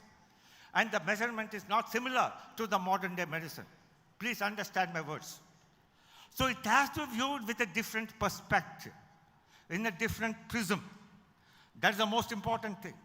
And I will ask you a very simple question. What is the marker of your mental health? What is the marker of your spiritual health? We know that we have the different markers of your physical health. But we don't have the markers. But they had the markers. If I'm a very healthy person, if you're brilliant, I'm compassionate, I'm in good this one, it is exhibited in each and every cell of my body. It is exhibited. This is the best marker.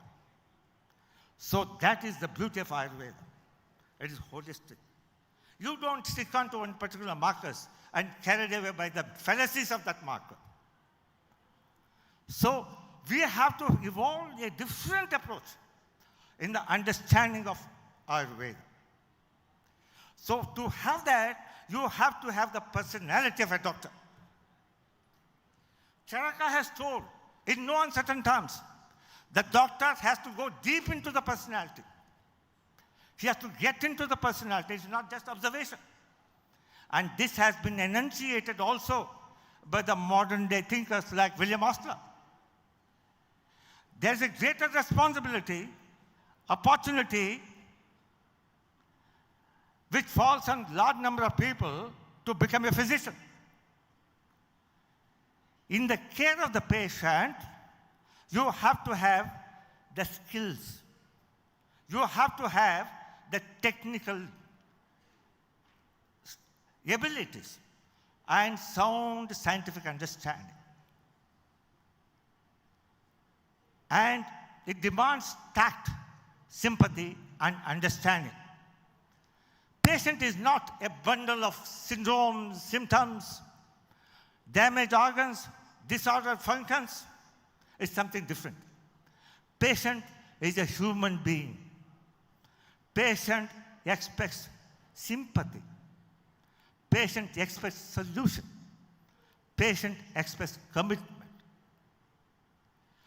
And the doctor has to live up to those values. Today, ladies and gentlemen, we have vast information. There is no dearth of information. What is important is to practice the science and the art of medicine.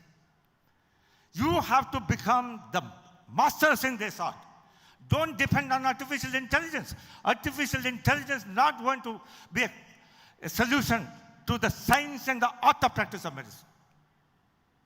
So when you develop institutions like Ayurveda College, emphasize on this part. That is the most important aspect of the teaching. And then develop an independent mind to see Ayurveda from a different perspective. And then prove to the world that you are the world leaders. Yes, you are the world leaders because the philosophy, the fundamentals are absolutely clear. It is all encompassing. So that is the message I want to convey to you. So you have to fulfill the ambitions of a physician. What are the ambitions of a physician? The ambitions of the physician is to wrest from the nature the secrets which has perplexed the philosophers of all ages. That is number one. That means it may be difficult for a philosopher thinker, but then you are not wary of it. You go deep into the problem, understand the problem, find a solution. Go to the root cause of the problem. Don't deal it cosmetically. And then you have a responsibility. Knowledge is there, but you should know what knowledge has to apply to a given situation. And if you don't have that ability, you are a useless person. So that qualities you have to imbibe. What is the objective? The objective is very simple. That is, Sarve Santu Niramaya. Sarve Bhavantu Sukhino, Sarve Santu Niramaya. Sarve Badhani Pashattu Bhakashas Dukha Bhavait. And Asatoma Sadgamaya Tamasoma Jyotirgamaya.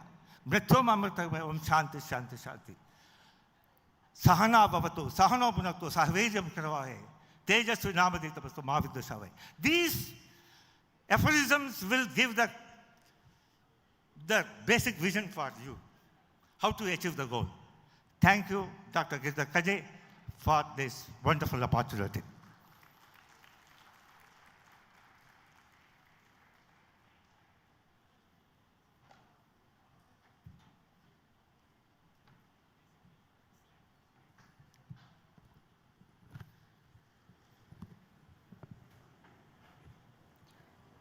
Thank you very much, sir, for inspiring each and every one of us with such motivation. Ladies and gentlemen, it is my pleasure to now invite Dr. Vijay Murthy, sir. Sir is an internationally acclaimed physician and pioneer of evidence-based personalized healthcare, focusing on root cause analysis and holistic health. Founder of the Murthy Clinic, London, and co-founder of Murthy Health, United Kingdom. Sir is physician to the members of British royal family and a trusted advisor to leaders and influencers across United Kingdom and India.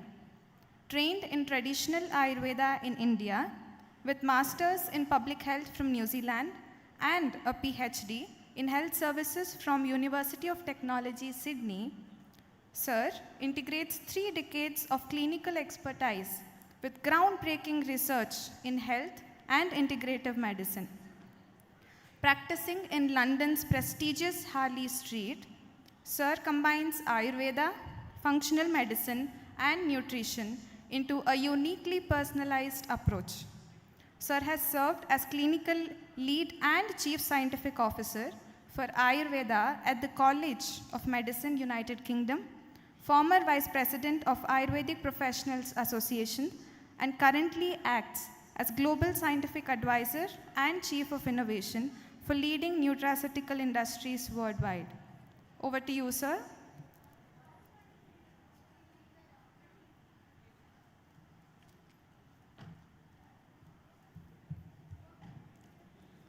Good afternoon, namaste, and first of all, my immense gratitude to Dr. Giridhar Kaje. Giridhar Kaje, years ago, we studied at the same college and we always knew, like as we say in Kannada, that Belayuva Mara Kudiyalle, so there was no difference in how Dr. Giridhar Kaje has been the mantle holder for propagating Ayurveda for decades that I have known, and today I'm really gobsmacked by the magnitude of this event, because this is not just a traditional conference that we are quite used to attend, because often in the UK and also Europe, across the world, where I have lived in New Zealand, Australia, UK, and my education was in the US, often it's only the experts who come together and they talk about a discipline they're very passionate about, and it never actually reaches the people for whom it's beneficial. So in some ways, I'm actually so glad that there are less number of listeners here compared to the audience who are in the public stage, because whatever we discuss here exactly has to reach them. And if they are inspired, then we have done our job well. Because I see here that perhaps when Dr. Kaje asked me if I can give a motivational speech, I wasn't sure who I was motivating. And I see that within the last 1 hour that I stepped into this campus, I am highly motivated to see the professors, my classmates, my seniors, and many others from across various disciplines who all have gathered here to talk about the relevance of Ayurveda for the present world and particularly for the future. I also must very respectfully disagree with our Lieutenant Colonel that AI is going to be the future for propagating Ayurveda, but not without what, as you have said, the expertise of experienced masters of Ayurveda. That's where, when we use generative AI, we leave out the real masters. But when we use large language models, we are able to perhaps attempt to replicate the genius that these masters have always had to make it accessible to the next generation. So I'm very inspired that across the speeches, I've been hearing the same concepts being retold in different languages, but we are all coming to one particular aspect, that this is the moment for Ayurveda not only to make a huge difference to Karnataka, India, but globally. I guess for me, the immense pleasure is I was born and brought up in Bangalore, and to come back to a city and to be able to share my thoughts with this audience who are right in Bangalore, it gives me a very special feeling. You know, it's something emotional. When you come back to your roots and you see the same place which has been transformed tremendously in the last few decades, makes me humbled about the achievements of all of you here. And I'm guessing many of you are much more experienced, stalwarts and experts in health than perhaps what I am. I just had the fortune to spend my life in India, got educated in New Zealand, Australia, US, and have been there in the UK for decades, practicing from central London.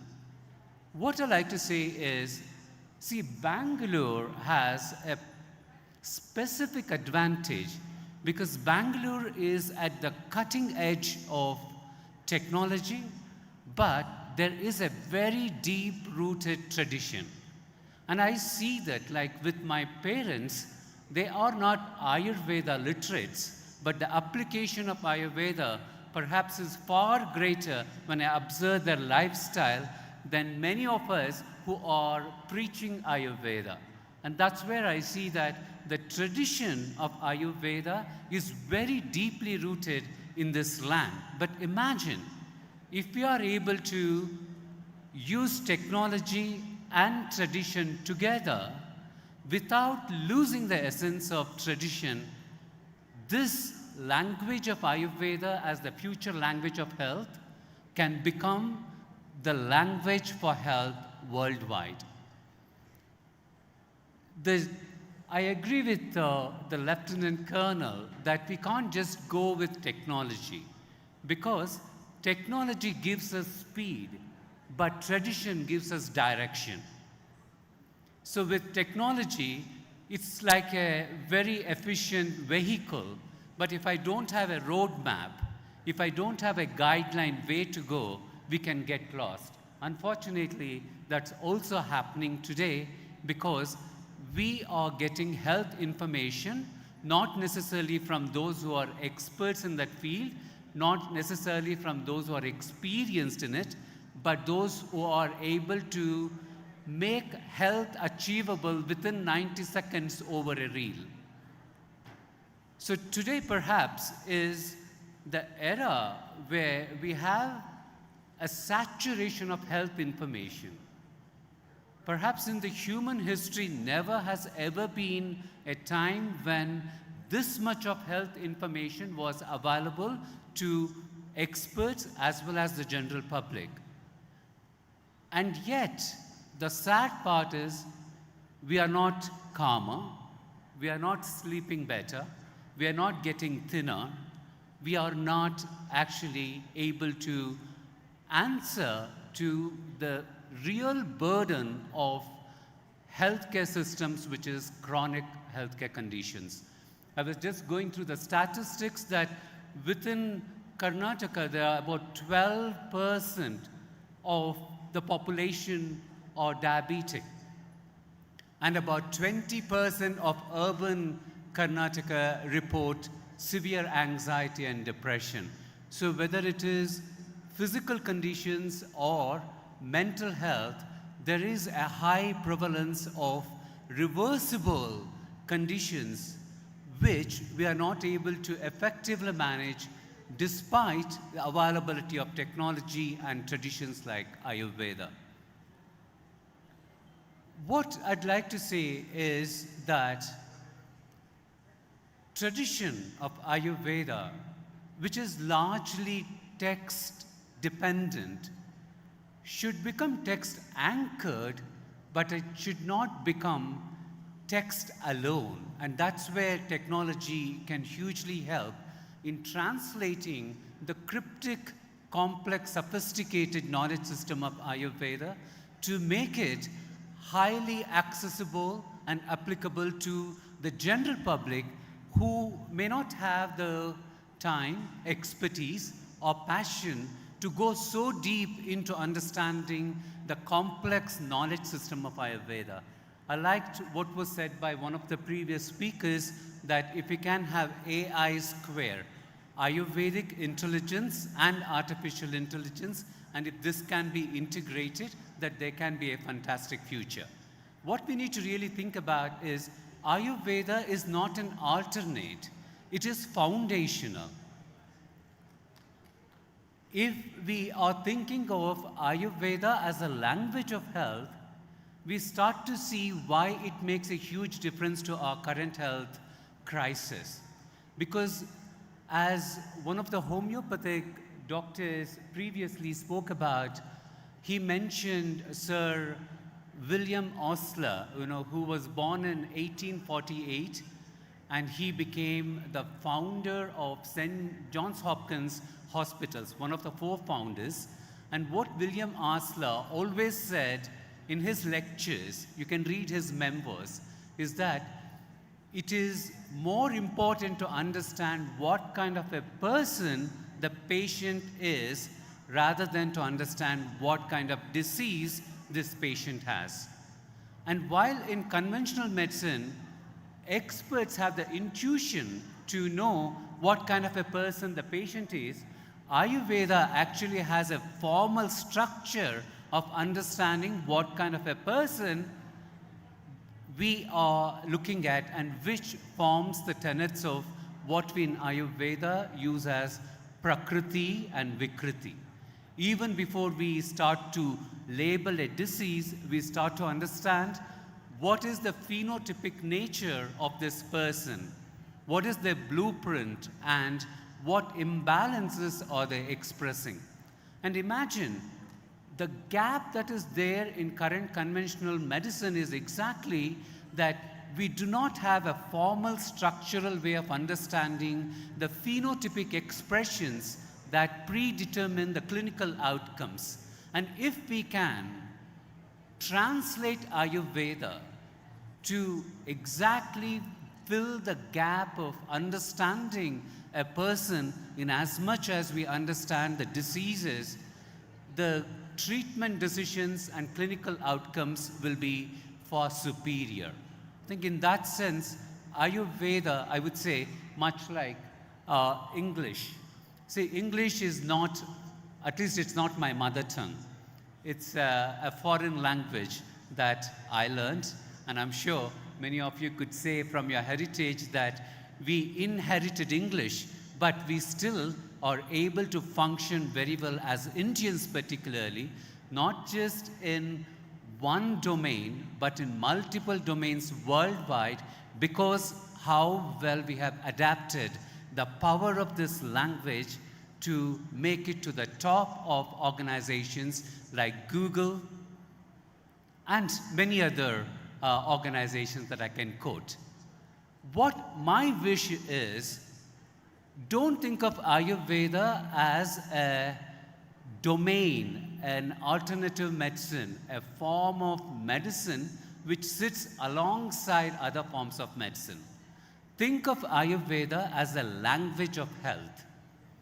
And like if English can be the operational language for us to communicate, transact with the world, because what I'm surprised always when I hear from my friends and colleagues is they say when they come to Bangalore, even an auto rickshaw driver can speak such perfect English, which is the reason why those who come to Bangalore, they don't feel that Bangalore is too foreign to them because they can relate to the people here, even from very high end to the essential services like auto rickshaw cab drivers who can speak English.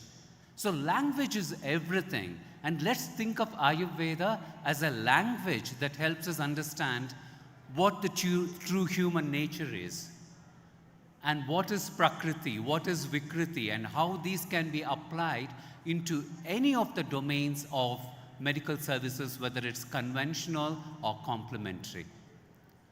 I also would like to say that the problem today is we are too fast in implementing what we hear as health information.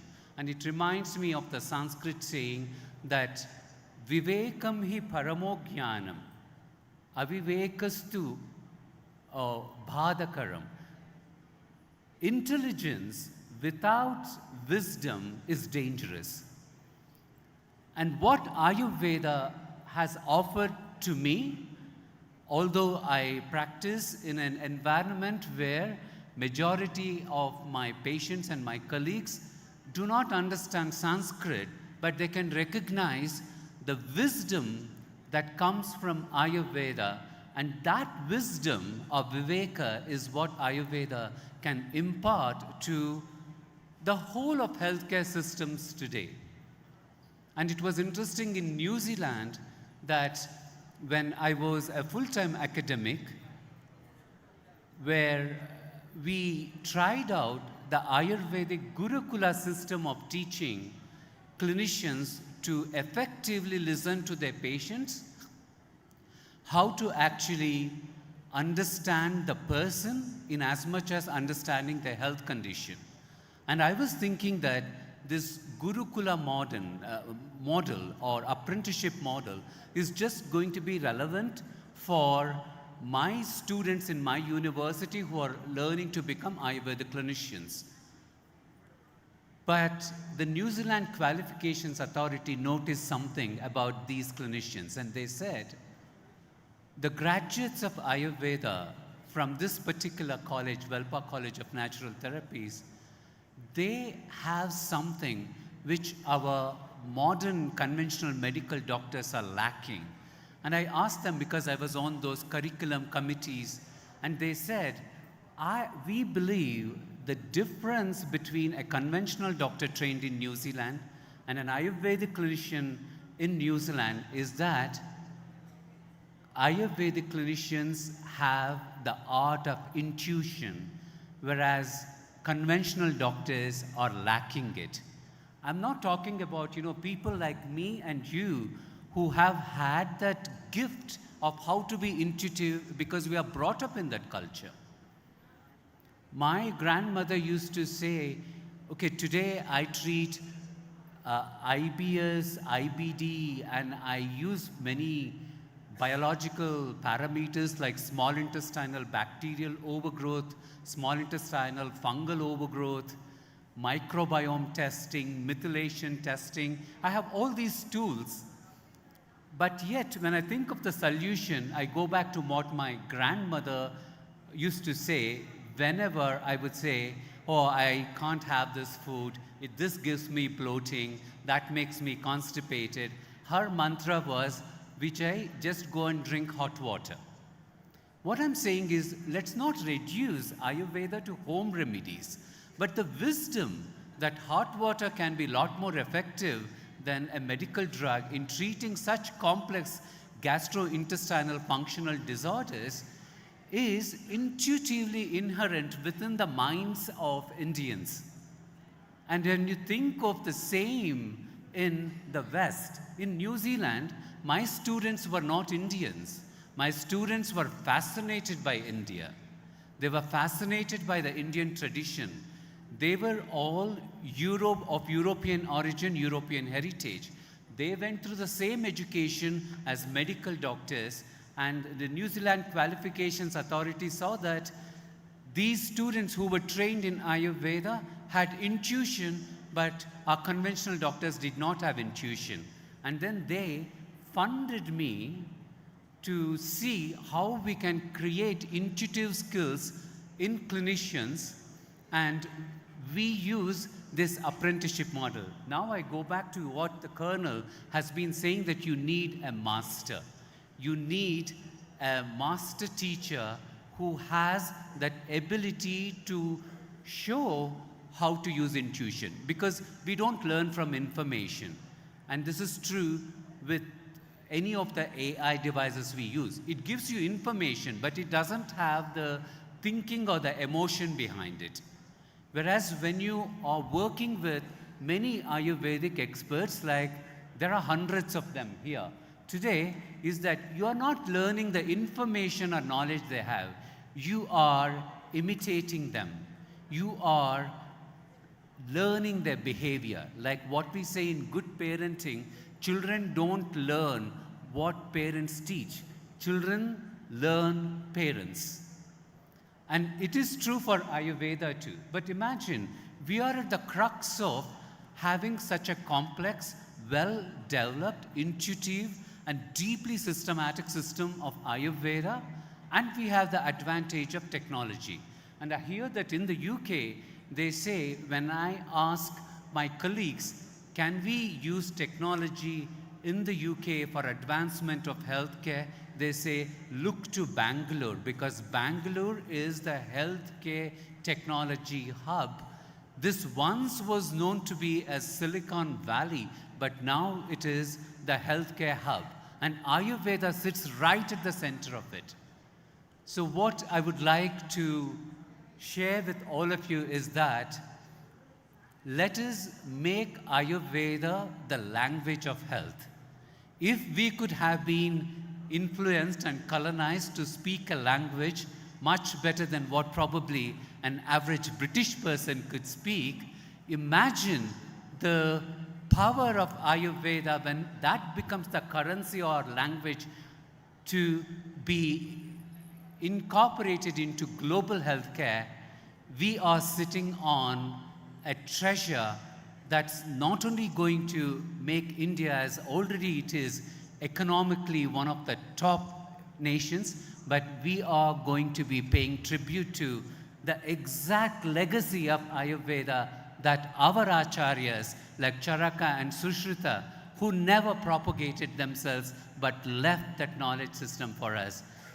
We do not have the responsibility of defending Ayurveda, but we have been entrusted with the opportunity to transfer the legacy of Ayurveda, which has been handed down to us, and let's not miss this opportunity. With that, I'd like to conclude my talk. Thank you very much for listening to me, and thank you, Dr. Kaje, for offering this floor to share my thoughts in my own hometown, Bangalore. Namaste.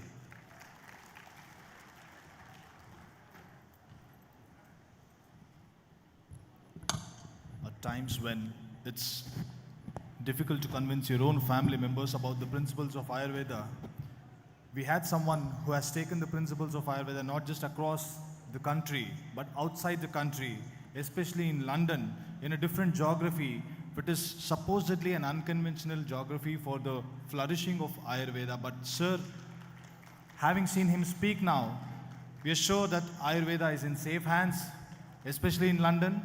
Nobody has to bother about when it comes to the matter of Ayurveda there, because we have Dr. Vijay Murthy sir, who has wonderfully showcased the true potential of Ayurveda. If practiced in the right way, geography is just another definition. So Ayurveda, as they say, has no bounds. Dr. Vijay Murthy sir has rightly pointed out the true essence of Ayurveda and its true potential. So on that note, a huge round of applause to Dr. Vijay Murthy sir for accepting our invitation and delivering the inspirational speech. And I'm sure the audience would have a lot of take-homes, and sir has sown a lot of seeds of aspiration and hope. So I request the dignitaries on dais to kindly join hands in felicitating Dr. Vijay Murthy sir. And also we had on stage Dr. Shrikant Perigu sir and Dr. Devashish Panda sir. So a huge round of applause for them for accepting our invitation and receiving the felicitation.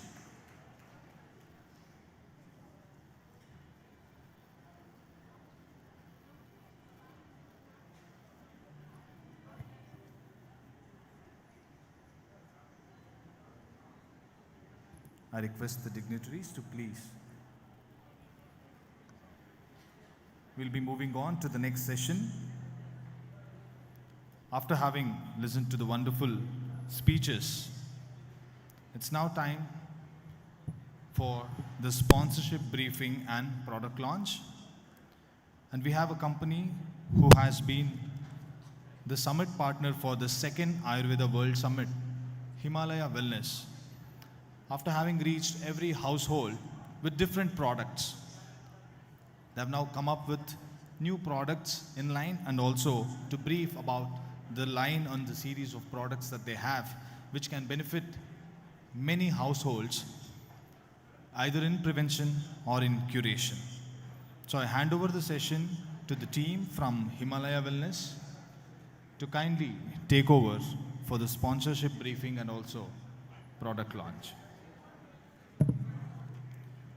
And a small reminder to the audience that the second Ayurveda World Summit is presented by Prashanti Ayurvedic Center and supported by Ministry of Ayush, Government of India, and Ayush Department of Government of Karnataka, organized by Kaje Ayurvedic Charitable Foundation, and summit partner being Himalaya Wellness, and prime sponsors Dhut Papeshwar and Dr. Kaje's Ayur Pharma LLP, co-sponsored by Atrimed and Ayurveda One.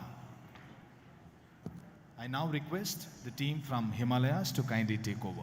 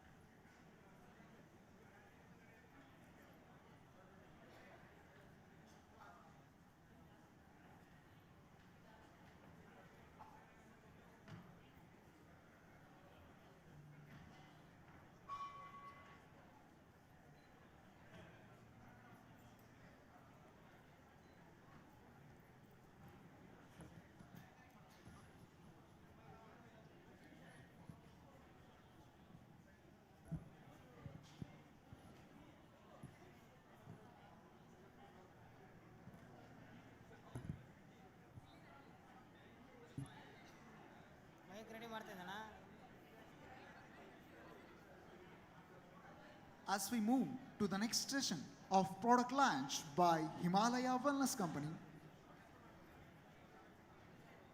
while setting up the stage, we reflect the same holistic vision of this second Ayurveda World Summit.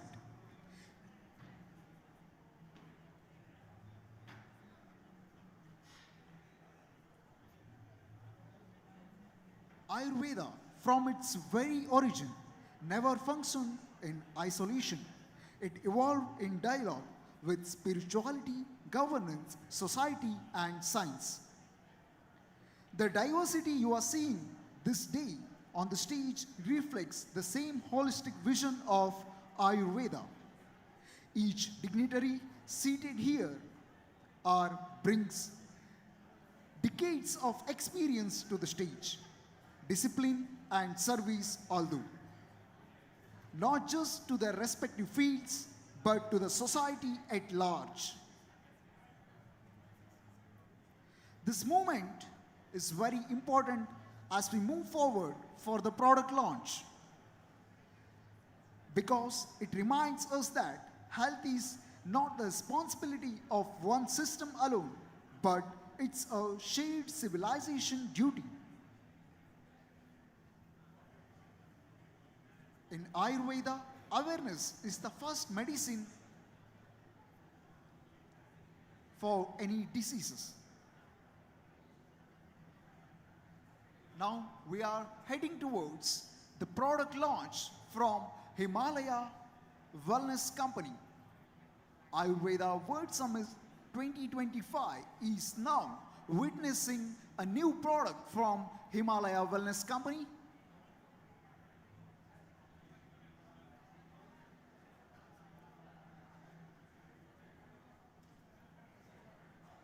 So,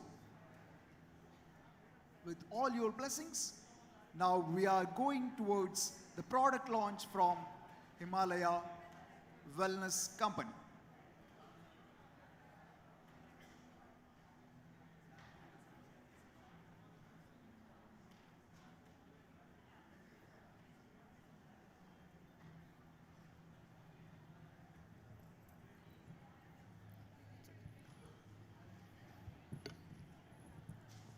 Programs like this, not just about schedules and stages. This is for the moment of new product launch also. Now, we are passing the stage to Himalaya for their new product launch. Good afternoon, good evening everyone, and welcome.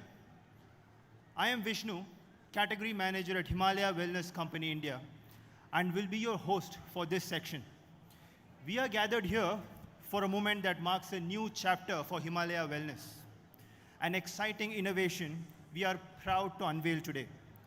To take us into this moment, I would first like to invite Mr. Rajesh Krishnamurthy, Business Director, Consumer Products Division, India, Himalaya Wellness Company.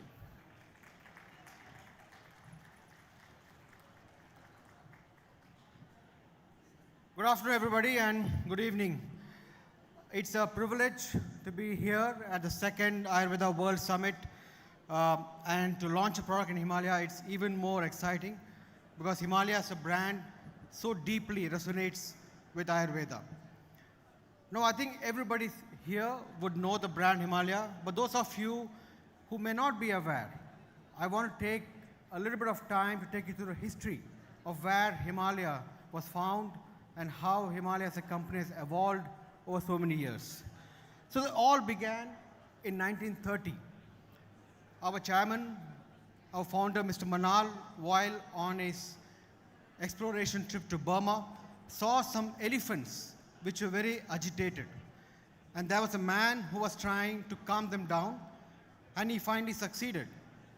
Mr. Manal then looked at the plant that was used to calm those agitated elephants, and that's the one he realized that is nature brings stories, success, which science could not unravel. That herb called Rawfina serpentine was the first antihypertensive drug which Himalaya produced and created.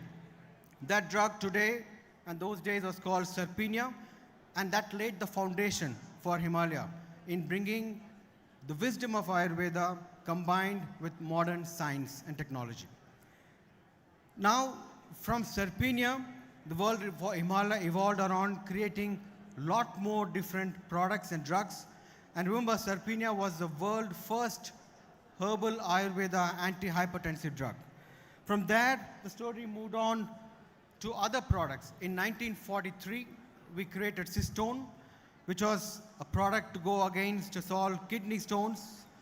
Then we launched our very famous Leaf 52. Even today, Leaf 52 is a global standard for kidney ailments.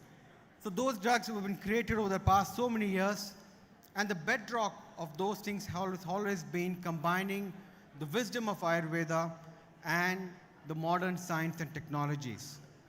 Now, those products today are researched by various R&D centers which are located across the world in Dubai, in India, and in Cayman Islands. We have about 275 scientists working around the product ranges.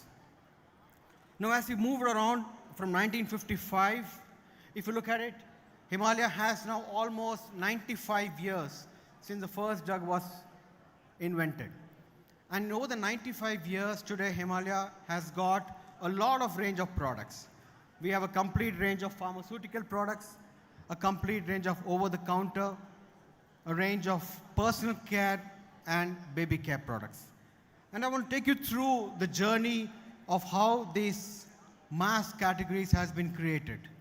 The number one, we talk about baby care.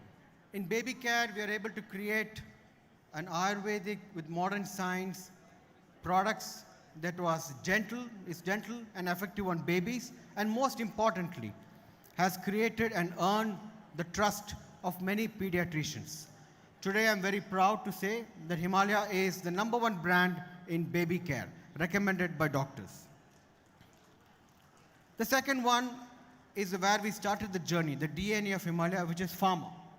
Pharma and wellness have iconic products. Apart from Leaf 52, we also have Septilin, which consumers use for immunity, and also we have Ashwagandha for product against stress relief. These iconic products have been created as part of the Pharma and Wellness division, and these are iconic brands and number one in the respective segments. We also have animal health. Animal health over the past 2 decades have done a lot of innovation, not only for personal care needs, through shampoos or for other ailments on skin care, but also for foods, which we have done creatively. The last but not the least is beauty and personal care. Now, this is where we have launched significantly new products to give benefits to consumers' personal care needs over toothpaste, shampoo, soaps, and very proud to tell you that we are the number one brand in face wash, and the Himalaya Purifying Neem Face Wash was created by Himalaya Wellness. We are not only number one in Neem Face Wash and the face wash category, but we're also number one on lip care, where consumers appeal for dry lips, and I'm sure a lot of you are using it today as the winter becomes very, very cold. So that is where the Himalaya products have progressed in the last so many years. But always we have combined the bedrock of Ayurveda and modern science, but all the same time we always ensured we take care of consumer needs. That consumer needs have evolved, and in the past decade it has evolved even faster. It is due to a mix of social media, it's a mix of e-commerce, where consumers have become more aware and more educated on their needs. So today, if you look at personal care, and let's talk about beauty, which is a very important segment of personal care, we are seeing beauty evolving. Now, the beauty is evolving on 3 dynamics. Number one, efficacy. Every consumer today who's buying into beauty segment wants to ensure that the products delivers on the claims and the benefits it promises. Number 2, they want products which clean beauty, which mean formula which are safe. And number 3 is they want transparency in ingredients. They want to make sure, they want to understand what is the ingredients being used, and they want to make it transparent so that they can understand, get awareness about it. So these are the new set of consumers and whom we call as Gen Zs today, and who are looking at these things of evolution of beauty as part of the regimen for personal care products. In that progress, as we consumers move along, Himalaya also realized the need to move. And that is where today I am excited to talk about the new Ayurveda. So here in the conference of the World Ayurveda Summit, I'm excited to relaunch our Ayurveda, and we want to take you through the new contemporary Ayurveda created for the new Gen Z's population of India. Can I have the video, please?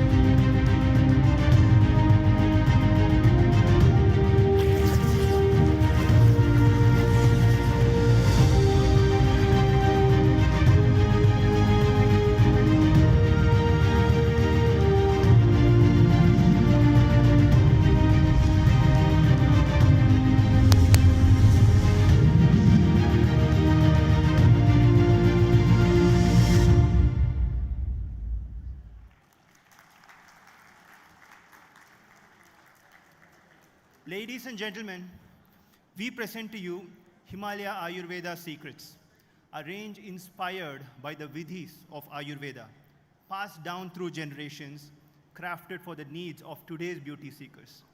Now it's time to bring the Himalaya team together to unveil the products. May I now request Mr. Rajesh Krishnamurthy, Ms. Ragini Hariharan, Marketing Director, Consumer Products Division, India, Ms. Padma Bhatt, Head Innovation and Design, and Dr. Chandrika Mahendra, Director, Research and Development, Baby and Personal Care, to please join me on stage as we unveil a very special chapter in the Himalaya wellness journey.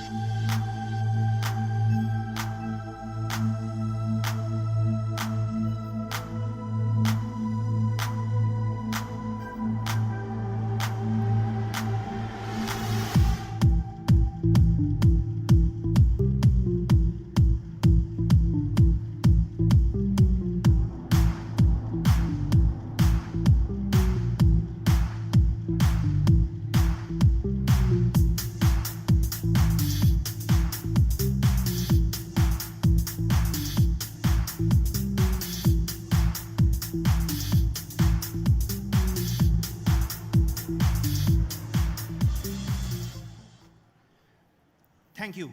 What you see here is the result of decades of research combined with ancient Ayurvedic craftsmanship. Over to Ms. Ragini Hariharan and Dr. Chandrika Mahendra to share with us some insights on the range.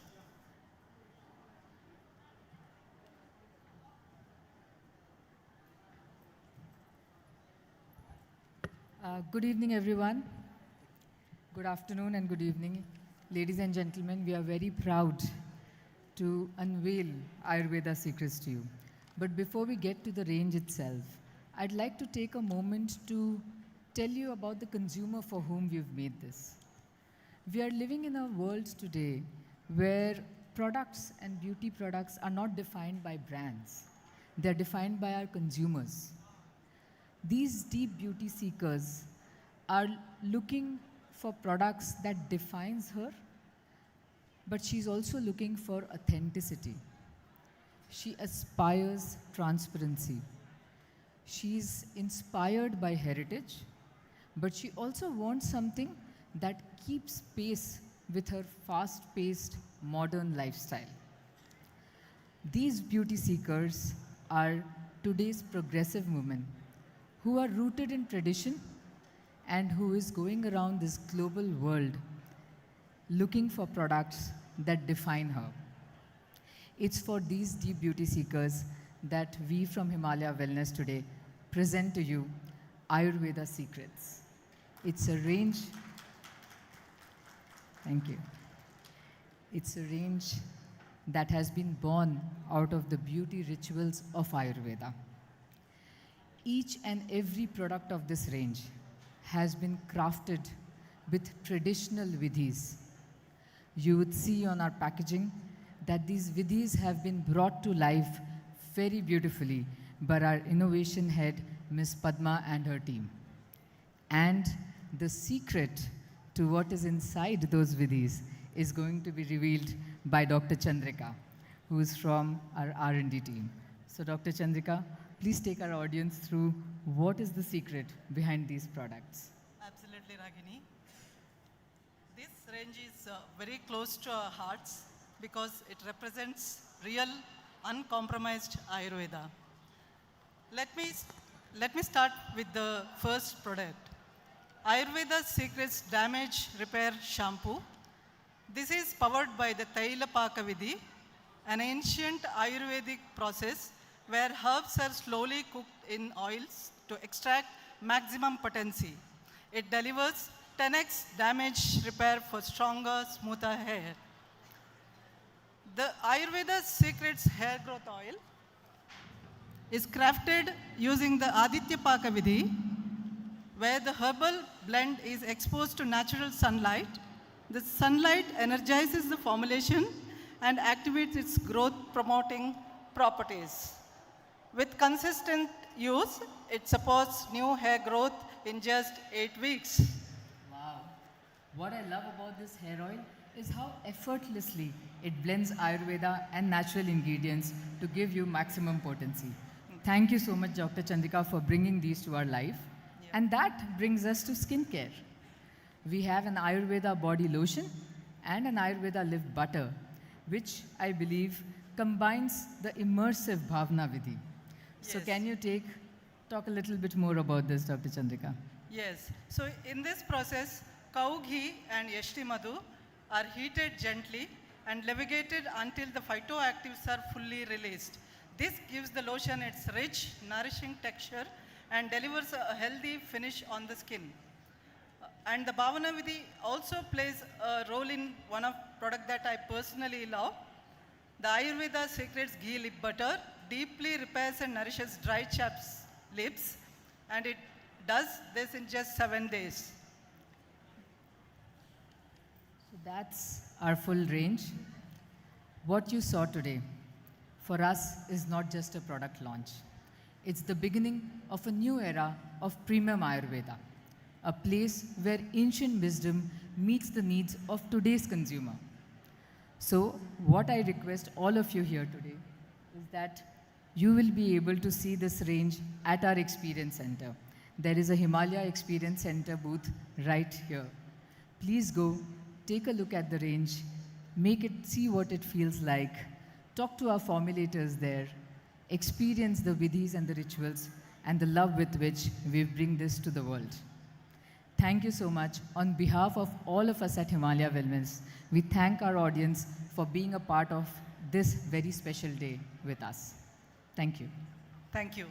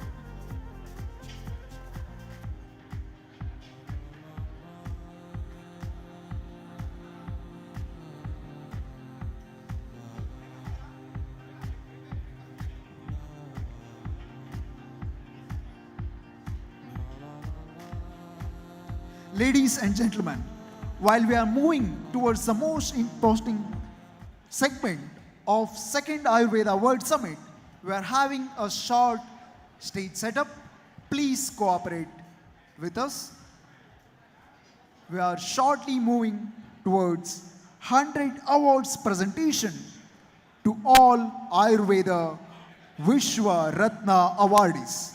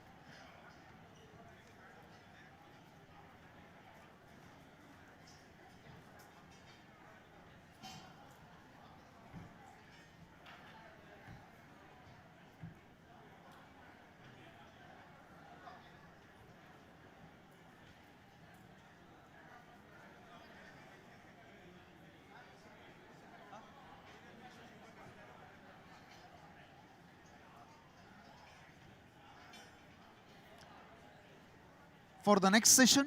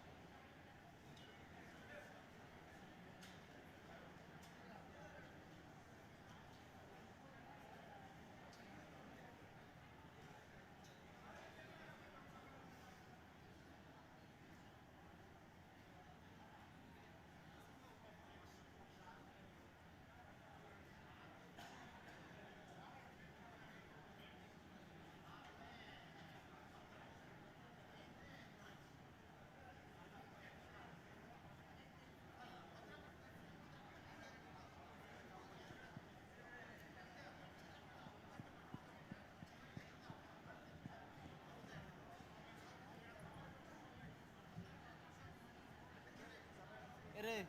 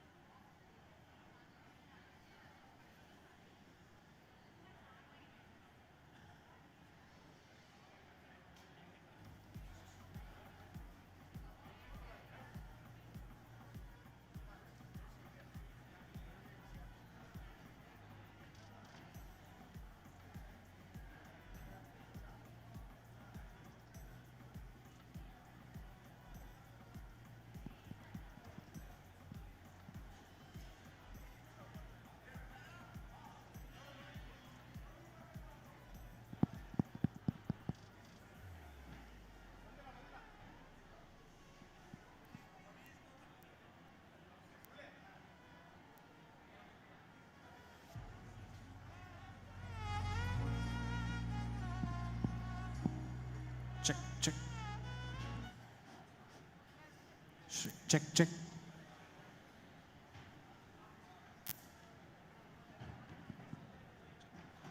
Hello, check. Check. A very warm good evening to one and all present here. We are here in the holy presence of Sri Sri Vishwaprasannatirtha Swamiji from Pejavara Matha. And we also have the honorable presence of Kumari Shobha Karandlaje, Union Minister, Government of India. And a list of dignitaries, starting with Dr. Gururaj Karjagi sir, who's a renowned educationist, author, and inspirational speaker. And a series of dignitaries who have assembled here for the conglomeration of this magnificent event of honoring more than 400 Ayurveda practitioners, teachers, researchers, pharmacists, journalists, representatives, traders, and NGOs. So a huge round of applause, and we welcome heartily for his divine presence Sri Sri Vishwaprasannatirtha Swamiji from Pejavara Matha. And a huge round of applause for Kumari Shobha Karandlaje ma'am, who's the Union Minister, Government of India. We welcome Dr. Gururaj Karjagi sir, renowned educationist, author, and inspirational speaker. And I request Shri B. Sachidananda Babu, who is a renowned astrologer, to please come over the dais. And Shri Ganesh Desai, who is a renowned musical artist, to please come over the dais. Shri Maruti, who is the editor-in-chief of News First, to please come over the dais. And we have Srimati Teju Balawadi, a renowned artist and actress from Kannada film industry, to please come over the dais, ma'am. And we have C.A. Vishnumurthy, who is a financial expert. I request sir to please come over the dais. And we have Shri Hariprasad Periyappu, who is the president of Mahamandala, to please come over the dais. And also I request Dr. Giridhar Kajay sir to please welcome all the dignitaries over to dais, and please kindly take your seat on the dais.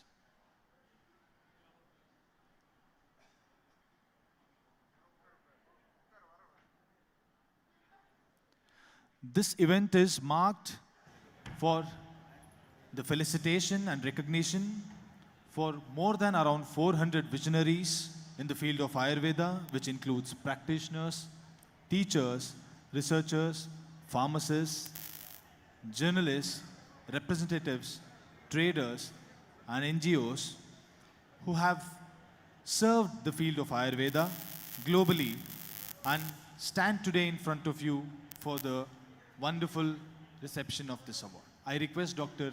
Giridhar Kajay sir to kindly honor Shri Shri Vishwaprasannatirtha Mahaswamiji.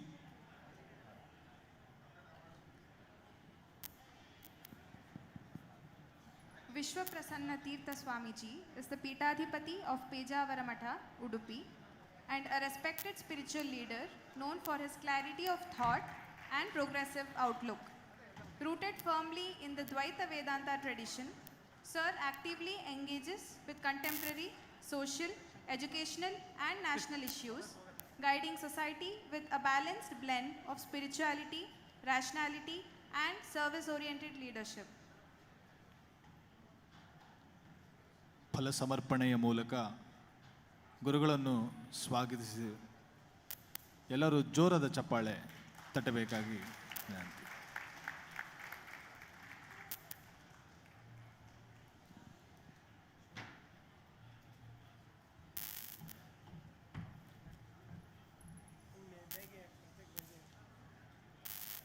We are blessed to witness this in His divine holy presence.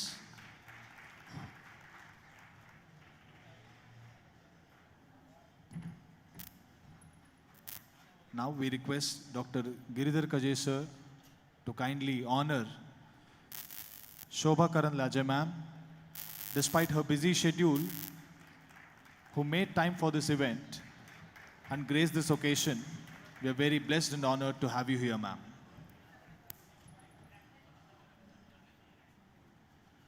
Now we request Dr. Giridhar Kajay sir to kindly honor Dr. Gururaj Karjagi sir,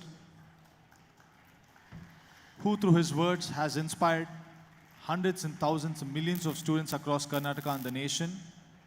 We're very honored and blessed to have you here, sir.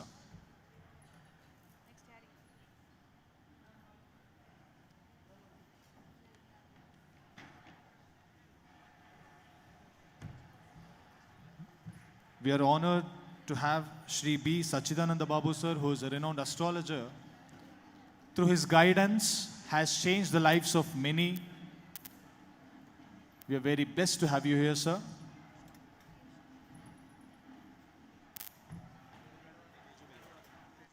Next we have Srimati Teju Belwadi ma'am, a talented actress known for her powerful performances and graceful screen presence. Her dedication to the art of acting has earned her admiration across audiences. Thank you for being here, ma'am.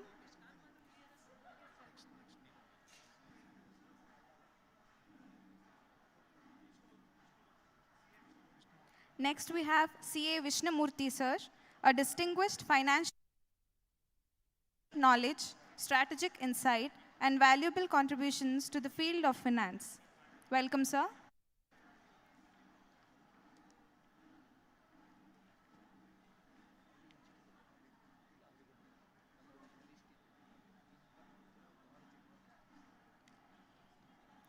We next welcome Sri Maruti sir, the editor-in-chief of News First, a distinguished media professional known for his integrity, leadership, and commitment to responsible journalism. Welcome, sir.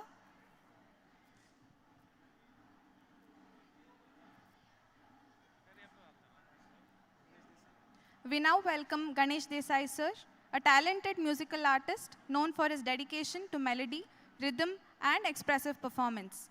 With strong grounding in music and live performance, sir has earned appreciation for his ability to connect emotionally with audiences, making music a shared and memorable experience.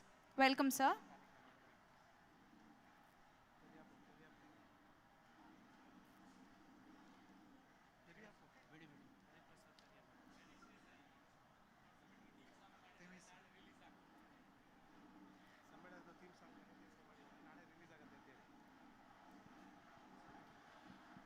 And on this occasion, we'd like to announce that there is a theme song which is exclusively made for the second Ayurveda World Summit, which is being released. So this is one-of-a-kind song wherein elements of Ayurveda, the themes of Ayurveda have been inculcated into this wonderful song. And we are waiting for the release of that song. And we also welcome Shri Ganesh Desai sir for this event.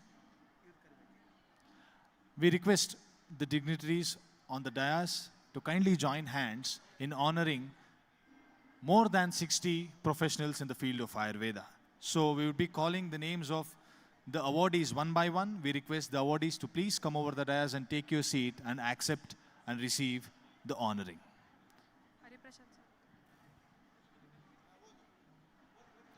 We also welcome Sri Hari Prasad Periyappu sir, President of Mahamandala. Welcome, sir. I will now start calling upon the awardees. Dr. Rohit Sane sir, Dr. Ramdas Avhad, Dr. Sulochana Ganapati Bhatt, Professor Anup Kumar Thakur. Please come on to the dais. Everyone, please come on to the dais. Dr. Kirun Kumar V. Mutnali, Vaidya Balendu Prakash, Professor Vaidya Pradeep Kumar Prajapati, Dr. Sarbeshwar Kar, Dr. K. Nishant Pai, Professor Dr. Vinod Kumar MV, Dr. P. Satyanarayana Bhatt, Dr. Rajendra V, Dr. Reena Kulkarni, Dr. Gauri Shankar P, Dr. Raghurama Bhatta U, Dr. Rajanish Meti, Dr. Charantaya C. Hiremat, Dr. Gopala Krishna Ji, Dr. Anand Katti, Dr. K. Kiran, Dr. Niranjan Hegde Hosbale, Dr. Somashekar S. Hudar, Dr. Suryakant V. Ghule, Dr. Veeraya R. Hiremat, Dr. C.T. Basavarajappa, Dr. Shripati E. Nagol, Dr. Prashant M.S., Dr. Ashwini K.R., Dr. Sangamesh Jahagirdar, Dr. I.B. Kottur Shetty, Dr. Satyanarayana Badekila, Dr. B.G. Gopinath, Dr. Prakash V. Naraboli, Dr. Shivappa Gangal, Dr. Rajeshwari S. Biradar, Dr. L. Manonmani, Dr. Swagat N., Dr. Anupama Muttige, Dr. Bairesh A., Dr. Chandrasekhar Gaudar, Dr. Rupa Bhatt, Dr. Perugu Shrikant Babu, Pavan S. Ramesh, Dr. Surekha S. Medikeri, Dr. Chandrasekhar S. Rugi, Dr. Mahantesh Basavanappa Ramanna, Dr. Chetan Upadhyaya, Dr. Naveen Basavaraj Sajjan, Dr. Srivatsa Navalur, Dr. Udaya Shankar Nadibail, Dr. Bhaswati Bhattacharya, Dr. K.V. Sriharsha, Dr. Prashant S. Acharya, Dr. Arpit Gupta, Dr. Prakash Paltye, Dr. Anil Kumar C.S., Dr. Chandrakant Belure, Dilip Kumar, Manjunath, Satish, N. Manjunath, Nataraj, Dr. Pratima Nagesh, Dr. K.C. Ballal, Dr. B.S. Sridhar, and Ganesh B.S. We welcome you all onto the dais. What we are witnessing on stage is one of a kind, where almost all the stalwarts in the field of Ayurveda would be receiving felicitation in token of appreciation for their yeoman service to the field of Ayurveda. I also extend my invitation to the representatives of Swadeshi Jagaran Manch, Kadma, and Nasya.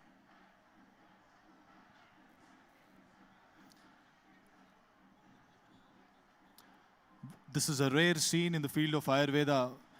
It's a show of unity and it's a show of strength. It's a show of versatility in the field of Ayurveda, where everyone on the stage has worked for the wellness through Ayurveda in different methodologies.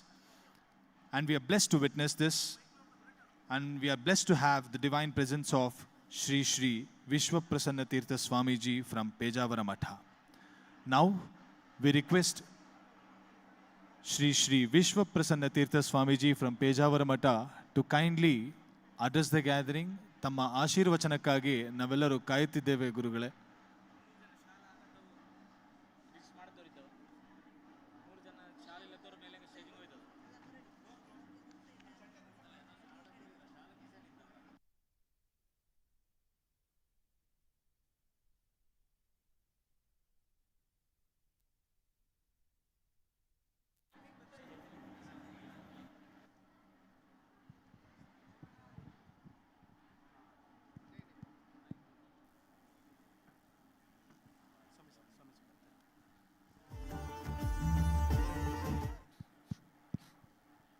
ಕೃಷ್ಣಂ ವಂದೇ ಮಂಥಪಾಶಧರಂ ದಿವ್ಯಾರ್ಭಕಾಕೃತಿಂ ಶಿಖಾಬಂಧತ್ರಯೋಪೇತಂ ಭೈಷ್ಮೀ ಮಧ್ವಕರಾರ್ತಿತಂ. ಆಯುರ್ವೇದ ನಮ್ಮ ಪ್ರಾಚೀನ ಋಷಿಮುನಿಗಳು ನಮಗೆ ಕೊಟ್ಟಿರತಕ್ಕಂತಹ ದೊಡ್ಡ ಒಂದು ಸಂಪತ್ತು. ಋಷಿಮುನಿಗಳು ಕೊಟ್ಟಿರುವಂತಹ ಈ ವಿದ್ಯೆಯನ್ನು ಸಮಾಜದ ಏಳ್ಗೆಗಾಗಿ, ಸಮಾಜದ ಆರೋಗ್ಯಕ್ಕಾಗಿ ಪರಿಚಯಿಸಿರುವ ಇಲ್ಲಿ ನೆರೆದಿರುವ ಎಲ್ಲ ಆಯುರ್ವೇದ ವಿದ್ವಾಂಸರನ್ನು ನಾವು ಹೃತ್ಪೂರ್ವಕವಾಗಿ ಅಭಿನಂದಿಸ್ತಾ ಇದ್ದೇವೆ. ಈ ವಿದ್ಯೆಯಲ್ಲಿರತಕ್ಕಂತಹ ದೊಡ್ಡ ಒಂದು ಸತ್ವ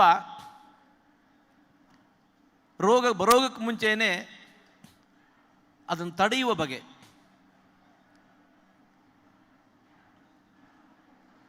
ಔಷಧಿ ನಮ್ಮ ನಿತ್ಯ ಉಪಯೋಗದ ಆಹಾರಕ್ಕಿಂತ ಹೊರತಾಗಿ ಬೇಡ, ಆಹಾರವನ್ನೇ ಔಷಧಿಯ ರೂಪದಲ್ಲಿ ಉಪಯೋಗಿಸಿಕೊಳ್ಳಲಿಕ್ಕೆ ಸಾಧ್ಯ. ನಮ್ಮ ಆಹಾರ ಪದ್ಧತಿಯ ಬದಲಾವಣೆಯಿಂದಲೇ ಅದೆಷ್ಟೋ ರೋಗಗಳನ್ನು ವಾಸಿ ಮಾಡಬಹುದು. ಜೀವನ ಪದ್ಧತಿಯನ್ನು ಬದಲಾಯಿಸುವ ಮೂಲಕವೇ ಅನೇಕ ರೋಗಗಳನ್ನು ಪರಿಹರಿಸಬಹುದು. ಅದೆಷ್ಟೋ ರೋಗಗಳಿಗೆ ಮೂಲ ಅಪಥ್ಯ. ಆ ಅಪಥ್ಯವನ್ನು ನಾವು ದೂರ ಇಟ್ಟೆವು ಅಂತಂದರೆ ರೋಗಗಳೆಲ್ಲ ತನ್ನಿಂತಾನೇ ಮಾಯ ಆಗ್ತವೆ. ಪ್ರಕೃತಿಯಲ್ಲಿ ಸಿಗುವಂತಹ, ಒಂದು ವೇಳೆ ರೋಗ ಬಂದಿದ್ದರೂ ಪ್ರಕೃತಿಯಲ್ಲಿ ಸಿಗುವಂತಹ ವಸ್ತುಗಳನ್ನೇ ನಾವು ಹೇಗೆ ಔಷಧ ರೂಪದಲ್ಲಿ ಉಪಯೋಗಿಸಿಕೊಳ್ಳಬಹುದು. ನಾಸ್ತಿ ಸಸ್ಯಂ ಅನೌಷಧಂ, ಔಷಧವಾಗಿ ಬಳಕೆಯಾಗದೇ ಇರತಕ್ಕಂಥ ಯಾವುದೊಂದು ಸಸ್ಯವೂ ಇಲ್ಲ. ಇದು ನಮ್ಮ ಆಯುರ್ವೇದದ ಮಹತ್ವ. ನಮ್ಮ ಆಶ್ರಮಾತ್ ಪೂರ್ವದಲ್ಲಿ ನಮ್ಮ ಚರ್ಮಕ್ಕೊಂದು ಸಣ್ಣ ಒಂದು ನಮೆಯ ರೋಗ ಬಂದಿತ್ತು. ಚರ್ಮದ ಒಳಭಾಗದಲ್ಲಿ ಸಣ್ಣ ಸಣ್ಣ ಸಣ್ಣ ಸಣ್ಣ ನೀರಿನ ಗುಳ್ಳೆಗಳು ಬರೋದು, ಅದು ತುರಿಕೆ. ಅದೆಷ್ಟೋ ಔಷಧಿಗಳನ್ನು ಹಚ್ಚಿದ್ರೂ ಹೋಗಿರಲಿಲ್ಲ. ಒಬ್ಬ ಆಯುರ್ವೇದ ವಿದ್ವಾಂಸರು ನಮ್ಮ ಉಡುಪಿಯ SDM ಕಾಲೇಜಲ್ಲಿ ಅವರು ಪ್ರೊಫೆಸರ್ ಆಗಿದ್ದರು. ಅವರ ಬಳಿ ಹೋದಾಗ ಒಂದು ಎಲೆಯ ಪುಡಿ ಕೊಟ್ಟರು. ನಿತ್ಯದನ್ನು ಮಜ್ಜಿಗೆಯಲ್ಲಿ ಹಾಕಿ ಒಂದು ಸ್ಪೂನ್ ತಗೊಂಡ್ರೆ ಮುಗಿದೋಯಿತು. ಒಂದು ವಾರದಲ್ಲಿ ಪೂರ ವಾಸಿಯಾಗಿ ಹೋಗಿತ್ತು. ತಂಬಳಿಯಲ್ಲಿ ಊಟ ಮಾಡಿದ ಹಾಗೆ ಆಗತ್ತಷ್ಟೇ. ಇಷ್ಟರಿಂದಲೇ ಅದೆಲ್ಲ ಹೊರಟು ಹೋಯಿತು.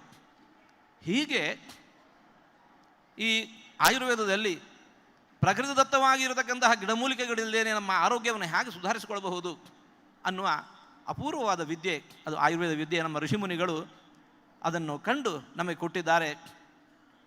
ಹುಟ್ಟಿನಲ್ಲಿ ನಮಗೆಲ್ಲರಿಗೂ ಕೂಡ 5 ಬಗೆಯ ಋಣಗಳಿದ್ದಾವಂತೆ. ಅದರಲ್ಲಿ ಋಷಿ ಋಣವೂ ಒಂದು. ಏನು ಋಷಿ ಋಣ ಅಂತಂದರೆ, ಇವತ್ತು ನಾವು ಏನು ಎತ್ತರವನ್ನು ಏರಿದ್ದೇವೆ, ಆ ಜ್ಞಾನವನ್ನು ನಮ್ಮ ಹಿರಿಯ ಋಷಿಮುನಿಗಳೆಲ್ಲ ಸಹಸ್ರಾರು ವರ್ಷಗಳ ಕಾಲ ಕಠಿಣವಾದ ತಪಸ್ಸಿನ ಮೂಲಕ ಅದನ್ನು ಸಂಪಾದಿಸಿಕೊಂಡಿದ್ದಾರೆ. ನಾವದನ್ನು ಹಾಗೆ ಪಡೆದು ಅದನ್ನು ಉಳಿಸಿ ಬೆಳೆಸಿ ಮುಂದಿನವರೆಗೂ ಹಸ್ತಾಂತರಿಸಿದೆವು ಅಂತಂದರೆ ಅದೇ ಋಷಿಋಣದ ಪರಿಹಾರಕ್ಕೆ ಇರುವ ದೊಡ್ಡ ಉಪಾಯ. ಉಪಕಾರ ಮಾಡಿದವರೇ ಪ್ರತ್ಯುಪಕಾರ ಮಾಡಬೇಕು. ನಮ್ಮಿಂದ ಅವರಿಗೆ ಯಾವ ಉಪಕಾರವೂ ಬೇಕಾಗಿಲ್ಲ. ಆದರೆ ಕೊಟ್ಟಿರುವ ಜ್ಞಾನವನ್ನು ನಾವು ಉಳಿಸಿ ಬೆಳೆಸಿ ಮುಂದಿನ ತಲೆಮಾರಿಗೂ ಹಸ್ತಾಂತರಿಸಿ ಹೊರಟೆವು ಅಂತಂದರೆ ಆ ಋಷಿಋಣ ಪರಿಹಾರ ಆಗತ್ತೆ ಅಂತ ಅಂದಿದ್ದಾರೆ. ಅಂತಹ ಋಷಿಋಣದ ಪರಿಹಾರಕ್ಕೂ, ಈ ಬಗೆಯ ಋಷಿಋಣ ಪರಿಹಾರಕ್ಕೋಸ್ಕರ ನೀವೆಲ್ಲ ಅಹರ್ನಿಶಿ ದುಡಿತಾ ಇದ್ದೀರಿ. ನಿಮ್ಮೆಲ್ಲರಿಗೂ ಆ ಋಣ ಪರಿಹಾರ ಆಗಿ ಭಗವದ್ ಅನುಗ್ರಹ ನಿರಂತರ ದೊರಕಲಿ ಅಂತ ಕೃಷ್ಣನಲ್ಲಿ ಪ್ರಾರ್ಥಿಸ್ತಾ ನಮ್ಮ ಮಾತನ್ನು ಮುಕ್ತಾಯಗೊಳಿಸ್ತಾ ಇದ್ದೇವೆ. ನಮ್ಮ ಕಜೆಯವರು ಅಪೂರ್ವ ಸಾಹಸಿ.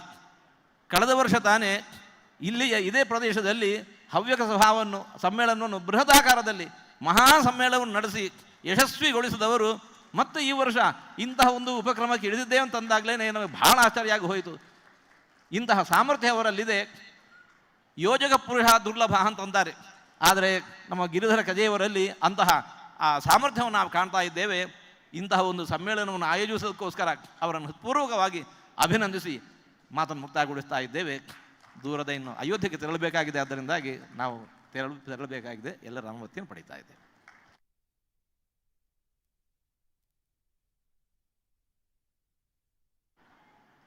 ಆಶೀರ್ವಚನಕ್ಕಾಗಿ ಧನ್ಯವಾದಗಳ ಪ್ರಣಾಮಗಳನ್ನು ಸಲ್ಲಿಸ್ತಾ ಇದ್ದೇವೆ. ಶ್ರೀಯುತರು ನಮ್ಮನ್ನೆಲ್ಲ ಆಶೀರ್ವದಿಸಿ ನಮ್ಮನ್ನು ಹರಸಿದ್ದಾರೆ. 2ನೇ ವಿಶ್ವ ಆಯುರ್ವೇದ ಸಮ್ಮೇಳನಕ್ಕೆ ತಮ್ಮ ಶುಭಾಶಯಗಳನ್ನು ತಿಳಿಸಿದ್ದಾರೆ.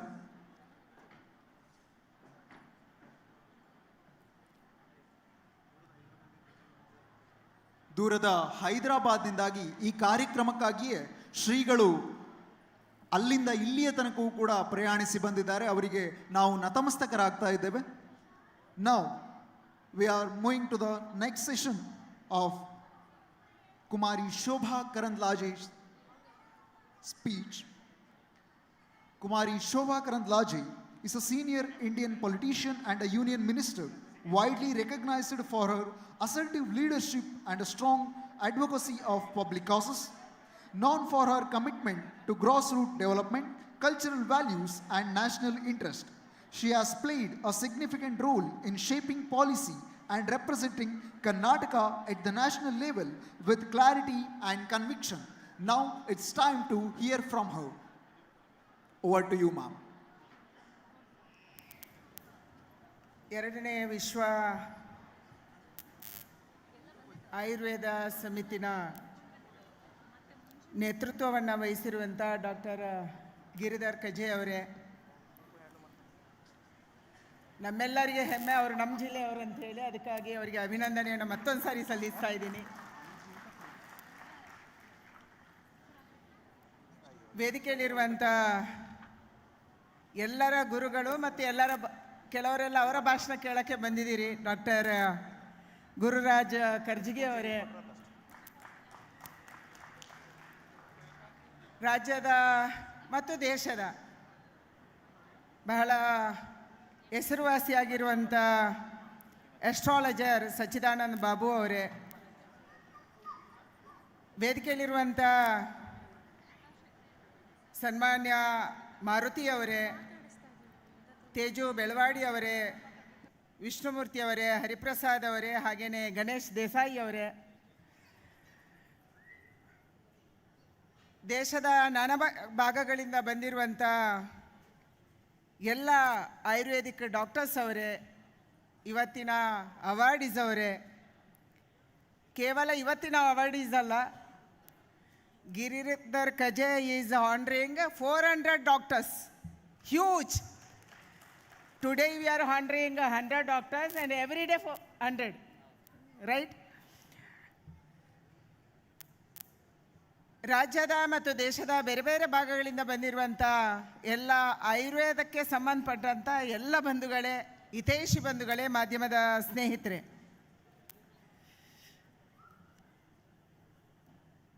ನನ್ನೆಲ್ಲ ಅಧಿಕಾರಿ ಮಿತ್ರರೇ, ಬೇರೆ ಬೇರೆ ಡಿಪಾರ್ಟ್ಮೆಂಟಿಂದ, officers from Ayush department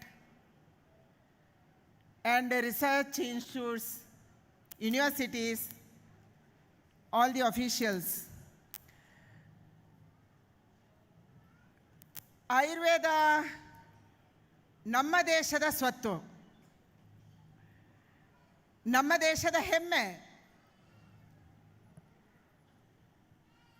ನಮ್ಮ ದೇಶದ ಋಷಿಗಳು ಸಾವಿರಾರು ವರ್ಷಗಳ ಹಿಂದೆ ತಮ್ಮ ಮೇಲೆ ತಾವು ಪ್ರಯೋಗ ಮಾಡಿಕೊಂಡು ಕಂಡುಕೊಂಡಂಥ ಒಂದು ಸತ್ಯ. ಆದರೆ ಕಾಲಕ್ರಮೇಣ ನಮ್ಮ ದೇಶದಿಂದ ಇದು ನಿಧಾನವಾಗಿ ಮರೆಯಾಗ್ತಾ ಇರುವಂಥ ಒಂದು ಪ್ರಮೇಯವನ್ನು ನಾವು ಕಂಡ್ವಿ. ಆಯುರ್ವೇದ ದೂರ ಆಯಿತು, ಅಲೋಪತಿಗೆ ನಾವು ಹತ್ತಿರ ಆದ್ವಿ. ಇವತ್ತಿಗೂ ಕೂಡ ನಮ್ಮ ಜನಕ್ಕೆ ಫಾಸ್ಟ್ ಬೇಕು, ಫಾಸ್ಟ್ ಆಗಬೇಕು, ಫಾಸ್ಟ್ ಹೋಗಬೇಕು, ಫಾಸ್ಟ್ ತಿನ್ನಬೇಕು, ಫಾಸ್ಟ್ ಕುಕ್ ಆಗಬೇಕು, ಫಾಸ್ಟ್ ಇಫೆಕ್ಟ್ ಆಗಬೇಕು. ಅಂದರೆ ನಾವು ಫಾಸ್ಟ್ ಜಗತ್ತಲ್ಲಿ ಇದ್ವಿ. ಹಮ್ ಸಬ್ ಹರಿ ಮೇ ಹೈ, ಜಲ್ದಿ ಕರ್ನಾ, ಸಬ್ ಜಲ್ದಿ ಹೋ ಜಾನಾ. ಆದರೆ ಫಾಸ್ಟಿಂದಾಗಿ ಏನಾಯಿತು? ಆಕ್ಸಿಡೆಂಟ್ ಆಯಿತು. ಯಾವಾಗ ನಾವು ಫಾಸ್ಟಾಗಿ ಕ್ಯೂರ್ ಆಗಬೇಕು ಅಂತ ಅಲೋಪತಿಗೆ ಹೋದ್ವಿ, ನಾನು ಅಲೋಪತಿ ಡಾಕ್ಟರ್ಸ್ ಇಲ್ಲಿ ಇರ್ಬೋದು, ನಂಗೆ ಗೊತ್ತಿಲ್ಲ, ಯಾರೂ ಅನ್ಯತಾ ಭಾವಿಸಬಾರ್ದು. ಫಾಸ್ಟಾಗಿ ಹೋಗೋದ್ರಿಂದ ಆಕ್ಸಿಡೆಂಟ್ ಆದ ಪರಿಣಾಮ ಅಲೋಪತಿಯಲ್ಲಿ ಇಫೆಕ್ಟ್ ಆಗೋಕ್ಕೆ ಔಷಧಿ ಕೊಡ್ತಾರೆ, ಸೈಡ್ ಎಫೆಕ್ಟ್ಗೆ ಇನ್ನೊಂದು ಔಷಧಿ ಕೊಡ್ತಾರೆ. ಇದು ಕೆಲಸ ಮಾಡಬೇಕು ಅಂತ ಔಷಧಿ ಟ್ಯಾಬ್ಲೆಟ್ಸು, ಮತ್ತು ಅದರ ಸೈಡ್ ಎಫೆಕ್ಟ್ ಬರುತ್ತೆ, ಗ್ಯಾಸ್ಟ್ರೈಟಿಸ್ ಬರುತ್ತೆ, ಅಥವಾ ಕೆಲವರಿಗೆ ತಲೆನೋವು ಬರುತ್ತೆ, ಬೇರೆ ಬೇರೆ ಬರುತ್ತೆ. ಇದಕ್ಕೆ ಸೈಡ್ ಎಫೆಕ್ಟ್ ಬರ್ಬೋದು ಅಂತ ಇನ್ನೊಂದು ಟ್ಯಾಬ್ಲೆಟ್ ಕೊಡ್ತಾರೆ. ಆದರೆ ಯಾವುದು ನಮ್ಮ ದೇಶದ ಸತ್ಯ ಆಗಿತ್ತು, ನಮ್ಮ ಋಷಿಮುನಿಗಳು ತಮ್ಮ ದೇಹದ ಮೇಲೆ ಪ್ರಯೋಗ ಮಾಡಿಕೊಂಡು ಸತ್ಯವನ್ನು ಕಂಡುಕೊಂಡಿದ್ರು, ಅದರಿಂದ ದೂರ ಆದ ಪರಿಣಾಮ ಇವತ್ತು ಪ್ರತಿಯೊಂದು ಮನೆಯಲ್ಲಿ ಒಬ್ಬ ಪೇಷಂಟ್ ಇದ್ದಾನೆ. ನೀವು 3 ಮನೆಯಲ್ಲಿ ಸರ್ವೆ ಮಾಡಿದರೆ ಒಬ್ಬರು ಡಯಾಬಿಟಿಕ್ ಇರ್ತಾರೆ, 5 ಮನೆಯಲ್ಲಿ ಸರ್ವೆ ಮಾಡಿದರೆ ಒಬ್ಬರು ಕ್ಯಾನ್ಸರ್ ಪೇಷಂಟ್ ಇರ್ತಾರೆ. ಒಂದಲ್ಲ ಒಂದು ಕಾಯಿಲೆಗೆ ತುತ್ತಾಗುವಂಥ ಲಕ್ಷಾಂತರ ಕೋಟ್ಯಾಂತರ ಜನ ಭಾರತದಲ್ಲಿ ಇದ್ದಾರೆ. ಯಾಕೆ? ಆಯುರ್ವೇದದಲ್ಲಿ ನಮ್ಮ ಹಿರಿಯರು ಕಂಡುಕೊಂಡಿರುವಂಥ ಸತ್ಯ, ವಾತ ಪಿತ್ತ 3 ವಿಭಾಗಗಳನ್ನೇನು ಮಾಡಿದ್ದೀರಿ ನೀವು, ಇದೆಲ್ಲವೂ ಕೂಡ ಭೂಮಿಗೆ ಸಂಬಂಧಪಟ್ಟಿದ್ದು. ಭೂಮಿಗೆ, ವಾಯುಗೆ, ನೀರಿಗೆ, ಇದಕ್ಕೆ ಸಂಬಂಧಪಟ್ಟಿದ್ದು. ನಮ್ಮ ಹಿರಿಯರು ಹೇಳ್ತಾರೆ ಅಥವಾ ರಿಸರ್ಚ್ ಹೇಳುತ್ತೆ, ನಮ್ಮ ದೇಹ ಕೂಡ ಇದಕ್ಕೆ ಸಂಬಂಧಪಟ್ಟಿದ್ದು. ನಮ್ಮ ದೇಹದಲ್ಲಿ ನೀರು ಜಾಸ್ತಿ ಇದೆ. ಎಷ್ಟು ಯಾವುದಿದೆ ಅಂದರೆ ನೀರಿದೆ. ಒಳ್ಳೆಯ ಗಾಳಿ ಬೇಕು, ಒಳ್ಳೆಯ ನೀರು ಬೇಕು, ಒಳ್ಳೆಯ ಭೂಮಿ ಬೇಕು, ಒಳ್ಳೆಯ ಆಹಾರ ತಿನ್ನಬೇಕು. ಇದೇ ಔಷಧಿ ಅಂತ ಹಿರಿಯರು ಹೇಳಿದ್ದಾರೆ. ಇದೆಲ್ಲದರಿಂದ ದೂರ ಆಗ್ತಾ ಇರುವಂಥ ಪರಿಣಾಮವಾಗಿ ಪೇಷಂಟ್ಗಳ ಸಂಖ್ಯೆ ಜಾಸ್ತಿ ಆಗಿದೆ. 2014ರಲ್ಲಿ ನಮ್ಮ ಸರ್ಕಾರ ಬಂದಂಥ ಸಂದರ್ಭದಲ್ಲಿ ನರೇಂದ್ರ ಮೋದಿಯವರ ನೇತೃತ್ವದಲ್ಲಿ ಮೊದಲ ಬಾರಿಗೆ ಆಯುಷ್ ಡಿಪಾರ್ಟ್ಮೆಂಟನ್ನು ಮಾಡಿದಂಥ ಪ್ರಧಾನಿ ಯಾರಂದರೆ ಅದು ನಮ್ಮ ಪ್ರಧಾನಿ, ನಮ್ಮ ಹೆಮ್ಮೆ, ನಮ್ಮ ನರೇಂದ್ರ ಮೋದಿಯವರು. ಇದಕ್ಕೊಂದು ಗೌರವ ಸಿಕ್ತು. ಹಲವಾರು ಹೊಸದನ್ನು ಮಾಡಿದರು ಅವರು. ಆಯುಷ್ ಮೊದಲ ಬಾರಿಗೆ, ಸ್ಕಿಲ್ ಡೆವಲಪ್ಮೆಂಟ್ ಮೊದಲ ಬಾರಿಗೆ, ಫಿಶರೀಸ್ ಮೊದಲ ಬಾರಿಗೆ, ಈ ರೀತಿ ಬೇರೆ ಬೇರೆ ಡಿಪಾರ್ಟ್ಮೆಂಟ್ಗಳನ್ನು ಅವ್ರು ಮಾಡಿದರು. ಯಾರಿಗಾರು ಕನ್ನಡ ಅರ್ಥ ಆಗಿಲ್ಲ ಅಂದರೆ ಬೇರೆ ಭಾಷೆಯಲ್ಲೂ ಹೇಳ್ತೀನಿ. ಗಿರಿಧರ್ ಕಜೆ ಅವರು ಹೇಳಿದರು, ಇಲ್ಲಿ ಕನ್ನಡದ ಅವರು ಇದ್ದಾರೆ, ಬಾಕಿ ಯಾರು ರಿಸರ್ಚ್ ಸ್ಟೂಡೆಂಟ್ಸು ಟೆಕ್ನಿಕಲ್ ಸೆಷನ್ ಆಚೆ ನಡೀತಿದೆ ಅಂತ ಅಂದಿದ್ದಾರೆ. ಹೌದಲ್ಲ? ಅದಕ್ಕಾಗಿ ಮೊದಲ ಬಾರಿಗೆ ಹಲವಾರು ಡಿಪಾರ್ಟ್ಮೆಂಟ್ಗಳನ್ನು ಮೋದಿಯವರ ನೇತೃತ್ವದಲ್ಲಿ ಮಾಡಲಾಯಿತು. ಇವತ್ತು ಆಯುಷ್ ಡಿಪಾರ್ಟ್ಮೆಂಟ್ ಮೇಲೆ ಬಹಳ ದೊಡ್ಡ ಜವಾಬ್ದಾರಿ ಇದೆ. ಆಯುರ್ವೇದ ಎಲ್ಲಿ ಸೋತಿದೆ? ಆಯುರ್ವೇದಕ್ಕೆ ಒಂದು ಸೈಂಟಿಫಿಕ್ ಆದಂಥ ಸ್ಟ್ಯಾಂಡರ್ಡೈಸೇಷನು ಆಗಬೇಕಾಗಿತ್ತು. ಅದು ಹಲವಾರು ವರ್ಷಗಳ ಕಾಲ ಆಗಿರಲಿಲ್ಲ. ಈ ಸ್ಟ್ಯಾಂಡರ್ಡೈಸೇಷನನ್ನು ನಾವು ಫಿಕ್ಸ್ ಮಾಡ್ಬೋದಾ? ನಮ್ಮ ದೇಶದ ಬೇರೆ ಬೇರೆ ಭಾಗದ ಡಾಕ್ಟರ್ಸ್ ಬೇರೆ ಬೇರೆ ರೀತಿಯ ಔಷಧಿಯನ್ನು ಕೊಡ್ತಾರೆ. ಟೆಕ್ಸ್ಟ್ ಬುಕ್ಗಳು ವ್ಯತ್ಯಾಸ ಇದ್ದಾವೆ, ರೀಜನ್ಸ್ ವ್ಯತ್ಯಾಸ ಇದೆ. ಆಯಾ ಭಾಗದ ಅವಗುಣಕ್ಕೆ ಸರಿಯಾಗಿ ಅಲ್ಲಿ ಮೆಡಿಸಿನಲ್ ಪ್ಲ್ಯಾಂಟ್ ಬೆಳೀತವೆ. ಒಂದು ಜಾಗದಲ್ಲಿ ಬೆಳೆದದ್ದು ಇನ್ನೊಂದು ಜಾಗದಲ್ಲಿ ಬೆಳೆಯಲ್ಲ. ಒಂದು ಜಾಗದಲ್ಲಿ ಒಬ್ಬ ಡಾಕ್ಟ್ರು ಯೋಚನೆ ಮಾಡೋದು ಇನ್ನೊಂದು ಡಾಕ್ಟ್ರು ಯೋಚನೆ ಮಾಡಲ್ಲ. ಈ ರೀತಿ ಬೇರೆ ಬೇರೆ ಕಾರಣಕ್ಕೆ ವ್ಯತ್ಯಾಸ ಇರುವ ಪರಿಣಾಮವಾಗಿ ಆಯುರ್ವೇದವನ್ನು ನಾವು ಸೈಂಟಿಫಿಕ್ ಆಗಿ ವರ್ಲ್ಡ್ ಮುಂದೆ ಸಬ್ಮಿಟ್ ಮಾಡೋಕ್ಕೆ, ವರ್ಲ್ಡ್ ಮುಂದೆ ಇದಕ್ಕೆ ಜಾಗವನ್ನು ಕೊಡಿಸೋಕ್ಕೆ ನಮ್ಗೆ ಆಗಿರಲಿಲ್ಲ. ನಮ್ಮ ಹತ್ರ ರಿಸರ್ಚ್ ಲ್ಯಾಬ್ಗಳಿಲ್ಲ, ನಮ್ಮ ಹತ್ರ ಟೆಸ್ಟಿಂಗ್ ಲ್ಯಾಬ್ಗಳಿಲ್ಲ. ಇದೆಲ್ಲದರ ಪರಿಣಾಮವಾಗಿ ಆಯುರ್ವೇದ ನಿಧಾನಕ್ಕೆ ಕಡಿಮೆ ಹೋಯಿತು. ನಾನು ತುಂಬ ಜನಕ್ಕೆ ಕೇಳ್ತಾ ಇದ್ದೆ, ಆಯುರ್ವೇದವನ್ನು ಯಾಕೆ ತಗೊಳ್ಳಲ್ಲ ಅಥವಾ ಹೋಮಿಯೋಪತಿಯನ್ನು ಯಾಕೆ ತಗೊಳ್ಳಲ್ಲ, ಇದರಲ್ಲಿ ಏನಿದೆ ಅಂತ ನಮಗೇನು ಗೊತ್ತು ಅಂತ ಬಹಳ ಜನ ಕೇಳ್ತಾರೆ. ಬಹಳ ದೊಡ್ಡ ಪ್ರಶ್ನೆ ಇರುವಂಥದ್ದು. ಯಾವ ಔಷಧಿಯಲ್ಲಿ ಯಾವುದಿದೆ ಅನ್ನುವಂಥದ್ದು ಹೆಂಗೆ ಗೊತ್ತಾಗುತ್ತೆ? ಇದಕ್ಕೆ ಟೆಸ್ಟಿಂಗ್ ಲ್ಯಾಬ್ಗಳು ಬೇಕು. ಅದಕ್ಕಾಗಿ ನಮ್ಮ ಮುಂದಿರುವಂಥ ಬಹಳ ದೊಡ್ಡ ಚಾಲೆಂಜ್ ಅಂತಂದರೆ, ಆಯುಷ್ ಡಿಪಾರ್ಟ್ಮೆಂಟ್ ಮುಂದಿರುವಂಥ ಬಹಳ ದೊಡ್ಡ ಚಾಲೆಂಜ್ ಅಂದರೆ, ನಾವು ತಯಾರು ಮಾಡುತ್ತಿರುವಂಥ ಔಷಧಿಯಲ್ಲಿ ಏನಿದೆ, ಏನಿಲ್ಲ, ಏನು ಇರಬೇಕು ಯಾವ ಕಾಯಿಲೆಗೆ, ಇದೆಲ್ಲವನ್ನು ಕೂಡ ಮೆನ್ಷನ್ ಮಾಡ್ಬೋದಂತ ಮತ್ತು ಜನಕ್ಕೆ ಹತ್ತಿರವಾಗಿಸ್ಬೋದಂತ ಇದೆ. ನಿಮಗೆ ಗೊತ್ತಿದೆ, ಗಿರಿಧರ್ ಕಜೆಯವರಿಗೆ ಗೊತ್ತಿದೆ ಯಾವ ಮೆಡಿಸನ್ನಲ್ಲಿ ಏನಿದೆ ಅಂತ. ಆದರೆ ತಗೊಳ್ತಿರುವಂಥ ನಂಗೆ ಗೊತ್ತಿಲ್ಲ. ನಾನು ನಿಮ್ಮನ್ನು ನಂಬಿ ಔಷಧಿ ತಗೊತೀನಿ. ಅದಕ್ಕಾಗಿ ಗಿರಿಧರ್ ಕಜೆಯನ್ನು ನಾನು ನಂಬ್ತೀನಿ, ಅದಕ್ಕೆ ಔಷಧಿ ತಗೊತೀನಿ. ಆದರೆ ಎಲ್ಲರೂ ಇದನ್ನು ಮಾಡ್ತಾರಾ? ಇದು ಬಹಳ ದೊಡ್ಡ ಒಂದು ಪ್ರಶ್ನಾರ್ಥಕ ಚಿಹ್ನೆ ನಮ್ಮಲ್ಲಿ ಇದೆ. ಅದಕ್ಕಾಗಿ ಇವತ್ತು ಇದೆಲ್ಲವನ್ನು ಒಟ್ಟು ಮಾಡೋದಕ್ಕಾಗಿ ನಮ್ಮ ಆಯುರ್ವೇದದಲ್ಲಿರುವಂಥ ಸಮಸ್ಯೆಯನ್ನು ದೂರ ಮಾಡೋದಕ್ಕಾಗಿ ಸಹಜವಾಗಿ ನಮಗೆ ಅನಿಸ್ತಾ ಇರೋದು, ನಾನು ಹಿಂದೆ ಕೃಷಿ ಮಂತ್ರಿ ಇದ್ದೆ 2ನೇ ಸರ್ಕಾರದಲ್ಲಿ ಮೋದಿಯವರದು. ಆವಾಗಲೂ ನಾವು ಫುಡ್ ಪ್ರೊಸೆಸಿಂಗಲ್ಲಿ ಮಂತ್ರಿ ಇದ್ದೆ. ಹೊರದೇಶಕ್ಕೆ ನಮಗೆ ಆಹಾರ ಪದಾರ್ಥಗಳನ್ನು ಕಳಿಸಬೇಕು ಅಂತಂದಾಗ ಟೆಸ್ಟಿಂಗ್ ಲ್ಯಾಬಿನ ಕೊರತೆ ಇದೆ ನಮಗೆ ಇವತ್ತಿಗೂ. ಫುಡ್ ಟೆಸ್ಟಿಂಗಲ್ಲೂ ಟೆಸ್ಟಿಂಗ್ ಲ್ಯಾಬ್ ಕೊರತೆ ಇದೆ. ಹೊರದೇಶಕ್ಕೆ ನಮ್ಮ ಆಹಾರ ಪದಾರ್ಥಗಳು ಯಾಕೆ ಹೋಗ್ತಾ ಇಲ್ಲ? ಯಾಕೆಂದರೆ ಅದರಲ್ಲಿ ಎಷ್ಟು ಪೆಸ್ಟಿಸೈಡ್ ರೆಸಿಡ್ಯೂ ಇದೆ ಅನ್ನುವ ಆಧಾರದಲ್ಲಿ ನಾವು ಹೊರದೇಶಕ್ಕೆ ಕಳಿಸ್ಬೇಕು, ಎಕ್ಸ್ಪೋರ್ಟ್ ಮಾಡಬೇಕು. ಪೆಸ್ಟಿಸೈಡ್ ರೆಸಿಡ್ಯೂ ಟೆಸ್ಟ್ ಮಾಡೋಕ್ಕೆ ಎಷ್ಟು ಲ್ಯಾಬ್ ಇದೆ? ಕರ್ನಾಟಕದಲ್ಲಿ ಒಂದೇ ಇದೆ.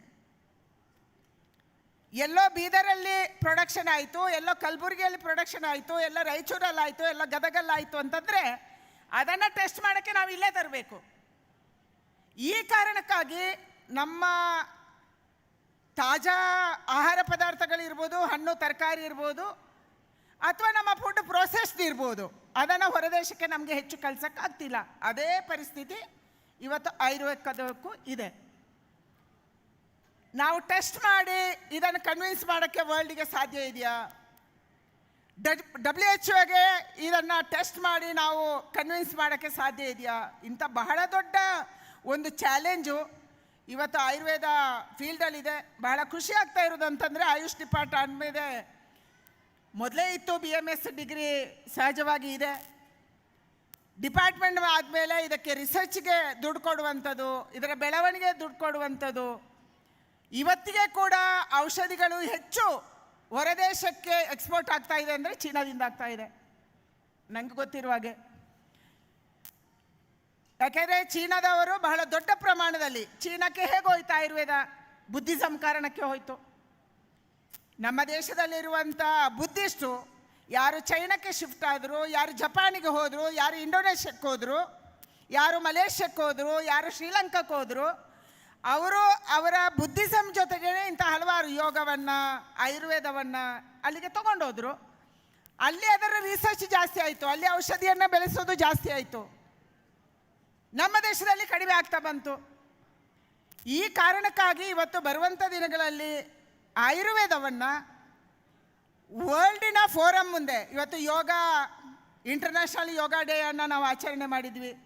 ಆಯುಷ್ನ ಇನ್ನೊಂದು ಭಾಗ ಯೋಗನೂ ಇದೆ. ಅದಕ್ಕಾಗಿ ಯೋಗ ಡೇಯ ಜೊತೆಗೇನೆ, ಯೋಗದ ಜೊತೆಗೇನೆ ಆಯುರ್ವೇದನ ಪ್ರಚಾರ ಆಗ್ತಾ ಇದೆ. ಯಾರು ಯೋಗ ಕಲಿಯೋಕ್ಕೆ ಇಲ್ಲಿ ಬರ್ತಾರೆ, ಬೇರೆ ದೇಶದಿಂದ ಟೀಚರ್ಸ್ ಬರ್ತಾರೆ. ಇಂಟರ್ನ್ಯಾಷನಲ್ ಯೋಗ ಡೇ ಆಚರಣೆ ಆದ ಮೇಲೆ ವಿಶ್ವದ ಎಲ್ಲ ದೇಶಗಳು ಯೋಗವನ್ನು ಪ್ರಾಕ್ಟೀಸ್ ಮಾಡೋಕ್ಕೆ ಶುರು ಮಾಡಿದ್ವು.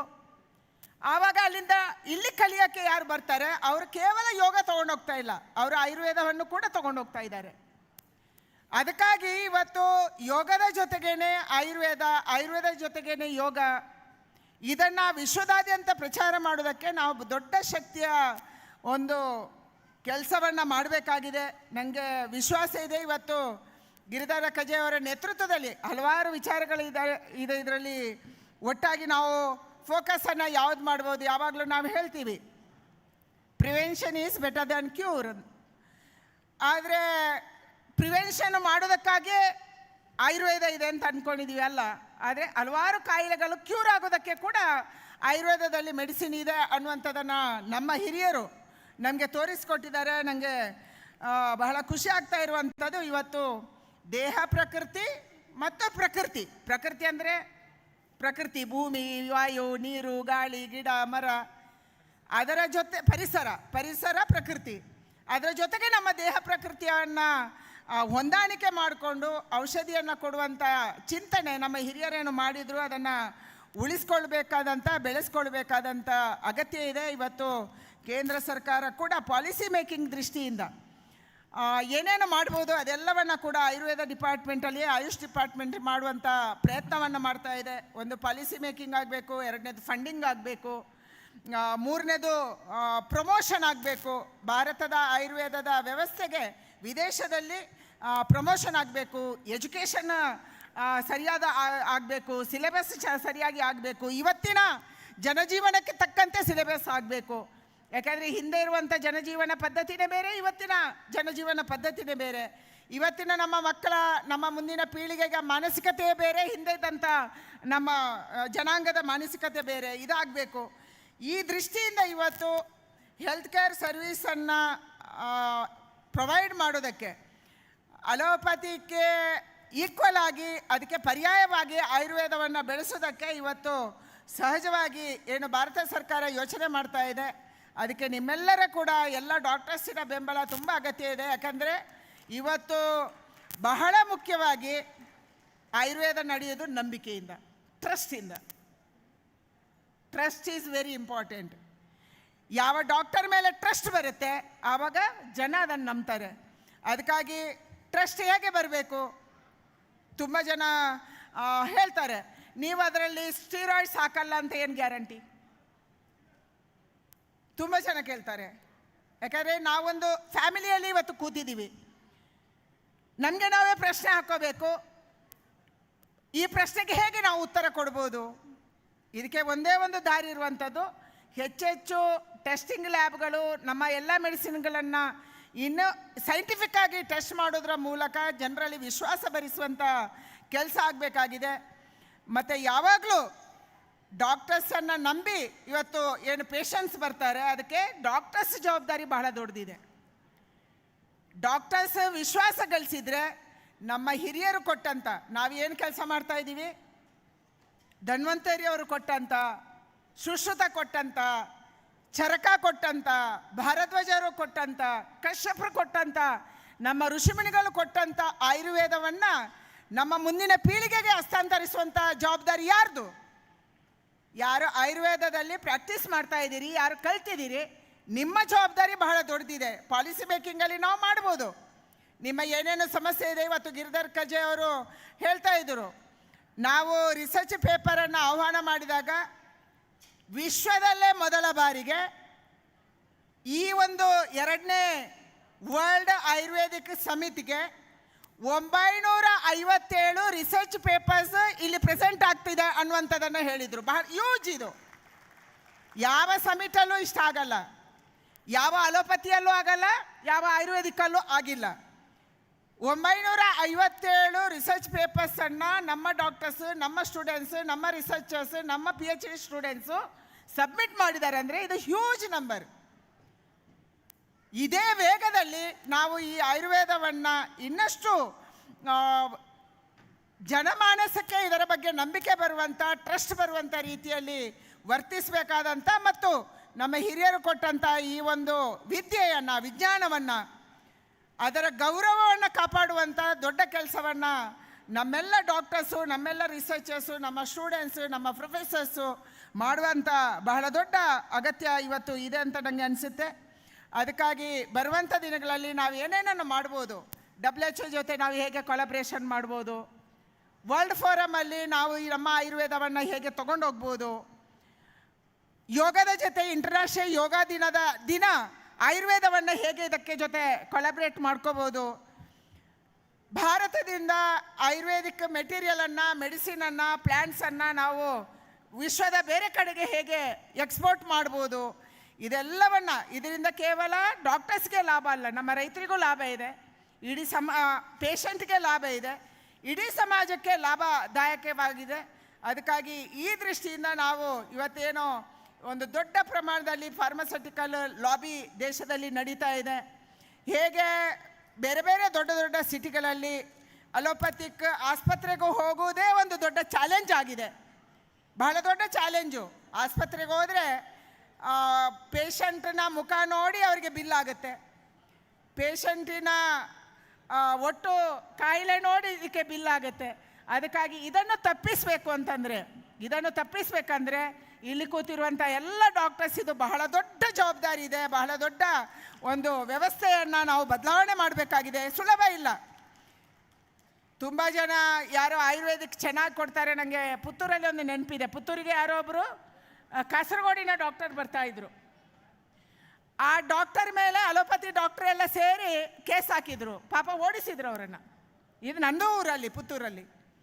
ಅಂದರೆ ಆ ರೀತಿಯ ಚಾಲೆಂಜನ್ನು ಕೂಡ ತುಂಬ ಜನ ಡಾಕ್ಟರ್ಸ್ ಎದುರಿಸ್ತಾ ಇದ್ದಾರೆ ಇವತ್ತು. ಅಂತ ಅಷ್ಟು ದೊಡ್ಡ ಪ್ರಮಾಣದ ಒಂದು ಲಾಬಿ ದೇಶದಲ್ಲಿ ಫಾರ್ಮಸ್ಯೂಟಿಕಲ್ಲು ಮತ್ತು ಮೆಡಿಕಲ್ ಲಾಬಿ ನಡೀತಾ ಇದೆ. ಇದನ್ನು ಓಪನ್ ಆಗಿ ನಾವು ಹೇಳಲೇಬೇಕು. ಯಾಕಂದರೆ ಇವತ್ತು ನಮ್ಮನ್ನು ನಾವು ಉಳಿಸ್ಕೋಬೇಕು ಅಂತಂದರೆ, ಈ ಒಂದು ಫೀಲ್ಡ್ಗೆ ಆಯುರ್ವೇದಕ್ಕೆ ಗೌರವ ಸಿಗಬೇಕು ಅಂತಂದರೆ, ಮತ್ತು ಇದರ ಜನಕ್ಕೆ ಲಾಭದಾಯಕ ಆಗಬೇಕು ಅಂತಂದರೆ ಇಂಥ ಹಲವಾರು ಚಾಲೆಂಜನ್ನು ನಾವು ಫೇಸ್ ಮಾಡಬೇಕಾಗುತ್ತೆ, ಎದುರಿಸಬೇಕಾಗುತ್ತೆ ಮತ್ತು ಎದ್ದು ನಿಲ್ಲಬೇಕಾಗುತ್ತೆ. ಅದಕ್ಕಾಗಿ ನಾನು ವಿನಂತಿ ಮಾಡುವಂಥದ್ದು ಒಂದೇ, ದಯಮಾಡಿ ಏನು ಇವತ್ತು ಕಂಟೆಂಪ್ರರಿ ಮೆಡಿಸಿನನ್ನು ಹೇಗೆ ನಾವು ತಯಾರು ಮಾಡ್ಬೋದು ಮತ್ತು ಲಾಭದಾಯಕವಾಗಿ ನಮ್ಮ ಪೇಷಂಟ್ಗಳಿಗೆ ನಾವು ಕೊಡ್ಬೋದು ಅನ್ನುವಂಥದ್ದನ್ನು ವಿಶೇಷವಾಗಿ ನಾವು ಯೋಚನೆಯನ್ನು ಮಾಡಬೇಕು. ಇವತ್ತು department of AYUSH, council of scientific and industrial research ಇದೆ, CSIR ಅಂತ ನಾವೇನು ಹೇಳ್ತೀವಿ, ಹಾಗೆಯೇ ICMR ಇದೆ. ಇದೆಲ್ಲವೂ ಸೇರಿಕೊಂಡು ಆಯುರ್ವೇದವನ್ನು ಮುಂದೆ ತರುವಂಥ ಒಂದು ದೊಡ್ಡ ಕೆಲಸವನ್ನು ಮಾಡಬೇಕು. ಇದಕ್ಕೆ ಸರ್ಕಾರದ ವತಿಯಿಂದ ಏನೇನು ಬೇಕು, ಏನೇನು ಮಾಡ್ಬೋದು, ನಿಮ್ಮ ಅಪೇಕ್ಷೆ ಏನಿದೆ, ಈ ಒಂದು ಆಯುರ್ವೇದ ಸಮಿಟಿನ ಔಟ್ಕಮ್ ಏನಿದೆ, ದಯಮಾಡಿ ಈ ಔಟ್ಕಮನ್ನು ಕೂಡ ನಮ್ಮ ಗಮನಕ್ಕೆ ತಂದರೆ ಸರ್ಕಾರದ ವಲಯದಲ್ಲಿ ಕೂಡ ಇದಕ್ಕೆ ಬೇಕಾದಂಥ ಪಾಲಿಸಿ ಮೇಕಿಂಗ್ ಇರ್ಬೋದು, ಅಥವಾ ಬರುವ ದಿನಗಳಲ್ಲಿ ಫಂಡಿಂಗ್ ಇರ್ಬೋದು, ಅಥವಾ ಇದರ ಚಾಲೆಂಜಸ್ಸನ್ನು ಎದುರಿಸೋಕ್ಕೆ ಏನೇನೋ ಸಹಾಯ ಬೇಕು ಇದಿರ್ಬೋದು. ಇದನ್ನು ಖಂಡಿತವಾಗಿ ನಮ್ಮ ಹಿರಿಯರ ಗಮನಕ್ಕೆ ತಂದು ಇದಕ್ಕೆ ನಿಜವಾದ ರೀತಿಯಲ್ಲಿ ನಮ್ಮ ಆಯುರ್ವೇದಕ್ಕೆ ನ್ಯಾಯ ಸಿಗುವ ರೀತಿಯಲ್ಲಿ ಆಗುವ ರೀತಿಯಲ್ಲಿ ನಾವೆಲ್ಲರೂ ಪ್ರಯತ್ನ ಮಾಡ್ತೀವಿ ಅನ್ನುವಂಥ ಭರವಸೆಯನ್ನು ಕೊಟ್ಟು ಇಷ್ಟೊಂದು ಹ್ಯೂಜ್ ಆಗಿ ಸುಮಾರು 1800 ಸ್ಟೂಡೆಂಟ್ಸಿಗೆ ಗಿರಿಧರ್ ಕರ್ಜೆ ಅವರು ಅಕೊಮಡೇಷನ್ ಮಾಡಿದ್ದಾರೆ ಅಂತ ನಾನು ಹೇಳಿದೆ. ಅಕೊಮಡೇಷನ್ ಮಾಡೋದೇ ಒಂದು ದೊಡ್ಡ ಚಾಲೆಂಜು ಅಂತೇಳಿ, ಯಾಕಂದರೆ ನಾವು ಚಿಕ್ಕ ಚಿಕ್ಕ ಕಾರ್ಯಕ್ರಮ ಮಾಡಿದಾಗಲೂ ನಮಗೆ ದೊಡ್ಡ ಸಮಸ್ಯೆ ಆಗುತ್ತೆ ಅಕೊಮಡೇಷನ್ ಮಾಡೋಕ್ಕೆ.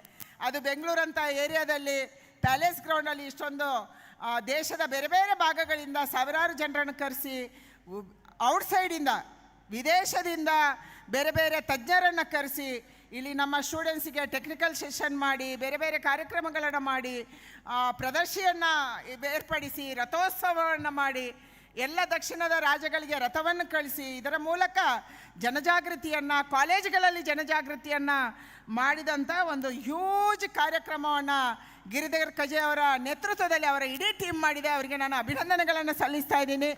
ಸರ್ಕಾರ ಮಾಡುವಂಥ ದೊಡ್ಡ ಕೆಲಸವನ್ನು ಇವತ್ತು ಒಂದು ವ್ಯಕ್ತಿಗಳು ಮಾಡ್ತಾರೆ ಅಂತಂದರೆ ಇದು ನಿಜವಾಗ್ಲೂ ಅಭಿನಂದನೆಗೆ ಅರ್ಹವಾದ್ದು.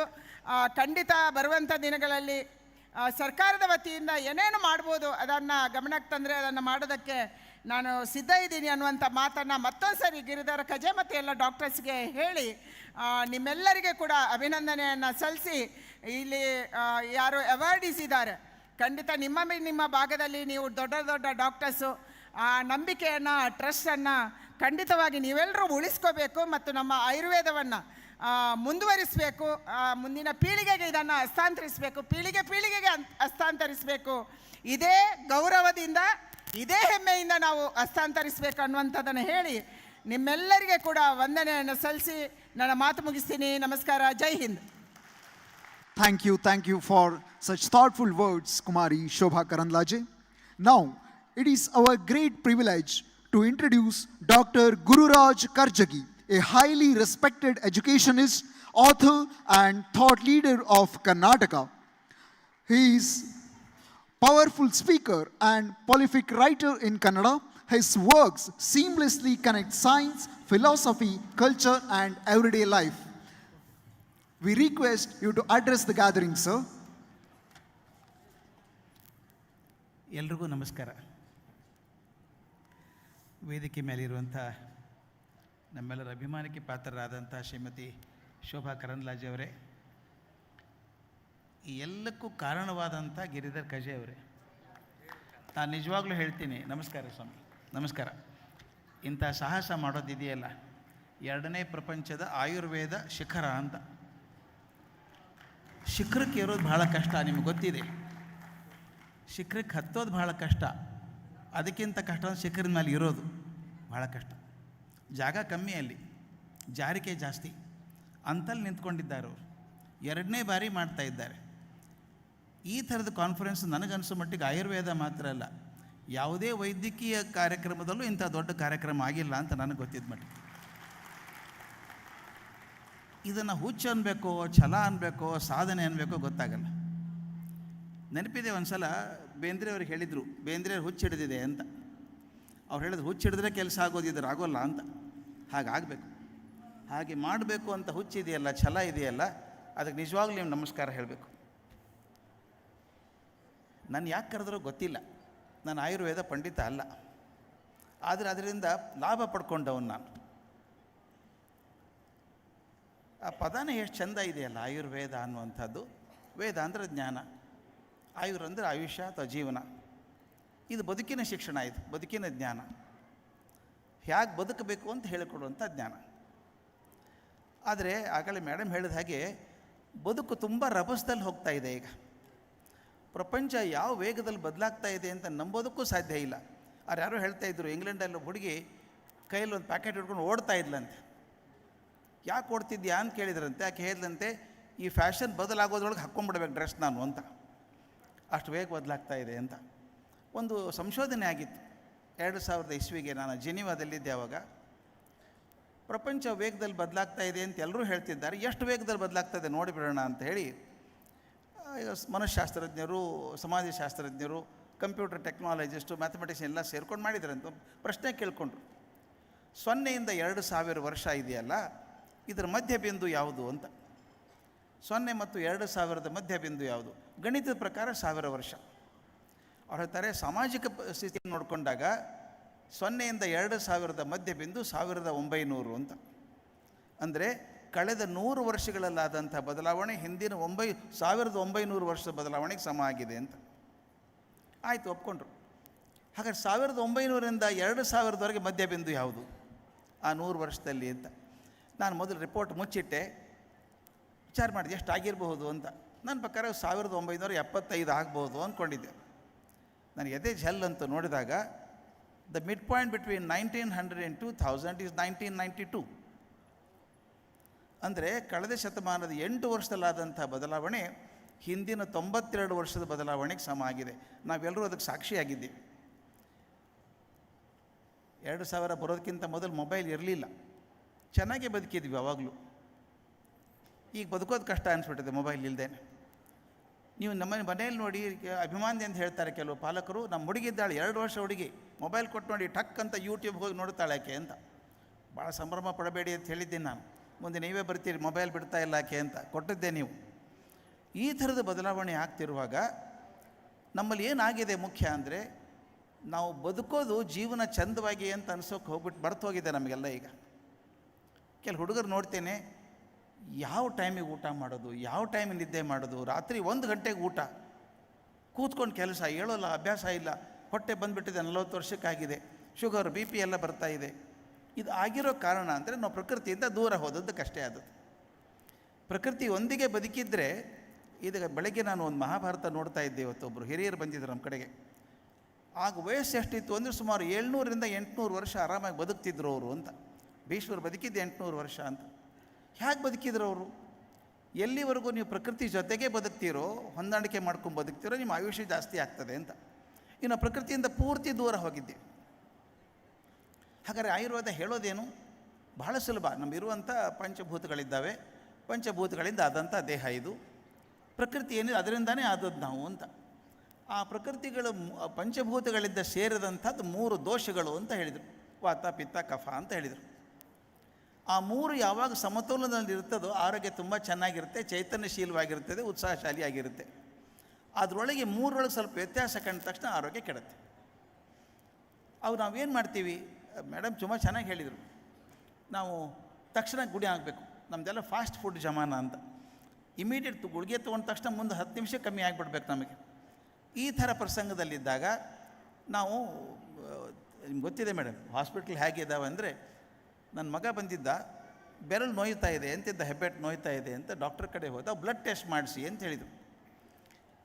ಬ್ಲಡ್ ಟೆಸ್ಟ್ ಮಾಡಿಸ್ದ. ಏನಿಲ್ಲ, ಅದರ ಏನು ತಕರಾರಿಲ್ಲ, ಆರಾಮಾಗಿದ್ದೀರಿ, ನೀವು ಕಂಪ್ಯೂಟರ್ ಜಾಸ್ತಿ ಯೂಸ್ ಮಾಡೋದ್ರಿಂದ ಹೆಬ್ಬೆಟ್ ನೋವಾಗುತ್ತೆ ಅಂತ. ಇದಕ್ಕೋಸ್ಕರ ಬ್ಲಡ್ ಟೆಸ್ಟ್. ಆ ಬ್ಲಡ್ ಟೆಸ್ಟಿಗೆ ಚಾರ್ಜ್ ಮಾಡಿದ್ದು 12,000 ರೂಪಾಯಿ. ಒಂದು ಟೆಸ್ಟಿಗೆ 12,000 ರೂಪಾಯಿ. ಅವ್ನು ಹೇಳಿದ, ನನ್ನ ದೇಹದಲ್ಲಿ ಅಷ್ಟು ರಕ್ತ ಇದೆ ಅಂತ ಗೊತ್ತೇ ಇರಲಿಲ್ಲ ನನಗೆ ಅಂತ ಹೇಳಿದವನು. ಈ ಥರದ ಎಕ್ಸ್ಪ್ಲಾಯ್ಟೇಷನ್ ತಪ್ಪಬೇಕಾದ್ರೆ ನಾವು ಮುಖ್ಯವಾಗಿ ನಿಸರ್ಗದ ಕಡೆಗೆ ಹೋಗಬೇಕಾದ್ದು. ಆ ನಿಸರ್ಗದ ಕಡೆ ಹೋಗುವಂಥದ್ದೇ ಮುಖ್ಯ. ಒಂದು ಎಲೆ ಗಿಡ ಒಣಗ್ತಾ ಇದೆ, ಎಲೆ ಎಲ್ಲ ಮುಖ ತೆಳಗೆ ಹಾಕಿದ್ದಾವೆ ಅಂದರೆ ನಾವೇನು ಎಲೆಗೆ ಪೇಂಟ್ ಮಾಡಬೇಕಾಗಿಲ್ಲ, ಬೇರೆ ನೀರು ಹಾಕಿದರೆ ಸಾಕು. ಆಯುರ್ವೇದ ಮತ್ತು ಬೇರೆ ವೈದ್ಯಶಾಸ್ತ್ರಗಳಿಗೆ ಇರುವಂಥ ವ್ಯತ್ಯಾಸ, ರೋಗಕ್ಕೆ ನಿಧಾನ ಕೊಡೋದು ಬೇರೆ ಶಾಸ್ತ್ರಗಳಾದರೆ, ರೋಗದ ಮೂಲಕ್ಕೆ ಹೋಗಿ ಅದು ಯಾಕೆ ರೋಗ ಬಂತು ಅಂತ ತಿಳ್ಕೊಬೇಕಾದದ್ದು ಆಯುರ್ವೇದ. ದೊಡ್ಡ ಕೆಲಸ ಮಾಡುವಂಥ. ಎಲ್ಲಿ ಮೂಲಕ್ಕೆ ಹೋಗಿ ಹುಡುಕ್ತೇವೋ ಅದನ್ನು ಸರಿ ಮಾಡಿದ್ರೆ ಸರಿ ಆಗುತ್ತೆ. ಸಾಮಾನ್ಯ ಉದಾಹರಣೆ ಕೊಡೋದು, ವಾಶ್ ಬೇಸಿನಲ್ಲಿ ನೀರು ಕಟ್ಕೊಂಡ್ಬಿಡುತ್ತೆ. ಇಲ್ಲಿ ಕಡ್ಡಿ ಹಾಕಿದ ಪ್ರಯೋಜನ ಇಲ್ಲ, ಅಲ್ಲಿ ಮೋರಿ ಕಟ್ಕೊಂಡಿದೆ, ಆ ಮೋರಿ ತೆಗೆದ್ರೆ ಸರ್ ಅಂತ ನೀರು ಹೋಗುತ್ತೆ. ಅದನ್ನು ಹುಡುಕುವಂಥದ್ದು. ಕೆಲವ್ರು ಏನು ಕಂಪ್ಲೇಂಟ್ ಮಾಡ್ತಾರೆ ಅಂದರೆ ಭಾಳ ಟೈಮ್ ತೊಗೊಳುತ್ತೆ ಆಯುರ್ವೇದ ತೊಗೊಂಡ್ರೆ, ಭಾಳ ಟೈಮ್ ತೊಗೊಳುತ್ತೆ ಅಂತ. ಹೌದಲ್ವಾ? ಮನೆ ಕಟ್ಟಬೇಕಾದ್ರೆ ಟೈಮ್ ತೊಗೊಳಲ್ವಾ? ನೀವು ಸಿಮೆಂಟ್ ಹಾಕಿದರೆ ಕ್ಯೂರಿಂಗ್ ಆಗಬೇಕಾದ್ರೆ 1 ವಾರ ಬೇಕು ಅಂತ ಹೇಳ್ತೀರಿ, ಅದಕ್ಕೆ ಟೈಮ್ ಕೊಡ್ತೀವಿ. ಆದರೆ ನಮ್ಮ ಜೀವನದ ಭದ್ರತೆಗೆ ನಾವು ಸಮಯ ಕೊಡೋಕ್ಕೆ ತಯಾರಿಲ್ಲ. ದೋಷ ಆಗೋದು ನಮಗೆ ತೊಂದರೆ ಆಗುವಂಥದ್ದು. ಅದರಿಂದ ನಾನು ಆಯುರ್ವೇದಕ್ಕೆ ಪ್ರಚಾರಕ ಅಂತಲ್ಲ, ಅದರಿಂದ ಬೆನಿಫಿಟ್ ಮಾಡ್ಕೊಂಡವನು, ಲಾಭ ಪಡ್ಕೊಂಡು ದೃಷ್ಟಿಯಿಂದ ಹೇಳ್ತೀನಿ. ನನಗೆ ಇದುವರೆಗೂ ಶುಗರ್ ಬರಲಿಲ್ಲ, ಬಿ ಪಿ ಬರಲಿಲ್ಲ, ಬಂದಿಲ್ಲ, ಆರಾಮಾಗಿದೆ, ಏನೂ ತೊಂದರೆ ಇಲ್ಲ.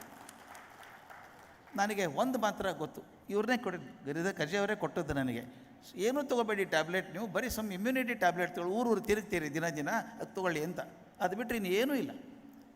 ಅಷ್ಟು ಚೆನ್ನಾಗಿದೆ. ನನಗನ್ಸೋ ಮಟ್ಟಿಗೆ ನಮ್ಮ ದೇಹದ ಆರೋಗ್ಯವನ್ನು ನೋಡ್ಕೋಬೇಕಾದ್ರೆ ರಿಪೇರಿ ಬೇಕಾಗಿಲ್ಲ, ಮೇಂಟೆನೆನ್ಸ್ ಸರಿಯಾಗಿ ಮಾಡ್ಕೋಬೇಕಾದ್ರೆ. ಮೇಂಟೆನೆನ್ಸ್ ಸರಿಯಾಗಿ ಮಾಡಿಕೊಂಡ್ರೆ ರಿಪೇರಿ ಪ್ರಶ್ನೆ ಬರೋಲ್ಲ.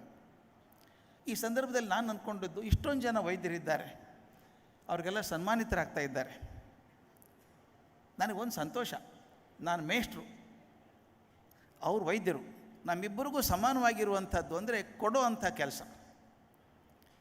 ನನಗೆ ಅದ್ರ ಬಗ್ಗೆ ಒಂದು 5 ನಿಮಿಷ ಮಾತಾಡ್ಬೇಕು. ನಾನು ಪಡ್ಕೊಳ್ಳೋದ್ರಲ್ಲಿ ತುಂಬ ಸಂತೋಷ ಇದೆ, ಆದರೆ ಕೊಡೋದ್ರಲ್ಲಿ ಪಡ್ಕೊಂಡೋದಕ್ಕಿಂತ ಹೆಚ್ಚು ಸಂತೋಷ ಇದೆ. ತಾವು ಗಮನಿಸಿ, ಏನಾದರೂ ಒಂದು ತೊಗೊಂಡಾಗ ವಸ್ತು, ಹೊಸ ಕಾರ್ ತೊಗೊಂಡ್ರಿ ಅಂತ ಇಟ್ಕೊಳ್ಳಿ, ಹೊಸ ಸ್ಕೂಟ್ರ್ ತೊಗೊಂಡ್ರಿ ಅಂದು ನಾವೇನು ಮಾಡ್ತೀವಿ ಗೊತ್ತಾ? ದಿನಕ್ಕೆ 3 ಸಲ ತೊಳಿತೀವಿ ಅದನ್ನು. ಹೊಸದಿದ್ದಾಗೆ ತೊಳೆಯೋದು ನಾವು, ಹಳೇದಾದ್ಮೇಲೆ ತೊಳೆಯಲ್ಲ.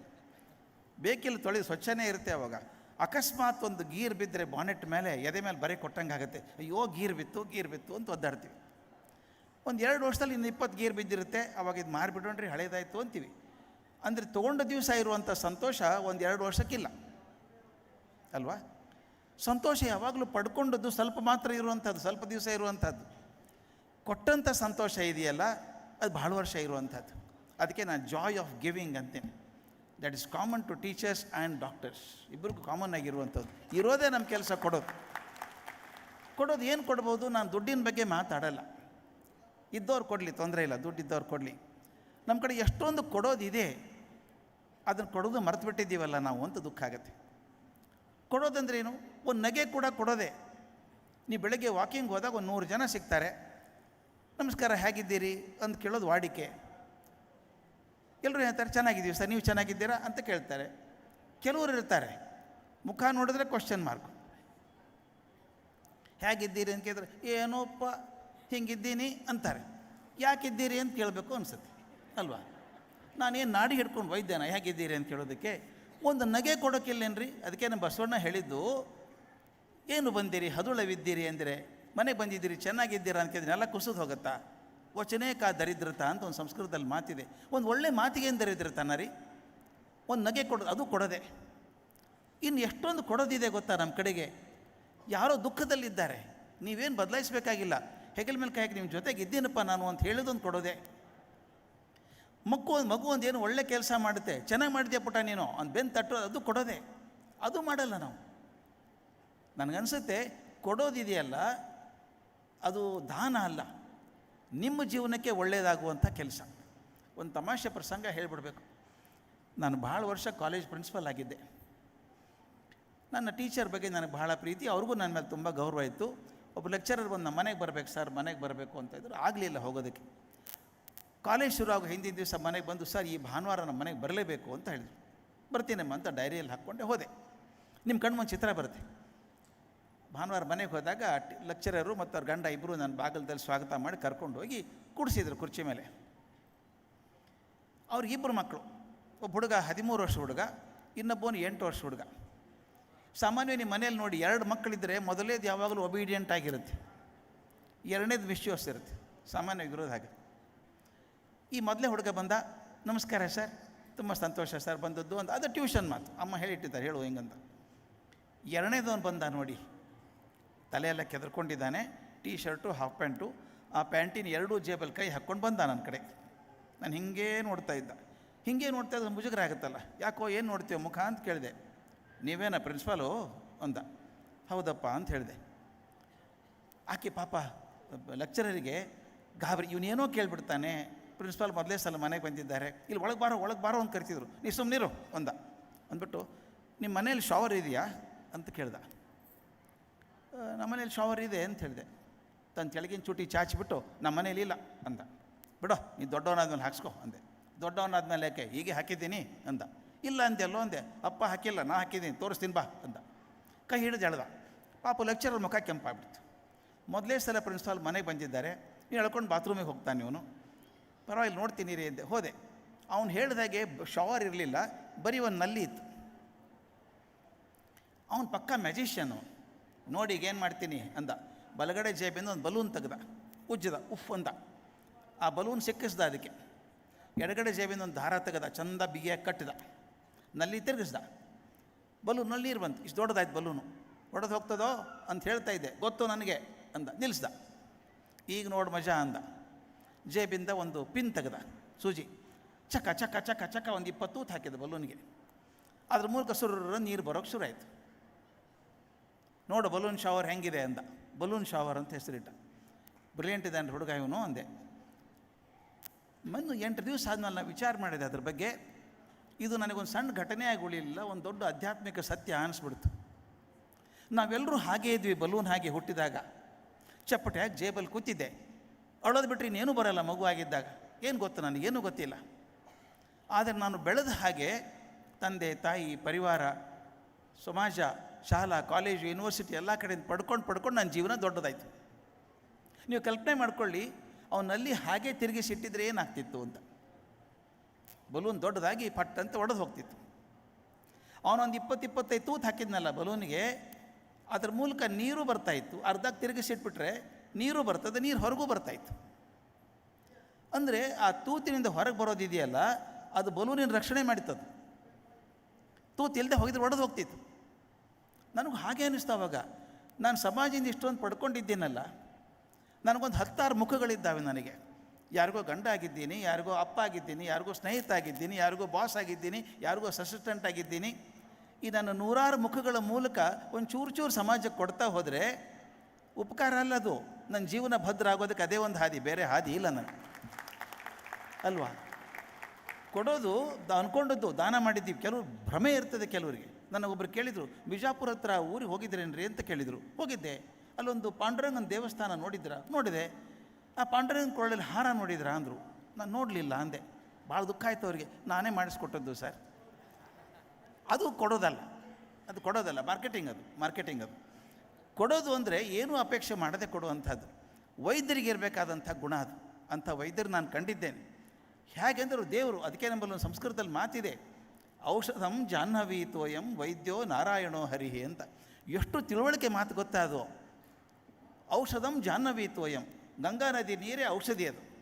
ಎಷ್ಟು ತಿಳುವಳಿಕೆ ಇದೆ ಅವರಿಗೆ ಅಂದರೆ, ಬರೀ ನೀರು ಕುಡಿಸಿ ಕೂಡಬೇಡ, ವೈದ್ಯರ ಕಡೆ ಹೋಗು. ನಂಬಿಕೆ ಒಂದು ಕಡೆಗೆ, ಪ್ರಯೋಗ ಒಂದು ಕಡೆ, 2 ಕಡೆ ಆಗಬೇಕು.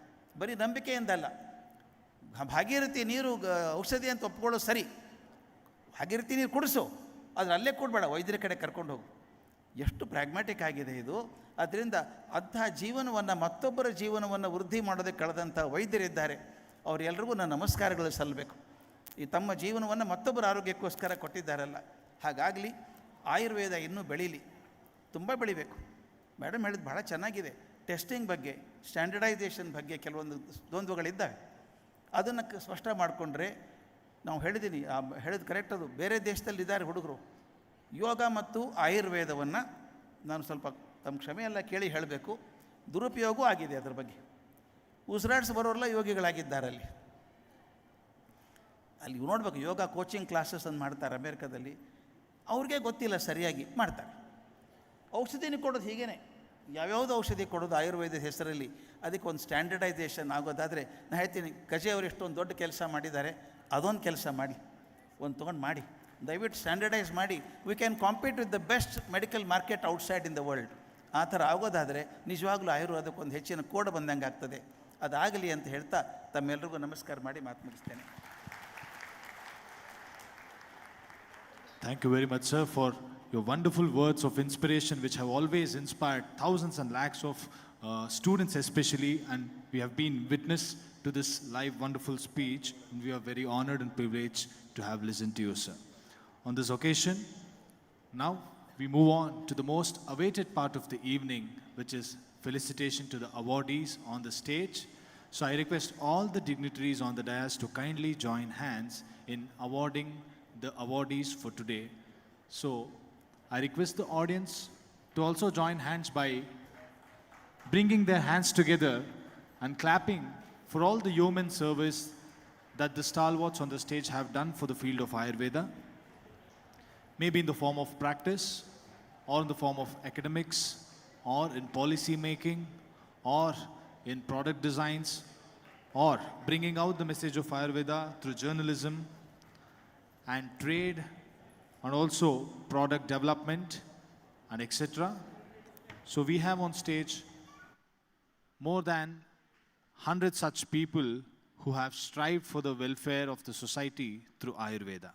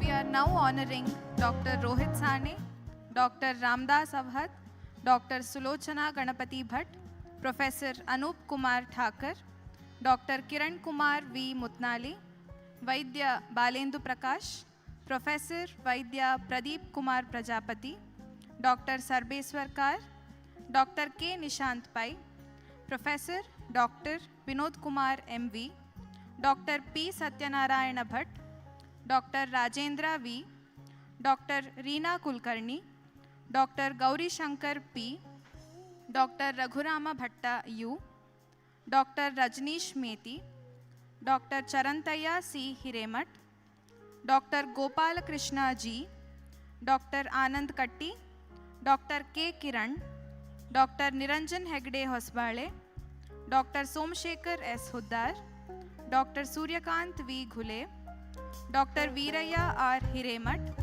Dr. C.T. Basavarajappa, Dr. Shripati E. Nagol, Dr. Prashant M.S., Dr. Ashwini K.R., Dr. Sangamesh Jahagirdar, Dr. I.B. Kottur Shetty, Dr. Satyanarayana Badekkila, Dr. B.G. Gopinath, Dr. Prakash V. Naraboli, Dr. Shivappa Gangal, Dr. Rajeshwari S. Biradar, Dr. L. Manonmani, Dr. Swagat N., Dr. Anupama Muttige, Dr. Bairesh A., Dr. Chandrasekhar Gaudar, Dr. Rupa Bhatt, Dr. Perugu Shrikant Babu, Pavan S. Ramesh, Dr. Surekha S. Medikeri, Dr. Chandrasekhar S. Rugi, Dr. Mahantesh Basavanappa Ramanna, Dr. Chetan Upadhyaya,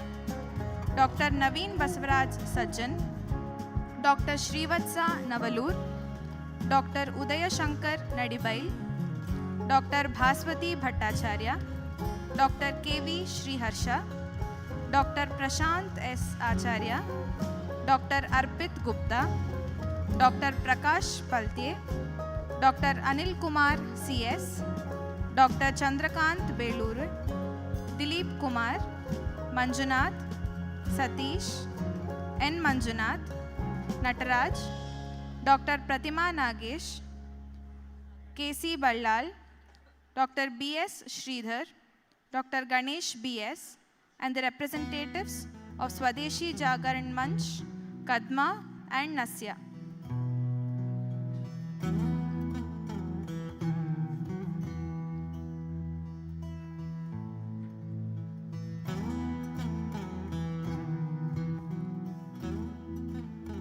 What we are witnessing on stage is once in a lifetime.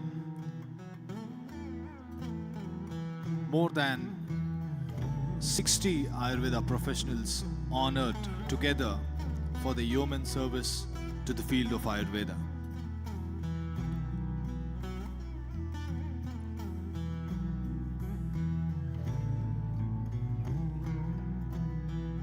And I request the photographers to kindly cooperate with each other so that in front of the stage,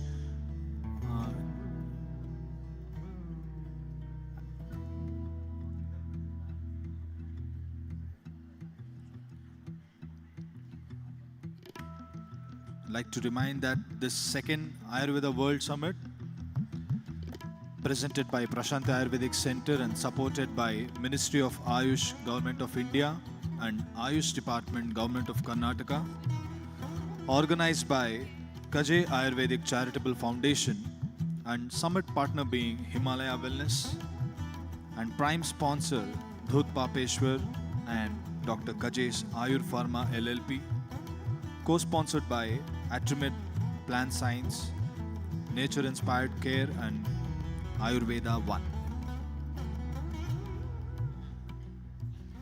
This summit is anchored in 4 key pillars that embody its core intentions, each designed to bring Ayurveda into the life, heart, and mind of every individual across the globe. Through these guiding areas, we aim to cultivate holistic well-being, deepen awareness, and foster universal access to the timeless wisdom of Ayurveda. While a vast majority recognize the profound potential of Ayurveda, many remain hesitant to fully embrace it. This summit places a strong emphasis on raising public awareness, bridging the gap between belief and practice. Our goal is to bring Ayurveda closer to everyday life by building confidence in its time-tested benefits and encouraging its practical application for daily health and well-being. Through education, engagement, and empowerment, we aim to make Ayurveda not just a philosophy, but a lived experience.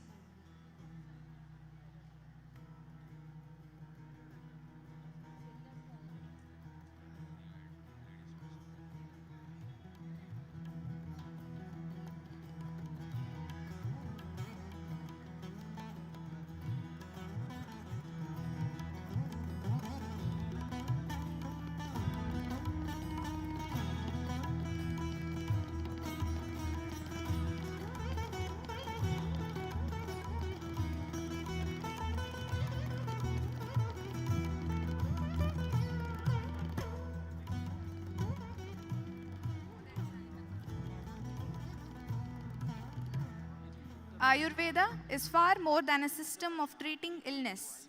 It is a profound philosophy of healthy living. Rooted in prevention, balance, and holistic well-being, it offers a path to complete harmony of body, mind, and spirit. Though ancient, Ayurveda stands tall today, competing with advanced medical sciences by offering natural, time-tested methods that promote resilience, vitality, and longevity. It teaches us that true health is not merely about surviving, but about thriving, living fully, joyfully, and energetically.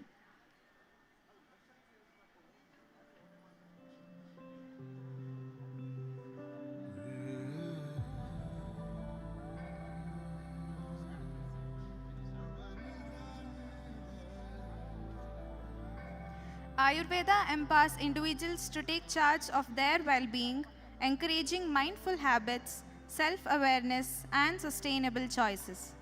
It is not just a healing system. It is a way of life that nurtures vitality, joy, and lifelong wellness.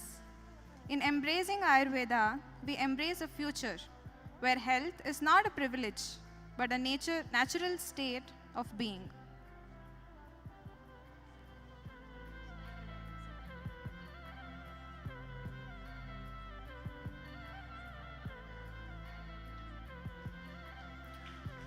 A huge round of applause for all the awardees today for having accepted our invitation. And as Kajay sir is suggesting, they all deserve a standing ovation. all the stalwarts on the stage have done a yeoman service to the field of Ayurveda in their very own capacities. And it's very deserving and right and apt for all of us to give a standing ovation for the awardees today.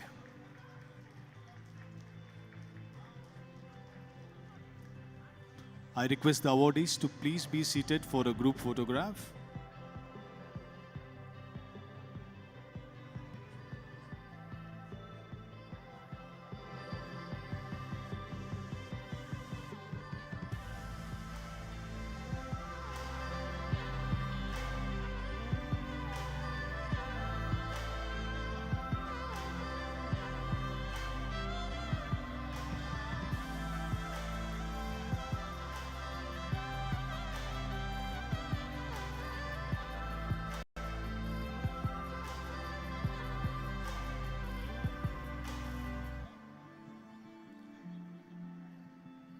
For the information of the audience, we are now at the award presentation ceremony.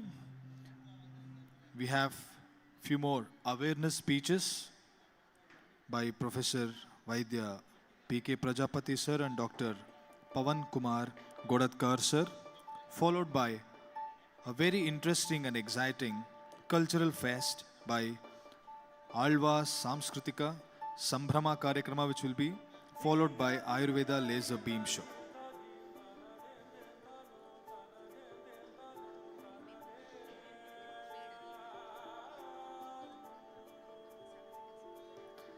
We thank all the dignitaries for joining hands in felicitating today's awardees. Once again, a note of gratitude for Dr. Gururaj Karjagi sir, Shri B. Sachidananda Babu sir, Shri Ganesh Desai sir, Shri Maruti sir, Srimati Teju Balewadi ma'am, Shri C. A. Vishnumurthy sir, Shri Hariprasad Periyappu sir. We thank you from the bottom of our hearts for joining hands in this felicitation.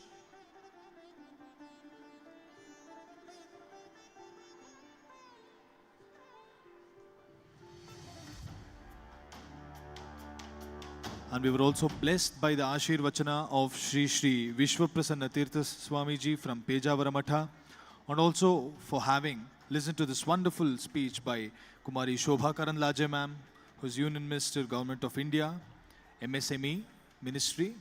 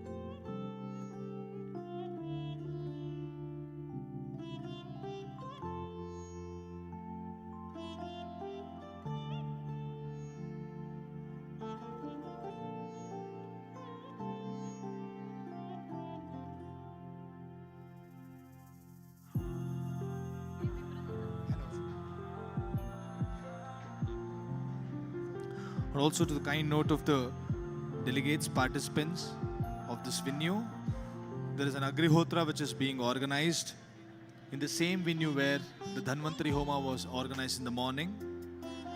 The Agnihotra is being organized around 5:30 p.m. today. Interested can kindly join in the holy activity that is being conducted right in the place of where the Dhanvantari Homa was conducted in the morning. After this event, we will be moving on to the awareness speeches. So I request all the audience to stay back for the awareness speech from Professor Vaidya Pradeep Kumar Prajapati sir and Dr. Pawan Kumar Godatwar sir.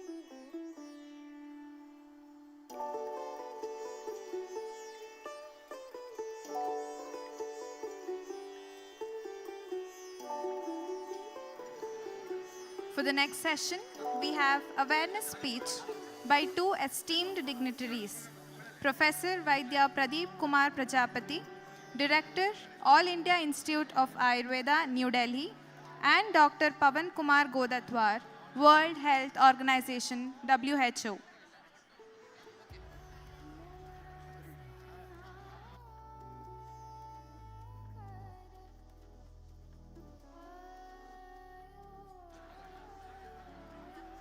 Delegates, please note, the next session, awareness speech, is going to start soon.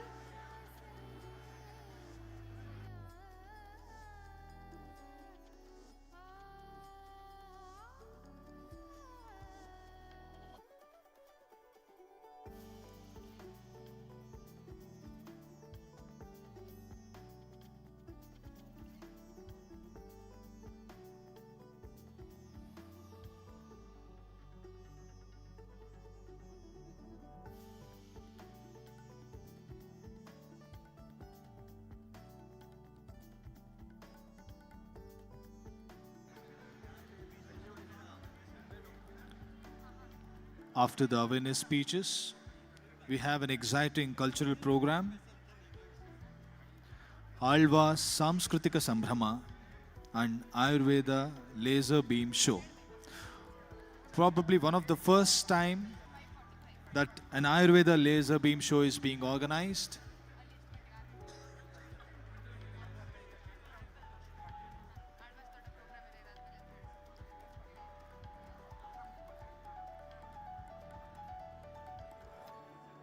Now, it's time for the awareness speeches.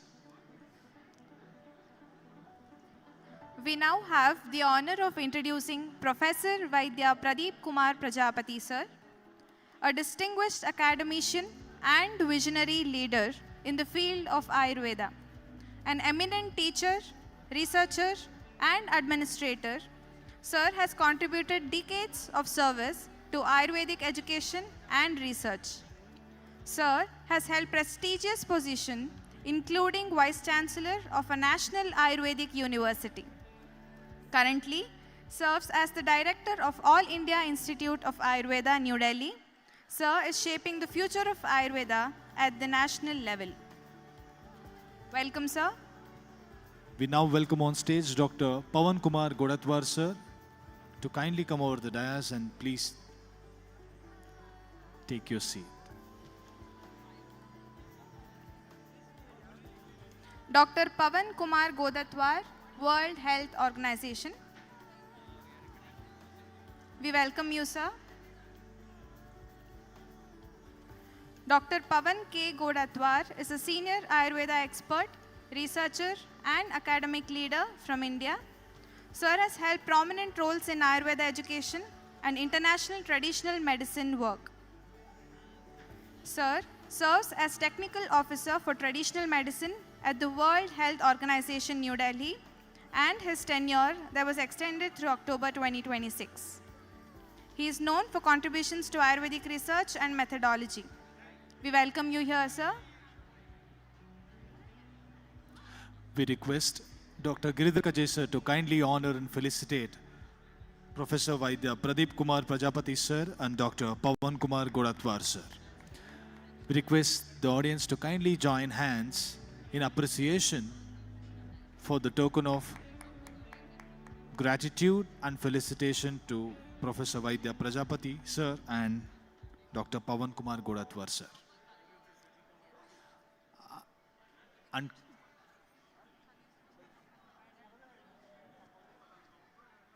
can we please request the gathering in front of the stage to kindly please take your seats so that the next awareness session can run smoothly. May I now request the gathering in front of the stage to kindly please take your seats and settle down for the awareness speech session. Thank you in advance for everyone.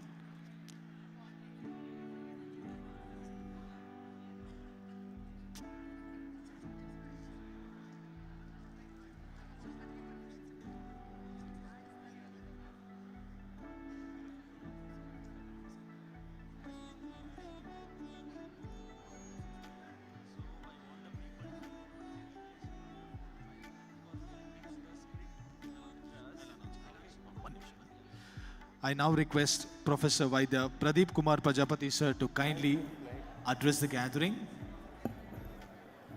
I request the audience to please Good evening, sit good down. evening. Please.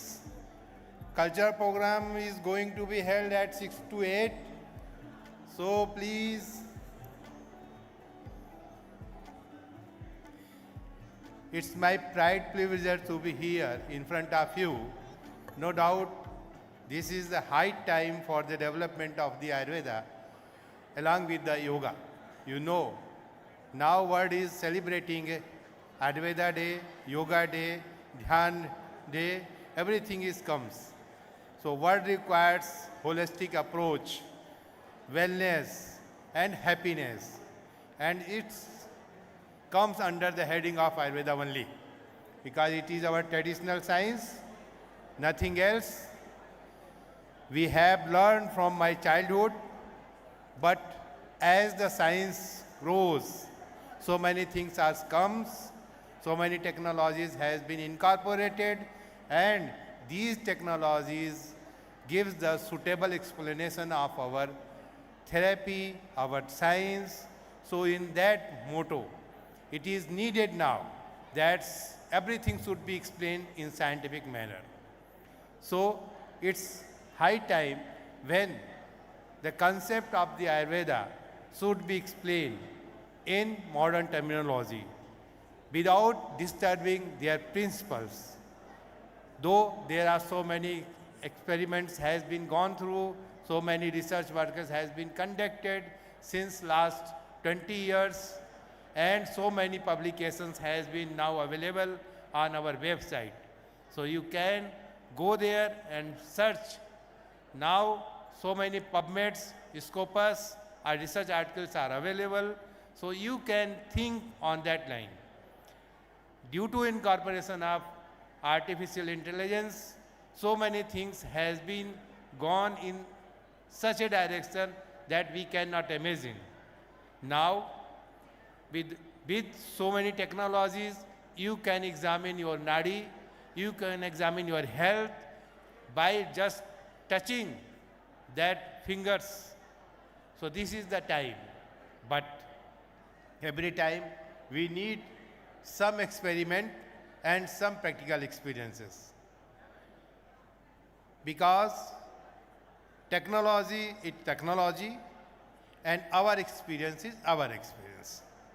Many times we say that every modern doctor has retired after 70 years of age, because as we know, new doctor is good one and old Vaidyas is good one. So by the experiences, the Vaidyas gives their views, give their experiences in modification of the different disease conditions with their experiences, and he served till death. This is the main motto of this our traditional science. No doubt, so many things is going on everywhere, but it's time to remember that by the technology, you cannot beat yourself. You preserve your things in such a way that technology cannot superpower you. Otherwise, so many stories are coming nowadays. AI gives the wrong direction also. So please, please, please experiences your thinking, your thoughts in a scientific manner, but that scientific manner should be accepted first on yourself, then others. So in that way, so many things is going on everywhere. PPT so without PPT, I am telling you so many things. But it is that era of the advertisement. So please, if you find any advertisement, then first justify with the scientific lines by the practitioners, by the researchers, then you can use. In my opinion, it's a high time to motivate us in such a direction that everything is going in a right way. Otherwise, many times we forget our pathway and go on the wrong direction. That is not acceptable, because in the human health programs, you cannot permit anyone to become ill, because our science always quoted samdosa, samagnisa, samadhatu, malakriya itself. Prasannatmendriya mana swas iti vidyate. So what is the object? Prasannatmendriya swas iti vidyate. Generally we find that in total life, we find some moments where we can totally healthy. Otherwise, you cannot find anyone in total health as such, as per the definitions given by by WHO or our traditional science. So please remember all these things.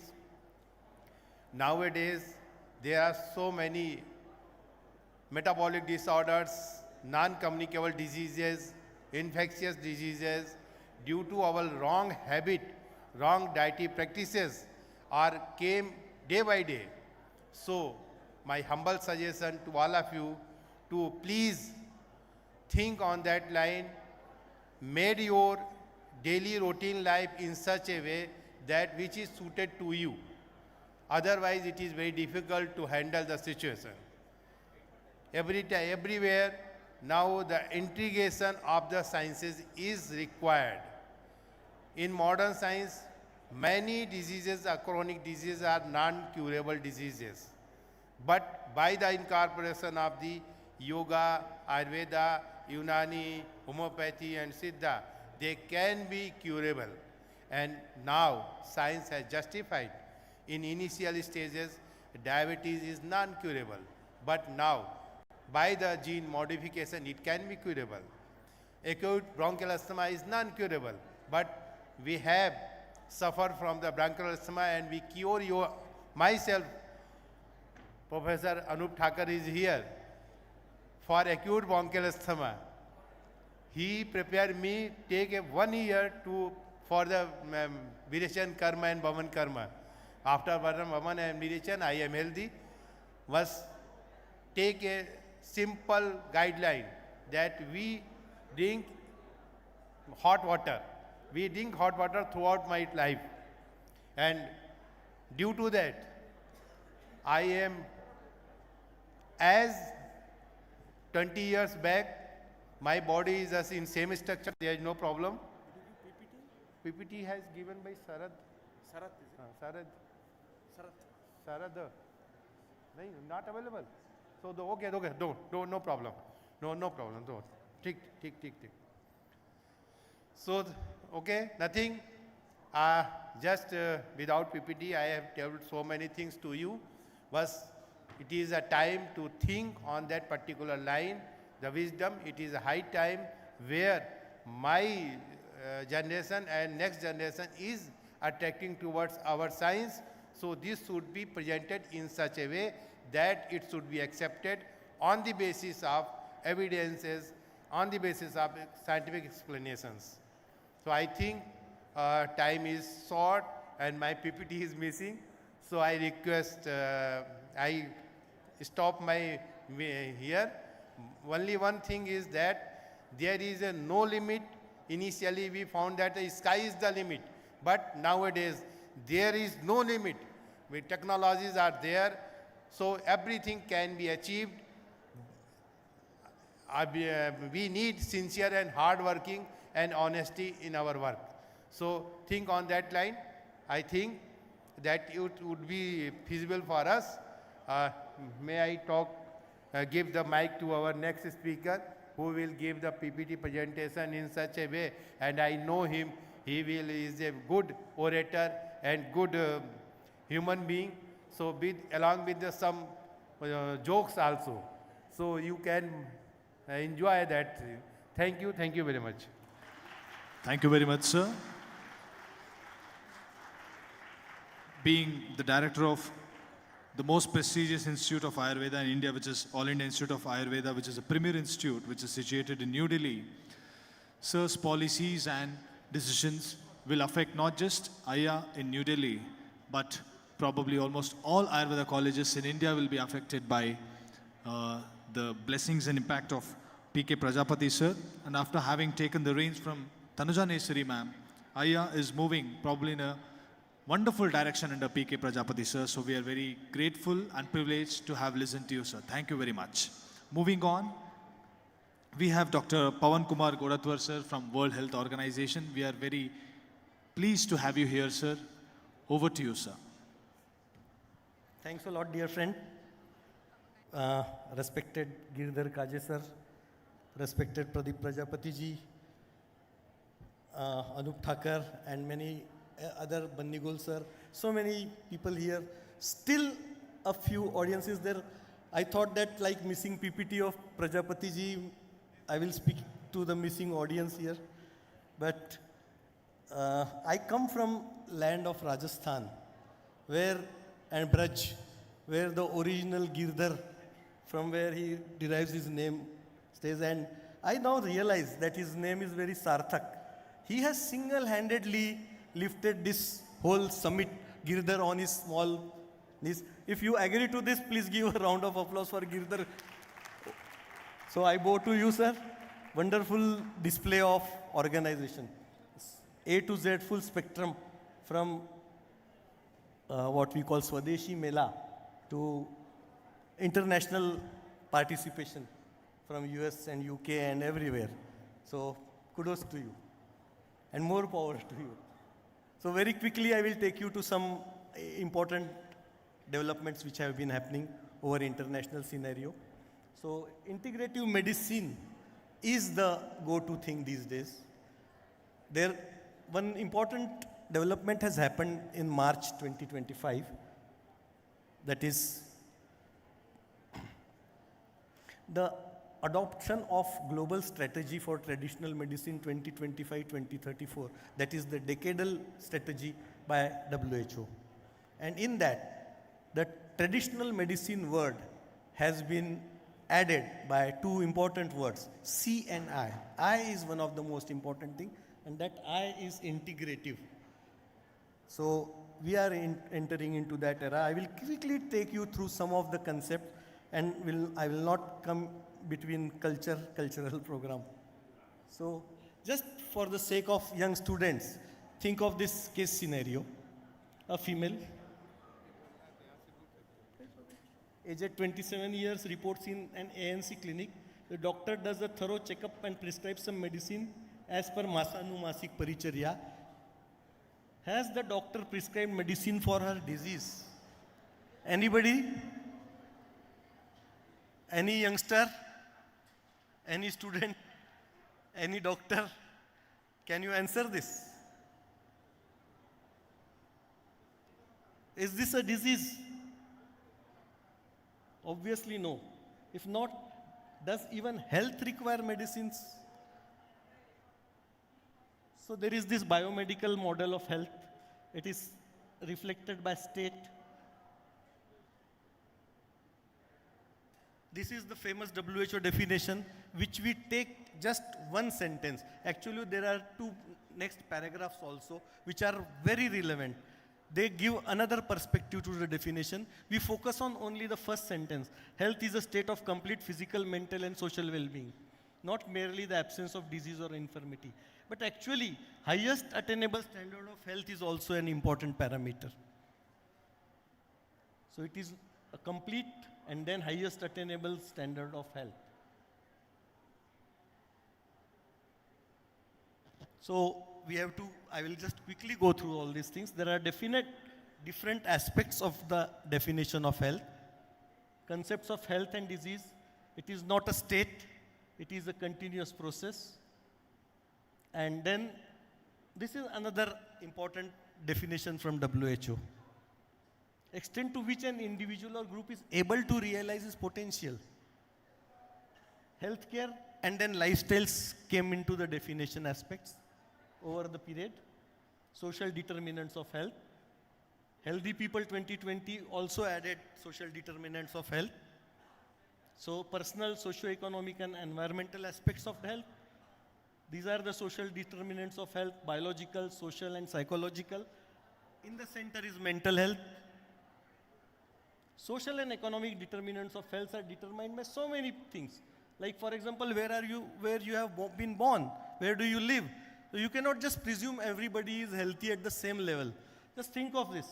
If you are born a lawaris, or a coolie, or a Mazdoor mill worker, or you are a don, or you are Sarkar, or you run a Gurukul, or you are a crorepati, or you make others crorepati, your health determinants are very, very different. These are those different, a social model of health. But I will take you to a next step, which is called Make Rich model. This is one of the most important thing, and if you want to take home one just thought, think of this model, Make Rich model of health, which is the new and go-to definition. It has 5 components, 10 complex interactions, demands of life, biologically given potential, and personally acquired potential. Think of it. Biological given potential is a determinant of health, and what you do with that potential, that is personally acquired potential.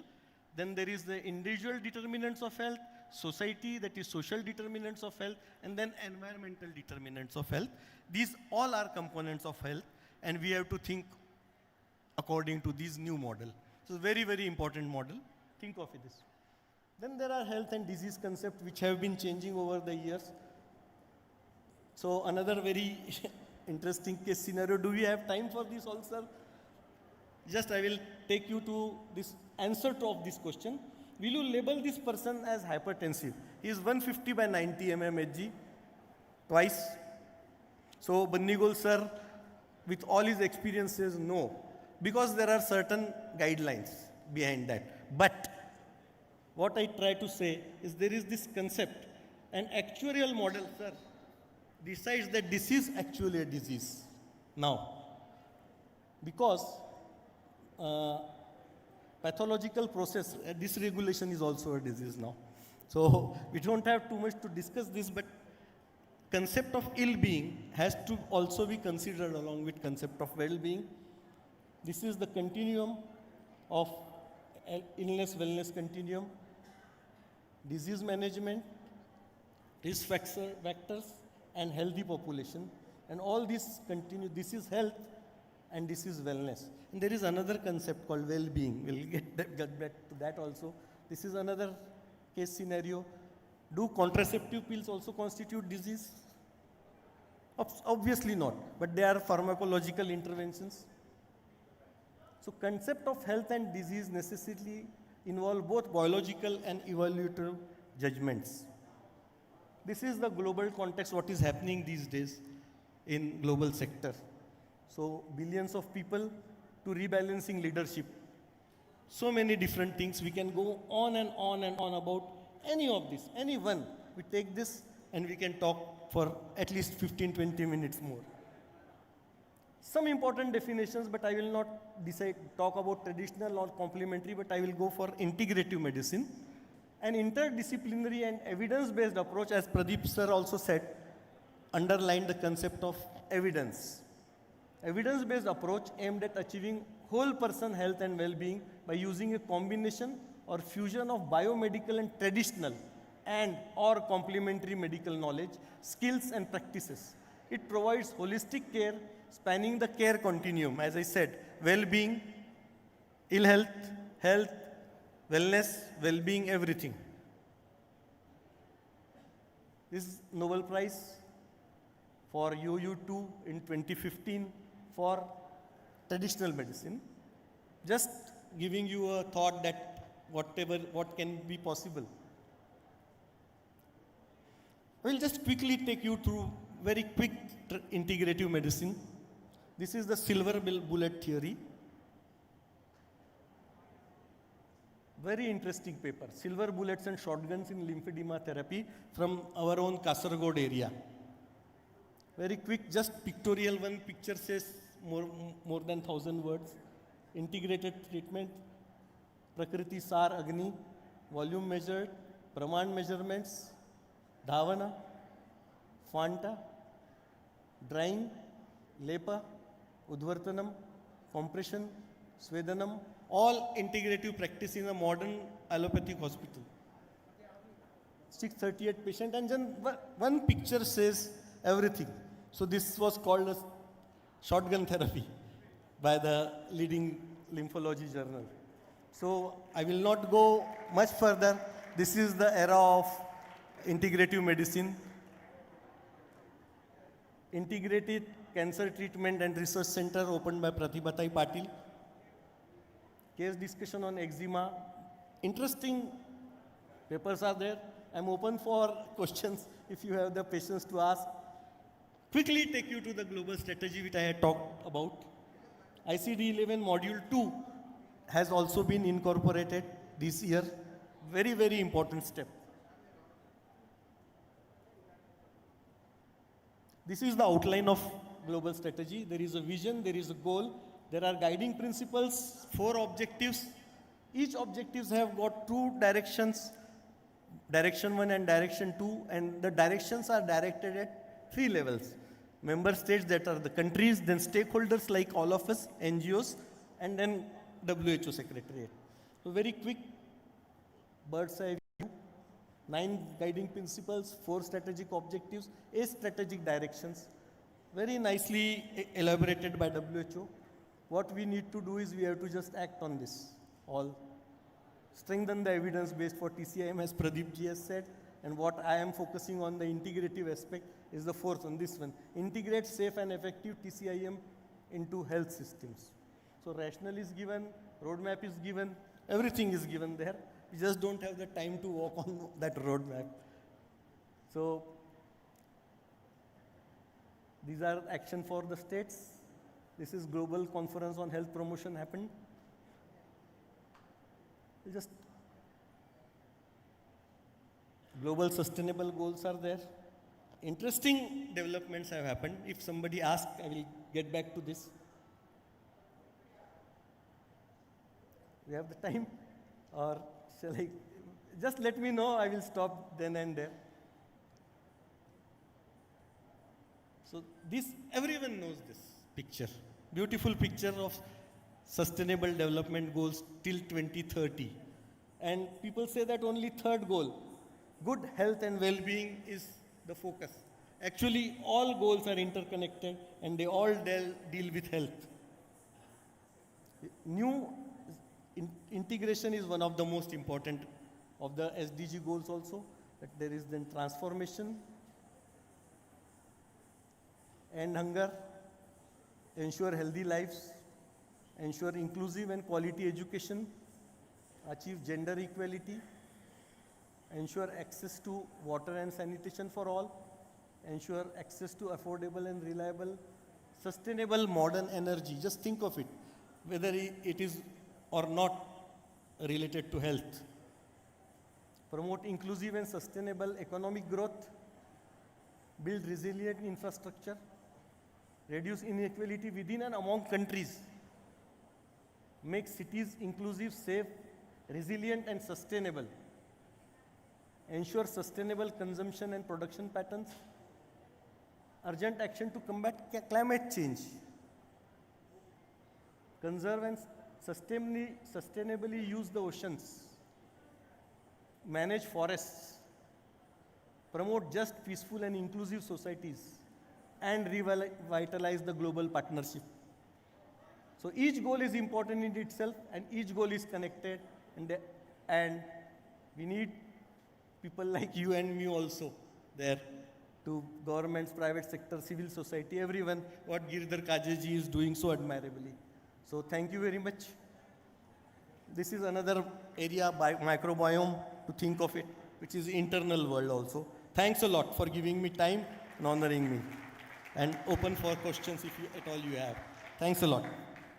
Thank you very much, sirs, for such wonderful session.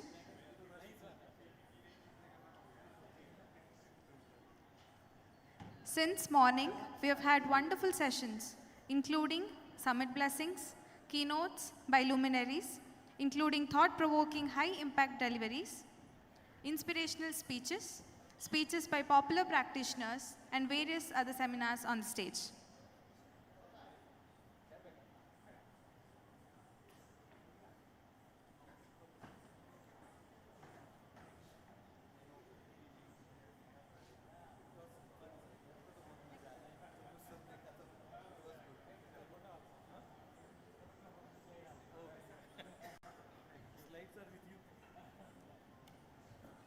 Moving on to the next session, we have Alva's Samskritika Sambhrama, a grand stage, 350 plus performers, one unforgettable celebration. Now, delegates, witness 350 plus artists from Alva's Education Foundation Moodbidre, presenting a dazzling blend of classical dance, folk traditions, fusion music, and contemporary art. The spectacular showcase celebrates India's rich heritage while uniting tradition and innovation, making it one of the most memorable highlights of the second Ayurveda World Summit. I request Dr. Giridhar Kaje sir to felicitate a representative from Alva's Foundation.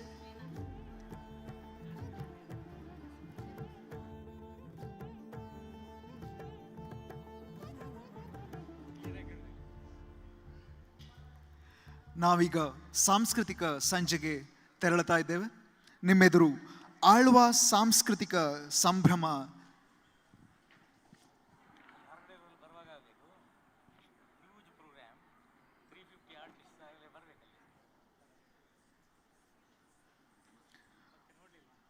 Alva ಸಾಂಸ್ಕೃತಿಕ ಸಂಭ್ರಮಕ್ಕೆ ನಾವೀಗ ಮುನ್ನುಡಿಯನ್ನು ಬರಿತಾ ಇದ್ದೇವೆ. ಎಲ್ಲ ಸಹೃದಯಿಗಳಲ್ಲಿ ವಿನಂತಿ, ಒಂದು ಅದ್ಧೂರಿಯಾದಂತಹ ಸಾಂಸ್ಕೃತಿಕ ಸಂಜೆ ಈಗ ನಿಮ್ಮೆದುರು ತೆರೆದುಕೊಳ್ತಾ ಇದೆ. 350ಕ್ಕೂ ಹೆಚ್ಚು ಜನ ಕಲಾವಿದರಿಂದ ಆಳ್ವಾಸ್ ವಿದ್ಯಾಸಂಸ್ಥೆಯ ವಿದ್ಯಾರ್ಥಿಗಳು ಸೇರಿ ನಡೆಸಿಕೊಡುವ ಆಳ್ವಾಸ್ ಸಾಂಸ್ಕೃತಿಕ ಸಂಭ್ರಮ ನಿಮ್ಮೆಲ್ಲರನ್ನ ರಂಜಿಸಲಿಕ್ಕೆ ಇದೀಗ ವೇದಿಕೆಯನ್ನು ಸಿದ್ಧಗೊಳಿಸ್ತಾ ಇದೆ. ನಿಮ್ಮೆಲ್ಲರ ಬರೋಣವನ್ನು ಎದುರು ನೋಡ್ತಾ ಇದ್ದೇವೆ. ಆಳ್ವಾಸ್ ಸಾಂಸ್ಕೃತಿಕ ಸಂಭ್ರಮ, ಆಳ್ವಾಸ್ ಎಜುಕೇಷನಲ್ ಫೌಂಡೇಶನ್ ಮೂಡುಬಿದಿರೆ ಇವರ ವತಿಯಿಂದ ಅದ್ಭುತವಾದ ಶಾಸ್ತ್ರೀಯ, ಜಾನಪದ ಹಾಗೂ ಆಧುನಿಕ ಸಂಗೀತದ ಸಮ್ಮಿಲನದ ಹೊಸ ನವನವೀನ ಕಲಾ ಪ್ರಕಾರವೊಂದು ಇದೀಗ ನಿಮ್ಮೆದುರು ವೇದಿಕೆಯಲ್ಲಿ ಮೇಳೈಸ್ತಾ ಇದೆ. ನೀವೆಲ್ಲರೂ ಕೂಡ ಕಾತರದಿಂದ ಕಾಯುತ್ತಿರುವ ಮೊದಲ ದಿನದ 2ನೇ ಆಯುರ್ವೇದ ವಿಶ್ವ ಸಮ್ಮೇಳನದ ಅದ್ಧೂರಿಯಾದಂತಹ ಸಾಂಸ್ಕೃತಿಕ ಸಂಜೆಗೆ ನಾವೆಲ್ಲರೂ ಕೂಡ ಅಣಿಯಾಗ್ತಾ ಇದ್ದೇವೆ. Gather inside Dhanvantari Bhavana and witness this Alva's Samskritika Sambrama, a grand stage, 350 performers and one unforgettable celebration. We are having a countdown for this grand event of witnessing 350 artists from Alva's Educational Foundation, Modibedre, presenting a dazzling blend of classical dances, folk traditions, fusion music, and contemporary art. This spectacular showcase celebrates India's rich heritage while uniting tradition and innovation, making it one of the most memorable highlights of the Ayurveda World Summit.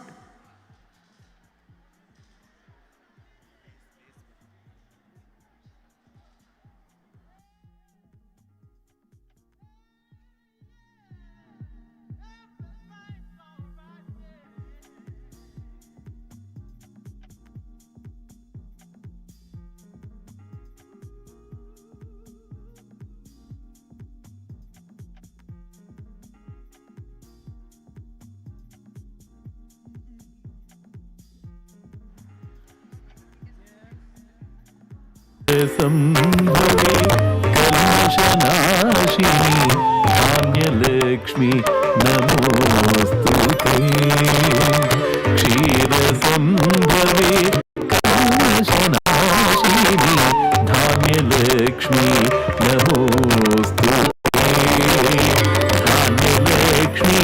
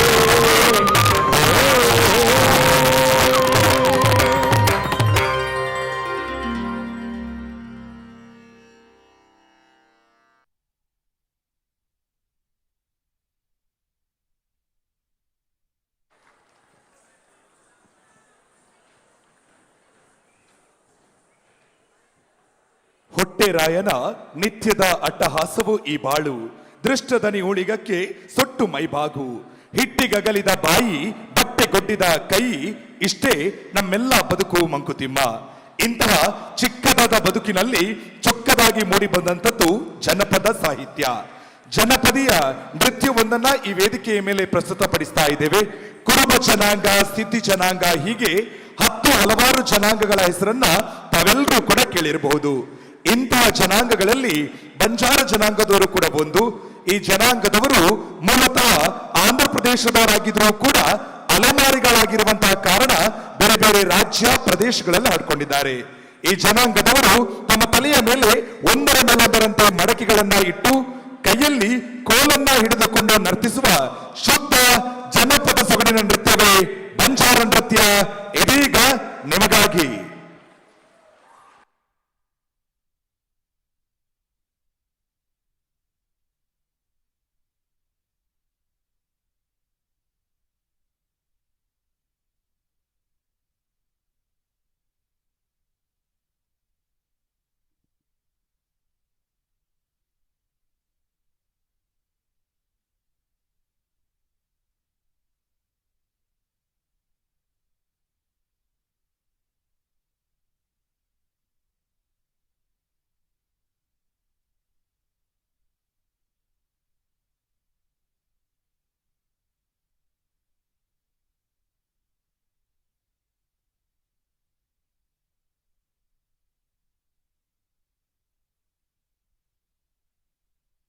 Ladi lady बाये गुंगरू गुंगरू बाये हैवा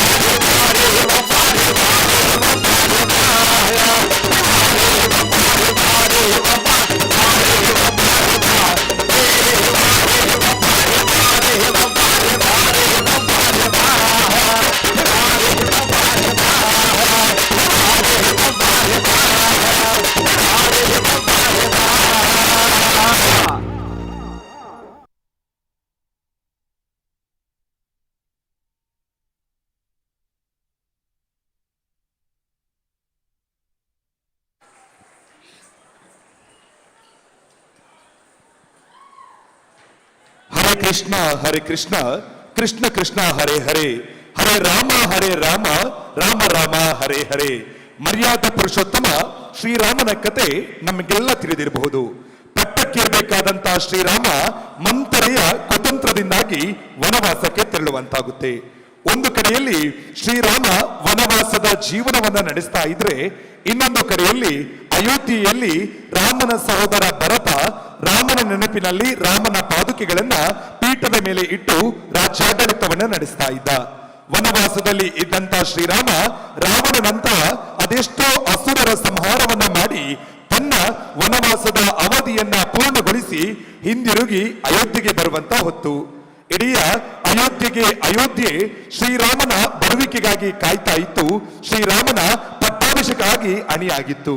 ಇಂತಹ ಪಟ್ಟಾಭಿಷೇಕದ ಅದ್ಭುತ ಕ್ಷಣವನ್ನ ಯಕ್ಷ ಪ್ರಯೋಗದ ಮೂಲಕ ಕಣ್ತುಂಬಿಕೊಳ್ಳುವಂತಹ ಹೊತ್ತು ಮಂಟಪ ಪ್ರಭಾಕರ ಉಪಾಧ್ಯಾಯ ಇವರ ನಿರ್ದೇಶನದಲ್ಲಿ ಮೂಡಿಬಂದಂತಹ ಬಡಗುತಿಟ್ಟಿನ ಯಕ್ಷ ಪ್ರಯೋಗ ಶ್ರೀರಾಮ ಪಟ್ಟಾಭಿಷೇಕ.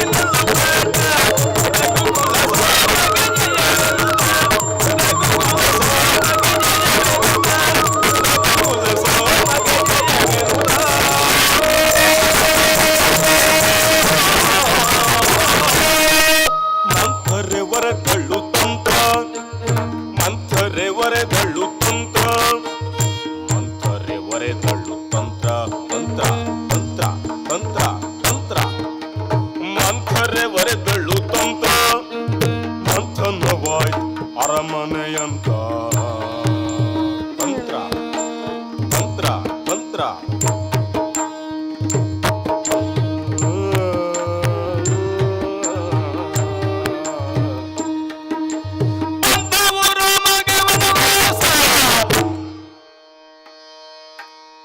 ಬಂತವು ರಾಮಗೆ ವನವಾಸ. ಇಂಥ ಅಯೋಧ್ಯೆಗೆ ಬಂತು ಈ ಬರೀ ದುಃಖ, ಇಂಥ ಅಯೋಧ್ಯೆಗೆ ಬಂತು ಈ ಬರೀ ದುಃಖ.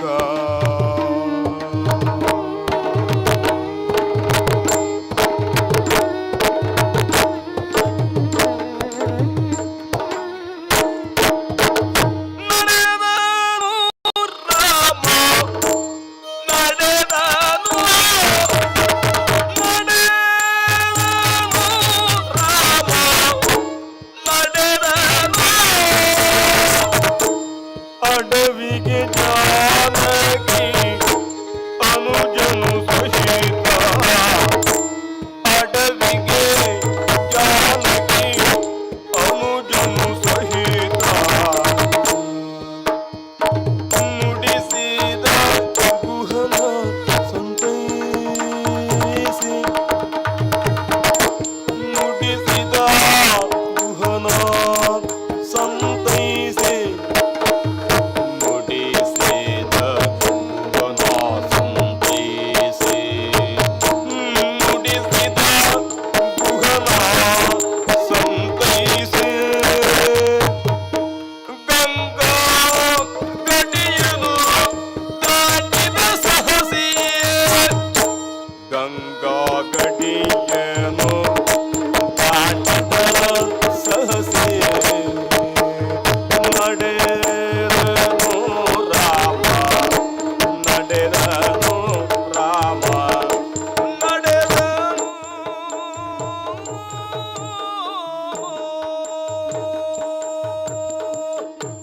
ಬಂದ ಬಂದ ಭರತ, ಬಂದ ಬಂದ ಭರತ, ತಂದೆಯ ಮರಣ ವಾರ್ತೆ ಸಹಿತ, ತಂದೆಯ ಮರಣ ವಾರ್ತೆ ಸಹಿತ.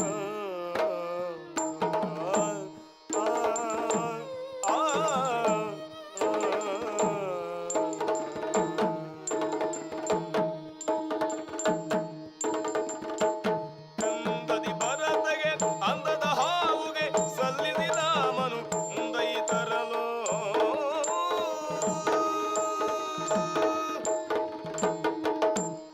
ಪಂಚವಟಿಯೋ ಕಾನನದೊಳಿರ್ತಳೋ ಶೂರ್ಪನಗೆ ಕುಲಗೇಡಿ,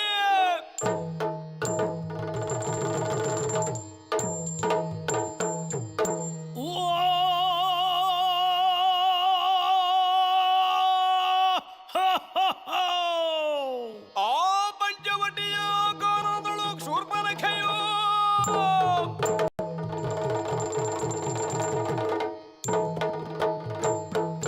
ಘೋರ ದಾನವೇ ಬರಲ ಕಟ್ಟಿಸದು.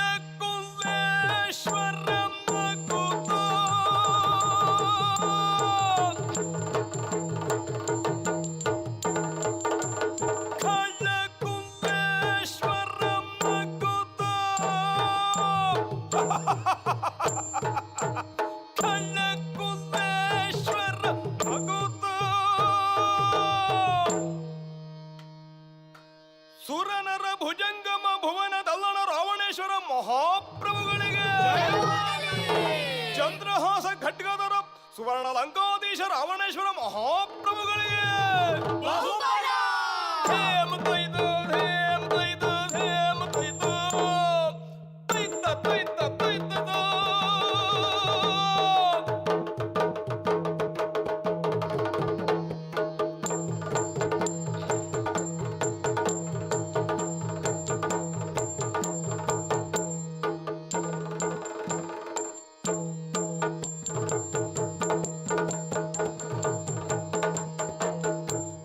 ಕಾಡಿತು ಸೀತೆಗೆ ಕಾಡಿನ ಮಿಗವು, ಕಾಡಿತು ಸೀತೆಗೆ ಕಾಡಿನ ಮಿಗವು.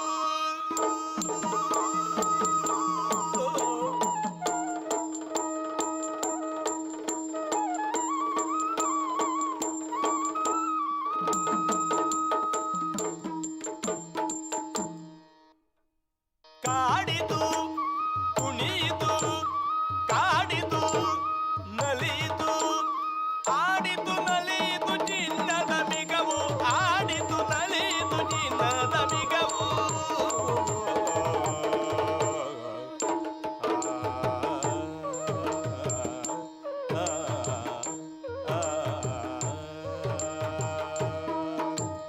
ನಡೆದನು ರಾಮ ಸೀತೆಯ ನುಡಿಗೆ, ನಡೆದನು ರಾಮ ಸೀತೆಯ ನುಡಿಗೆ.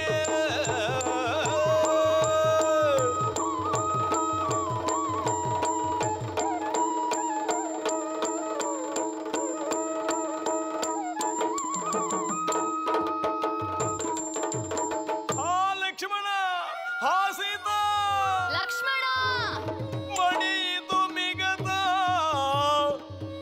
ಕಂಡಿತು ಮಿಥ್ಯೆ ಲಕ್ಷ್ಮಣ, ಕಂಡಿತು ಮಿಥ್ಯೆ.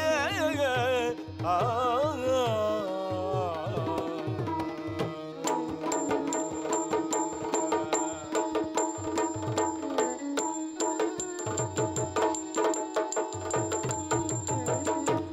ಕಳೆದು ನಿಜವನು ಮುನಿಯ ರೂಪದಿ, ಕಳೆದು ನಿಜವನು ಮುನಿಯ ರೂಪದಿ, ಇಳೆಯ ಮಗಳನ್ನು ಬಂದು ಕಂಡನು, ಇಳೆಯ ಮಗಳನ್ನು ಬಂದು ಕಂಡನು. ಭವತಿ ಭಿಕ್ಷಾಂ ದೇಹಿ, ಭವತಿ ಭಿಕ್ಷಾಂ ದೇಹಿ.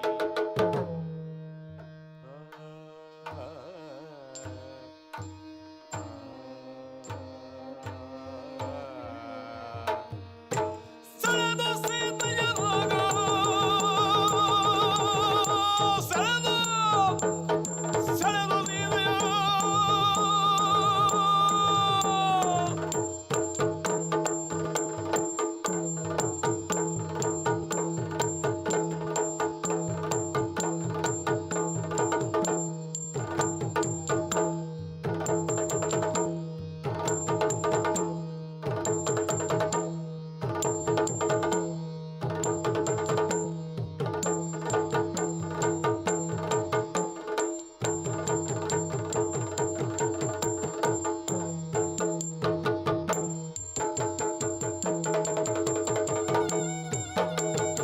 ರಾಮ ರಾಮ ಶ್ರೀರಾಮ.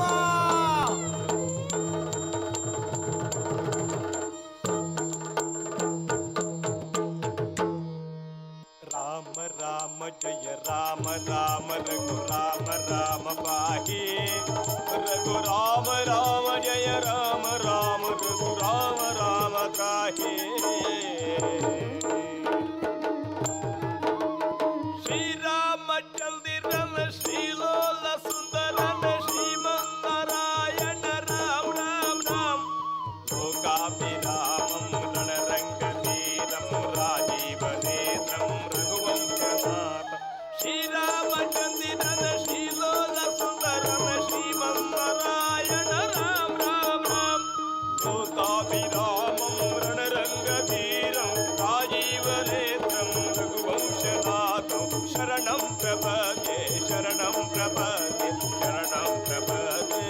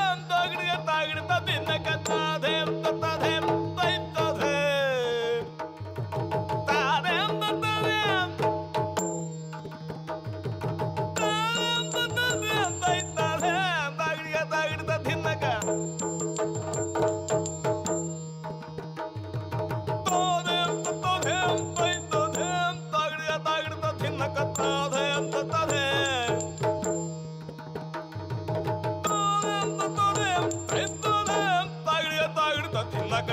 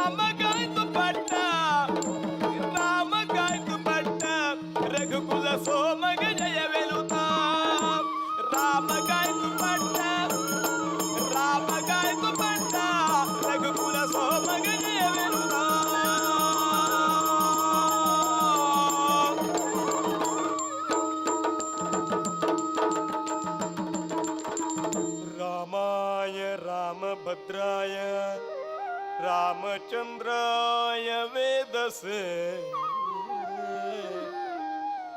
रघुनाथाय नाथाय सीताय पतये नमः सीताय पतये नमः सीताय पतये नमः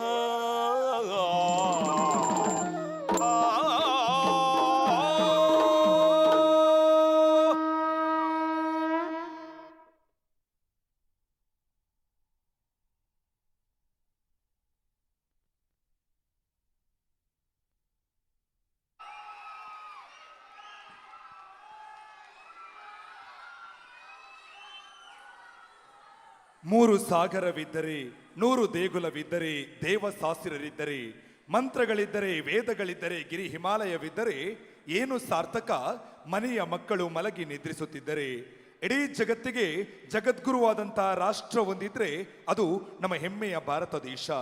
ಈ ನಮ್ಮ ದೇಶದ ನೆಲದ ಮೇಲೆ ಅದೆಷ್ಟೋ ಕಲಾ ಪ್ರಕಾರಗಳಿವೆ.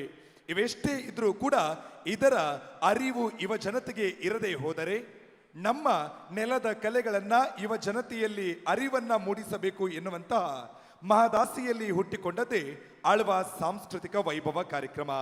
ಈ ಕಾರ್ಯಕ್ರಮ ಕೇವಲ ನಮ್ಮ ರಾಜ್ಯ, ದೇಶದ ಬೇರೆ ಬೇರೆ ಭಾಗಗಳಲ್ಲಿ ಮಾತ್ರವಲ್ಲದೆ ಕಡಲಾಚೆಯ ಹೊರ ದೇಶದ ಮಣ್ಣಿನಲ್ಲೂ ಕೂಡ ನಮ್ಮ ನೆಲದ ಕಲೆಗಳ ಕಂಪನ್ನ ಪಸರಿಸಿದೆ. ಅಷ್ಟು ಮಾತ್ರವಲ್ಲದೆ ನಮ್ಮ ದೇಶದ ಸನ್ಮಾನ್ಯ ಪ್ರಧಾನಮಂತ್ರಿಯವರ ಎದುರಿನಲ್ಲೂ ಕೂಡ ಈ ಸಾಂಸ್ಕೃತಿಕ ತಂಡ ಪ್ರದರ್ಶನವನ್ನು ನೀಡಿರುವಂತಹ ಹೆಗ್ಗಳಿಕೆಯನ್ನ ಪಡೆದುಕೊಂಡಿದೆ. ಈ ದಿನ ತಾವೆಲ್ಲರೂ ಕೂಡ ಸುಂದರವಾದಂತಹ ಸಾಂಸ್ಕೃತಿಕ ಕಾರ್ಯಕ್ರಮಕ್ಕೆ ಸಾಕ್ಷಿ ಆಗ್ತಾ ಇದ್ದೀರಿ. ಇಂತಹದೊಂದು ಅಭೂತಪೂರ್ವವಾದಂತಹ ಕಾರ್ಯಕ್ರಮವನ್ನ ನಡೆಸಿಕೊಡ್ತಾ ಇರುವಂತವರು ಇವ್ರು ಯಾರೂ ಕೂಡ ವೃತ್ತಿಪರ ಕಲಾವಿದರಲ್ಲ. ವೃತ್ತಿಪರ ಕಲಾವಿದರ ರೀತಿಯಲ್ಲಿಯೇ ಪರಿಪೂರ್ಣತೆಯ ಪ್ರದರ್ಶನವನ್ನ ನೀಡ್ತಾ ಇರುವವರು ಇವರೆಲ್ಲರೂ ಕೂಡ ಮೂಡುಬಿದಿರೆಯ ಆಳ್ವಾಸ್ ವಿದ್ಯಾ ಸಂಸ್ಥೆಯ ವಿದ್ಯಾರ್ಥಿಗಳು ಎನ್ನುವಂಥದ್ದು ಒಂದು ಹೆಮ್ಮೆಯ ವಿಚಾರವಾದರೆ, ಇನ್ನೊಂದು ಈ ನೃತ್ಯ ಕಲೆಗಳಿಗೆ ಬೇಕಾದಂತಹ ಎಲ್ಲ ರೀತಿಯ ಪೂರ್ವ ತಯಾರಿ, ಅಂದ್ರೆ ಅದು ಮುಖದ ವರ್ಣಿಕೆ ಇರಬಹುದು, ಕೇಶಾಲಂಕಾರ ಇರಬಹುದು, ವಸ್ತ್ರವಿನ್ಯಾಸ ಇರಬಹುದು, ಇವೆಲ್ಲವನ್ನು ಕೂಡ ಸ್ವತಃ ವಿದ್ಯಾರ್ಥಿಗಳೇ ಸಿದ್ಧಪಡಿಸಿಕೊಳ್ತಾರೆ ಅನ್ನುವಂಥದ್ದು ಮತ್ತೊಂದು ಹೆಮ್ಮೆಯ ವಿಚಾರ. ಇಂತಹ ವಿದ್ಯಾರ್ಥಿಗಳು ಸಾದರಪಡಿಸುತ್ತಿರುವ ಕಾರ್ಯಕ್ರಮ ಇದು ಆಳ್ವಾಸ್ ಸಾಂಸ್ಕೃತಿಕ ವೈಭವ ಕಾರ್ಯಕ್ರಮ. ಬಂಧುಗಳೇ, ಈ ವೈಭವದ ಕಾರ್ಯಕ್ರಮ ಮುಂದಕ್ಕೆ ಗುಜರಾತಿನ ಕಡೆಗೆ ಸಾಗ್ತಾ ಇದೆ. ಗರ್ಭ ಮತ್ತು ದಾಂಡಿಯ ನೃತ್ಯಗಳು ಗುಜರಾತಿನ ಸಾಂಪ್ರದಾಯಿಕ ನೃತ್ಯಗಳು. ಇಲ್ಲಿನ ಜನರು ನವರಾತ್ರಿಯ ಹಬ್ಬದ ಸಂದರ್ಭದಲ್ಲಿ ದಾಂಡಿಯ ನೃತ್ಯದ ಪ್ರಸ್ತುತಿಯನ್ನ ಮಾಡ್ತಾರೆ. ಈ ದಾಂಡಿಯ ನೃತ್ಯದಲ್ಲಿ ನೃತ್ಯ ಪಟುಗಳು ಕೈಯಲ್ಲಿ ಹಿಡಿದುಕೊಳ್ಳುವಂತಹ ಕೋಲು ಆ ದುರ್ಗೆಯ ಕೈಯಲ್ಲಿರುವಂತಹ ಕತ್ತಿಯನ್ನ ಪ್ರತಿನಿಧಿಸುತ್ತೆ ಎನ್ನುವಂತಹ ನಂಬಿಕೆ ಕೂಡ ಇದೆ. ಬನ್ನಿ ನೋಡೋಣ ಗುಜರಾತಿನ ಗರ್ಭ ಮತ್ತು ದಾಂಡಿಯ ನೃತ್ಯ.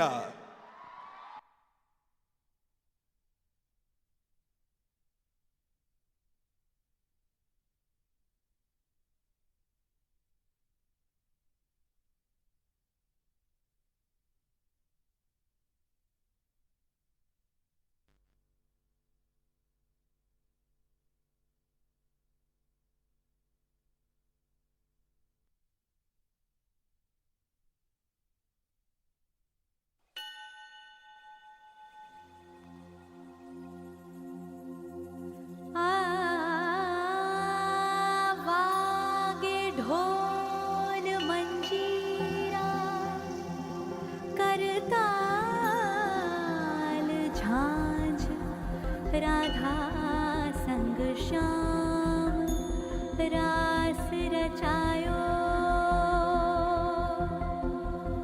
मनोहर गिरिधर गोपाल राधा संग दिव्य रास रचायो.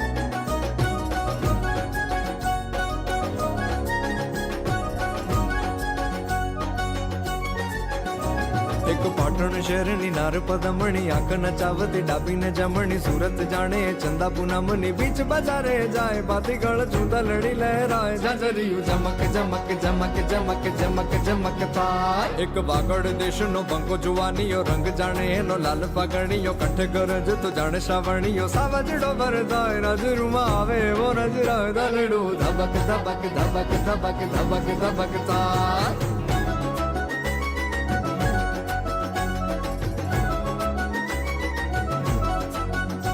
હે રંગમાં નખરો ઢંગમાં નખરો રંગમાં નખરો ઢંગમાં નખરો રૂપું એવું અંગ અંગમાં નખરો પાતળી કણને મારી જોબાનીનો જીરવ્યો ના જીરવાય બાતીગળ દૂધરડી લહેરાય ઝાંઝરિયું ચમક ચમક ચમક ચમક ચમક ચમક થાય એક પાટણ શહેરની નાર પદમણી આંખ નચાવતી ડાબીને જમણી સુરત જાણે ચંદા પૂનમની બીચ બજારે જાય બાતીગળ દૂધરડી લહેરાય ઝાંઝરિયું ચમક ચમક ચમક ચમક ચમક ચમક થાય એક પાટણ શહેરની નાર પદમણી આંખ નચાવતી ડાબીને જમણી સુરત જાણે ચંદા પૂનમની બીચ બજારે જાય બાતીગળ દૂધરડી લહેરાય ઝાંઝરિયું ચમક ચમક ચમક ચમક ચમક ચમક થાય દલડું ધબક ધબક ધબક ધબક ધબક ધબક થાય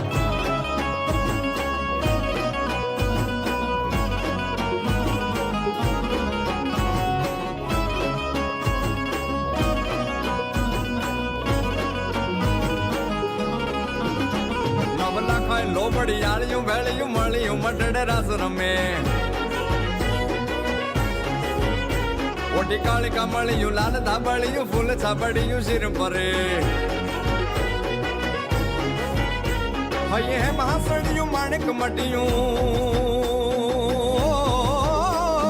હે મહાસડિયું માણેક મટિયું મોતીએ ચડિયું તેજી જરે નવ લાખાય લોબડી આળિયું વેળિયું મળિયું મટડે રાસ રમે માં માડી મળ્યું મટડે રાસ રમે માડી મળ્યું મોણીએ રાસ રમે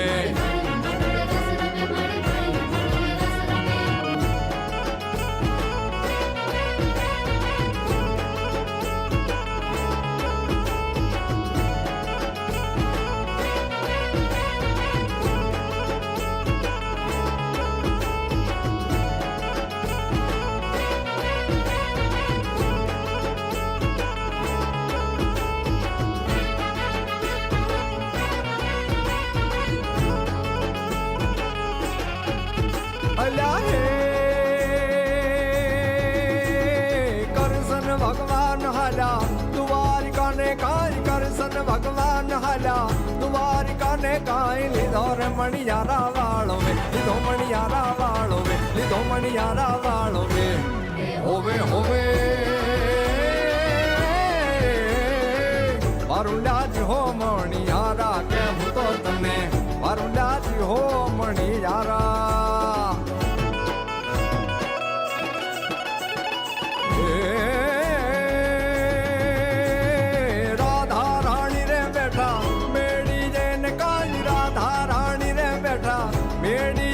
કાય જુએ રે મણિયારા તારી વાત જુએ મણિયારા તારી વાત જુએ મણિયારા તારી વાત હોવે હોવે મારું લાજ હો મણિયારા કેમ તો તને મારું લાજ હો મણિયારા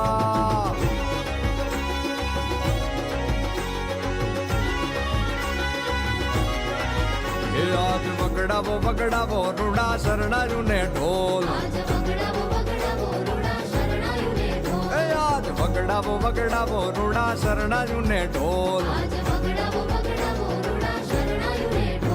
હે શરણાયું ને ઢોલ નગારા શરણાયું ને ઢોલ હે શરણાયું ને ઢોલ નગારા શરણાયું ને ઢોલ આજ વગડાવો વગડાવો રૂડા શરણાયું ને ઢોલ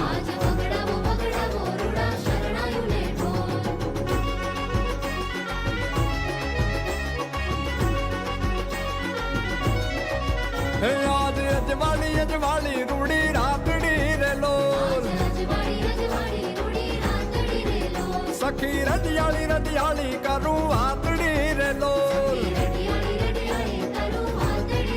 હે મારી આખડીએ દીધા ઓલા જન્મો ના કોલ મારી આખડીએ દીધા ઓલા જન્મો ના કોલ બગડાવો રૂડા શરણાયું ને ઢોલ આજ બગડાવો રૂડા શરણાયું ને ઢોલ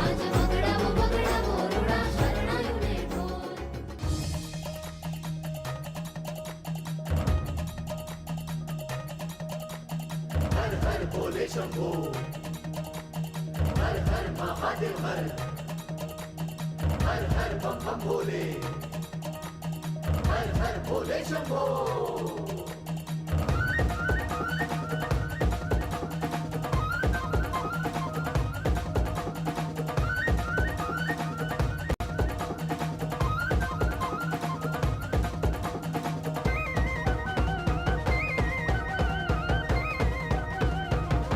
नगर में जोगी आया यशोदा के घर आया नगर में जोगी आया यशोदा के घर आया भेद कोई समझ न पाया के आके अलग जगाया ओ सबसे बड़ा है तेरा नाम तेरा नाम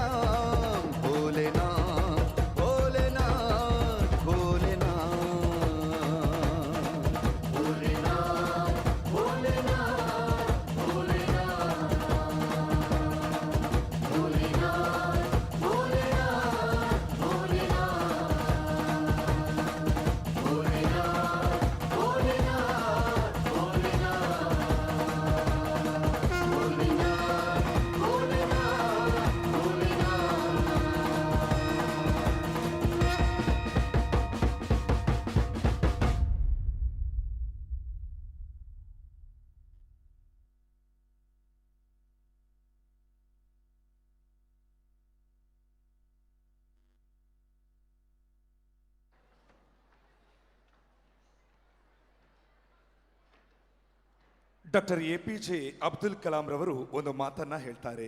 ನಿದ್ದೆಯಲ್ಲಿ ಕಾಣುವಂಥದ್ದು ಕನಸಲ್ಲ, ನಿದ್ದೆಯಲ್ಲಿ ಕಾಣುವಂಥದ್ದು ಕನಸಲ್ಲ, ನಿದ್ದೆಗೆಡುವಂತೆ ಮಾಡೋದಿದೆಯಲ್ವಾ ಅದೇ ನಿಜವಾದಂಥ ಕನಸು ಅಂತ. ತಮ್ಮ ಬದುಕಿನಲ್ಲಿ ಉತ್ತಮವಾದಂತಹ ಶಿಕ್ಷಣವನ್ನ ಪಡೆಯಬೇಕು, ಅದರ ಮುಖೇನವಾಗಿ ಭವಿಷ್ಯದಲ್ಲಿ ಸದೃಢವಾದಂತಹ ಜೀವನವನ್ನ ಮುನ್ನಡೆಸಬೇಕು. ಹೀಗೆ ನೂರಾರು ಆಸೆ ಕನಸುಗಳ ಮೂಟೆಗಳನ್ನ ಹೊತ್ತಂತಹ ವಿದ್ಯಾರ್ಥಿಗಳು ಬರುವಂಥದ್ದು ಮೂಡುಬಿದಿರೆಯ ಆಳ್ವಾಸ್ ವಿದ್ಯಾಸಂಸ್ಥೆಗೆ. ಹೀಗೆ ಬಂದಂತಹ ವಿದ್ಯಾರ್ಥಿಗಳಿಗೆ ಬರಿಯ ಶಿಕ್ಷಣವನ್ನ ನೀಡದೆ ಶಿಕ್ಷಣದ ಜೊತೆಗೆ ನಮ್ಮ ನೆಲದ ಕಲೆಗಳ ಅಭಿರುಚಿಗಳನ್ನ ಮೂಡಿಸುವಂತಹ ಪ್ರಯತ್ನವೇ ಆಳ್ವಾಸ್ ಸಾಂಸ್ಕೃತಿಕ ವೈಭವ. ಆಗ್ಲೇ ಹೇಳಿದಾಗೆ ಪ್ರದರ್ಶನವನ್ನ ನೀಡ್ತಾ ಇರೋರು ಇವರೆಲ್ಲರೂ ಕೂಡ ನಮ್ಮ ಆಳ್ವಾಸ್ ವಿದ್ಯಾಸಂಸ್ಥೆಯ ವಿದ್ಯಾರ್ಥಿಗಳು. ಹಾಗಂತ ಹೇಳಿ ನಿಮ್ಮ ಮನಸ್ಸಿನಲ್ಲಿ ಒಂದು ಪ್ರಶ್ನೆ ಬರಬಹುದು, ಇಂತಹದೊಂದು ಸುಂದರವಾದಂತಹ ಕಾರ್ಯಕ್ರಮವನ್ನು ನೀಡಬೇಕು ಅಂತ ಹೇಳಿದ್ರೆ ಶೈಕ್ಷಣಿಕ ಬದುಕಿನ ಜೊತೆಗೆ ಅದು ಹೇಗೆ ಸಾಧ್ಯ ಎನ್ನುವಂತಹ ಪ್ರಶ್ನೆ ನಿಮ್ಮಲ್ಲಿ ಮೂಡಬಹುದು. ತಮ್ಮ ಪ್ರತಿನಿತ್ಯದ ತರಗತಿಗಳನ್ನು ಮುಗಿಸಿಕೊಂಡು ಸಂಜೆಯ ಹೊತ್ತಿನಲ್ಲಿ ಈ ನೃತ್ಯಗಳ ಅಭ್ಯಾಸವನ್ನ ಮಾಡ್ತಾರೆ. ನಮ್ಮ ದೇಶದ ಪ್ರತಿಷ್ಠಿತ ತರಬೇತುದಾರರನ್ನ ತರಿಸಿ ಅವರ ಮುಖೇನವಾಗಿ ಈ ವಿದ್ಯಾರ್ಥಿಗಳಿಗೆ ತರಬೇತಿಯನ್ನು ನೀಡಲಾಗುತ್ತೆ. ಹಾಗಂತ ಹೇಳಿ ನಮ್ಮ ಈ ಸಾಂಸ್ಕೃತಿಕ ತಂಡದ ವಿದ್ಯಾರ್ಥಿಗಳು ಎಲ್ಲೂ ಕೂಡ ಶಿಕ್ಷಣದಲ್ಲಿ ಹಿಂದೆ ಬಿದ್ದಿಲ್ಲ. ಕಳೆದ ದ್ವಿತೀಯ PUCಯ ಪರೀಕ್ಷೆಯ ಫಲಿತಾಂಶದಲ್ಲಿ ನಮ್ಮ ಸಾಂಸ್ಕೃತಿಕ ತಂಡದ ವಿದ್ಯಾರ್ಥಿನಿಯೊಬ್ಬಳು ರಾಜ್ಯಕ್ಕೆ 6ನೇ ರ್ಯಾಂಕ್ ಅನ್ನ ಪಡೆದುಕೊಳ್ತಾ ಇದ್ದಾಳೆ. ಇದರ ಮುಖೇನವಾಗಿ ಶಿಕ್ಷಣದ ಜೊತೆಗೆ ನಮ್ಮ ನೆಲದ ಕಲೆಗಳನ್ನು ಉಳಿಸುವಂತ ಪ್ರಯತ್ನ ಆಳ್ವಾಸ್ ಸಾಂಸ್ಕೃತಿಕ ವೈಭವ. ಬಂಧುಗಳೇ, ಹಳೆ ಬೇರು ಹೊಸ ಚಿಗುರು ಕೂಡಿರಲು ಮರಸೊಬಗು, ಹಳೆ ತತ್ವ ಹೊಸ ಯುಕ್ತಿ ದೊಡಗೂಡೆ ಧರ್ಮ, ಋಷಿವಾಕ್ಯದೊಡನೆ ವಿಜ್ಞಾನ ಕಳೆ ಮೇಳವಿಸಿ ಜಸವು ಜನಜೀವನಕ್ಕೆ ಮಂಕುತಿಮ್ಮ. ಹಳೆಯದರ ಜೊತೆಗೆ ಹೊಸತನ ಸೇರಿಕೊಂಡಾಗ ಬದುಕು ನವನಾವೀನ್ಯತೆಯನ್ನ ಕಾಣೋಕೆ ಸಾಧ್ಯ ಆಗುತ್ತೆ. ಕಲೆಯ ವಿಚಾರದಲ್ಲೂ ಕೂಡ ಅಷ್ಟೇ. ಕಲೆಯ ಮೂಲ ರೂಪಕ್ಕೆ ಧಕ್ಕೆಯಾಗದಂತೆ ಒಂದಷ್ಟು ಬದಲಾವಣೆಗಳನ್ನು ತಂದಾಗ ಮಾತ್ರ ಆ ಕಲೆ ಉಳಿದು ಬೆಳೆಯೋಕೆ ಸಾಧ್ಯ. ಇದಕ್ಕೊಂದು ನಿದರ್ಶನ ಮಣಿಪುರದ ಸ್ಟಿಕ್ ಡ್ಯಾನ್ಸ್. ಭಾರತೀಯ ಸಮರ ಕಲೆ ಅಂದ ತಕ್ಷಣಕ್ಕೆ ತಟ್ಟನೆ ನೆನಪಾಗುವಂಥದ್ದು ಮಣಿಪುರ. ಸಮರ ಕಲೆಯನ್ನ ಸಿದ್ಧಿಸಿಕೊಂಡಂತಹ ಸಮರ ಕಲಿಗಳು ಈ ಮಣಿಪುರಿಗಳು. ಮಣಿಪುರದ ಸ್ಟಿಕ್ ಡ್ಯಾನ್ಸ್ ಎನ್ನುವಂಥದ್ದು ಮಣಿಪುರದಲ್ಲಿ ಏಕವ್ಯಕ್ತಿ ನೃತ್ಯವಾಗಿದ್ರೂ ಕೂಡ ನಮ್ಮಲ್ಲಿ ನಮ್ಮ ಸಂಸ್ಥೆಯ ಅಧ್ಯಕ್ಷರ ಆಶಯದಂತೆ ಏಕವ್ಯಕ್ತಿ ನೃತ್ಯವನ್ನ ಸಮೂಹ ನೃತ್ಯವಾಗಿ ರೂಪುಗೊಳಿಸಲಾಗಿದೆ. ಈ ನೃತ್ಯದಲ್ಲಿ ಕೇವಲ ಮಣಿಪುರ ರಾಜ್ಯದ ವಿದ್ಯಾರ್ಥಿಗಳು ಮಾತ್ರವಲ್ಲದೆ ನಮ್ಮ ರಾಜ್ಯದ ವಿದ್ಯಾರ್ಥಿಗಳು ಕೂಡ ಮಣಿಪುರದ ಕಲೆಯೊಂದನ್ನು ಅಭ್ಯಾಸಿಸಿಕೊಂಡು ಈ ವೇದಿಕೆಯ ಮೇಲೆ ನಿಮಗಾಗಿ ಪ್ರಸ್ತುತಪಡಿಸ್ತಾ ಇದ್ದಾರೆ. ಬನ್ನಿ ನೋಡೋಣ ಎಬೊಂಬಿ ಇವರ ನಿರ್ದೇಶನದಲ್ಲಿ ಮೂಡಿ ಬಂದಂತಹ ಮಣಿಪುರದ ಸ್ಟಿಕ್ ಡ್ಯಾನ್ಸ್.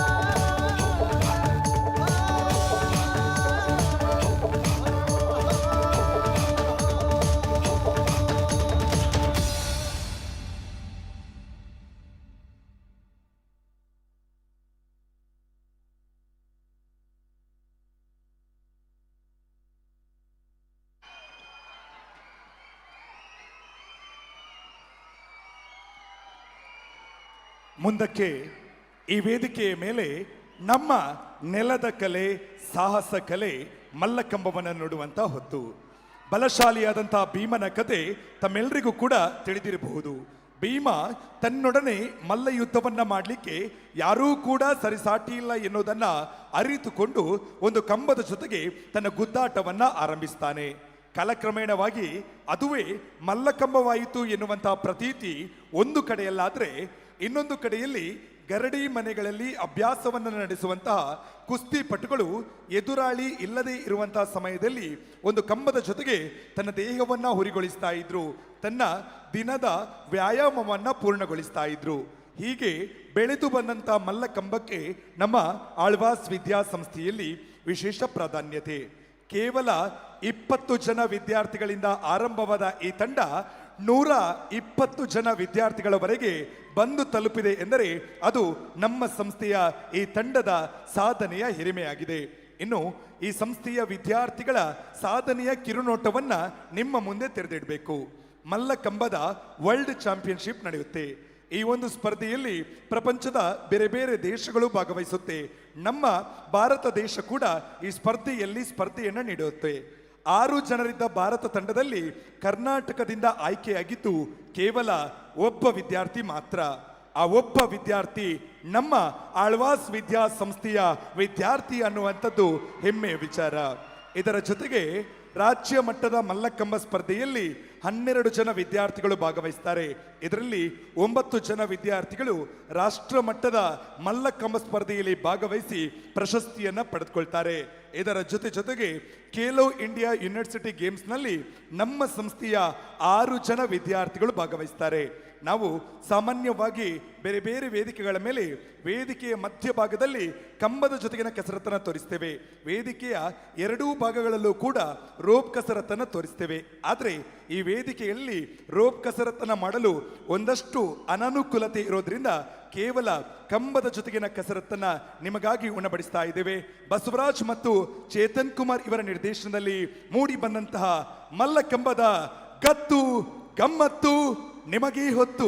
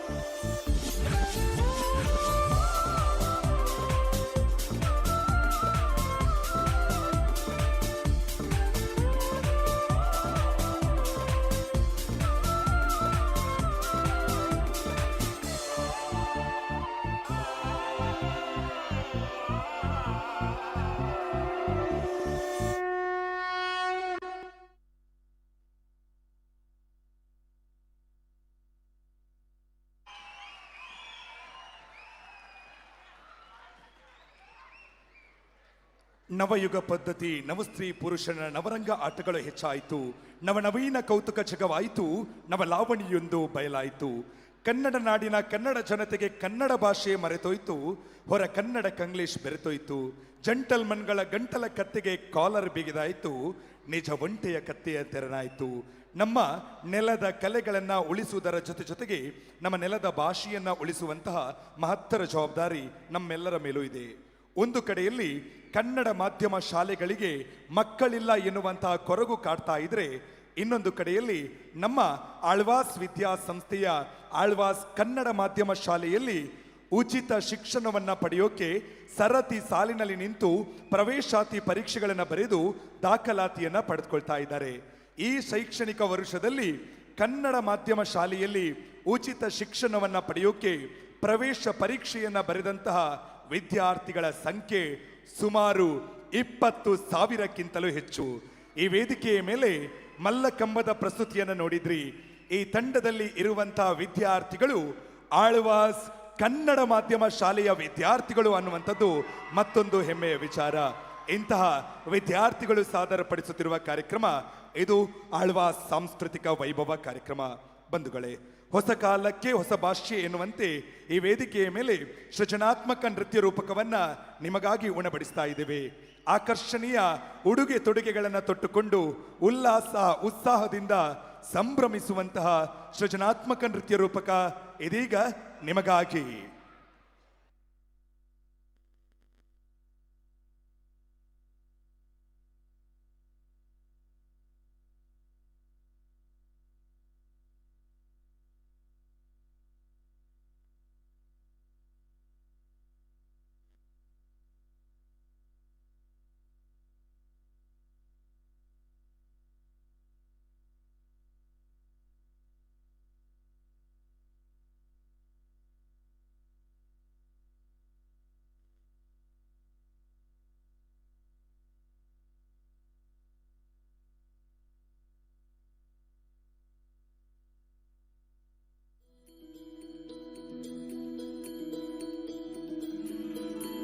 रघुकुल रीत सदा चली आई, प्राण जाए पर वचन न जाए।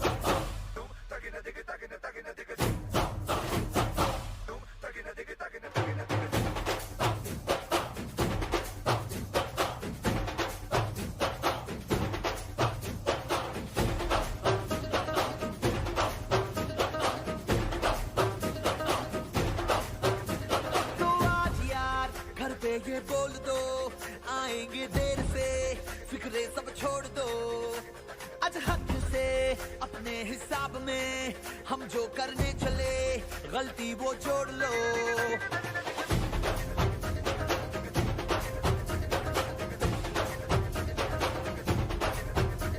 तो आज यार कुछ लम्हों के लिए बिगड़ी राहों पे तुम पैरों को मोड़ दो आज हक से दुनिया को भूल के जितने हैं कायदे वो सारे तोड़ दो हो खुले ग्राउंड में आके ऊंचा साउंड बजा के रेड वाला कलर लगा के नाचेंगे हीरो बनकर वो जय जय शिव शंकर रंगून रे भयंकर रंगून रे दो हम आए भले शंकर के मूड है भयंकर रंगून रे दो वो जय जय शिव शंकर रंगून है भयंकर रंगून रे दो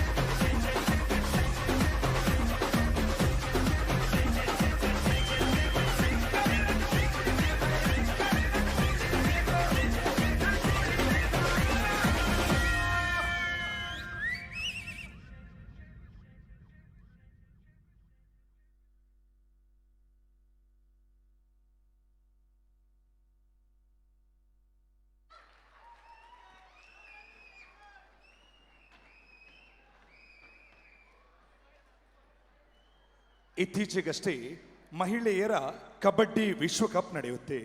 ಈ ಒಂದು ವಿಶ್ವಕಪ್ನಲ್ಲಿ ನಮ್ಮ ಭಾರತ ತಂಡ ಚಾಂಪಿಯನ್ ಪಟ್ಟವನ್ನ ಅಲಂಕರಿಸುತ್ತೆ.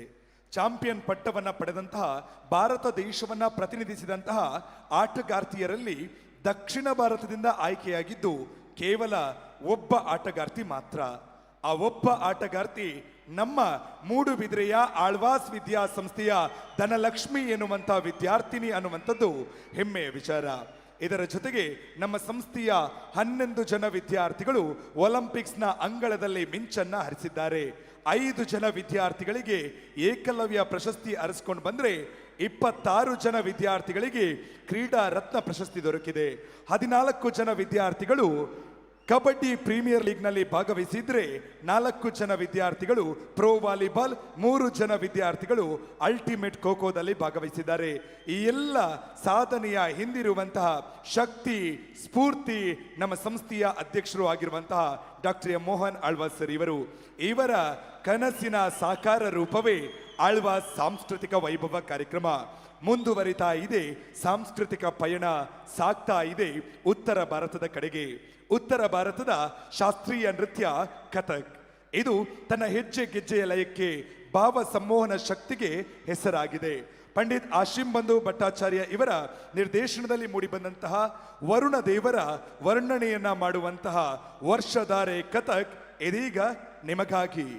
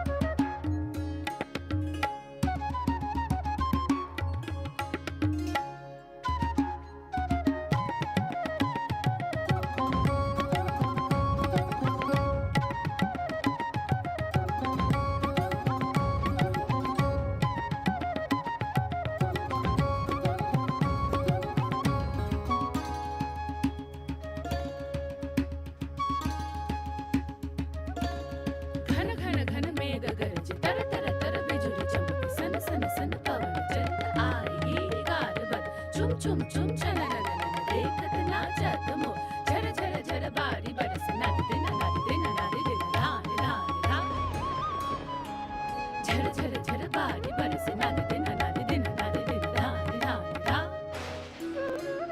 झर झर झर बारी बरस नारी दिन नारी दिन नारी दिन रान रान रान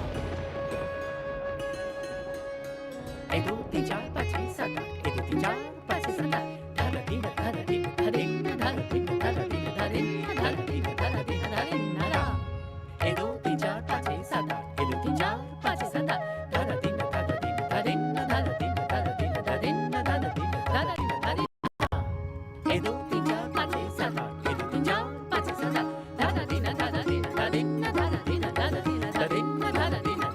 धरिन नारा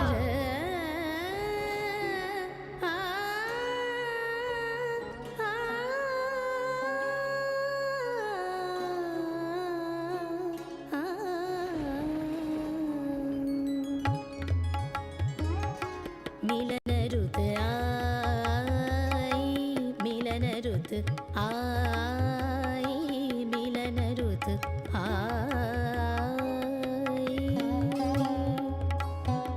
फूल फूल नेली अंगड़ाई फूल फूल नेली अंगड़ाई कली कली मुस्काई मिलन रुत आई मिलन रुत आई मिलन रुत आई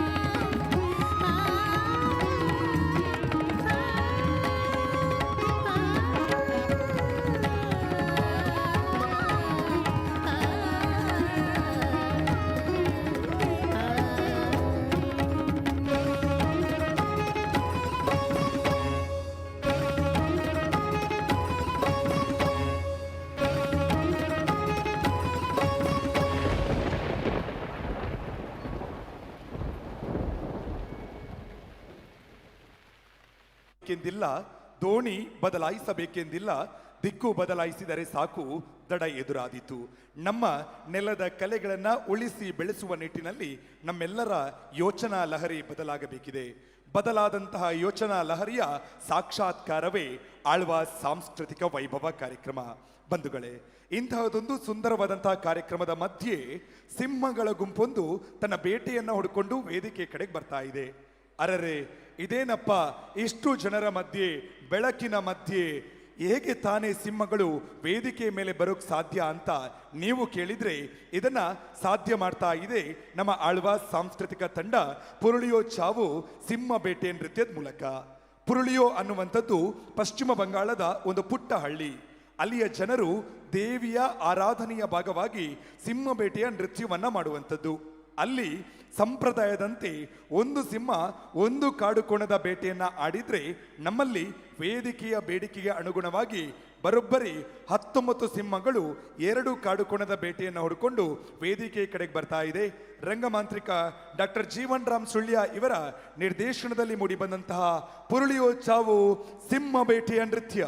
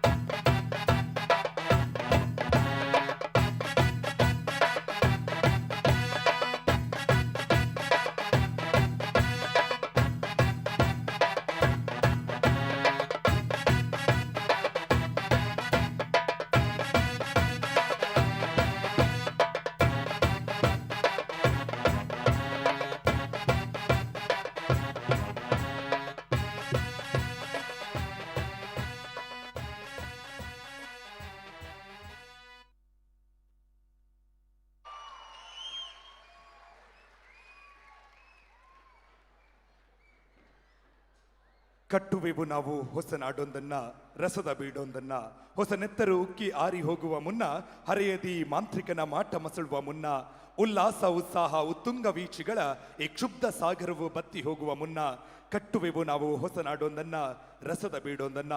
ನಮ್ಮ ನೆಲದ ಕಲೆ ಸಂಸ್ಕೃತಿ ಭಾಷೆಗಳನ್ನ ಉಳಿಸಿ ಸದೃಢ ನಾಡನ್ನ ಕಟ್ಟುವಂತಹ ಆಶಯವನ್ನ ವ್ಯಕ್ತಪಡಿಸಿಕೊಳ್ತಾ ಈ ದಿನದ ಸಾಂಸ್ಕೃತಿಕ ವೈಭವ ಕಾರ್ಯಕ್ರಮವನ್ನ ಇಲ್ಲಿಗೆ ಮುಕ್ತಾಯಗೊಳಿಸ್ತಾ ಇದ್ದೇವೆ. ಇಂತಹದೊಂದು ಕಾರ್ಯಕ್ರಮ ಈ ವೇದಿಕೆಯ ಮೇಲೆ ಸಂಪನ್ನಗೊಳ್ಳಲು ಬಹುಮುಖ್ಯ ಕಾರಣೀಕರ್ತರಾದಂತಹ ಖ್ಯಾತ ಆಯುರ್ವೇದ ವೈದ್ಯರೂ ಆಗಿರುವಂತಹ ಡಾಕ್ಟರ್ ಗಿರಿಧರ್ ಕಜೆ ಸರ್ ಇವರಿಗೆ ನೆರೆದಿರುವಂತಹ ಸಮಸ್ತರ ಪರವಾಗಿ ಆಳ್ವಾಸ್ ವಿದ್ಯಾಸಂಸ್ಥೆಯ ಪರವಾಗಿ ನಮ್ಮ ಅಧ್ಯಕ್ಷರ ಪರವಾಗಿ ಹೃತ್ಪೂರ್ವಕ ಕೃತಜ್ಞತೆಗಳನ್ನು ಅರ್ಪಿಸ್ತಾ ಇದ್ದೇವೆ. ಅದೇ ರೀತಿ ಆಳ್ವಾಸ್ ಸಾಂಸ್ಕೃತಿಕ ವೈಭವ ಕಾರ್ಯಕ್ರಮದ ರೂವಾರಿ ನಮ್ಮ ಆಳ್ವಾಸ್ ವಿದ್ಯಾಸಂಸ್ಥೆಗಳ ಅಧ್ಯಕ್ಷರು ಆಗಿರುವಂತಹ doctor M Mohan Alvas sir ಇವರಿಗೂ ಕೂಡ ಕೃತಜ್ಞತೆಗಳನ್ನು ಅರ್ಪಿಸಿಕೊಳ್ತಾ ಆಳ್ವಾಸ್ ಸಾಂಸ್ಕೃತಿಕ ವೈಭವ ಕಾರ್ಯಕ್ರಮವನ್ನ ಕಣ್ತುಂಬಿಕೊಂಡಂತಹ ಸಜ್ಜನ ಪ್ರೇಕ್ಷಕ ವೃಂದಕ್ಕೂ ವಂದನೆ, ಅಭಿವಂದನೆ. After having witnessed a wonderful program from the team Alvas, I request the audience to stay back for one more exciting show, which is Ayurveda Laser Beam Show. The laser show is still pending, and if you are already feeling full after having such a wonderful sumptuous meal in the form of cultural programs, there is yet to come, there is yet to come, there is yet to come.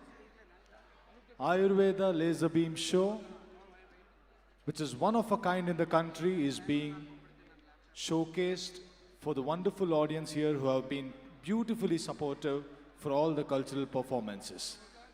And as a request, I kindly request the first 4 rows of the audience to kindly move a little back so that arrangements can be done for the laser show. I repeat again, the first 4 rows of the audience, I request them to kindly move back so that it helps the Ayurveda laser beam team. On this occasion, as a token of gratitude and as a token of honor to the team Alvas, to the entire wonderful team of Alvas Samskritika Sambhrama, I request Dr. Giridhar Kaje sir and family to kindly honor team Alvas. I request the representatives of team Alvas to kindly come over the dais and accept the token of honor and appreciation. The entire team was led by Padmanabh Shenoy sir. I request Padmanabh Shenoy sir to kindly accept on behalf of Team Alvas a token of appreciation and gratitude from Dr. Giridhar Kaje sir. And also we have very revered and well-known Shri Ranganath Bharadwaj ji from TV9, who is the chief producer. I request sir and family to kindly join hands in honoring Padmanabh Shenoy sir and team from Team Alvas.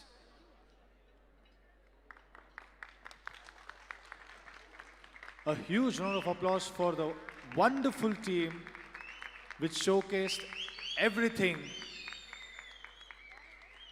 Probably this is one of a kind, and for most of the audience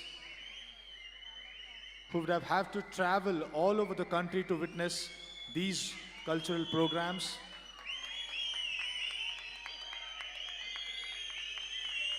under one single roof, we witnessed all kinds of cultures from north to south and east to west.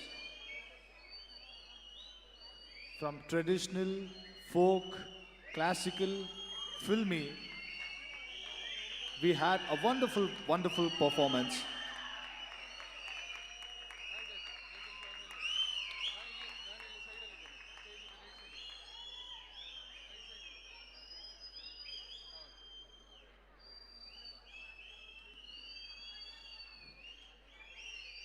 As the team consists of more than 100 people, it's tough to name each individual performer. But from the bottom of our hearts, I'd like to request Dr. Giridhar Kaje to speak a few words on this occasion.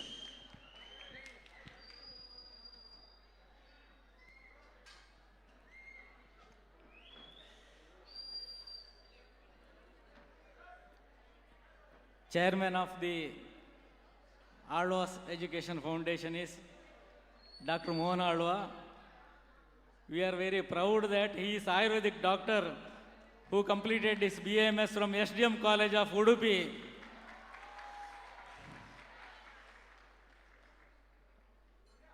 It was very difficult to organize this program today. Their program was booked somewhere else. But Dr. Alva, with our request, changed the program and planned for this summit. So we are very thankful for this wonderful, excellent, vibrant program presented by Alva's Foundation. Thank you one and all. Tomorrow morning at 8 o'clock be here for breakfast. Today everything went on very well. Thank you one and all.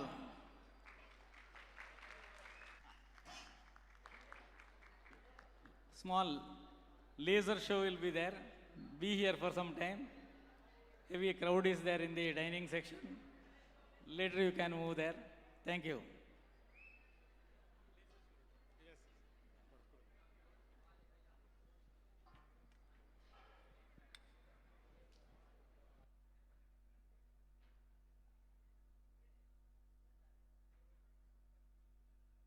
What would have taken thousands of rupees of investment to travel across north to south and east to west to witness all these cultural performances.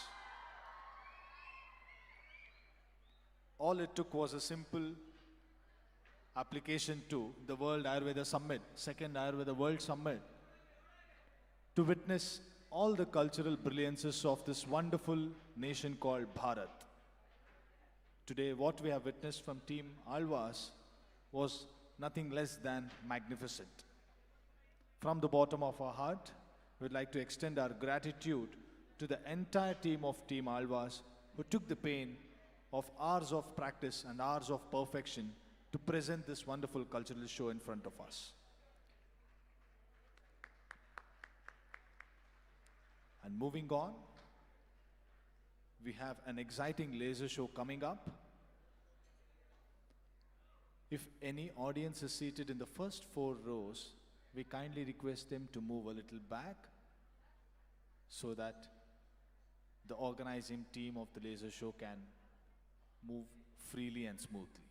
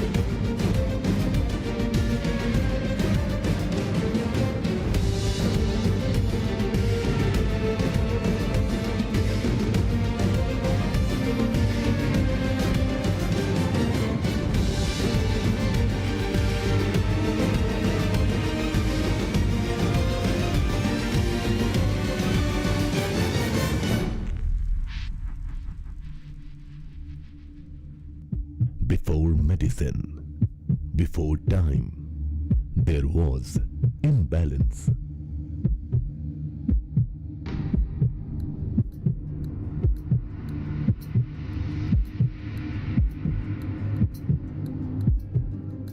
The universe trembled, strength faded, mortality loomed, even the gods feared decay.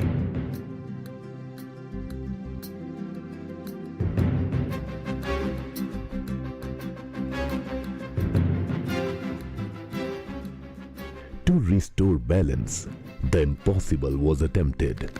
Gods and demons pulled together. Creation itself was churned.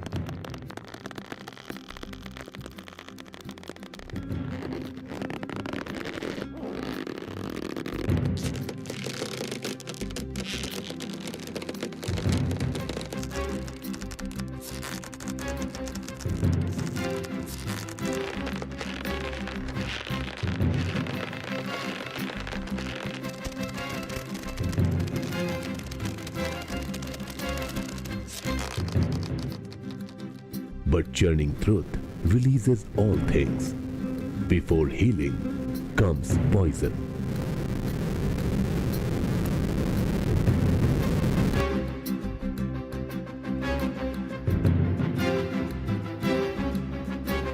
He did not destroy the poison. He held it so the world could live.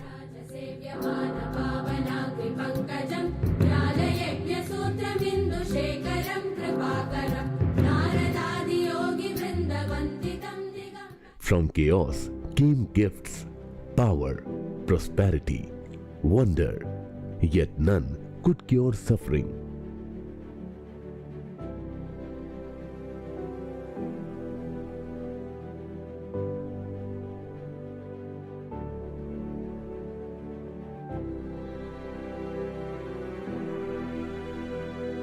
Not a weapon, not a crown, but knowledge.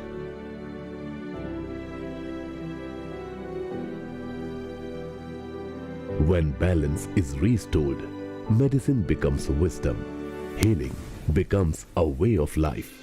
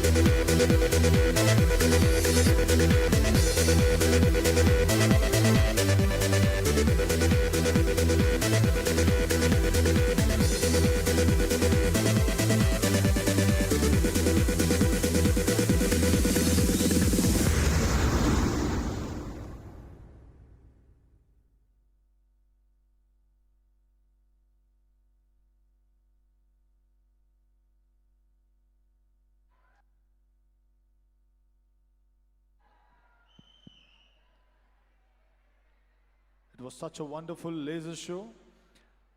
I request the audience to kindly